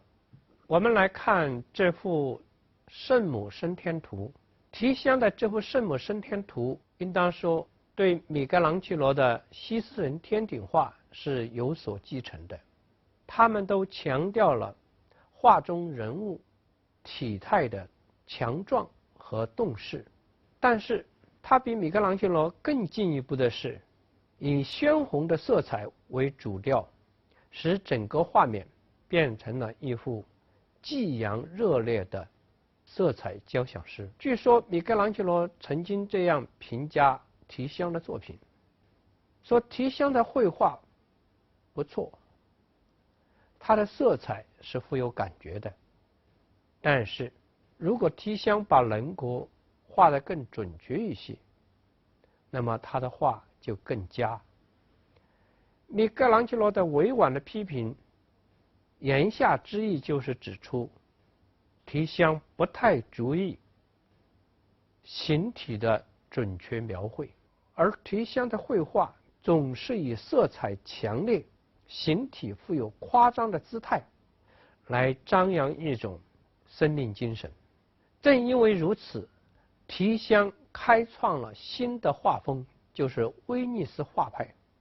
提香所代表的威尼斯画派和佛罗伦萨的古典文艺复兴画派最基本的区别就在于，从造型来说，佛罗伦萨画派倾向于均衡宁静，而威尼斯画派倾向于动势和张力。更关键是在色彩上，古典画派倾向于冷色调的静穆的表现，而威尼斯画派却倾向于对暖色调的激烈甚至过度的铺陈。这幅画分为3个部分，画的底部是翘首呼喊玛利亚的人群，画的中部是正在飞腾升天的玛利亚，而画的顶部是从天堂俯瞰人世的耶稣。我们看耶稣的头部的细节，我们发现提香是把耶稣放在一个高速飞行的状态当中来进行描写的，他的长发和长须都展示着劲风吹拂的姿态。这与此前的绘画普遍的把耶稣表现为一种肃穆宁静的形象是不同的。我们再看玛利亚的形象，她的面孔仰望天堂，而她张开的手臂既是惊慌又是狂喜，与之相配的是仿佛被狂风吹卷的长袍和披风。我们更多感受到的是一个自然生命在惊异和飞动之中的动势，而不是在既往绘画当中普遍表现的圣母的纯洁和神圣。提香也是一位伟大的肖像画家，他对人物的描绘善于从人物的性格或气质出发来进行色彩的选择和背景的配置。比如说我们看到的这幅英国男子的这幅画，他是男子身着黑色的衣衫，而他的背景是深灰色的，在背景和衣衫洁净的色调之上，把这位男子的深沉的面容也相应的描绘在比较暗淡的面容上面。那么我们看保罗三世这幅肖像画，他把白色和红色的衣衫进行了高度的对比，而背景却是棕色的。在这3种色调的高反差情调之下，他把教皇的面部表现得犹如沐浴着神光一样，有一种既真实而又虚幻的灿烂感。与此同时，把教皇深沉的目光表现为一种神圣的意味。我们现在看到的是提香2幅题名相同的作品，即抹大拉的玛利亚。这2幅作品前后相差30年。抹大拉的玛利亚是新约圣经中的人物，她曾经被7个魔鬼诱惑，沦落为妓女，后经耶稣的感化，皈依上帝，成为耶稣的忠实信徒。她和耶稣的母亲圣母玛利亚共同见证了耶稣的复活。现在我们在这2幅画中看到的情景是抹大拉的玛利亚眼含热泪仰望苍穹，向上帝忏悔的情景。提香前后30年画了这2幅画，他的第一幅画给我们展示的是一位青春艳丽、洋溢着肉体的美感的一个女性。她裸露的上身虽然被金黄的发丝所遮掩，饱满的乳房依然被表现出来。在这幅画上，我们看到提香突破了佛罗伦萨画派的古典主义约束，而进入到自由奔放的肉体美的感性讴歌。我们现在看到的这幅提香画作于1565年的摩达拉的玛利亚，虽然她的身体依然是壮硕饱满的，但是提香已经在她的笔触中表现出了老年才有的既成熟而又沧桑的细腻感。提香的绘画因为3个特点成为后来17世纪巴洛克艺术的先驱。第一，对色彩的激烈渲染；第二，对形体动势的夸张强化；第三，对肉体感性的赞美。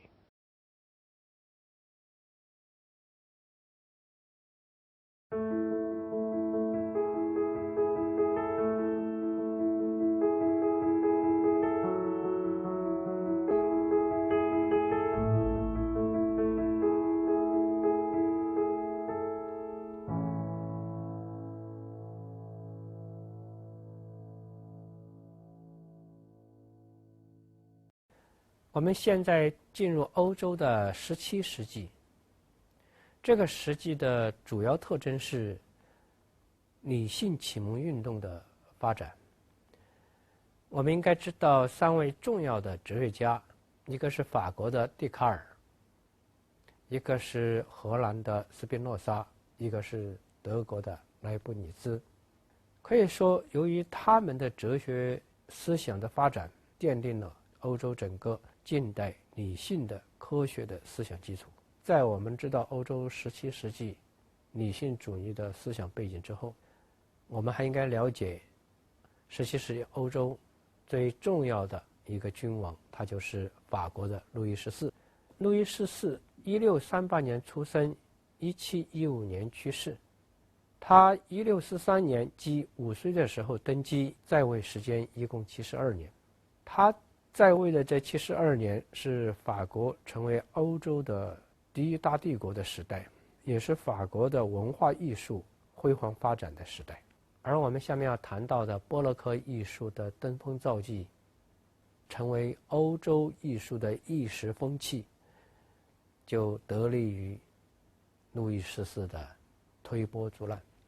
我们现在看到的这一幅图画是一个宫廷画家为路易14家族描绘的绘画，坐在宝座上的当然就是帝王路易14，在他的两边和下边坐着的他们的家族的成员。这一幅题名为《路易14家族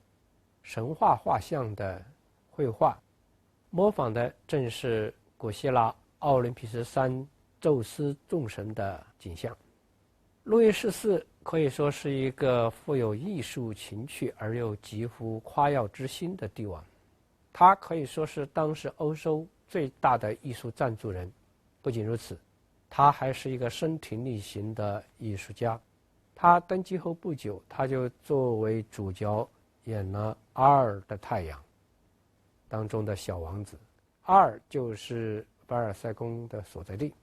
我们现在看到的画面是路易14当时的宫廷凡尔赛宫。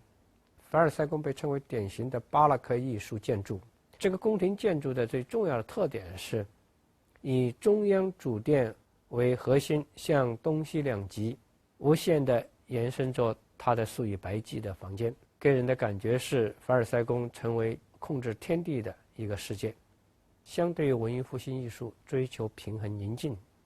巴洛克艺术强调的是动感、张力和令人震惊的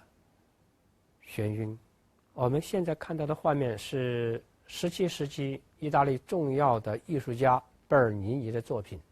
这个雕像的题名为泰莱塞的狂喜，它表现的是泰莱塞修女在沉睡的时候梦见了天使的光临而产生的那种惊喜感。我们特别要注意到，天使和泰莱塞他们两人的姿势都是在一种极富动感的张力当中，而在他们的后面作为背景的，代表着天堂降临的神圣光线的金色装置，是像瀑布一样的喷泻而下，给人极强的冲击力。在绘画的领域，巴洛克艺术的最重要的代表就是鲁本斯。鲁本斯出生于弗莱德姆地区，现在是属于比利时的安特卫普附近。鲁本斯早年在意大利学习绘画，他受到提香和提香以后的艺术家的影响，具有一种浪漫的理想的气质。他说：“我的情感来自于天国，而不是来自于现实的沉思。”这是鲁本斯创作的一幅他儿子的速写。从这幅肖像画我们可以看到，鲁本斯对人物特征和性格的捕捉是非常有功力的。他向我们描绘了一个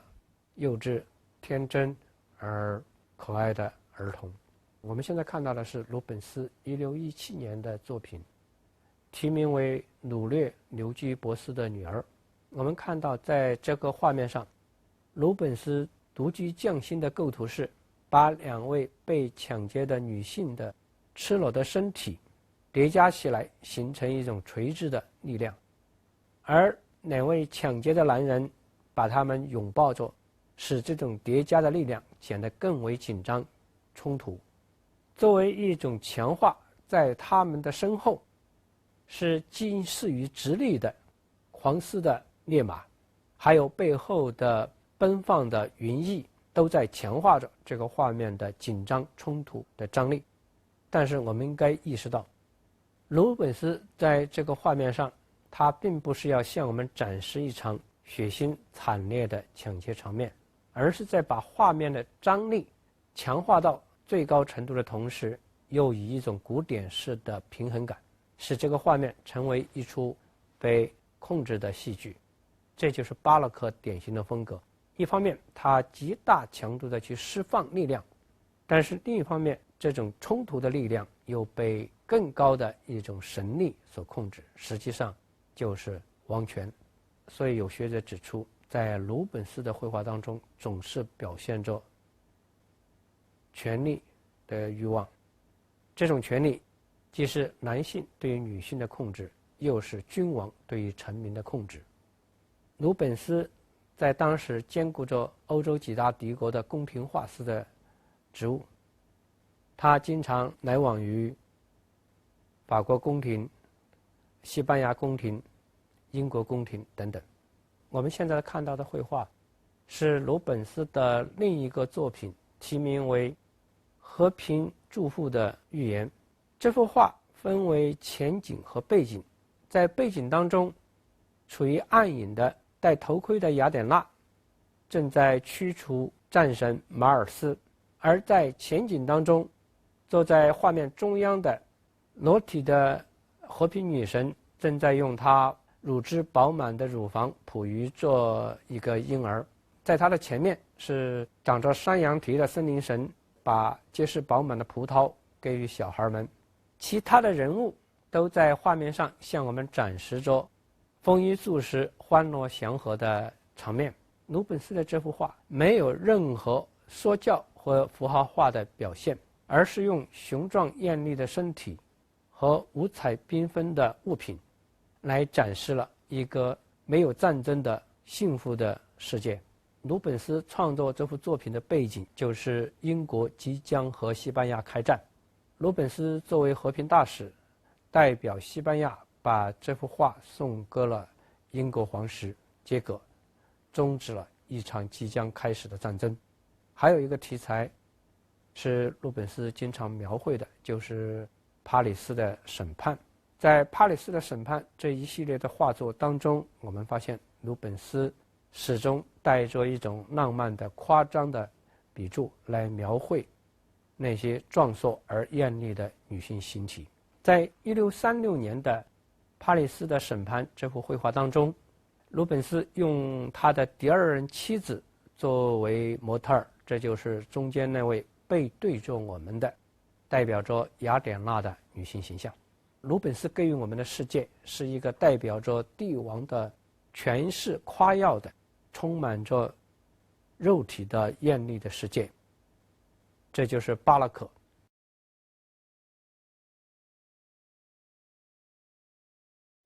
普桑是17世纪法国最重要的画家，他和当时的欧洲北方画家一样，先到南方意大利学习，然后回到北方从事绘画事业。他曾一度成为法国宫廷的画家。普桑受到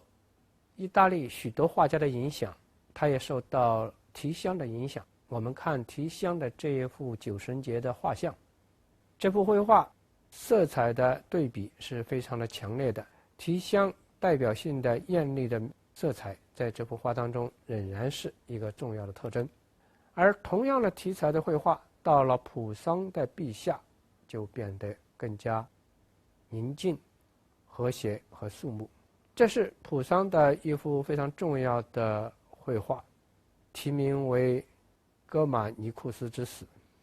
哥马尼库斯是一位罗马将军，他被他的对手毒害而死。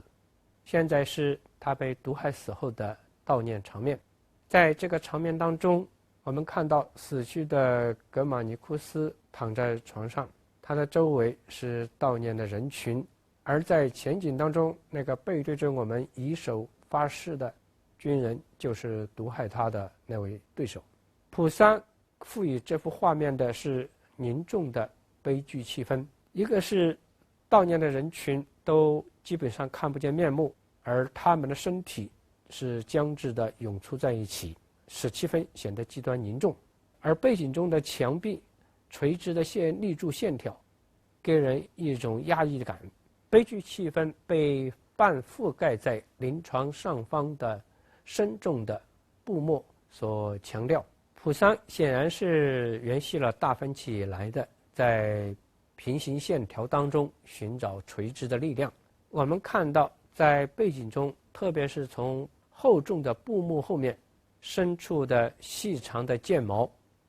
给人极其尖锐的冲击性的感觉。而明亮的白色和凝重的蓝色和阴沉的绿色之间的对比，也把死者的面容那一层深重渲染的极其的凝重。普桑这幅格马尼库斯之死的绘画风格，在后来的新古典主义画家大卫的苏格拉底之死的绘画当中得到了重现。我们现在看到的是普桑的另外一个作品，它的题目是《我在这里》。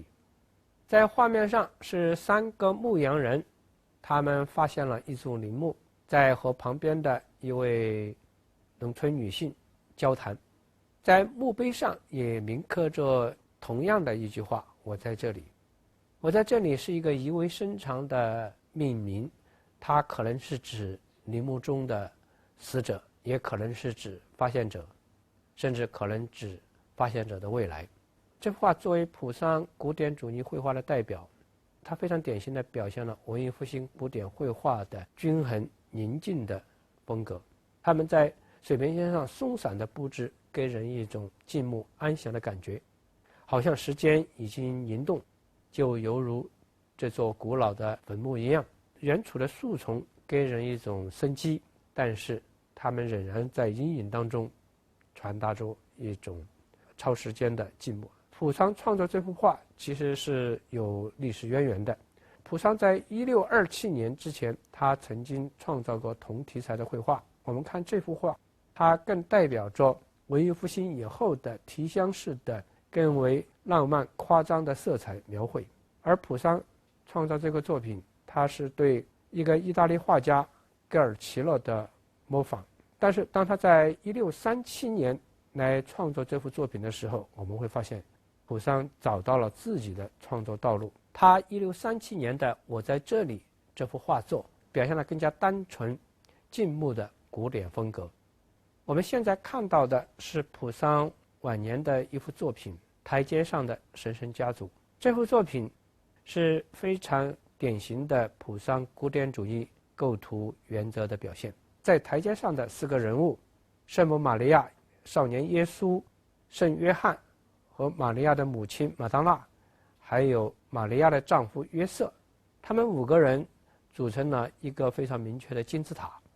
按照圣经中5个人物具有的不同的宗教意味，他们分别被处于金字塔的底边和顶部。在这5个人当中，约瑟的宗教意义是最低弱的，不仅被放置在金字塔的底部，而且被放置在暗影当中。而马当娜相对高一些，她虽然被放置在底部，但是呢，她的衣袍是被沐浴在阳光中的。因为耶稣和约翰都是神圣者，所以他们的身体是完全沐浴在阳光中。玛利亚作为耶稣的母亲，具有至高的地位，她的头顶高于耶稣。但是我们要注意到，耶稣的整个头颅被框在后面台阶上的门框中，而门框匡扶着深远的蓝天。实际上，耶稣的头颅是接近于这幅画面的焦点或者说目引点的，它是我们的目光的聚焦所在，这是神圣的中心所在。普桑这幅绘画在严格的按照教义的观念来进行人物组织安排和色彩铺陈，其实表现了古典主义的理性原则。所以古典主义一个最重要的特点就是按照理性而不是按照直观来进行画面的组织和描绘。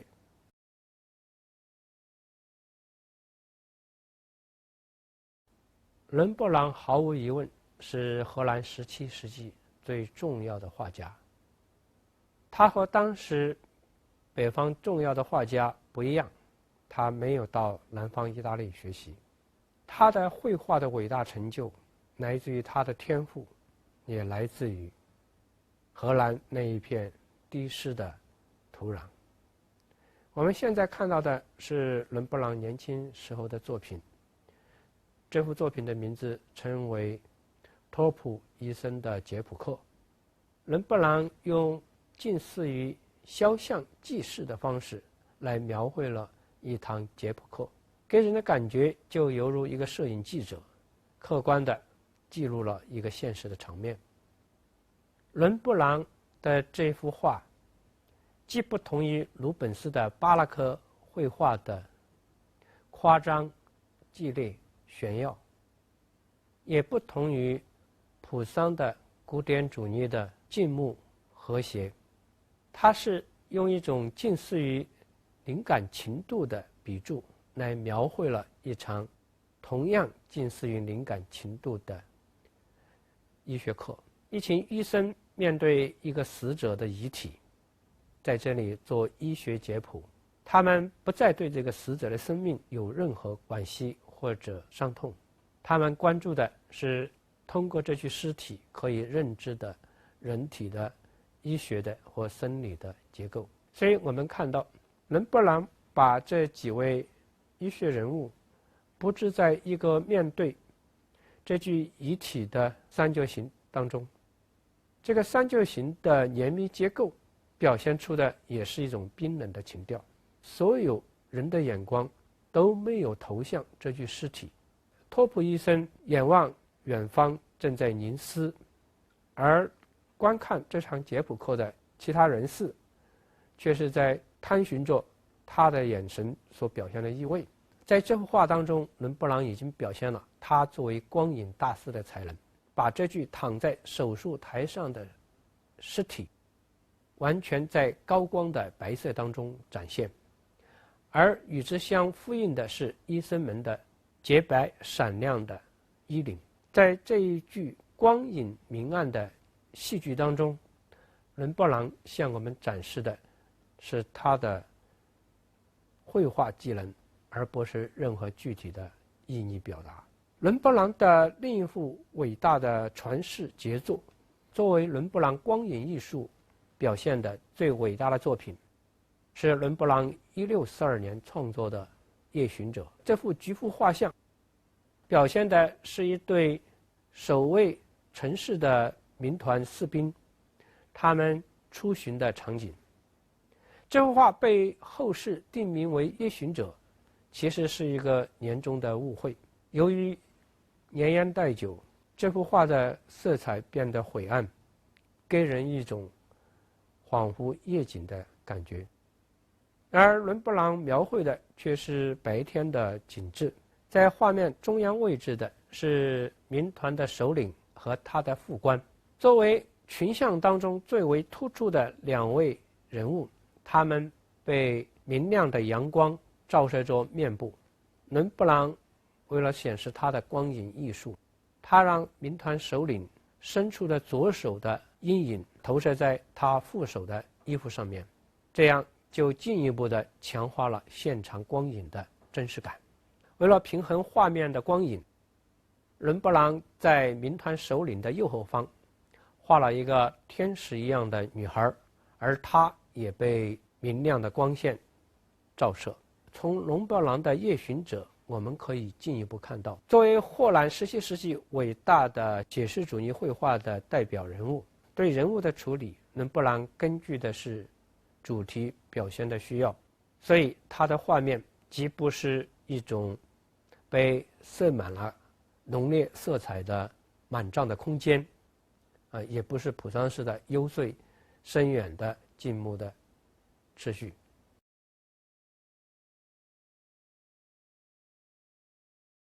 画家为自己画肖像，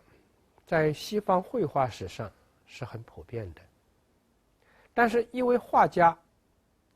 一生当中为自己描绘了数以十计的肖像，可能伦勃朗是绝无仅有的。我们现在看到的是伦勃朗1629年为自己画的肖像。此时的伦勃朗正值青春韶华时节，在深灰色的背景上，他那一半在暗影中，一半在光亮中的面容，给予我们的是一个自信、坚毅而沉思着的面容。我们再看他1634年的肖像，这个肖像与前面1629年的肖像相比，多了几许调侃、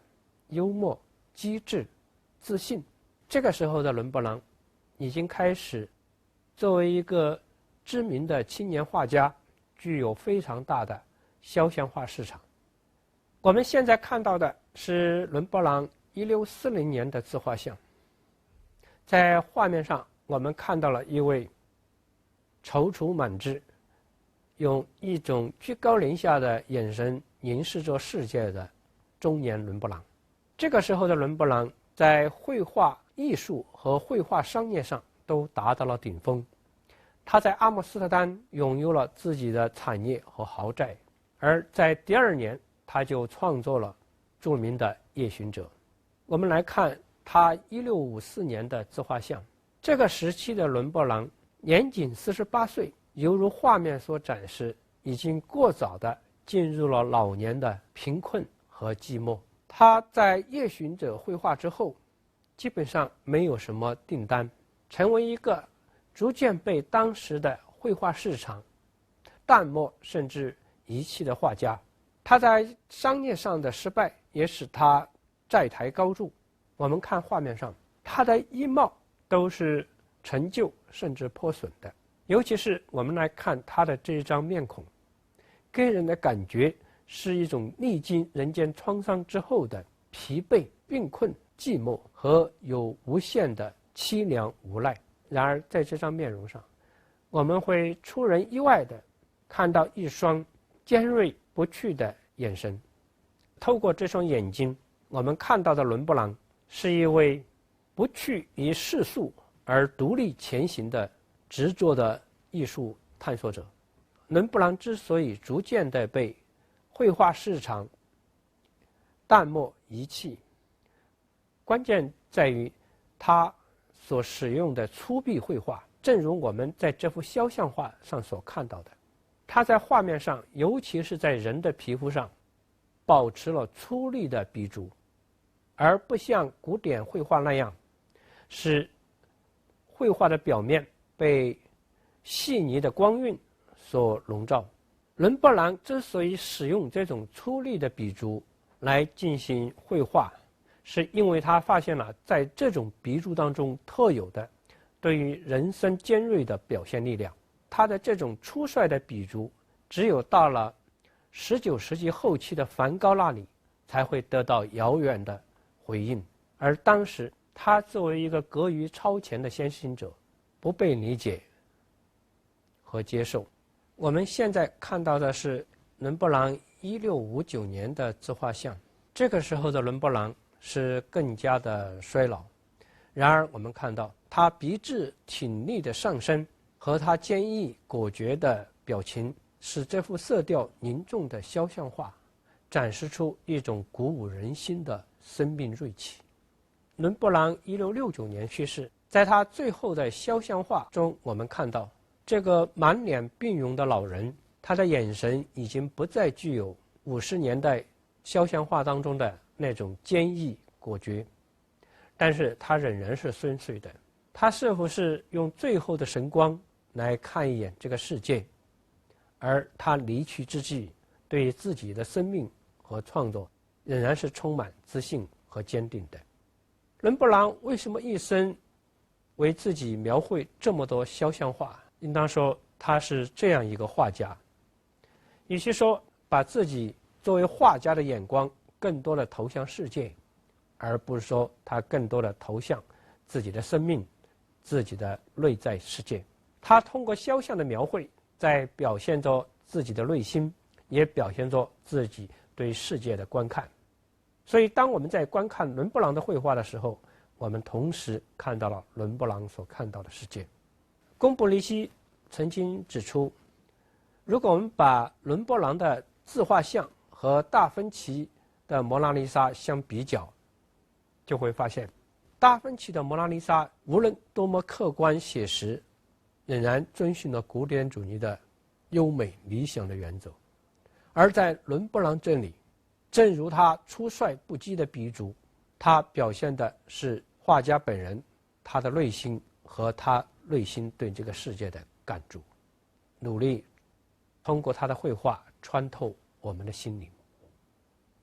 把他真实的自我展示于我们。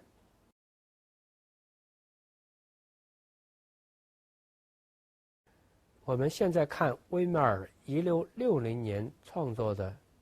到有来的女人》，从画面我们可以看到，威迈尔描绘的是一个贫寒的农家女人的情景。这位女人正在把罐中的牛奶倒到碗中，在餐桌上摆着粗糙的面包。与这个简陋的房舍相抑制的是这位女人她的粗壮的身体和她所穿戴的粗糙的衣衫。威迈尔在这里表现了一位画家对贫寒人生的细致的关注和热情，这是在此前的绘画当中没有出现的。所以我们说他是19世纪现实主义绘画的遥远先驱，就在于威迈尔用了一种对底层人民生活的热情来描绘这个普通的农家女人。我们注意到威迈尔在描绘当中，他非常细致地把这个女人的身躯和周围的景致做了轮廓分明的描绘，他把它描绘得有如雕塑一样的伫立在这个贫瘠的房舍当中。整幅画面是非常的宁静的，正如画中女主人的生活是非常的平淡一样。然而从窗户当中透露出来的阳光照射在这个女人丰满的胸脯上面，给人感到一种生命的自信和强健的意味。威迈尔的绘画让我们想起19世纪的米勒的《十岁者》这一幅绘画。可以说米勒的《十岁者》的农妇的体型和这个农妇的体型之间应该有一种绘画的学缘的关系。威迈尔的另一幅代表作是他1665年创作的戴珍珠耳坠的女孩。在深蓝色的画面上，我们看到这个天使一样的女孩皎洁的面孔，犹如从夜空当中照射出来的明媚的月光一样。威迈尔使用了和画面背景高度反差的紫色、绿色和白色来映衬出这位女孩的面容的妩媚皎洁。当然，令人最为赞叹的是她回眉之间的眼中所露出的明亮的目光和投射在耳坠上的那一点星光一样的亮光，是表现出这位少女春天一样的生命朝气。从这位少女的衣衫和服饰，我们应该可以看到她的出身是比较普通的，但是威迈尔用了一种俄国天使一样的笔触来把她生命的青春和鲜美展示给我们。我们如果把威迈尔和伦勃朗相比较，我们可以说伦勃朗面对人生沧桑，世态炎凉，是坚毅的自我内省的一个画家，所以他的笔触留下的是人生的初历。而威迈尔他却是把自己的目光投向普通的人群，投向那些贫寒的人物，而从这些人物那里他所感触到的却是人生内在美好的情愫。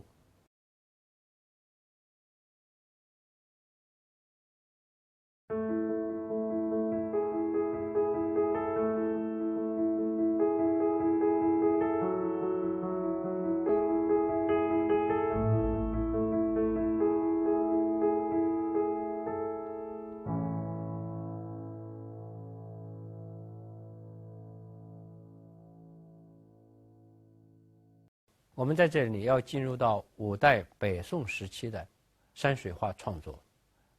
在介绍中国山水画之前，我们先回顾一下老子的一段话。老子说：“有物昏沉，先天地生，寂寞，独立不改，周行不殆，可以为天下母。吾不知其名，自之曰道。吾强为之名曰大。大曰是，是曰远，远曰反。道大，天大，地大，王大。域中有四大，而王处一。人发地，地发天，天发道，道发自然。”老子这段话指出了中国传统文化的基本世界观。按照这种世界观，世界是运动变化的，是无限发展的，但同时又是周而复始的，这就是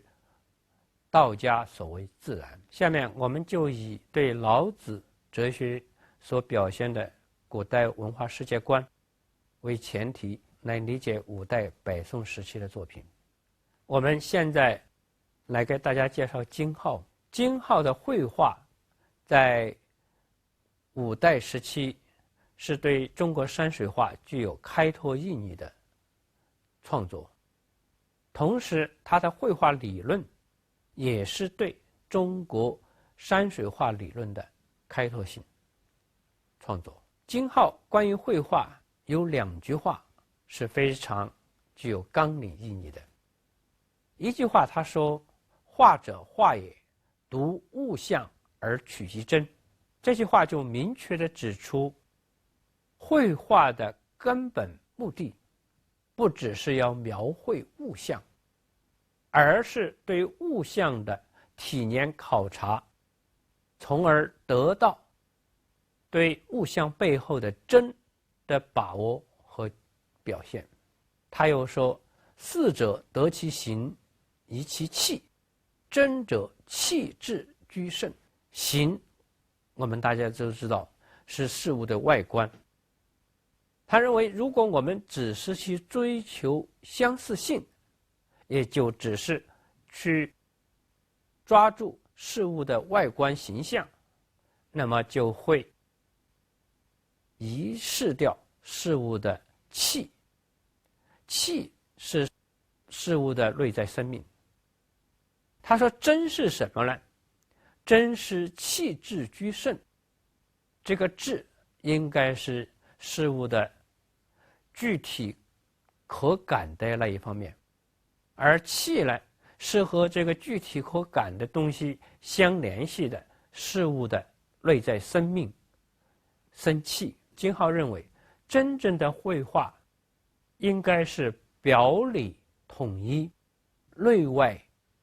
一致的去揭示一个事物的真实存在。我们现在来看他的一幅作品，题名为《匡庐图》。看这幅作品，我们可能有2点感受。一点就是画中的景物是非常清晰明确的展现在我们眼前，我们恍惚直观了金浩所看到的北方山水。但是另一方面，我们也会感受到金浩对这些山水的展现并不是以客观写实的方式去描绘的，而是经过了他所说的读物象而取其真的过程，就是说经过了他的想象、提炼和重新的组织。所以这样的山水画的表现，它实际上是画家经过了高度的艺术创造加工之后的结果，而不是机械自然的临摹。我们现在介绍另一个与金浩大致同时的画家，这是南方的董源。我们现在看到的是董源的潇湘图。我们把董源的潇湘图和金浩的匡庐图相比较，就会发现南北画家的差异。如果说金浩的匡庐图代表着北方画派，它所表现的山水风貌更多的是以北方高耸峻峭而且岩石裸露的山形为特征的。如果说董源的潇湘图是南方山水画的代表，那么他描绘的南方山水是以温润、微异、细腻的地貌特征为代表的。我们现在来看北宋画家范宽的《西山行旅图》。这个作品它是北方山水的典型代表，它以高耸峻峭的山形为绘画的主体。现在我们看到的这一座山峰，宛然是迎面扑来一样高峭耸实。我们如果把这张作品看作一幅风景摄影照，我们就会发现这幅画的构图是有问题的，因为它没有遵循摄影机的透视原理，就是近大远小，近的清晰，远的模糊，近的明亮，远的暗淡。我们来看这幅画，从山脚经过山中到山顶，我们会看到每一个层面都是相当的清晰，而且也没有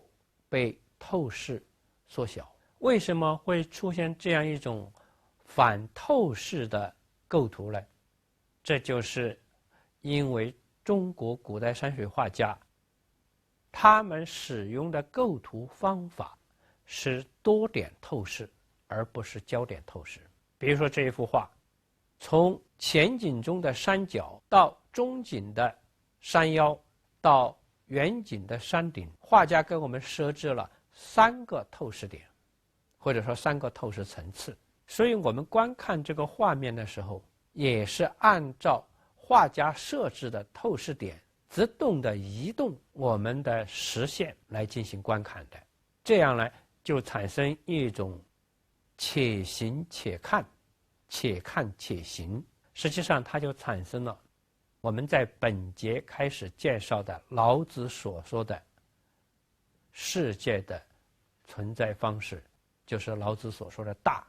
我们来看范宽的《西山行旅图》，就是这样的，从近景到中景到远景，这是一个离去，也就是所谓视的过程，而且也是一个由近及远的过程。但是我们看到了山顶之后，我们并不会把我们的目光停留于山顶，还会回到山脚，因为山脚也是一个透视点。这就是大约是诗曰远，远之后还要怎么样呢？返，就是回归。实际上中国山水遵循的就是这种周而复始的世界存在规律。我们现在给大家介绍北宋画家葛西的《早春图》。这幅图画画出了一片曲气盘旋、高耸入云的山体。看这片山体，特别是沿着它微于迂曲的山径，我们是不是感到我们也如画中的人一样，进入到了这座山中去做爬涉和游览？《早春图》表现的是葛西山水画的这样一种构图观念。葛西说：“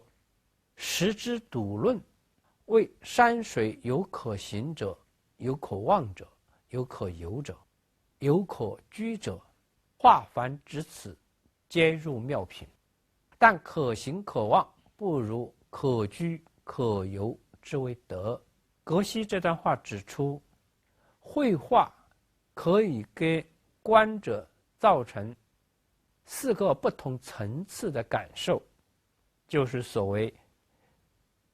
可行、可望、可居、可游。但葛西认为，如果一幅画只止于可行可望，就不如达到可居可游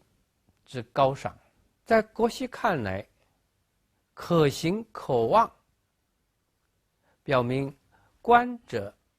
和画中景致是一种客观外在的关系，而可居可游却表明观者和画中景物具有一种现实介入的关系。这就是说，在可居可游的画景当中，观者通过绘画的构图和相应的景致，可以感受到一种身临其境的经验。那么葛西的这幅《早春图》，它的妙处就在于，它不仅让我们通过画面看到一片风景，而且让我们在看到这片风景的时候，会有一种置身其中的感觉。这种感觉是葛西在他的匠心独运的构图当中为我们创造的。换句话说，他在对画面的构图和节奏的把握当中，给我们设置了一种让我们身临其境的去游览栖息的感觉。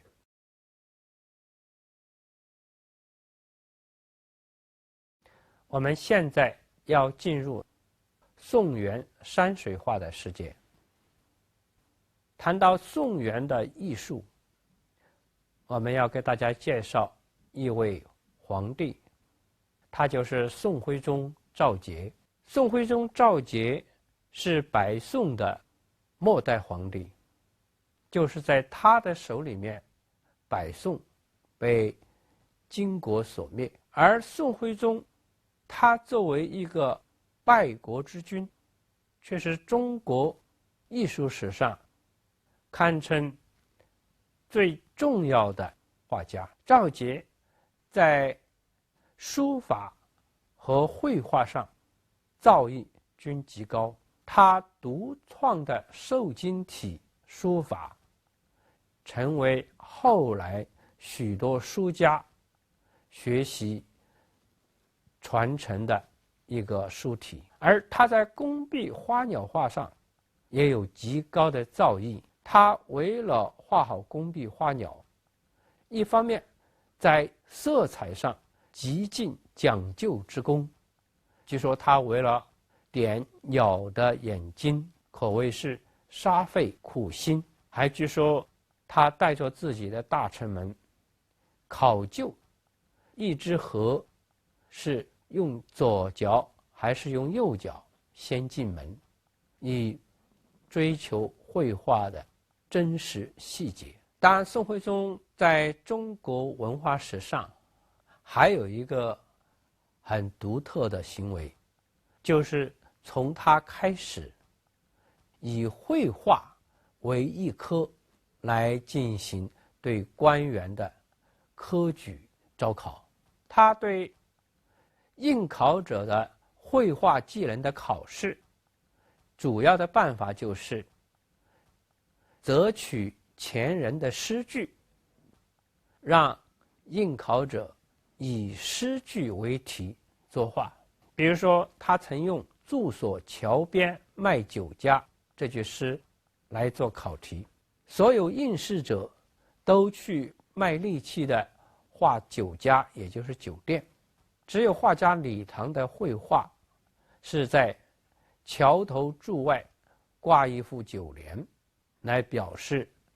住所桥边卖酒家的意象。他又用“踏花归去马蹄香”这一句诗来做画题。一般应试者都画马画花，只有一个应试者画一群蝴蝶飞逐马蹄。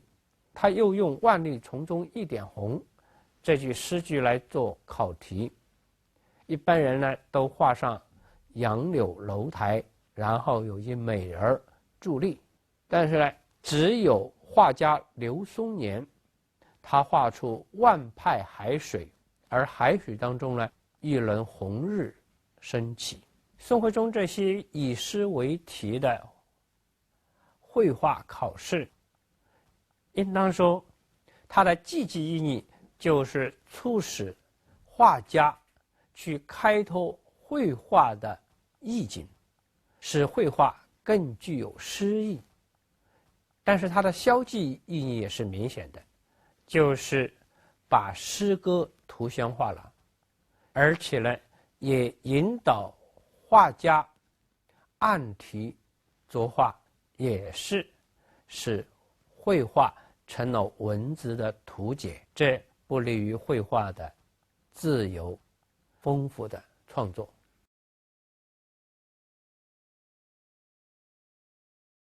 中国绘画的空间结构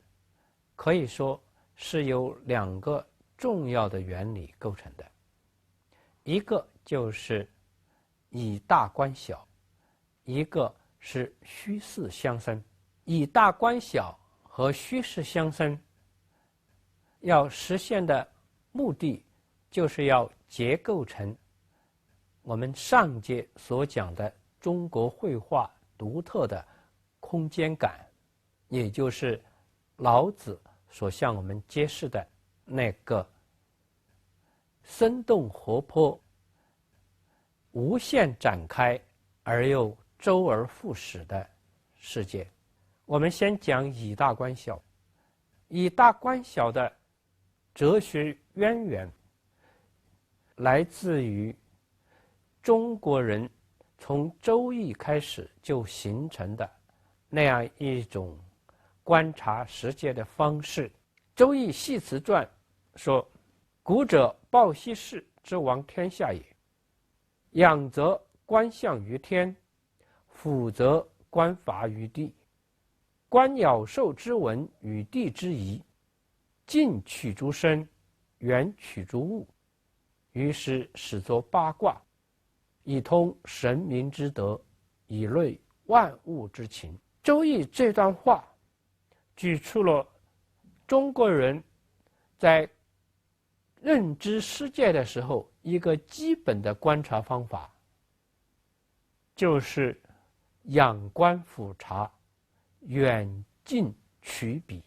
说简单一点，这是一种介入性的互动的观察方法。这样一种观察方法，就使我们中国的画家在面对自然山水的时候，采取一种自由而交互的观察方法。所以南朝的钟炳在谈山水创作的时候，他就说过，画家对物的观看和摹写，就应该是身所盘桓，目所筹描，以形写形，以色貌色。这就是采取了人和自然的交互运动的感受和描绘方式。那么后来在宋代画家葛西的《林泉高志》当中，他把中国人这样一种仰观俯察、远近取比的绘画方法，提炼出了绘画的三远法。他说，自山下而仰山巅，谓之高远；自山前而观山后，谓之深远；自近山而望远山，谓之平远。所谓以大观小，其实就是人在和世界的交互流动中，以动态的交流的眼光去看待世界，这样就摆脱了定点透视对人和景物关系的限定和约束，而进入到自由流动的状态。宋代沈克在批评李成的绘画的时候就指出，说李成在画亭子的时候，是以一种以下往上的观看方法，导致了仰画飞檐的错误。他认为真正的山水的绘画方法应该是以大观小，如人观假山。所谓人观假山，我们看到是一种自由俯瞰的角度。沈克还说，绘画的以大观小是折高折远，自有妙理。所谓折高折远，其实也就是周瑜所说的仰观俯察，远近取比。我们看李成的《秦暖萧寺图》，就仿佛在看一张照片一样，它非常典型地表现了透视的原理，也就是近大远小，近的清晰，远的模糊。那么范宽的《西山行旅图》却不同，就是我们刚才说的，它的远近都是在我们的透视点上。正因为它是多点透视，它给我们的感觉就是且行且看，也就是沈克所说的折高折远。以大观小或者折高折远，其实也就是取了一种俯仰直得的关照自然的方法，并且把这种方法乐视为构图的原理，给我们展现的世界就是一种以静态的方式却表现出动态的灵感。这是中国山水构图最独特的一点。钟表华先生对中国绘画的这种以大观小的空间构图有非常精辟的阐释。他说，用心灵的俯仰的眼睛来看空间万象，我们的诗和画所表现的空间意识，不是那代表希腊空间感觉的有轮廓的立体雕像，不是那表现埃及空间感的墓中的直线甬道，也不是那代表近代欧洲精神的伦勃朗的油画中渺茫无际、追寻无着的深空，而是俯仰直得的节奏化的音乐化了的中国人的宇宙感。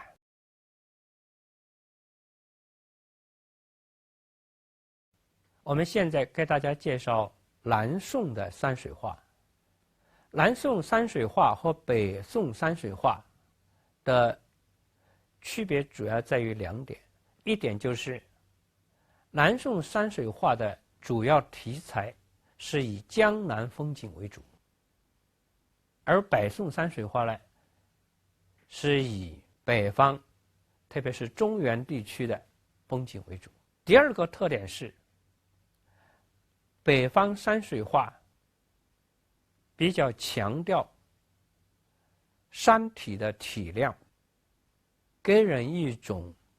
高耸雄狮之感，这就是所谓巨丈山水的画风。那么南方山水呢，更注意威毅秀丽的风光的展现，或者说南方的山水更有水的灵气，而北方的山水更有山的雄风。我们现在看到的画面是南宋画家刘松年的四季山水图。刘松年是一宫廷画家，所以他画出来的山水在用笔和构图上都非常明显地传承了我们前面所讲的李思训的金碧山水的风格，显得精致灵巧。我们现在看到的画面是南宋宫廷画家马远的对月图。马远的绘画沿袭了宫廷绘画的细致精巧，但是它在构图上非常有特点。它一般是以对角线为界，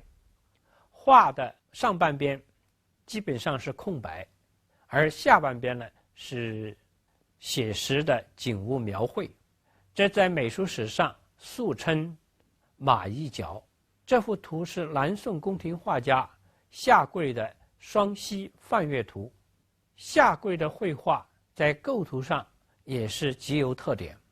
我们看这幅图，这幅图的上半部分是留白，下半部分有景物的描绘，这在美术史上素称为下半边。马远和夏贵的绘画共同的特点是大量的留白。大量的留白可以说是南宋绘画的一个非常重要的新的特点。这个构图特点反映的是南宋画家的一种绘画精神追求，具体有限的景致超越出去，开拓出空灵无限的世界。清代画论家诞崇光对此有非常精辟的阐释。诞崇光说：林间阴影无处迎新，山外清光何从着笔？空本难图，实景清而空景现，神无可绘，真景鼻而神景深。位置相立，有画处，多数最优；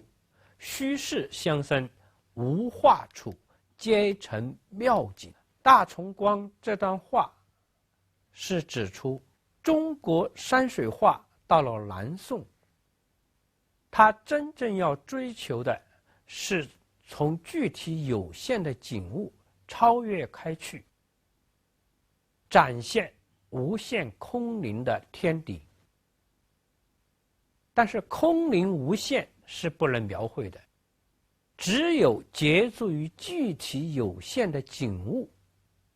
做暗示，才能得到表现。所谓实景清而空景现，真景鼻而神景深。这就是说，如果画家对具体的景物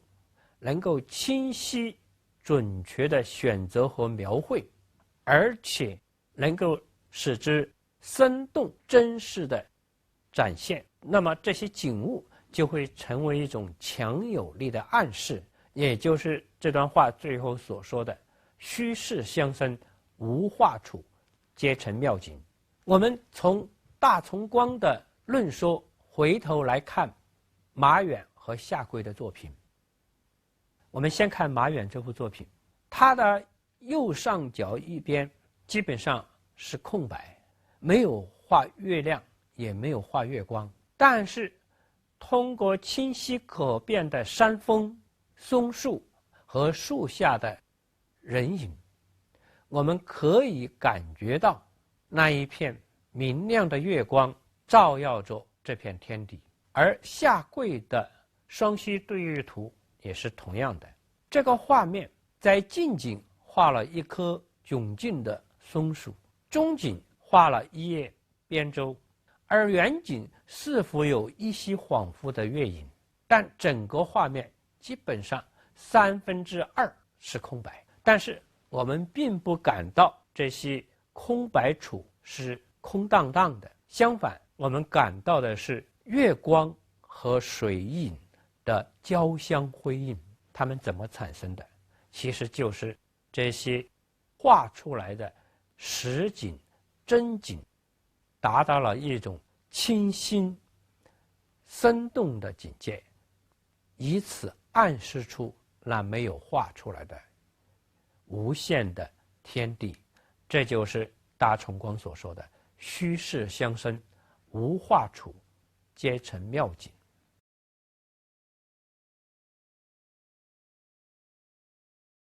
元代绘画最重要的特点是继承唐宋山水画，进一步的发展中国道家文化思想。他追求的是超脱现世世俗的一种面向大千世界的自由旷达意气。我们现在来看宋元之际的一个重要的画家，就是赵孟頫的作品。赵孟頫本来是宋代的皇室子弟，但是元灭宋之后，他就被收揽到了元代的宫廷里面，做起了元朝的官吏。他的书法和绘画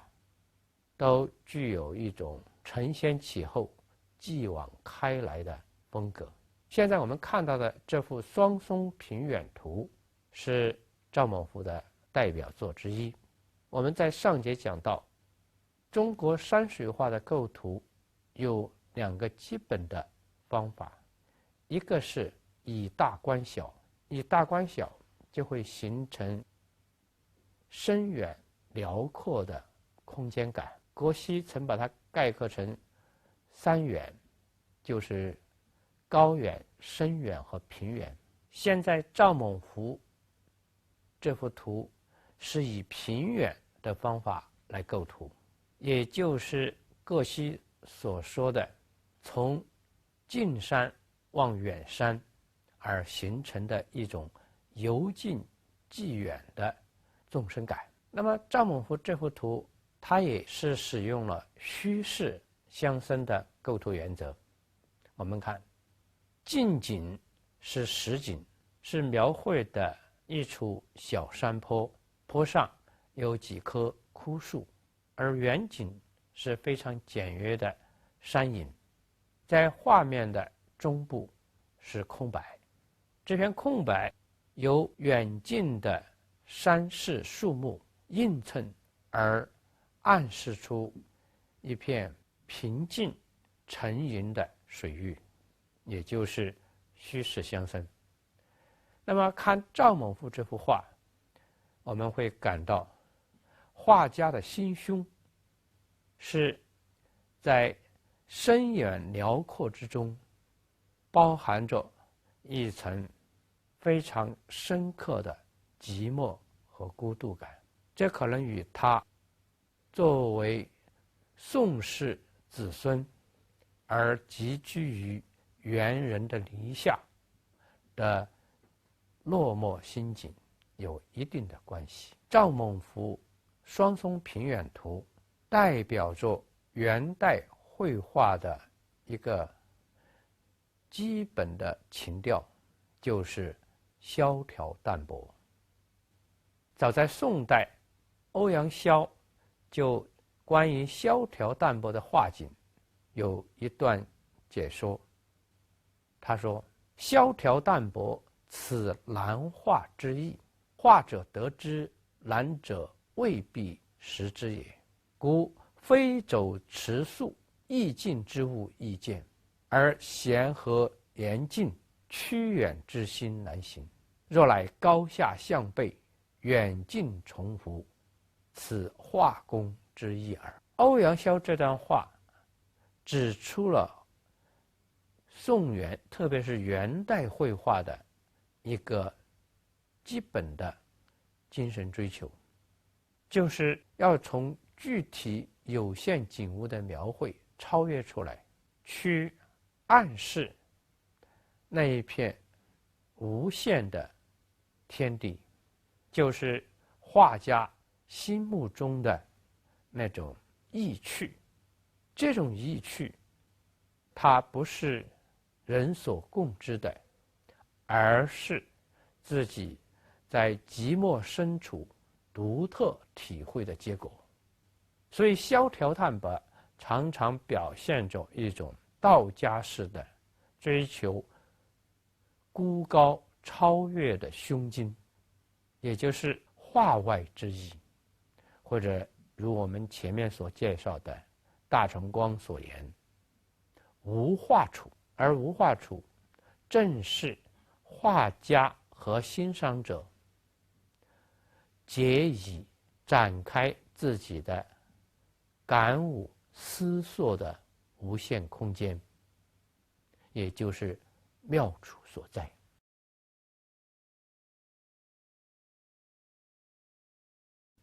在元代大画家当中，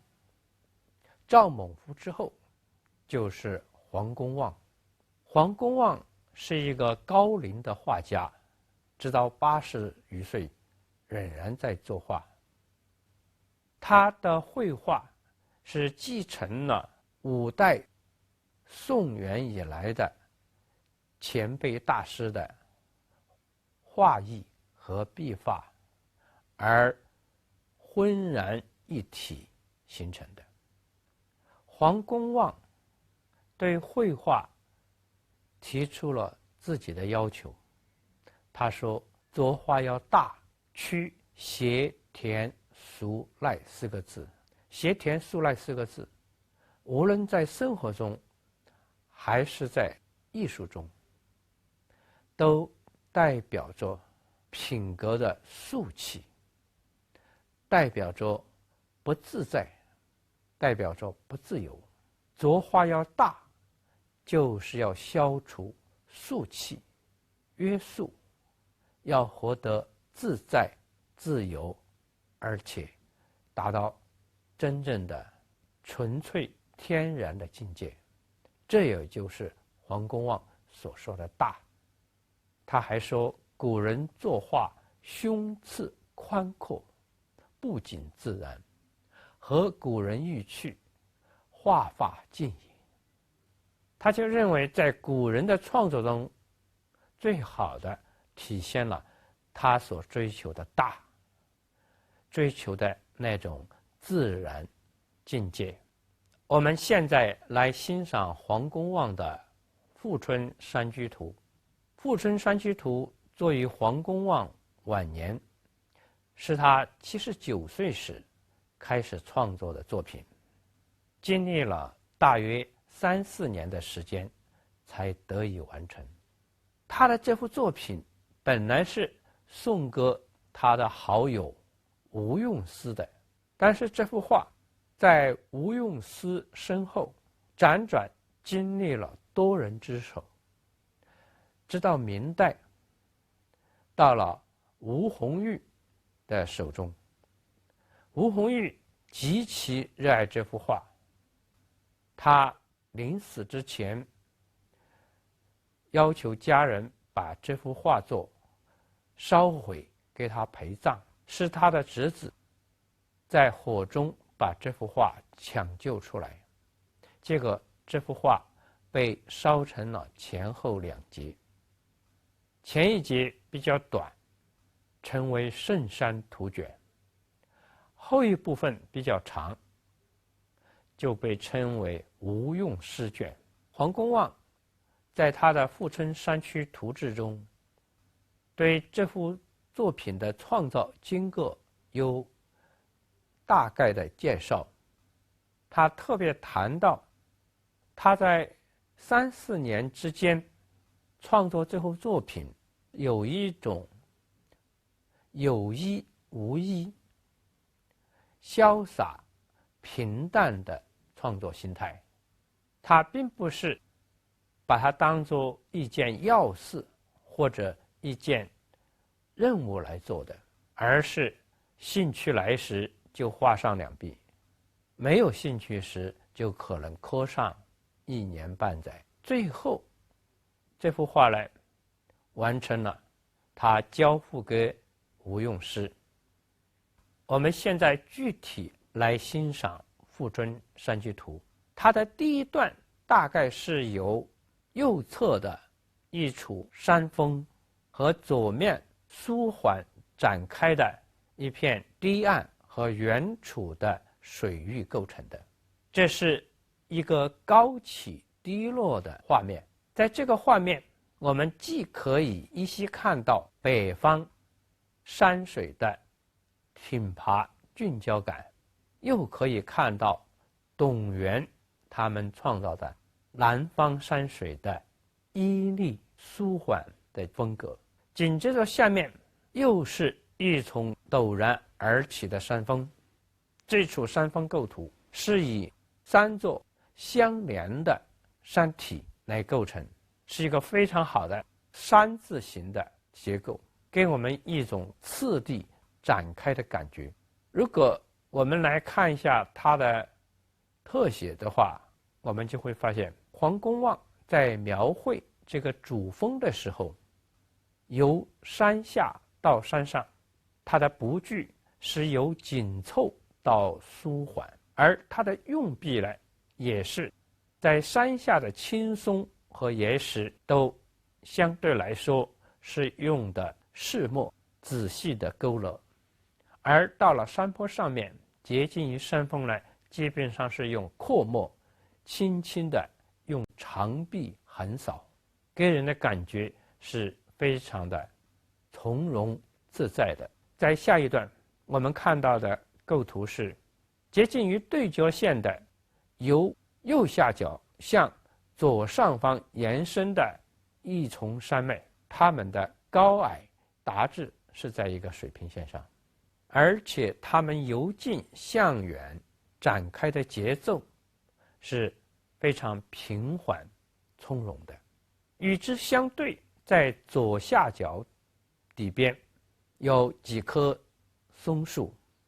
这些松树枝干迥劲，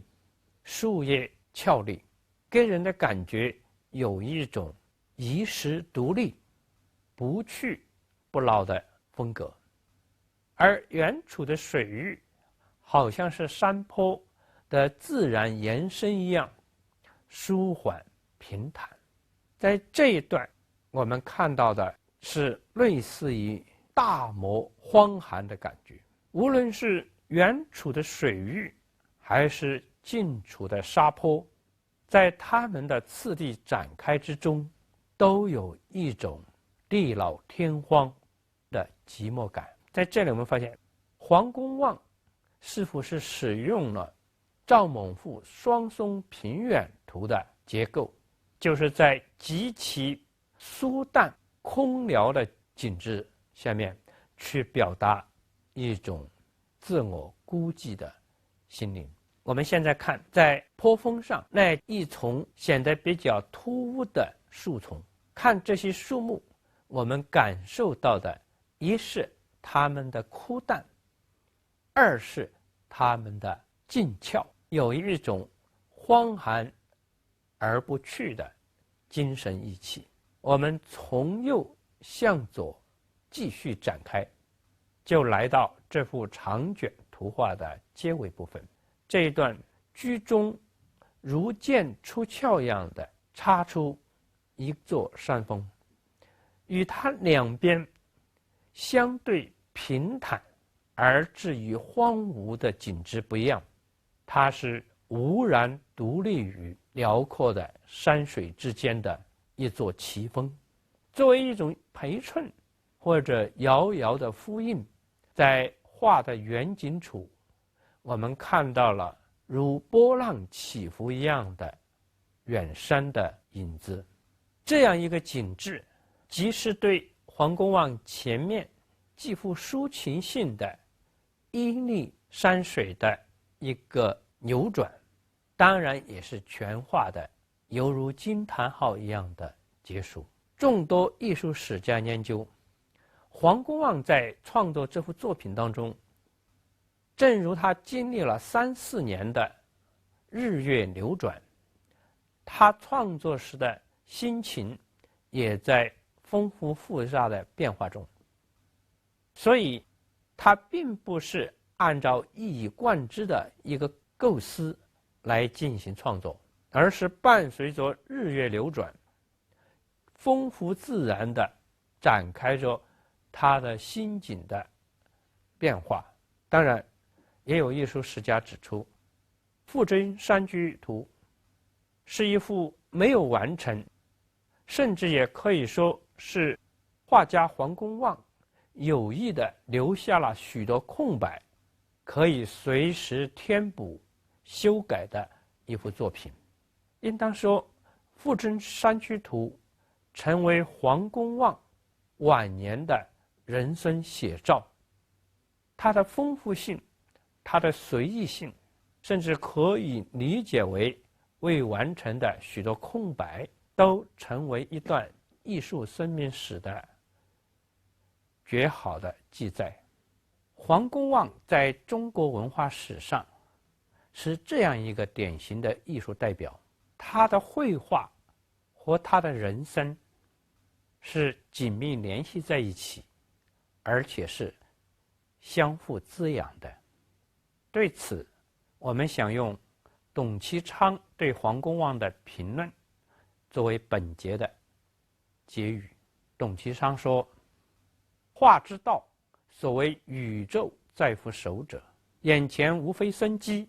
故其人往往多寿。至如刻画细景，为造物欲者，乃能损寿，盖无生机也。”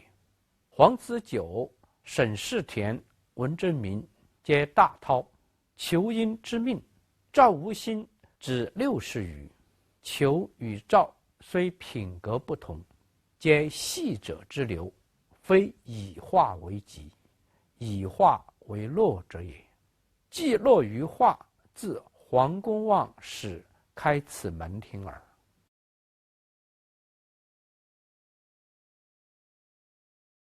我们现在介绍倪瓒。倪瓒是元代晚期的苏州画家，他的名望可以说在艺术史上与黄公望是齐名的。关于倪瓒绘画的特点，董其昌有非常好的论说。董其昌说：“盖倪于书绝公之，晚年乃识之，而既精于画，一变古法，以天真幽淡为宗。要义所谓渐老渐数者，若不从百院足迹，不容易到耳。纵横西气，即黄子久未能断。幽淡两言，则赵无心由勋于翁，其兄次之别也。”董其昌这段论说有2点是我们要注意的。第一点，他指出倪瓒绘画的源流是以董源为开端的，这就是所谓从百院逐基，百院是指董其昌。第二点是我们在欣赏倪瓒绘画的时候要特别加以体会的。和黄公望一样，倪瓒一生都是以书画为乐，他的绘画在当时有极大的名望，求画者无数。但是呢，他对于那些要来向他买画的人，他一概拒绝，他只把他的画交给朋友。他自己在叙述他创作的旨趣的时候，有这么一段话，他说：“余之著，聊以写胸中意气耳，岂乎矫其似与非，业之繁与疏，知之写与志哉？或涂抹久之，他人视以为麻，为庐，扑亦不能强辩为主，真昧赖难者何？倪瓒这段话告诉我们，他绘画的目的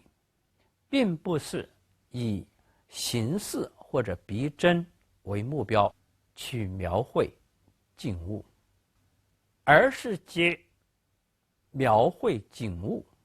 自由地表达他自己的精神意气。这个意气实际上是和道家的基本精神，就是我们在前面多次讲到的那种追求清新超旷之感相联系的。我们现在来介绍倪瓒的《六君子图》。这画作于1345年，当时倪瓒已经44岁。倪瓒在中晚年之后，他的生活非常的窘困，常常不得不靠朋友周济，而庐山谱就是经常周济他的朋友之一。这幅画是送给庐山谱的。在画中，倪瓒题词记录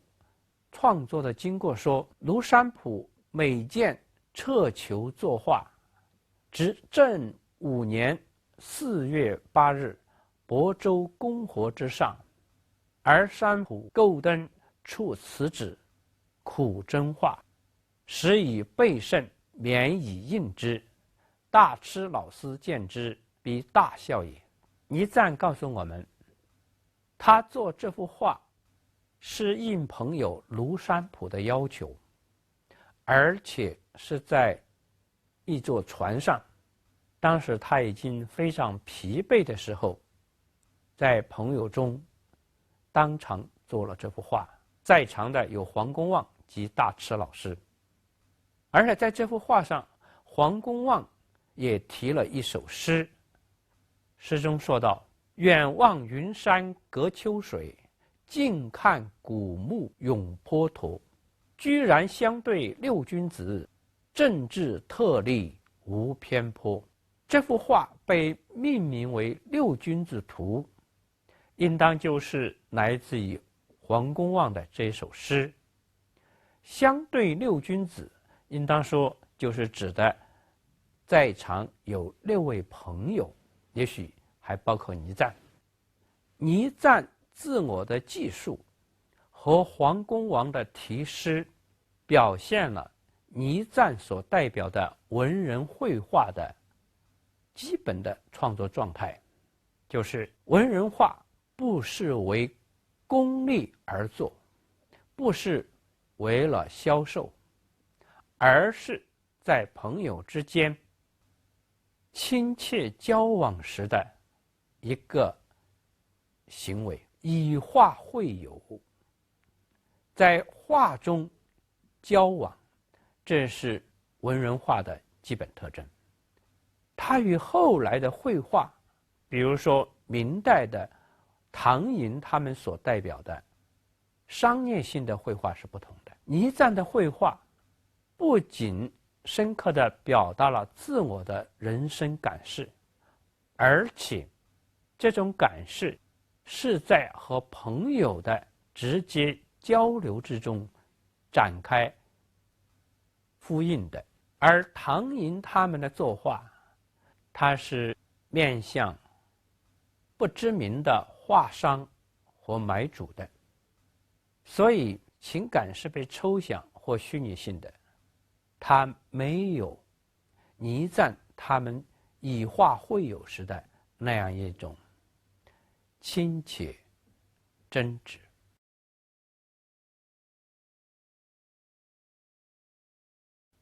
我们在前面介绍说，倪瓒创作绘画的宗旨是要表现他的胸中义气。现在我们看到的这幅《渔庄秋季图》，就是最典型的表现了倪瓒绘画的宗旨。这幅创作于1355年的画图，它是用极其简略的方式来进行画面组织。我们看近景是一个低矮的坡岸，坡岸非常荒土，只是在上面长着几棵干枯的树木，而远景呢是粗略的描绘的山影，它的中景是一片空白，就是我们感受到的一片极其平稳、宁静、澄澈的水域。我们观赏这幅画，有没有感受到无限清新旷远的天地？这就是倪瓒的意气，是一种不以时俗相沾染，而孤高自持，独与天地同酬的胸襟。我们现在来看倪瓒的另外2个作品，一幅是作于1339年的《丘陵野信》，一幅是作于1372年的《咏藤斋图》。我们看这2幅图的细部，就会看到在《丘陵野信图》中，亭子下面是有人的；在《咏藤斋图》中，亭子下面是无人的。据说在倪瓒数十年的大量的山水画中，不管是否画亭子，基本上都不画人，所见的只有这一幅《丘陵野信图》，亭下有人。朋友就问倪瓒说：“你为什么总是在画中不画人？”倪瓒回答说：“天下无人也。”什么是天下无人呢？我们来看倪瓒的一幅生活速写。在这幅画当中，倪瓒坐在书榻上，一手拿纸，一手执笔，显然是一种书写状态。而在他的2旁呢，分别站立着一个手持长长的笤帚的仆人和一个手中拿着浴巾和玉瓶的仆人。这幅画表现了倪瓒生活中的一个特性，就是洁癖。据说他不仅自己的身体不容有纤尘沾染，而且他对他的家中的一景一物，他都要求绝对的纯洁。他家屋门前有2座太傅石，他会定期让仆人给太傅石洗浴。他家屋前的花架，到了花开时节，如果有朋友来访，他就一定要用纱网把落下的花瓣结着，而且把花瓣送到清洁的水缸当中洗涤干净，然后掩埋。《红楼梦》中黛玉葬花的情节，应当说就是从倪瓒这儿脱胎而来的。倪瓒不仅在生活中有洁癖，他在精神当中也有洁癖。他是一个孤高自傲、不与庶人为伍的人。相传当年张士诚在太湖起兵反对元朝，因为仰慕倪瓒的名声，试图把倪瓒拉到他的队伍当中做一个形象代言人。倪瓒看不起张士诚，认为他太俗，所以拒绝与之为伍。为了躲避张士诚的追逐，倪瓒驾船躲到了太湖当中。但是有一天，张士诚的弟弟张士信在太湖游赏的时候，看到芦苇深处飘出一缕悠悠的清香，他认定这就是倪瓒所在，派人去，果然把倪瓒给捉回来。倪瓒被捉到张士信的船上，张士信要求倪瓒加入他们的队伍，左说右说，倪瓒不吭气。张士信恼羞成怒，派人鞭打倪瓒，倪瓒仍然不吭气。张士信实在无奈，只好把倪瓒放回去。倪瓒回到亲友身边，亲友听说倪瓒被张士行折磨而一声不吭，他们都责怪倪瓒，说对这些人，你既然不待见他们，他们这样折磨你，你好歹也骂他们2句。但倪瓒说，对这等俗人，开口便俗。这就是倪瓒，一个在生活和精神上都保持自我的高洁、纯粹和独立的人格。我们再回头来看他的《渔庄秋季图》，我们会不会感到这幅图画是如此透彻地去展现了倪瓒那一副平淡、天真而又空灵、澄澈的无限心胸。所以倪瓒讲天下无人，他心目中的人不是肉体的人，不是食宿的人，而是一个高洁自持的人。这就是他的义气。从倪瓒对一个超越高洁的人格的追求，我们来看他的绘画的简约、枯涩、荒寒，就可以理解了。这正如清代学者阮元所说，他人画山水，是真有其地，皆可游赏。倪则枯疏一二株，矮屋一二影，残山剩水，写如指腹，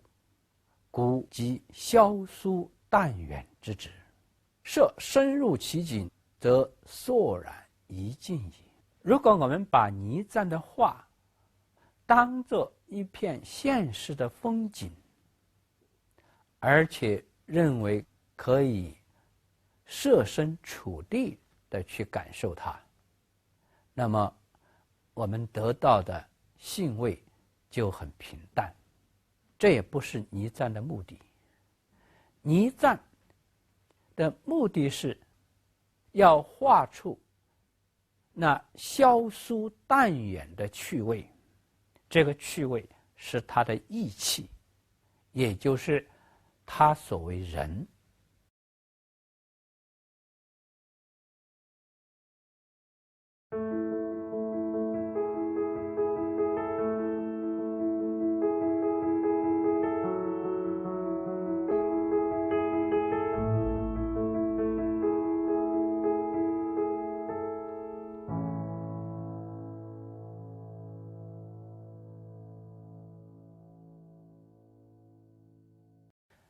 我们这一讲的主要人物是徐渭。在讲徐渭之前，我们需要回溯一下中国的一种文化潮流，就是狂者文化。狂者在中国文明史上可以说是儒道皆有的。儒家有儒家的狂者，道家有道家的狂者。在《论语》中，孔子就谈到狂者，他说：“不得中行而与之，必也狂捐乎？狂者进取，捐者有所不为。”孔子认为，圣人之道就是要居中庸，而不得中庸，就是要么革极，那就是狂者；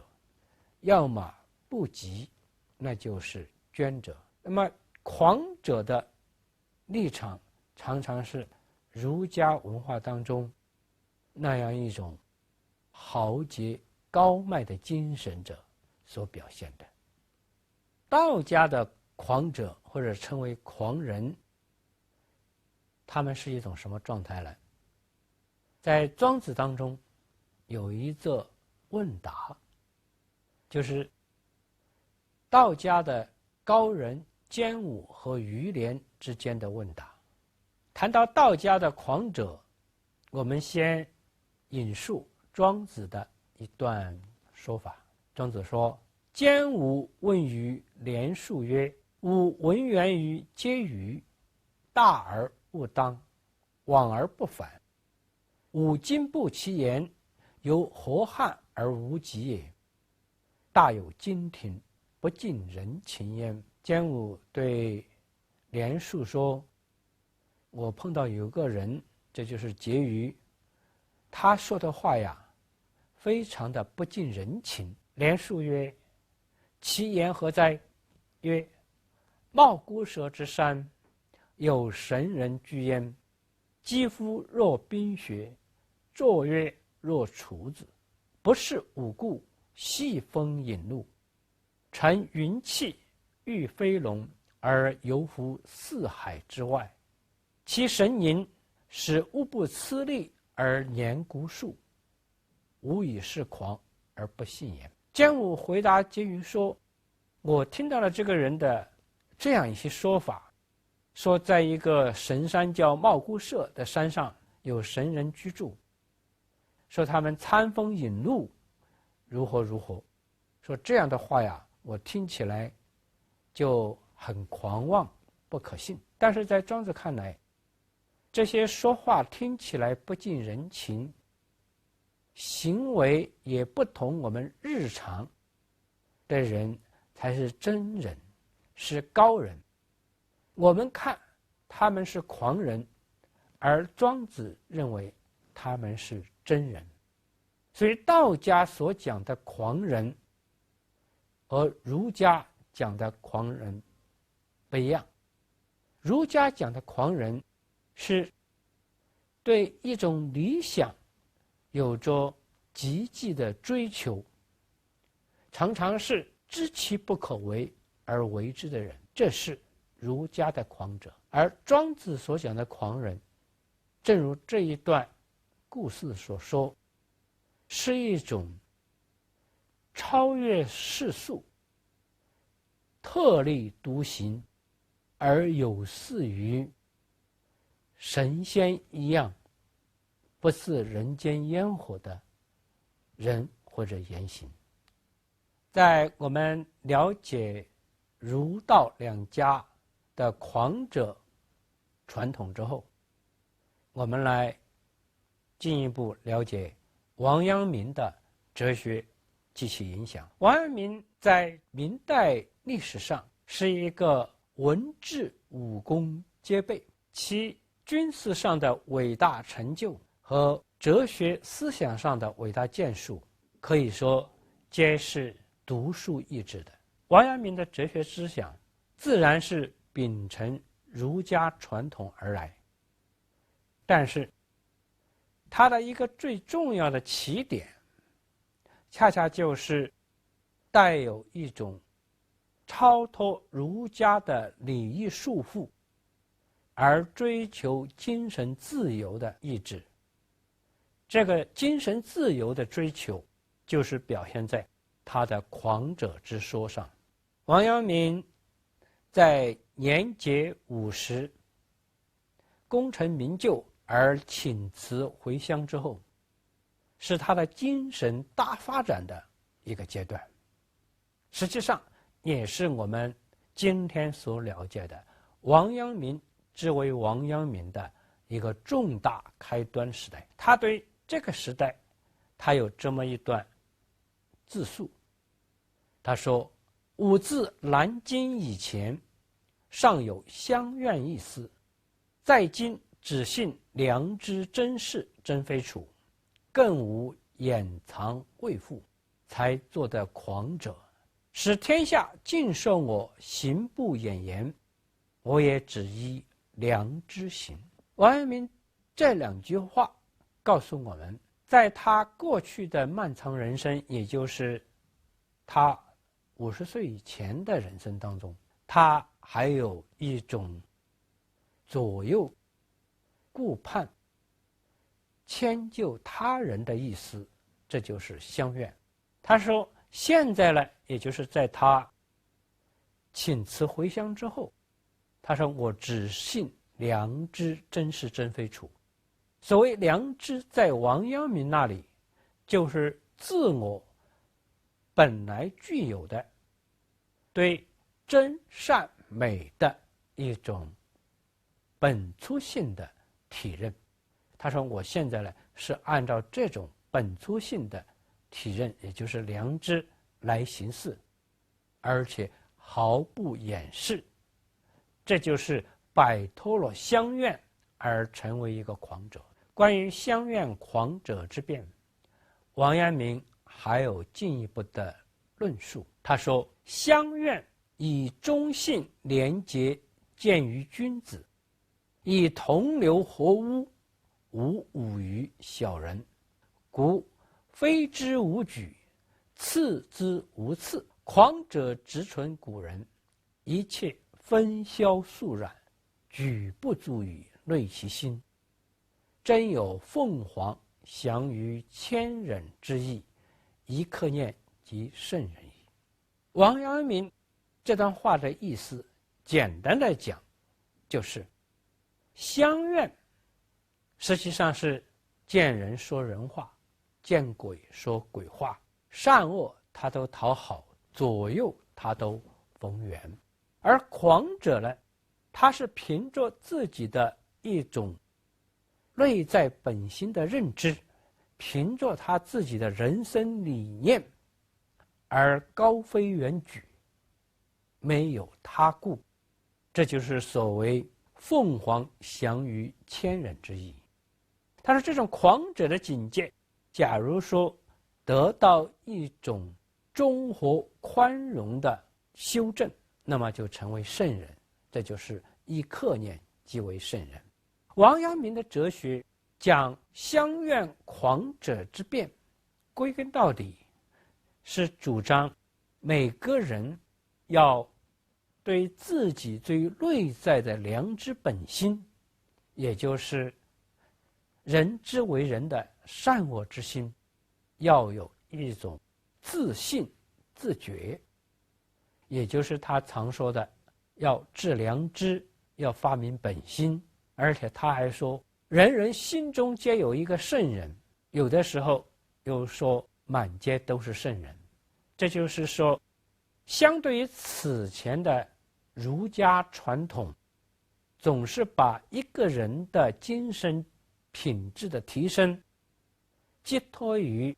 对外在的知识道理的学习。王阳明主张人之为人，最需要的就是要从内向外去体验和表现自己的人的良知或者是美德。这就是王阳明哲学的核心，也就是学术史上所称的心学传统。在王阳明之后，他的弟子和信奉者积极地推进了他关于善是自内向外的一种自我发现的这种思想。这种思想结合到唐宋以来的佛教的影响，特别是禅宗哲学的影响，就特别的强调，一方面是自我内心的自由自在的向善之心的发现，另一方面是面对世界的独立自由。所以王阳明的后人对他的心学的发展特别的去引用禅宗的空的思想。你比如说他的弟子王基就认为世界之周为世界，就如佛教所主张的当体本空。在这种当体本空的世界认识基础之上，王阳明强调每一个人与生俱来的属于自己内心的向善之心的发现和发挥。他的这种思想对他的后人的最重要的影响，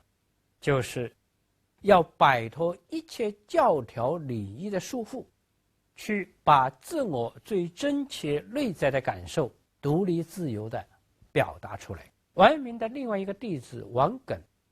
继续发扬了这种反教训、反规范的思想。对于他来说，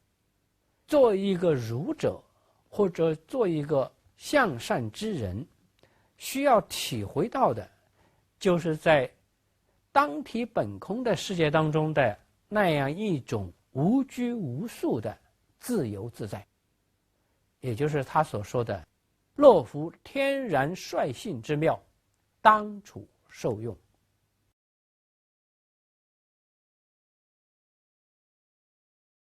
我们给大家介绍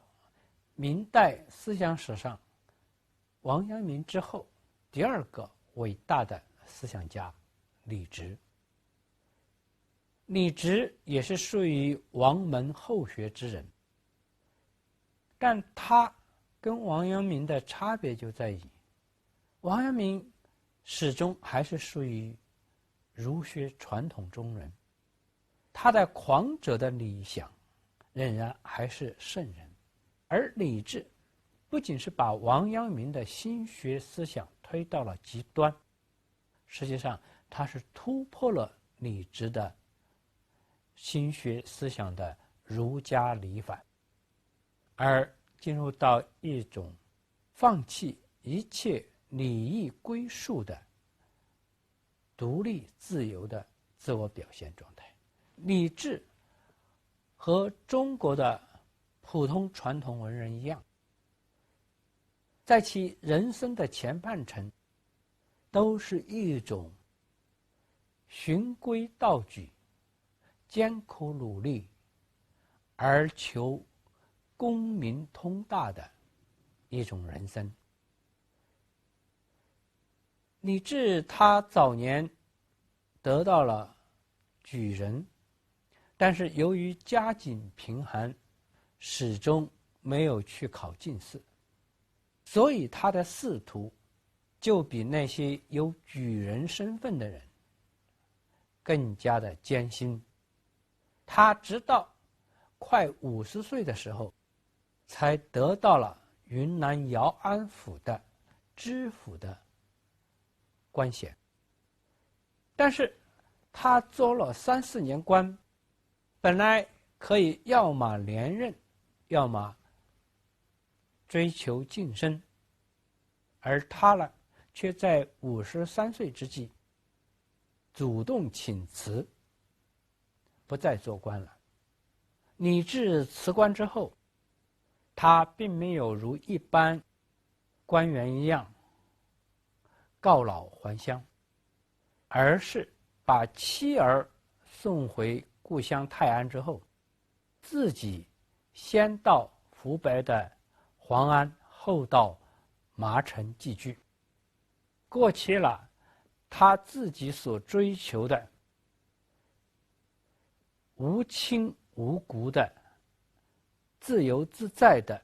一种出家人的生活。关于自己的人生，李治有一篇自赞文这样说道：其性贬极，其色精高，其辞悲肃，其心痴狂，其行率意，其骄寡而面见亲热，其与人也好求其格而不悦其所长，其恶人也极绝其人，又终身谀害其人，直在温饱而自谓伯夷叔齐，直本其人而自谓保德沃道，分明异戒不渝而以有心解口，分明毫毛不拔而为扬诸责人，动与物无，口与心为，其人如此，乡人皆恶之矣。昔子贡问夫子曰：乡人皆恶之，何如？子曰：未可也。若居士，其可夫哉？李治这一段自白，是把自己无保留的品格上的自私自利的弱点暴露出来，而自私自利恰恰是他所追求的所谓圣人之学的要领。所谓自私自利，用我们今天的话来说，就是追求个人利益，追求自我表现，而不顾家国社会的需求。李治主张，作为一个现实中的人，他的真心应当来自于最自然、最本我的表达，这就是他所说的同心。他说：“同心者，真心也。若以同心为不可，是以真心为不可也。夫同心者，绝假纯真，最初一念之本心也。若失去同心，便失去真心；失去真心，便失去真人。人而非真，全不复有出矣。”对于李治来说，同心、真心、真人、自我是统一的，就是要从自己最真实本然的感觉和意愿出发，来面对世界，来行为处事。在李治看来，我们现实生活中的人从小到大接受知识教育、社会培养训练，导致的结果就是我们被道理文件所阻碍了自然纯真的心灵。所以他认为，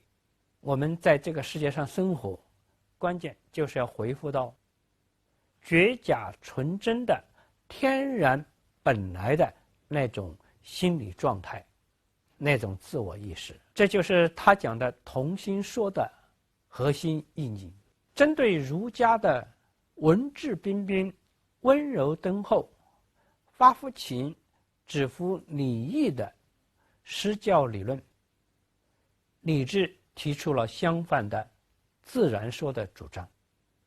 他说：“盖声色之来，发于情性，由乎自然，是可以谦和交强而知乎。故自然发于情性，则自然止乎礼义。非情性之外，复有礼义可止也。唯交强乃是之，故以自然之为美耳。又非于情性之外，复有所谓自然而然也。”李治此说就是要反对儒家的礼义教化的美学原则，而主张以自我情性为出发点的自然而然的自我表达。他还有一段话就说得更加彻底了，这种彻底可以说是情感自然主义的美学主张。他说：“且夫时之真能文者，其出皆非有意为文也。其胸中有如许无状可怪之事，其喉间有如许于吐而不敢吐之物，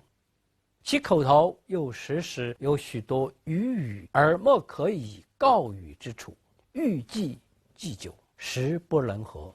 一旦见景生情，逐目心叹，夺他人之酒杯，浇自己之累块，抒心中之不平，敢诉其于千载。既以喷玉垂珠，召回云汉，为章于天矣。素亦自负，发狂大叫，流涕痛哭，不能自止。临时见者闻者，切齿咬牙，于煞于过，而不忍藏于名山，投之于水火。”李治这一段话可以说是中国晚期封建社会的文人自我表现的一篇檄文。他主张的是对自己情感的无所约束的势不能合的自由表达。这种表达既不符合于儒家的文质彬彬、温柔敦厚的美学，也不符合道家的宁静致远、超然物外的美学。它是一种无拘无束的自然之情的自由宣泄。李直的人生和他的哲学美学主张都与2000余年来的中国封建正统思想相抵牾，而他自己呢，也自称为出格丈夫。他说：“世上人总无甚差别，唯学出世法，非出格丈夫不能。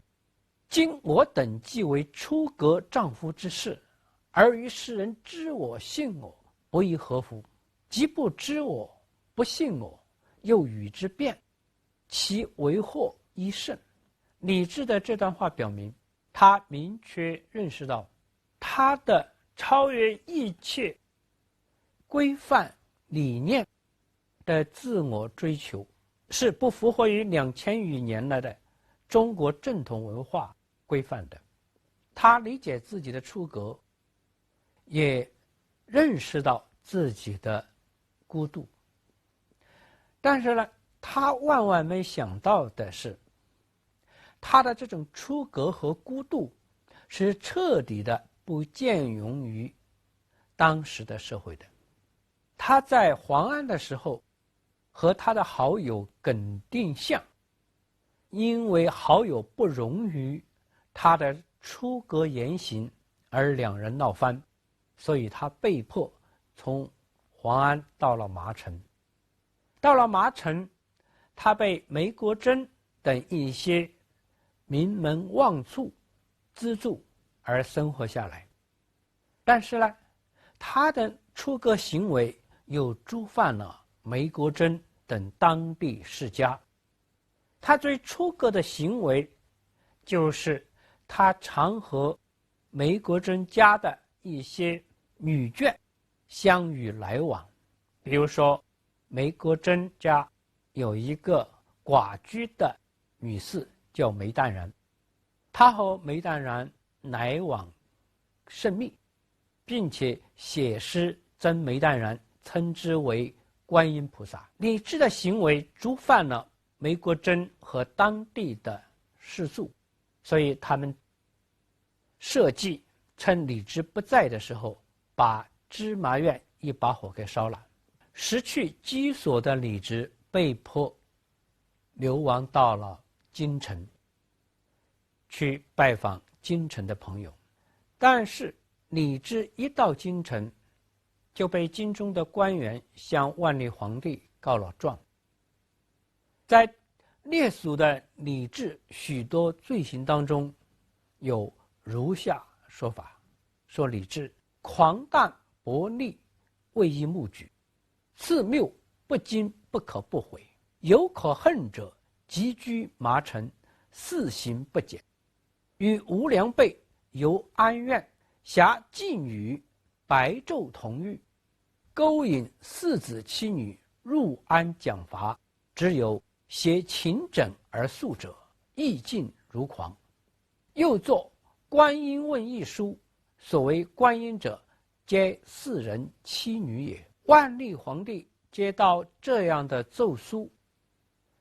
就下令逮捕了李治。李治在牢中被关了1年多，万历皇帝迟迟不予处职。在牢中的李治因京剧相熬而绝望，他假借剃头，结剃刀，刎颈自尽。他临死之前，看守询问他说：“你为什么要自尽？”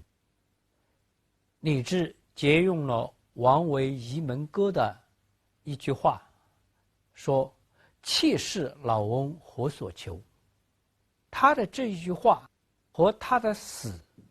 都表现了一个自誉为出格丈夫的李治寻求自由和个性，但是终归于一个悲惨的结局。然而李治是死了，他的这种不为礼义所束、桀骜任性的人生情怀，却成为后来的文人的一个楷模。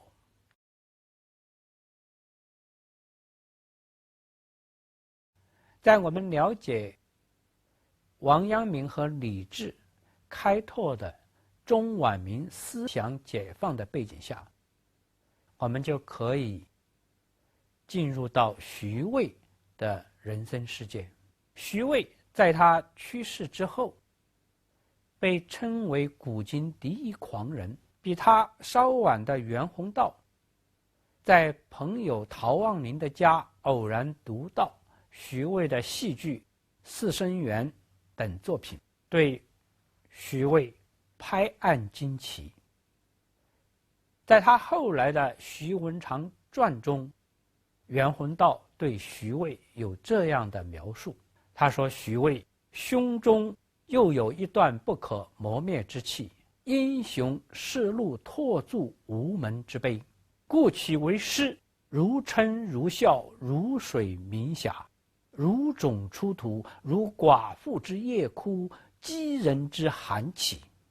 虽其体格实有悲者，然匠心突出，有王者气，非比巾帼而似人者所敢忘也。袁宏道这段话是把徐渭看成一个伟岸的大丈夫。徐渭生前在自己大概45岁左右写的《自为末之名》中，对自己也有这样相近的评价。他说：未为人独于义，无所官使，车苏仲不为儒伯，一设义所辅，干齿垢皆会连，虽断头不可堕。徐渭这一段自述也把自己标榜为一个慷慨义士，但是现实中的徐渭，他的前半生是一个很普通的才子文人，他非常有才气，很早就考取了秀才。然而就像范进中举一样，徐渭从20岁到40岁8次投考举人，8次不中。而少年徐渭是极具人生志向的，他第2次考秀才没有考中，他就给主考官写信，陈述自己的家境和志向，当中有这样2句，他说：生无以建立其绝，死当含无穷之恨。这就是说，对于徐渭来说，如果不能中秀才，是一个死而含恨的事情。8次投考都不中的徐渭，后来被浙江总督符忠显招为幕僚。徐渭是一个大才子，符忠显招募徐渭，其实就是看重他的文才。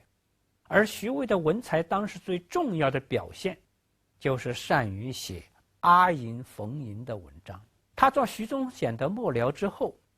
为徐忠显写了《进白卢表》给当时的万历皇帝，得到皇帝的喜悦嘉奖，这样使徐渭一时名重天下。我们今天所了解的徐渭，其实来自于他45岁前后的一个极端的人生转折，这就是符忠显因为牵连严嵩案而垮台，直至自杀。符忠显的垮台使徐渭失去了他的人生依靠，而且因为与符忠显有牵连，导致了他对自己的前程乃至于性命的担忧，这使他进入到了人生的疯狂时期。陶望龄在《徐文长传》叙述说：及忠显被逮，为虑祸计，苏发狂，引橘锥刺耳，刺身数寸，流血击逮，又以锥击肾囊，遂之不死。未为人猜而独，其死后有所取，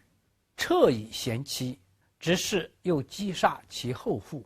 苏左伐及狱中，愤满于自决，唯闻自鸣其目。陶王陵这一段叙述，参照徐渭的诗文和相关的一些年谱资料，是可靠的。这就是说，徐渭在扶宗显垮台之后，他自己因为巨祸发狂，不仅自伤其身，而且以猜忌和嫉妒杀死了他自己的妻子，知其坐牢，自杀未成，活下来了。徐渭因为杀妻被迫入狱之后，在初始阶段他是有性命之忧的，所以他有这样的诗歌：机械不可拓，荏苒年岁庆，但使时节至，一股广陵情。他在这首诗中说，自己的牢狱之灾是解脱不了了，在岁月的更替之中，他只能等待着被处死的结果。当然，他认为他可以像嵇康一样从容就义，一股广陵情，但是因为有朝中同乡张元变等人的极力救援，最终7年之后，使徐渭被无罪释放。但是被释放出狱的徐渭并没有得到彻底的解放，因为作为杀妻者，他被革除了僧员之籍，也就是说他的秀才帽子被取掉。被取掉秀才帽子之后，他就再不能去参加科举和进入仕途，这就是说他的功名之路被断绝了。正因为历尽磨难，在生死之劫之后又失去了现世的前程，那么徐渭就在彻底的无望中得到了彻底的解放。徐渭后来在回顾自己的前半生的时候，这样写道：于故郡巡叙阳中，庶几亦非而屡坠，既来筑王谷，挟去其金山，亦于颓放。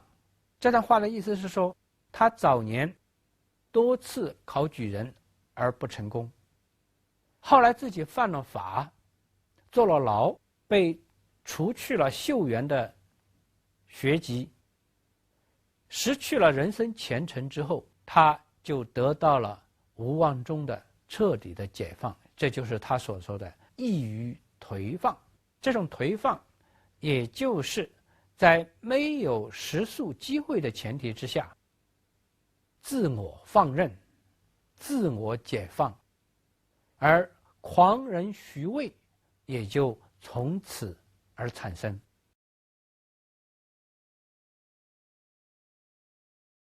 徐渭出狱之后，曾有数位做官的朋友请去他们的府中做幕僚，但结果总是不欢而散。徐渭应邀到张元变的府中，不久也不快而去。原因是张元变经常用礼罚来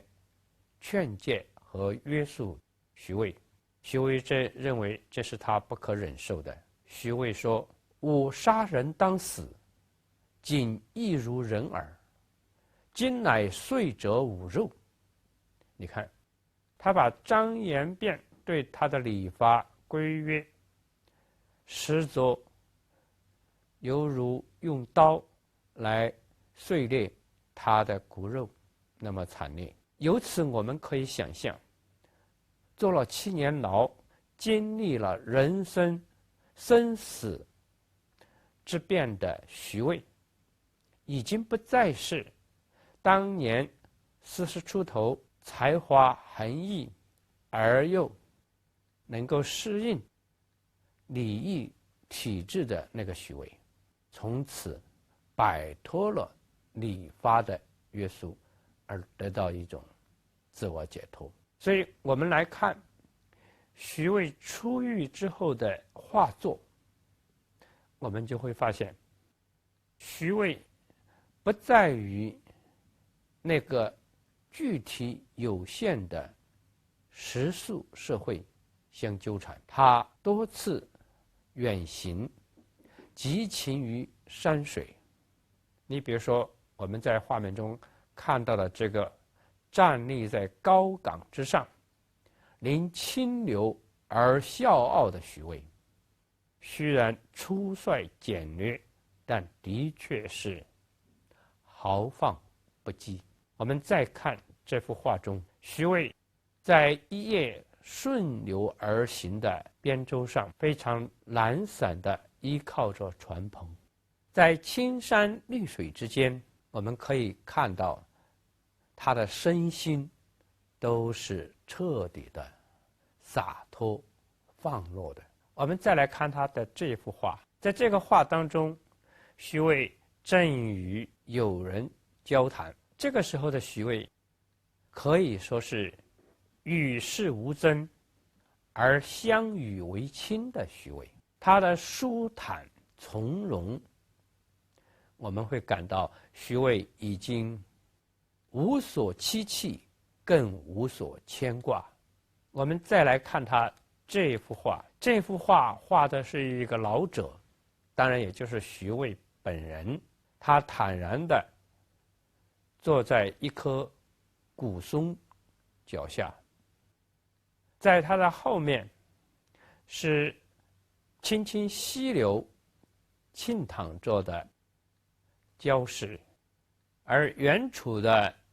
荒苏的天光映衬的是徐渭心中的平淡和宁静。徐渭在他的后半期曾经做过大量的戏剧诗词的评论，他在他的戏剧诗词的评论当中，一个核心的主张就是认为戏剧的根本美学价值就是要展现戏剧家的本来面目。他有一副对联写戏台的，这副对联说：随缘顺法自有大地众生，应该是借用佛家的观念来讲人生世界的自然自在，而作戏逢场原述人生本色。一方面可以说徐渭看透了他所身处的那个世界的虚假，但是另一方面他也说原述人生本色，他又在这种虚假的人生表演之中嗅到了阿最本来自在的品性，所以他又说假笑题中真面目，新歌舞里旧衣冠。在为一个祠堂子母祠题对联的时候，徐渭说：世上假行何，任人夜宿，本来真面目，由我主张。这副对联应当是题写子母祠中的泥塑雕像的，但是他又是在揭示在现实人生中受到不能摆脱的束缚，又有许多无奈的表演和应酬，但是他又说本来真面目由我主张。他还是坚信在这个具有太多的礼法约束而无赖于做戏的世界，自己还是可以主张自己的本来真面目或者是本色。他在戏剧当中，他特别反对那种娇装卫士的表演，而认为应该去表现本色或者说真面目。所以他在谈到女性表演的时候，他就说：妆缀曲帘，娇珍侍卫之物，着珠粉，拔茜品，含布含口，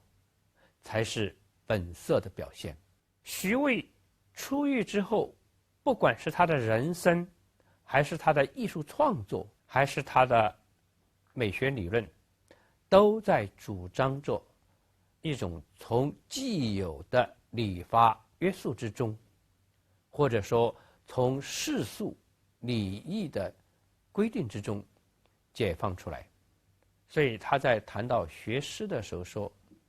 谓之学为诗也，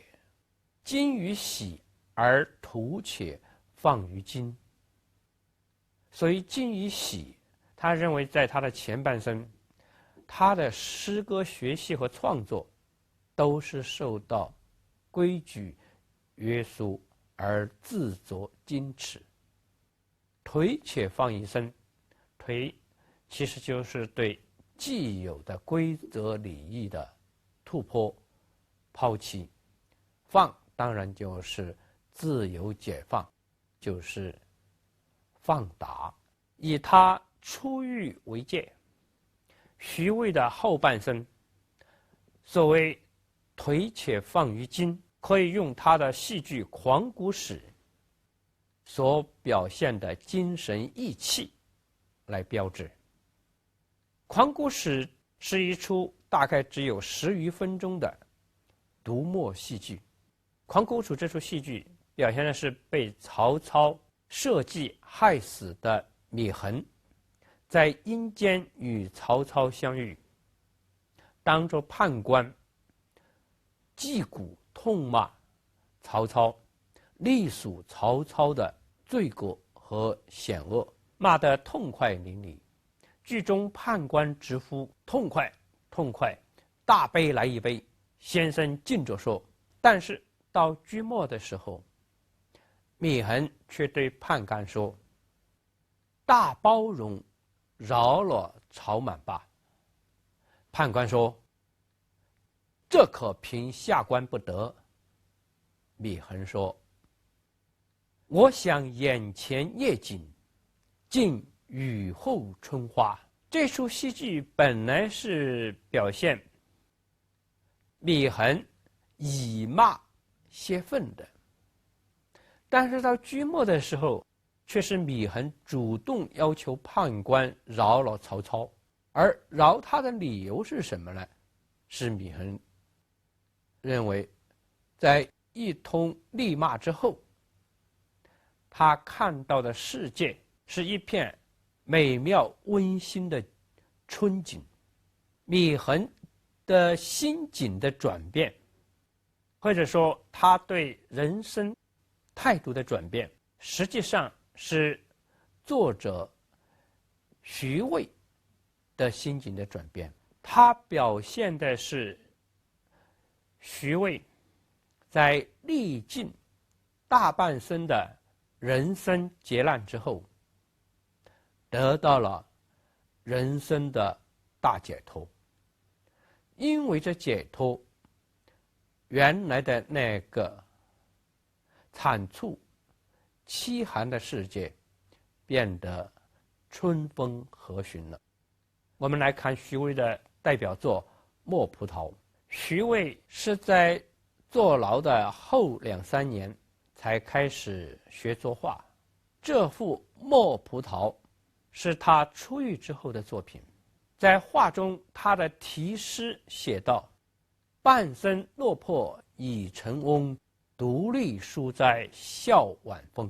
笔底明珠无处卖，闲抛闲掷野藤中。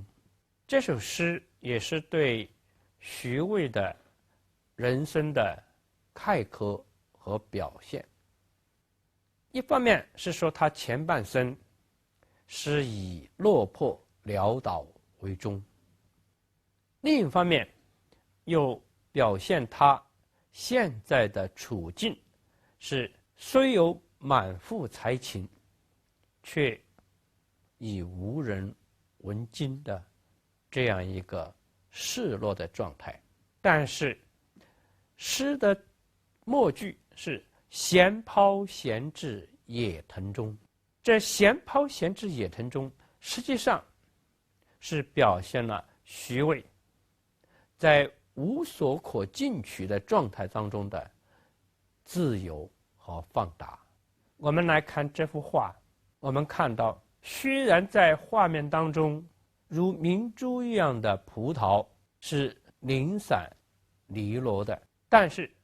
这些葡萄悬挂其上的那一株长长的葡萄藤，却是在历经转折之后仍然保持着它不折不挠的强劲和生机。这就是晚年的徐渭。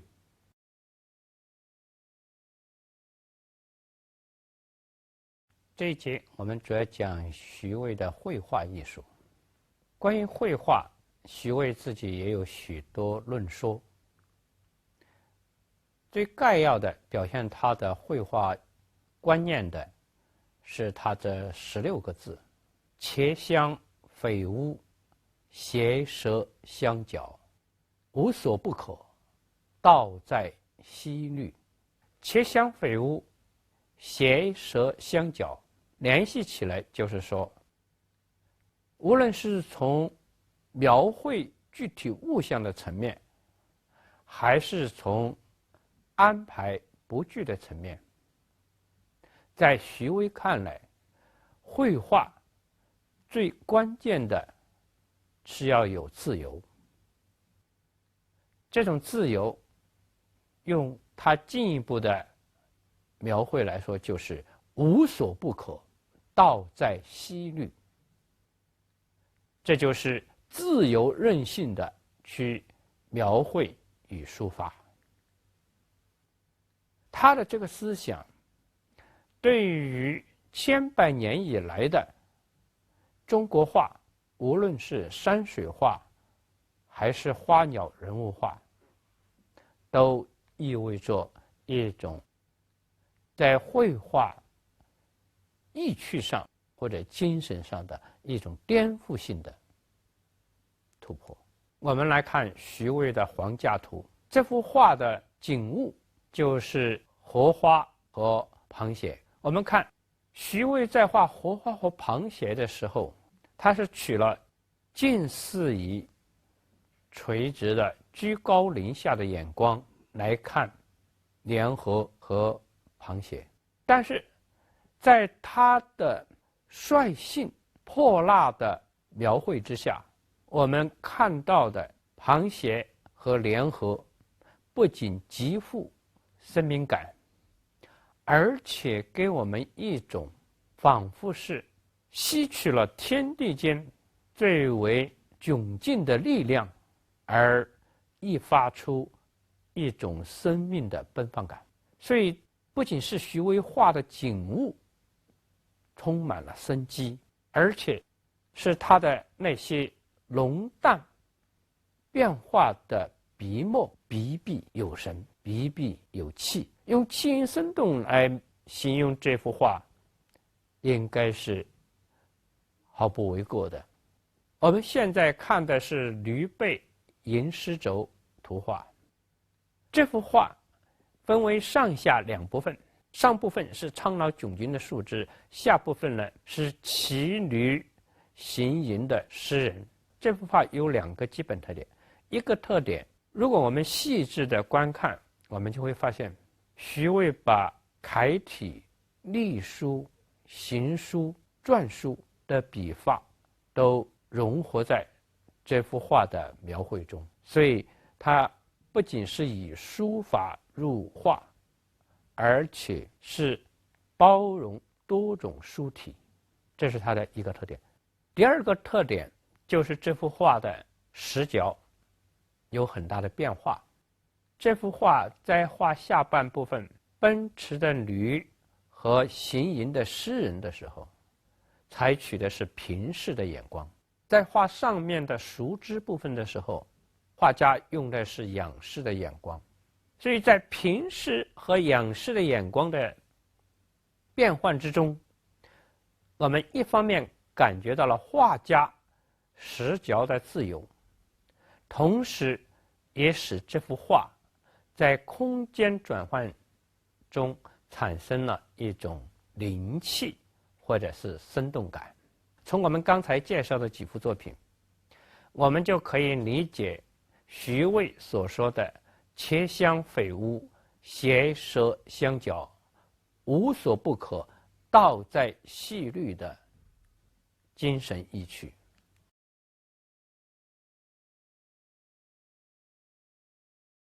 我们现在给大家介绍徐渭的《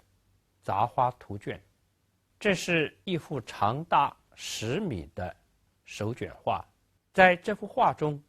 从右到左，徐渭描绘了牡丹、石榴、荷花、梧桐、菊花、南瓜、扁豆、紫薇、葡萄、芭蕉、梅、兰、柞这13种植物。我们大家会注意到，这13种植物并没有按照它们生长的季节顺序来进行排列，而是杂乱颠倒的。徐渭有一首诗这样写道：老夫犹习墨淋漓，花草都将杂四时。莫怪图画差两壁，近来天道教参差。这首诗最好的去解释了他为什么在花卉描绘时会四时杂乱。这其实也就是我们在前面所介绍的他所说的无所不可的对待了花卉的集结。当然他的这种无所不可实际上就是在描绘上的随意任性的表现。我们现在进入细部欣赏杂花图卷。杂花图卷呢，大概分为如下几段。它的第一段是牡丹、石榴和荷花组成的。我们看开始的牡丹花的描绘很接近于在徐渭之前传统花卉的工笔画的笔法，有似于书法中的楷书的描绘。但是到了石榴花的描绘的时候，就有一点行书的味道，笔法比较的随意。而当他描绘荷花的时候，就是墨汁淋漓的挥毫了。然而虽然这3种花卉它们的节令是杂乱的，但是我们会发现徐渭在描绘它们的时候由先而后，的确表现了一种节奏感。这幅画的第2段是一棵梧桐树，徐渭把这棵梧桐树画成了一个在画面上具有顶天立地而又左右张扬的这么一棵植物。它的浑厚的枝干还有它的扩大的叶片都给人一种浩然霸气的感觉。在这之后第3段是由菊花、南瓜、扁豆、紫薇4种植物组成的。我们来看这4种植物，它们就和前面的第1段的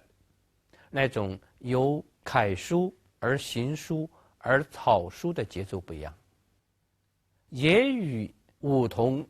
那样一种独霸天下的气势不一样。它们有点像小品一样的疏疏离落的布置在画面当中。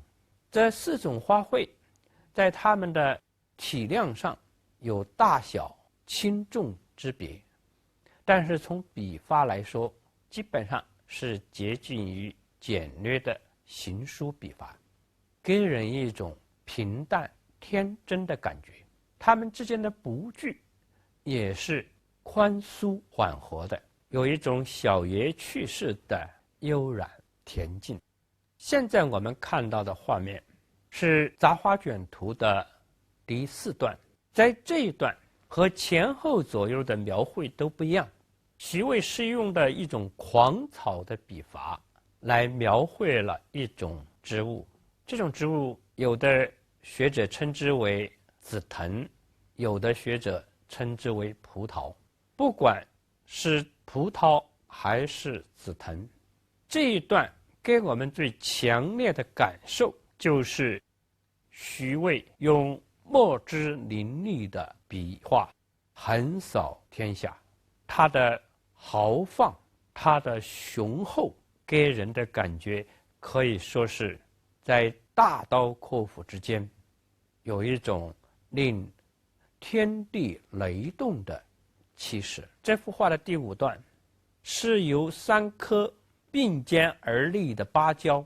组成的一个遮天蔽日的扩大的世界。这一段的芭蕉的主干的描绘和我们前面看到的梧桐的主干的描绘在墨色的浓淡上是相反的。这3棵芭蕉的主干是淡墨轻抹，接近于无形，似乎是被强烈的阳光照射而使芭蕉主干隐没于光中。这与梧桐主干的褐墨描绘是不一样的，但是芭蕉叶却以浓墨深重的扫写，这给我们构成的意象其实就是芭蕉叶以它的翠绿形成了一片浓荫。所以在这里我们会看到徐渭在画这3棵芭蕉的时候是极其的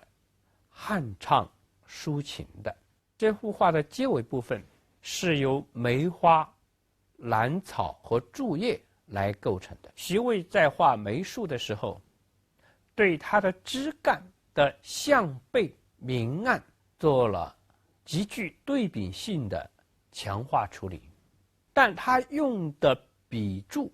却是非常的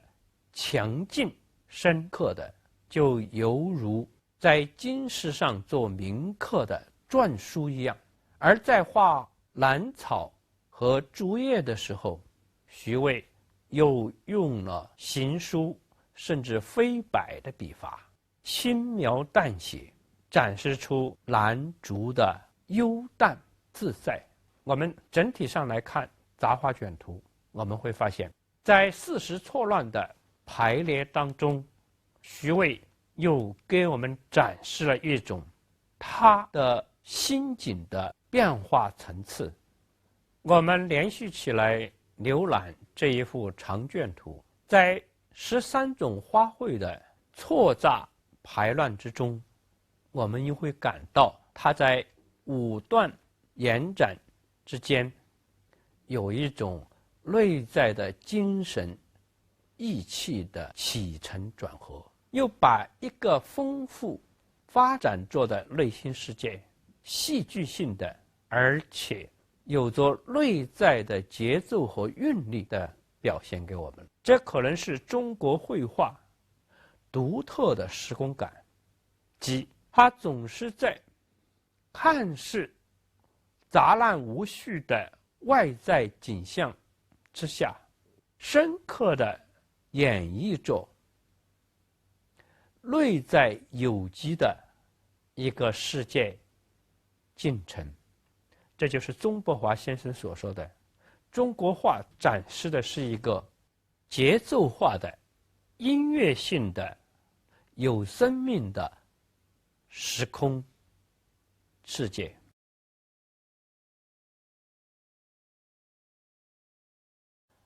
我们现在对徐渭的绘画做进一步的美学探讨。徐渭在他的诗篇当中谈到自己的创作经验或者状态的时候，常常用一个醉字。比如他说大醉作，醉中狂扫，醉来将没，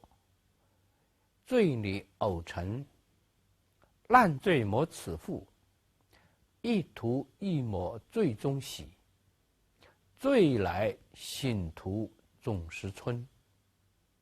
你看，都离不开一个醉字。我们现在来看前面给大家介绍过的徐渭杂花图卷的葡萄藤这一片段，看这一片段是不是特别符合徐渭所说的在沉醉当中的浮涂烂抹？这种浮涂烂抹是画家在精神高度的张扬状态下，超越一切既有的法度约束之后的自由奔放的描绘。看到徐渭这样的笔法，我们自然会想到唐代张徐的书法，而徐渭本人以他的诗歌表示，他的的确确是张旭书法的信徒。比如说，他在诗中这样说道：“醒吟醉草不曾闲，人人唤我作张颠。醉来好教张颠法，老去休见郑明虫。”张颠就是指张旭了。他说：“我跟张旭一样，也是在最后创作。张旭是最后书法，而徐渭来是最后绘画。郑明虫指的是汉代大学问家郑玄。所修建郑明虫，实际上就是指他不愿意像这个郑玄一样做一个书虫式的大学问家，而愿意像张旭那样豪放自由的创作。其实徐渭他不仅借酒以达到一种癫狂状态来进行创作，而且他本人一生，特别是他的晚年，是在严重的疾病当中生活着的，可能有一种近似于癫痫一样的狂症。所以酒与癫狂是病还是罪，在徐渭的身上可能有时很难区分出来。促成徐渭这种狂放不羁的描绘状态的，不仅是酒，可能还有他的病的因素。因为徐渭在他的晚年基本上是在病痛之中，所以有的人就认为徐渭的这样的浮涂烂抹式的描绘，表现了一种精神的极度的躁狂，应该看成一种病症的作品。徐渭的绘画应该说还使我们特别想到现代绘画的抽象表现主义。比如说，我们把他的画和美国抽象表现主义画家的代表人物波洛克的创作相比，我们会发现波洛克的绘画所追求的那种富有音乐旋律的随机挥洒而留下的绘画图样，和徐渭的画作还是有区别。虽然他们都在某种意义上表现了一种高度的非控制性，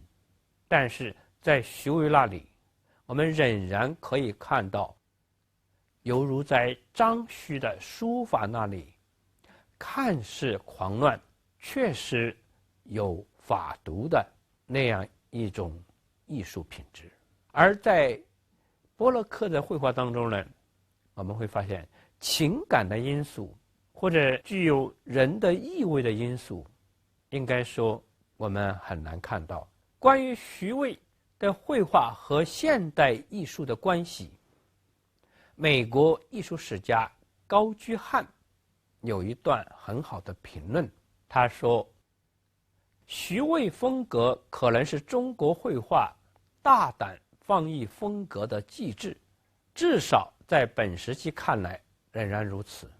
以此，他不断地启发着以大胆挥霍风格为主的画家。这种画可被视为现代抽象表现主义的先驱，并非没有道理，因为此一现代运动的发展乃是源于远东书画家所赋予的灵感。我认为我们细致地研究徐渭的那些近似于现代抽象表现主义绘画的作品和抽象表现主义作品本身，比如说我们把徐渭和波洛克的作品相比较，我们还是可以发现两者之间由于时代和文化精神的差异，它们还是有深刻的区别。我认为这种区别就在于徐渭的沉醉涂抹非常深刻地去彰显了他内在自然的情怀和品格，而波洛克的艺术应当说更接近于一种努力排斥了意识控制而实现的一种接近于机械性的图样构造。关于徐渭的艺术和人生，我们想以徐渭的一首题为《芭蕉机关》的诗来做结尾。他的诗这样写道：芭蕉叶下机关花，一懂红鲜不可遮。老夫烂醉莫此画，雨后西天忽晚霞。这首诗还有他的一系列的绘画作品，都在向我们展现着一个灿烂沉醉的晚景。它是中国文化富有的独特的超越的生机和意趣。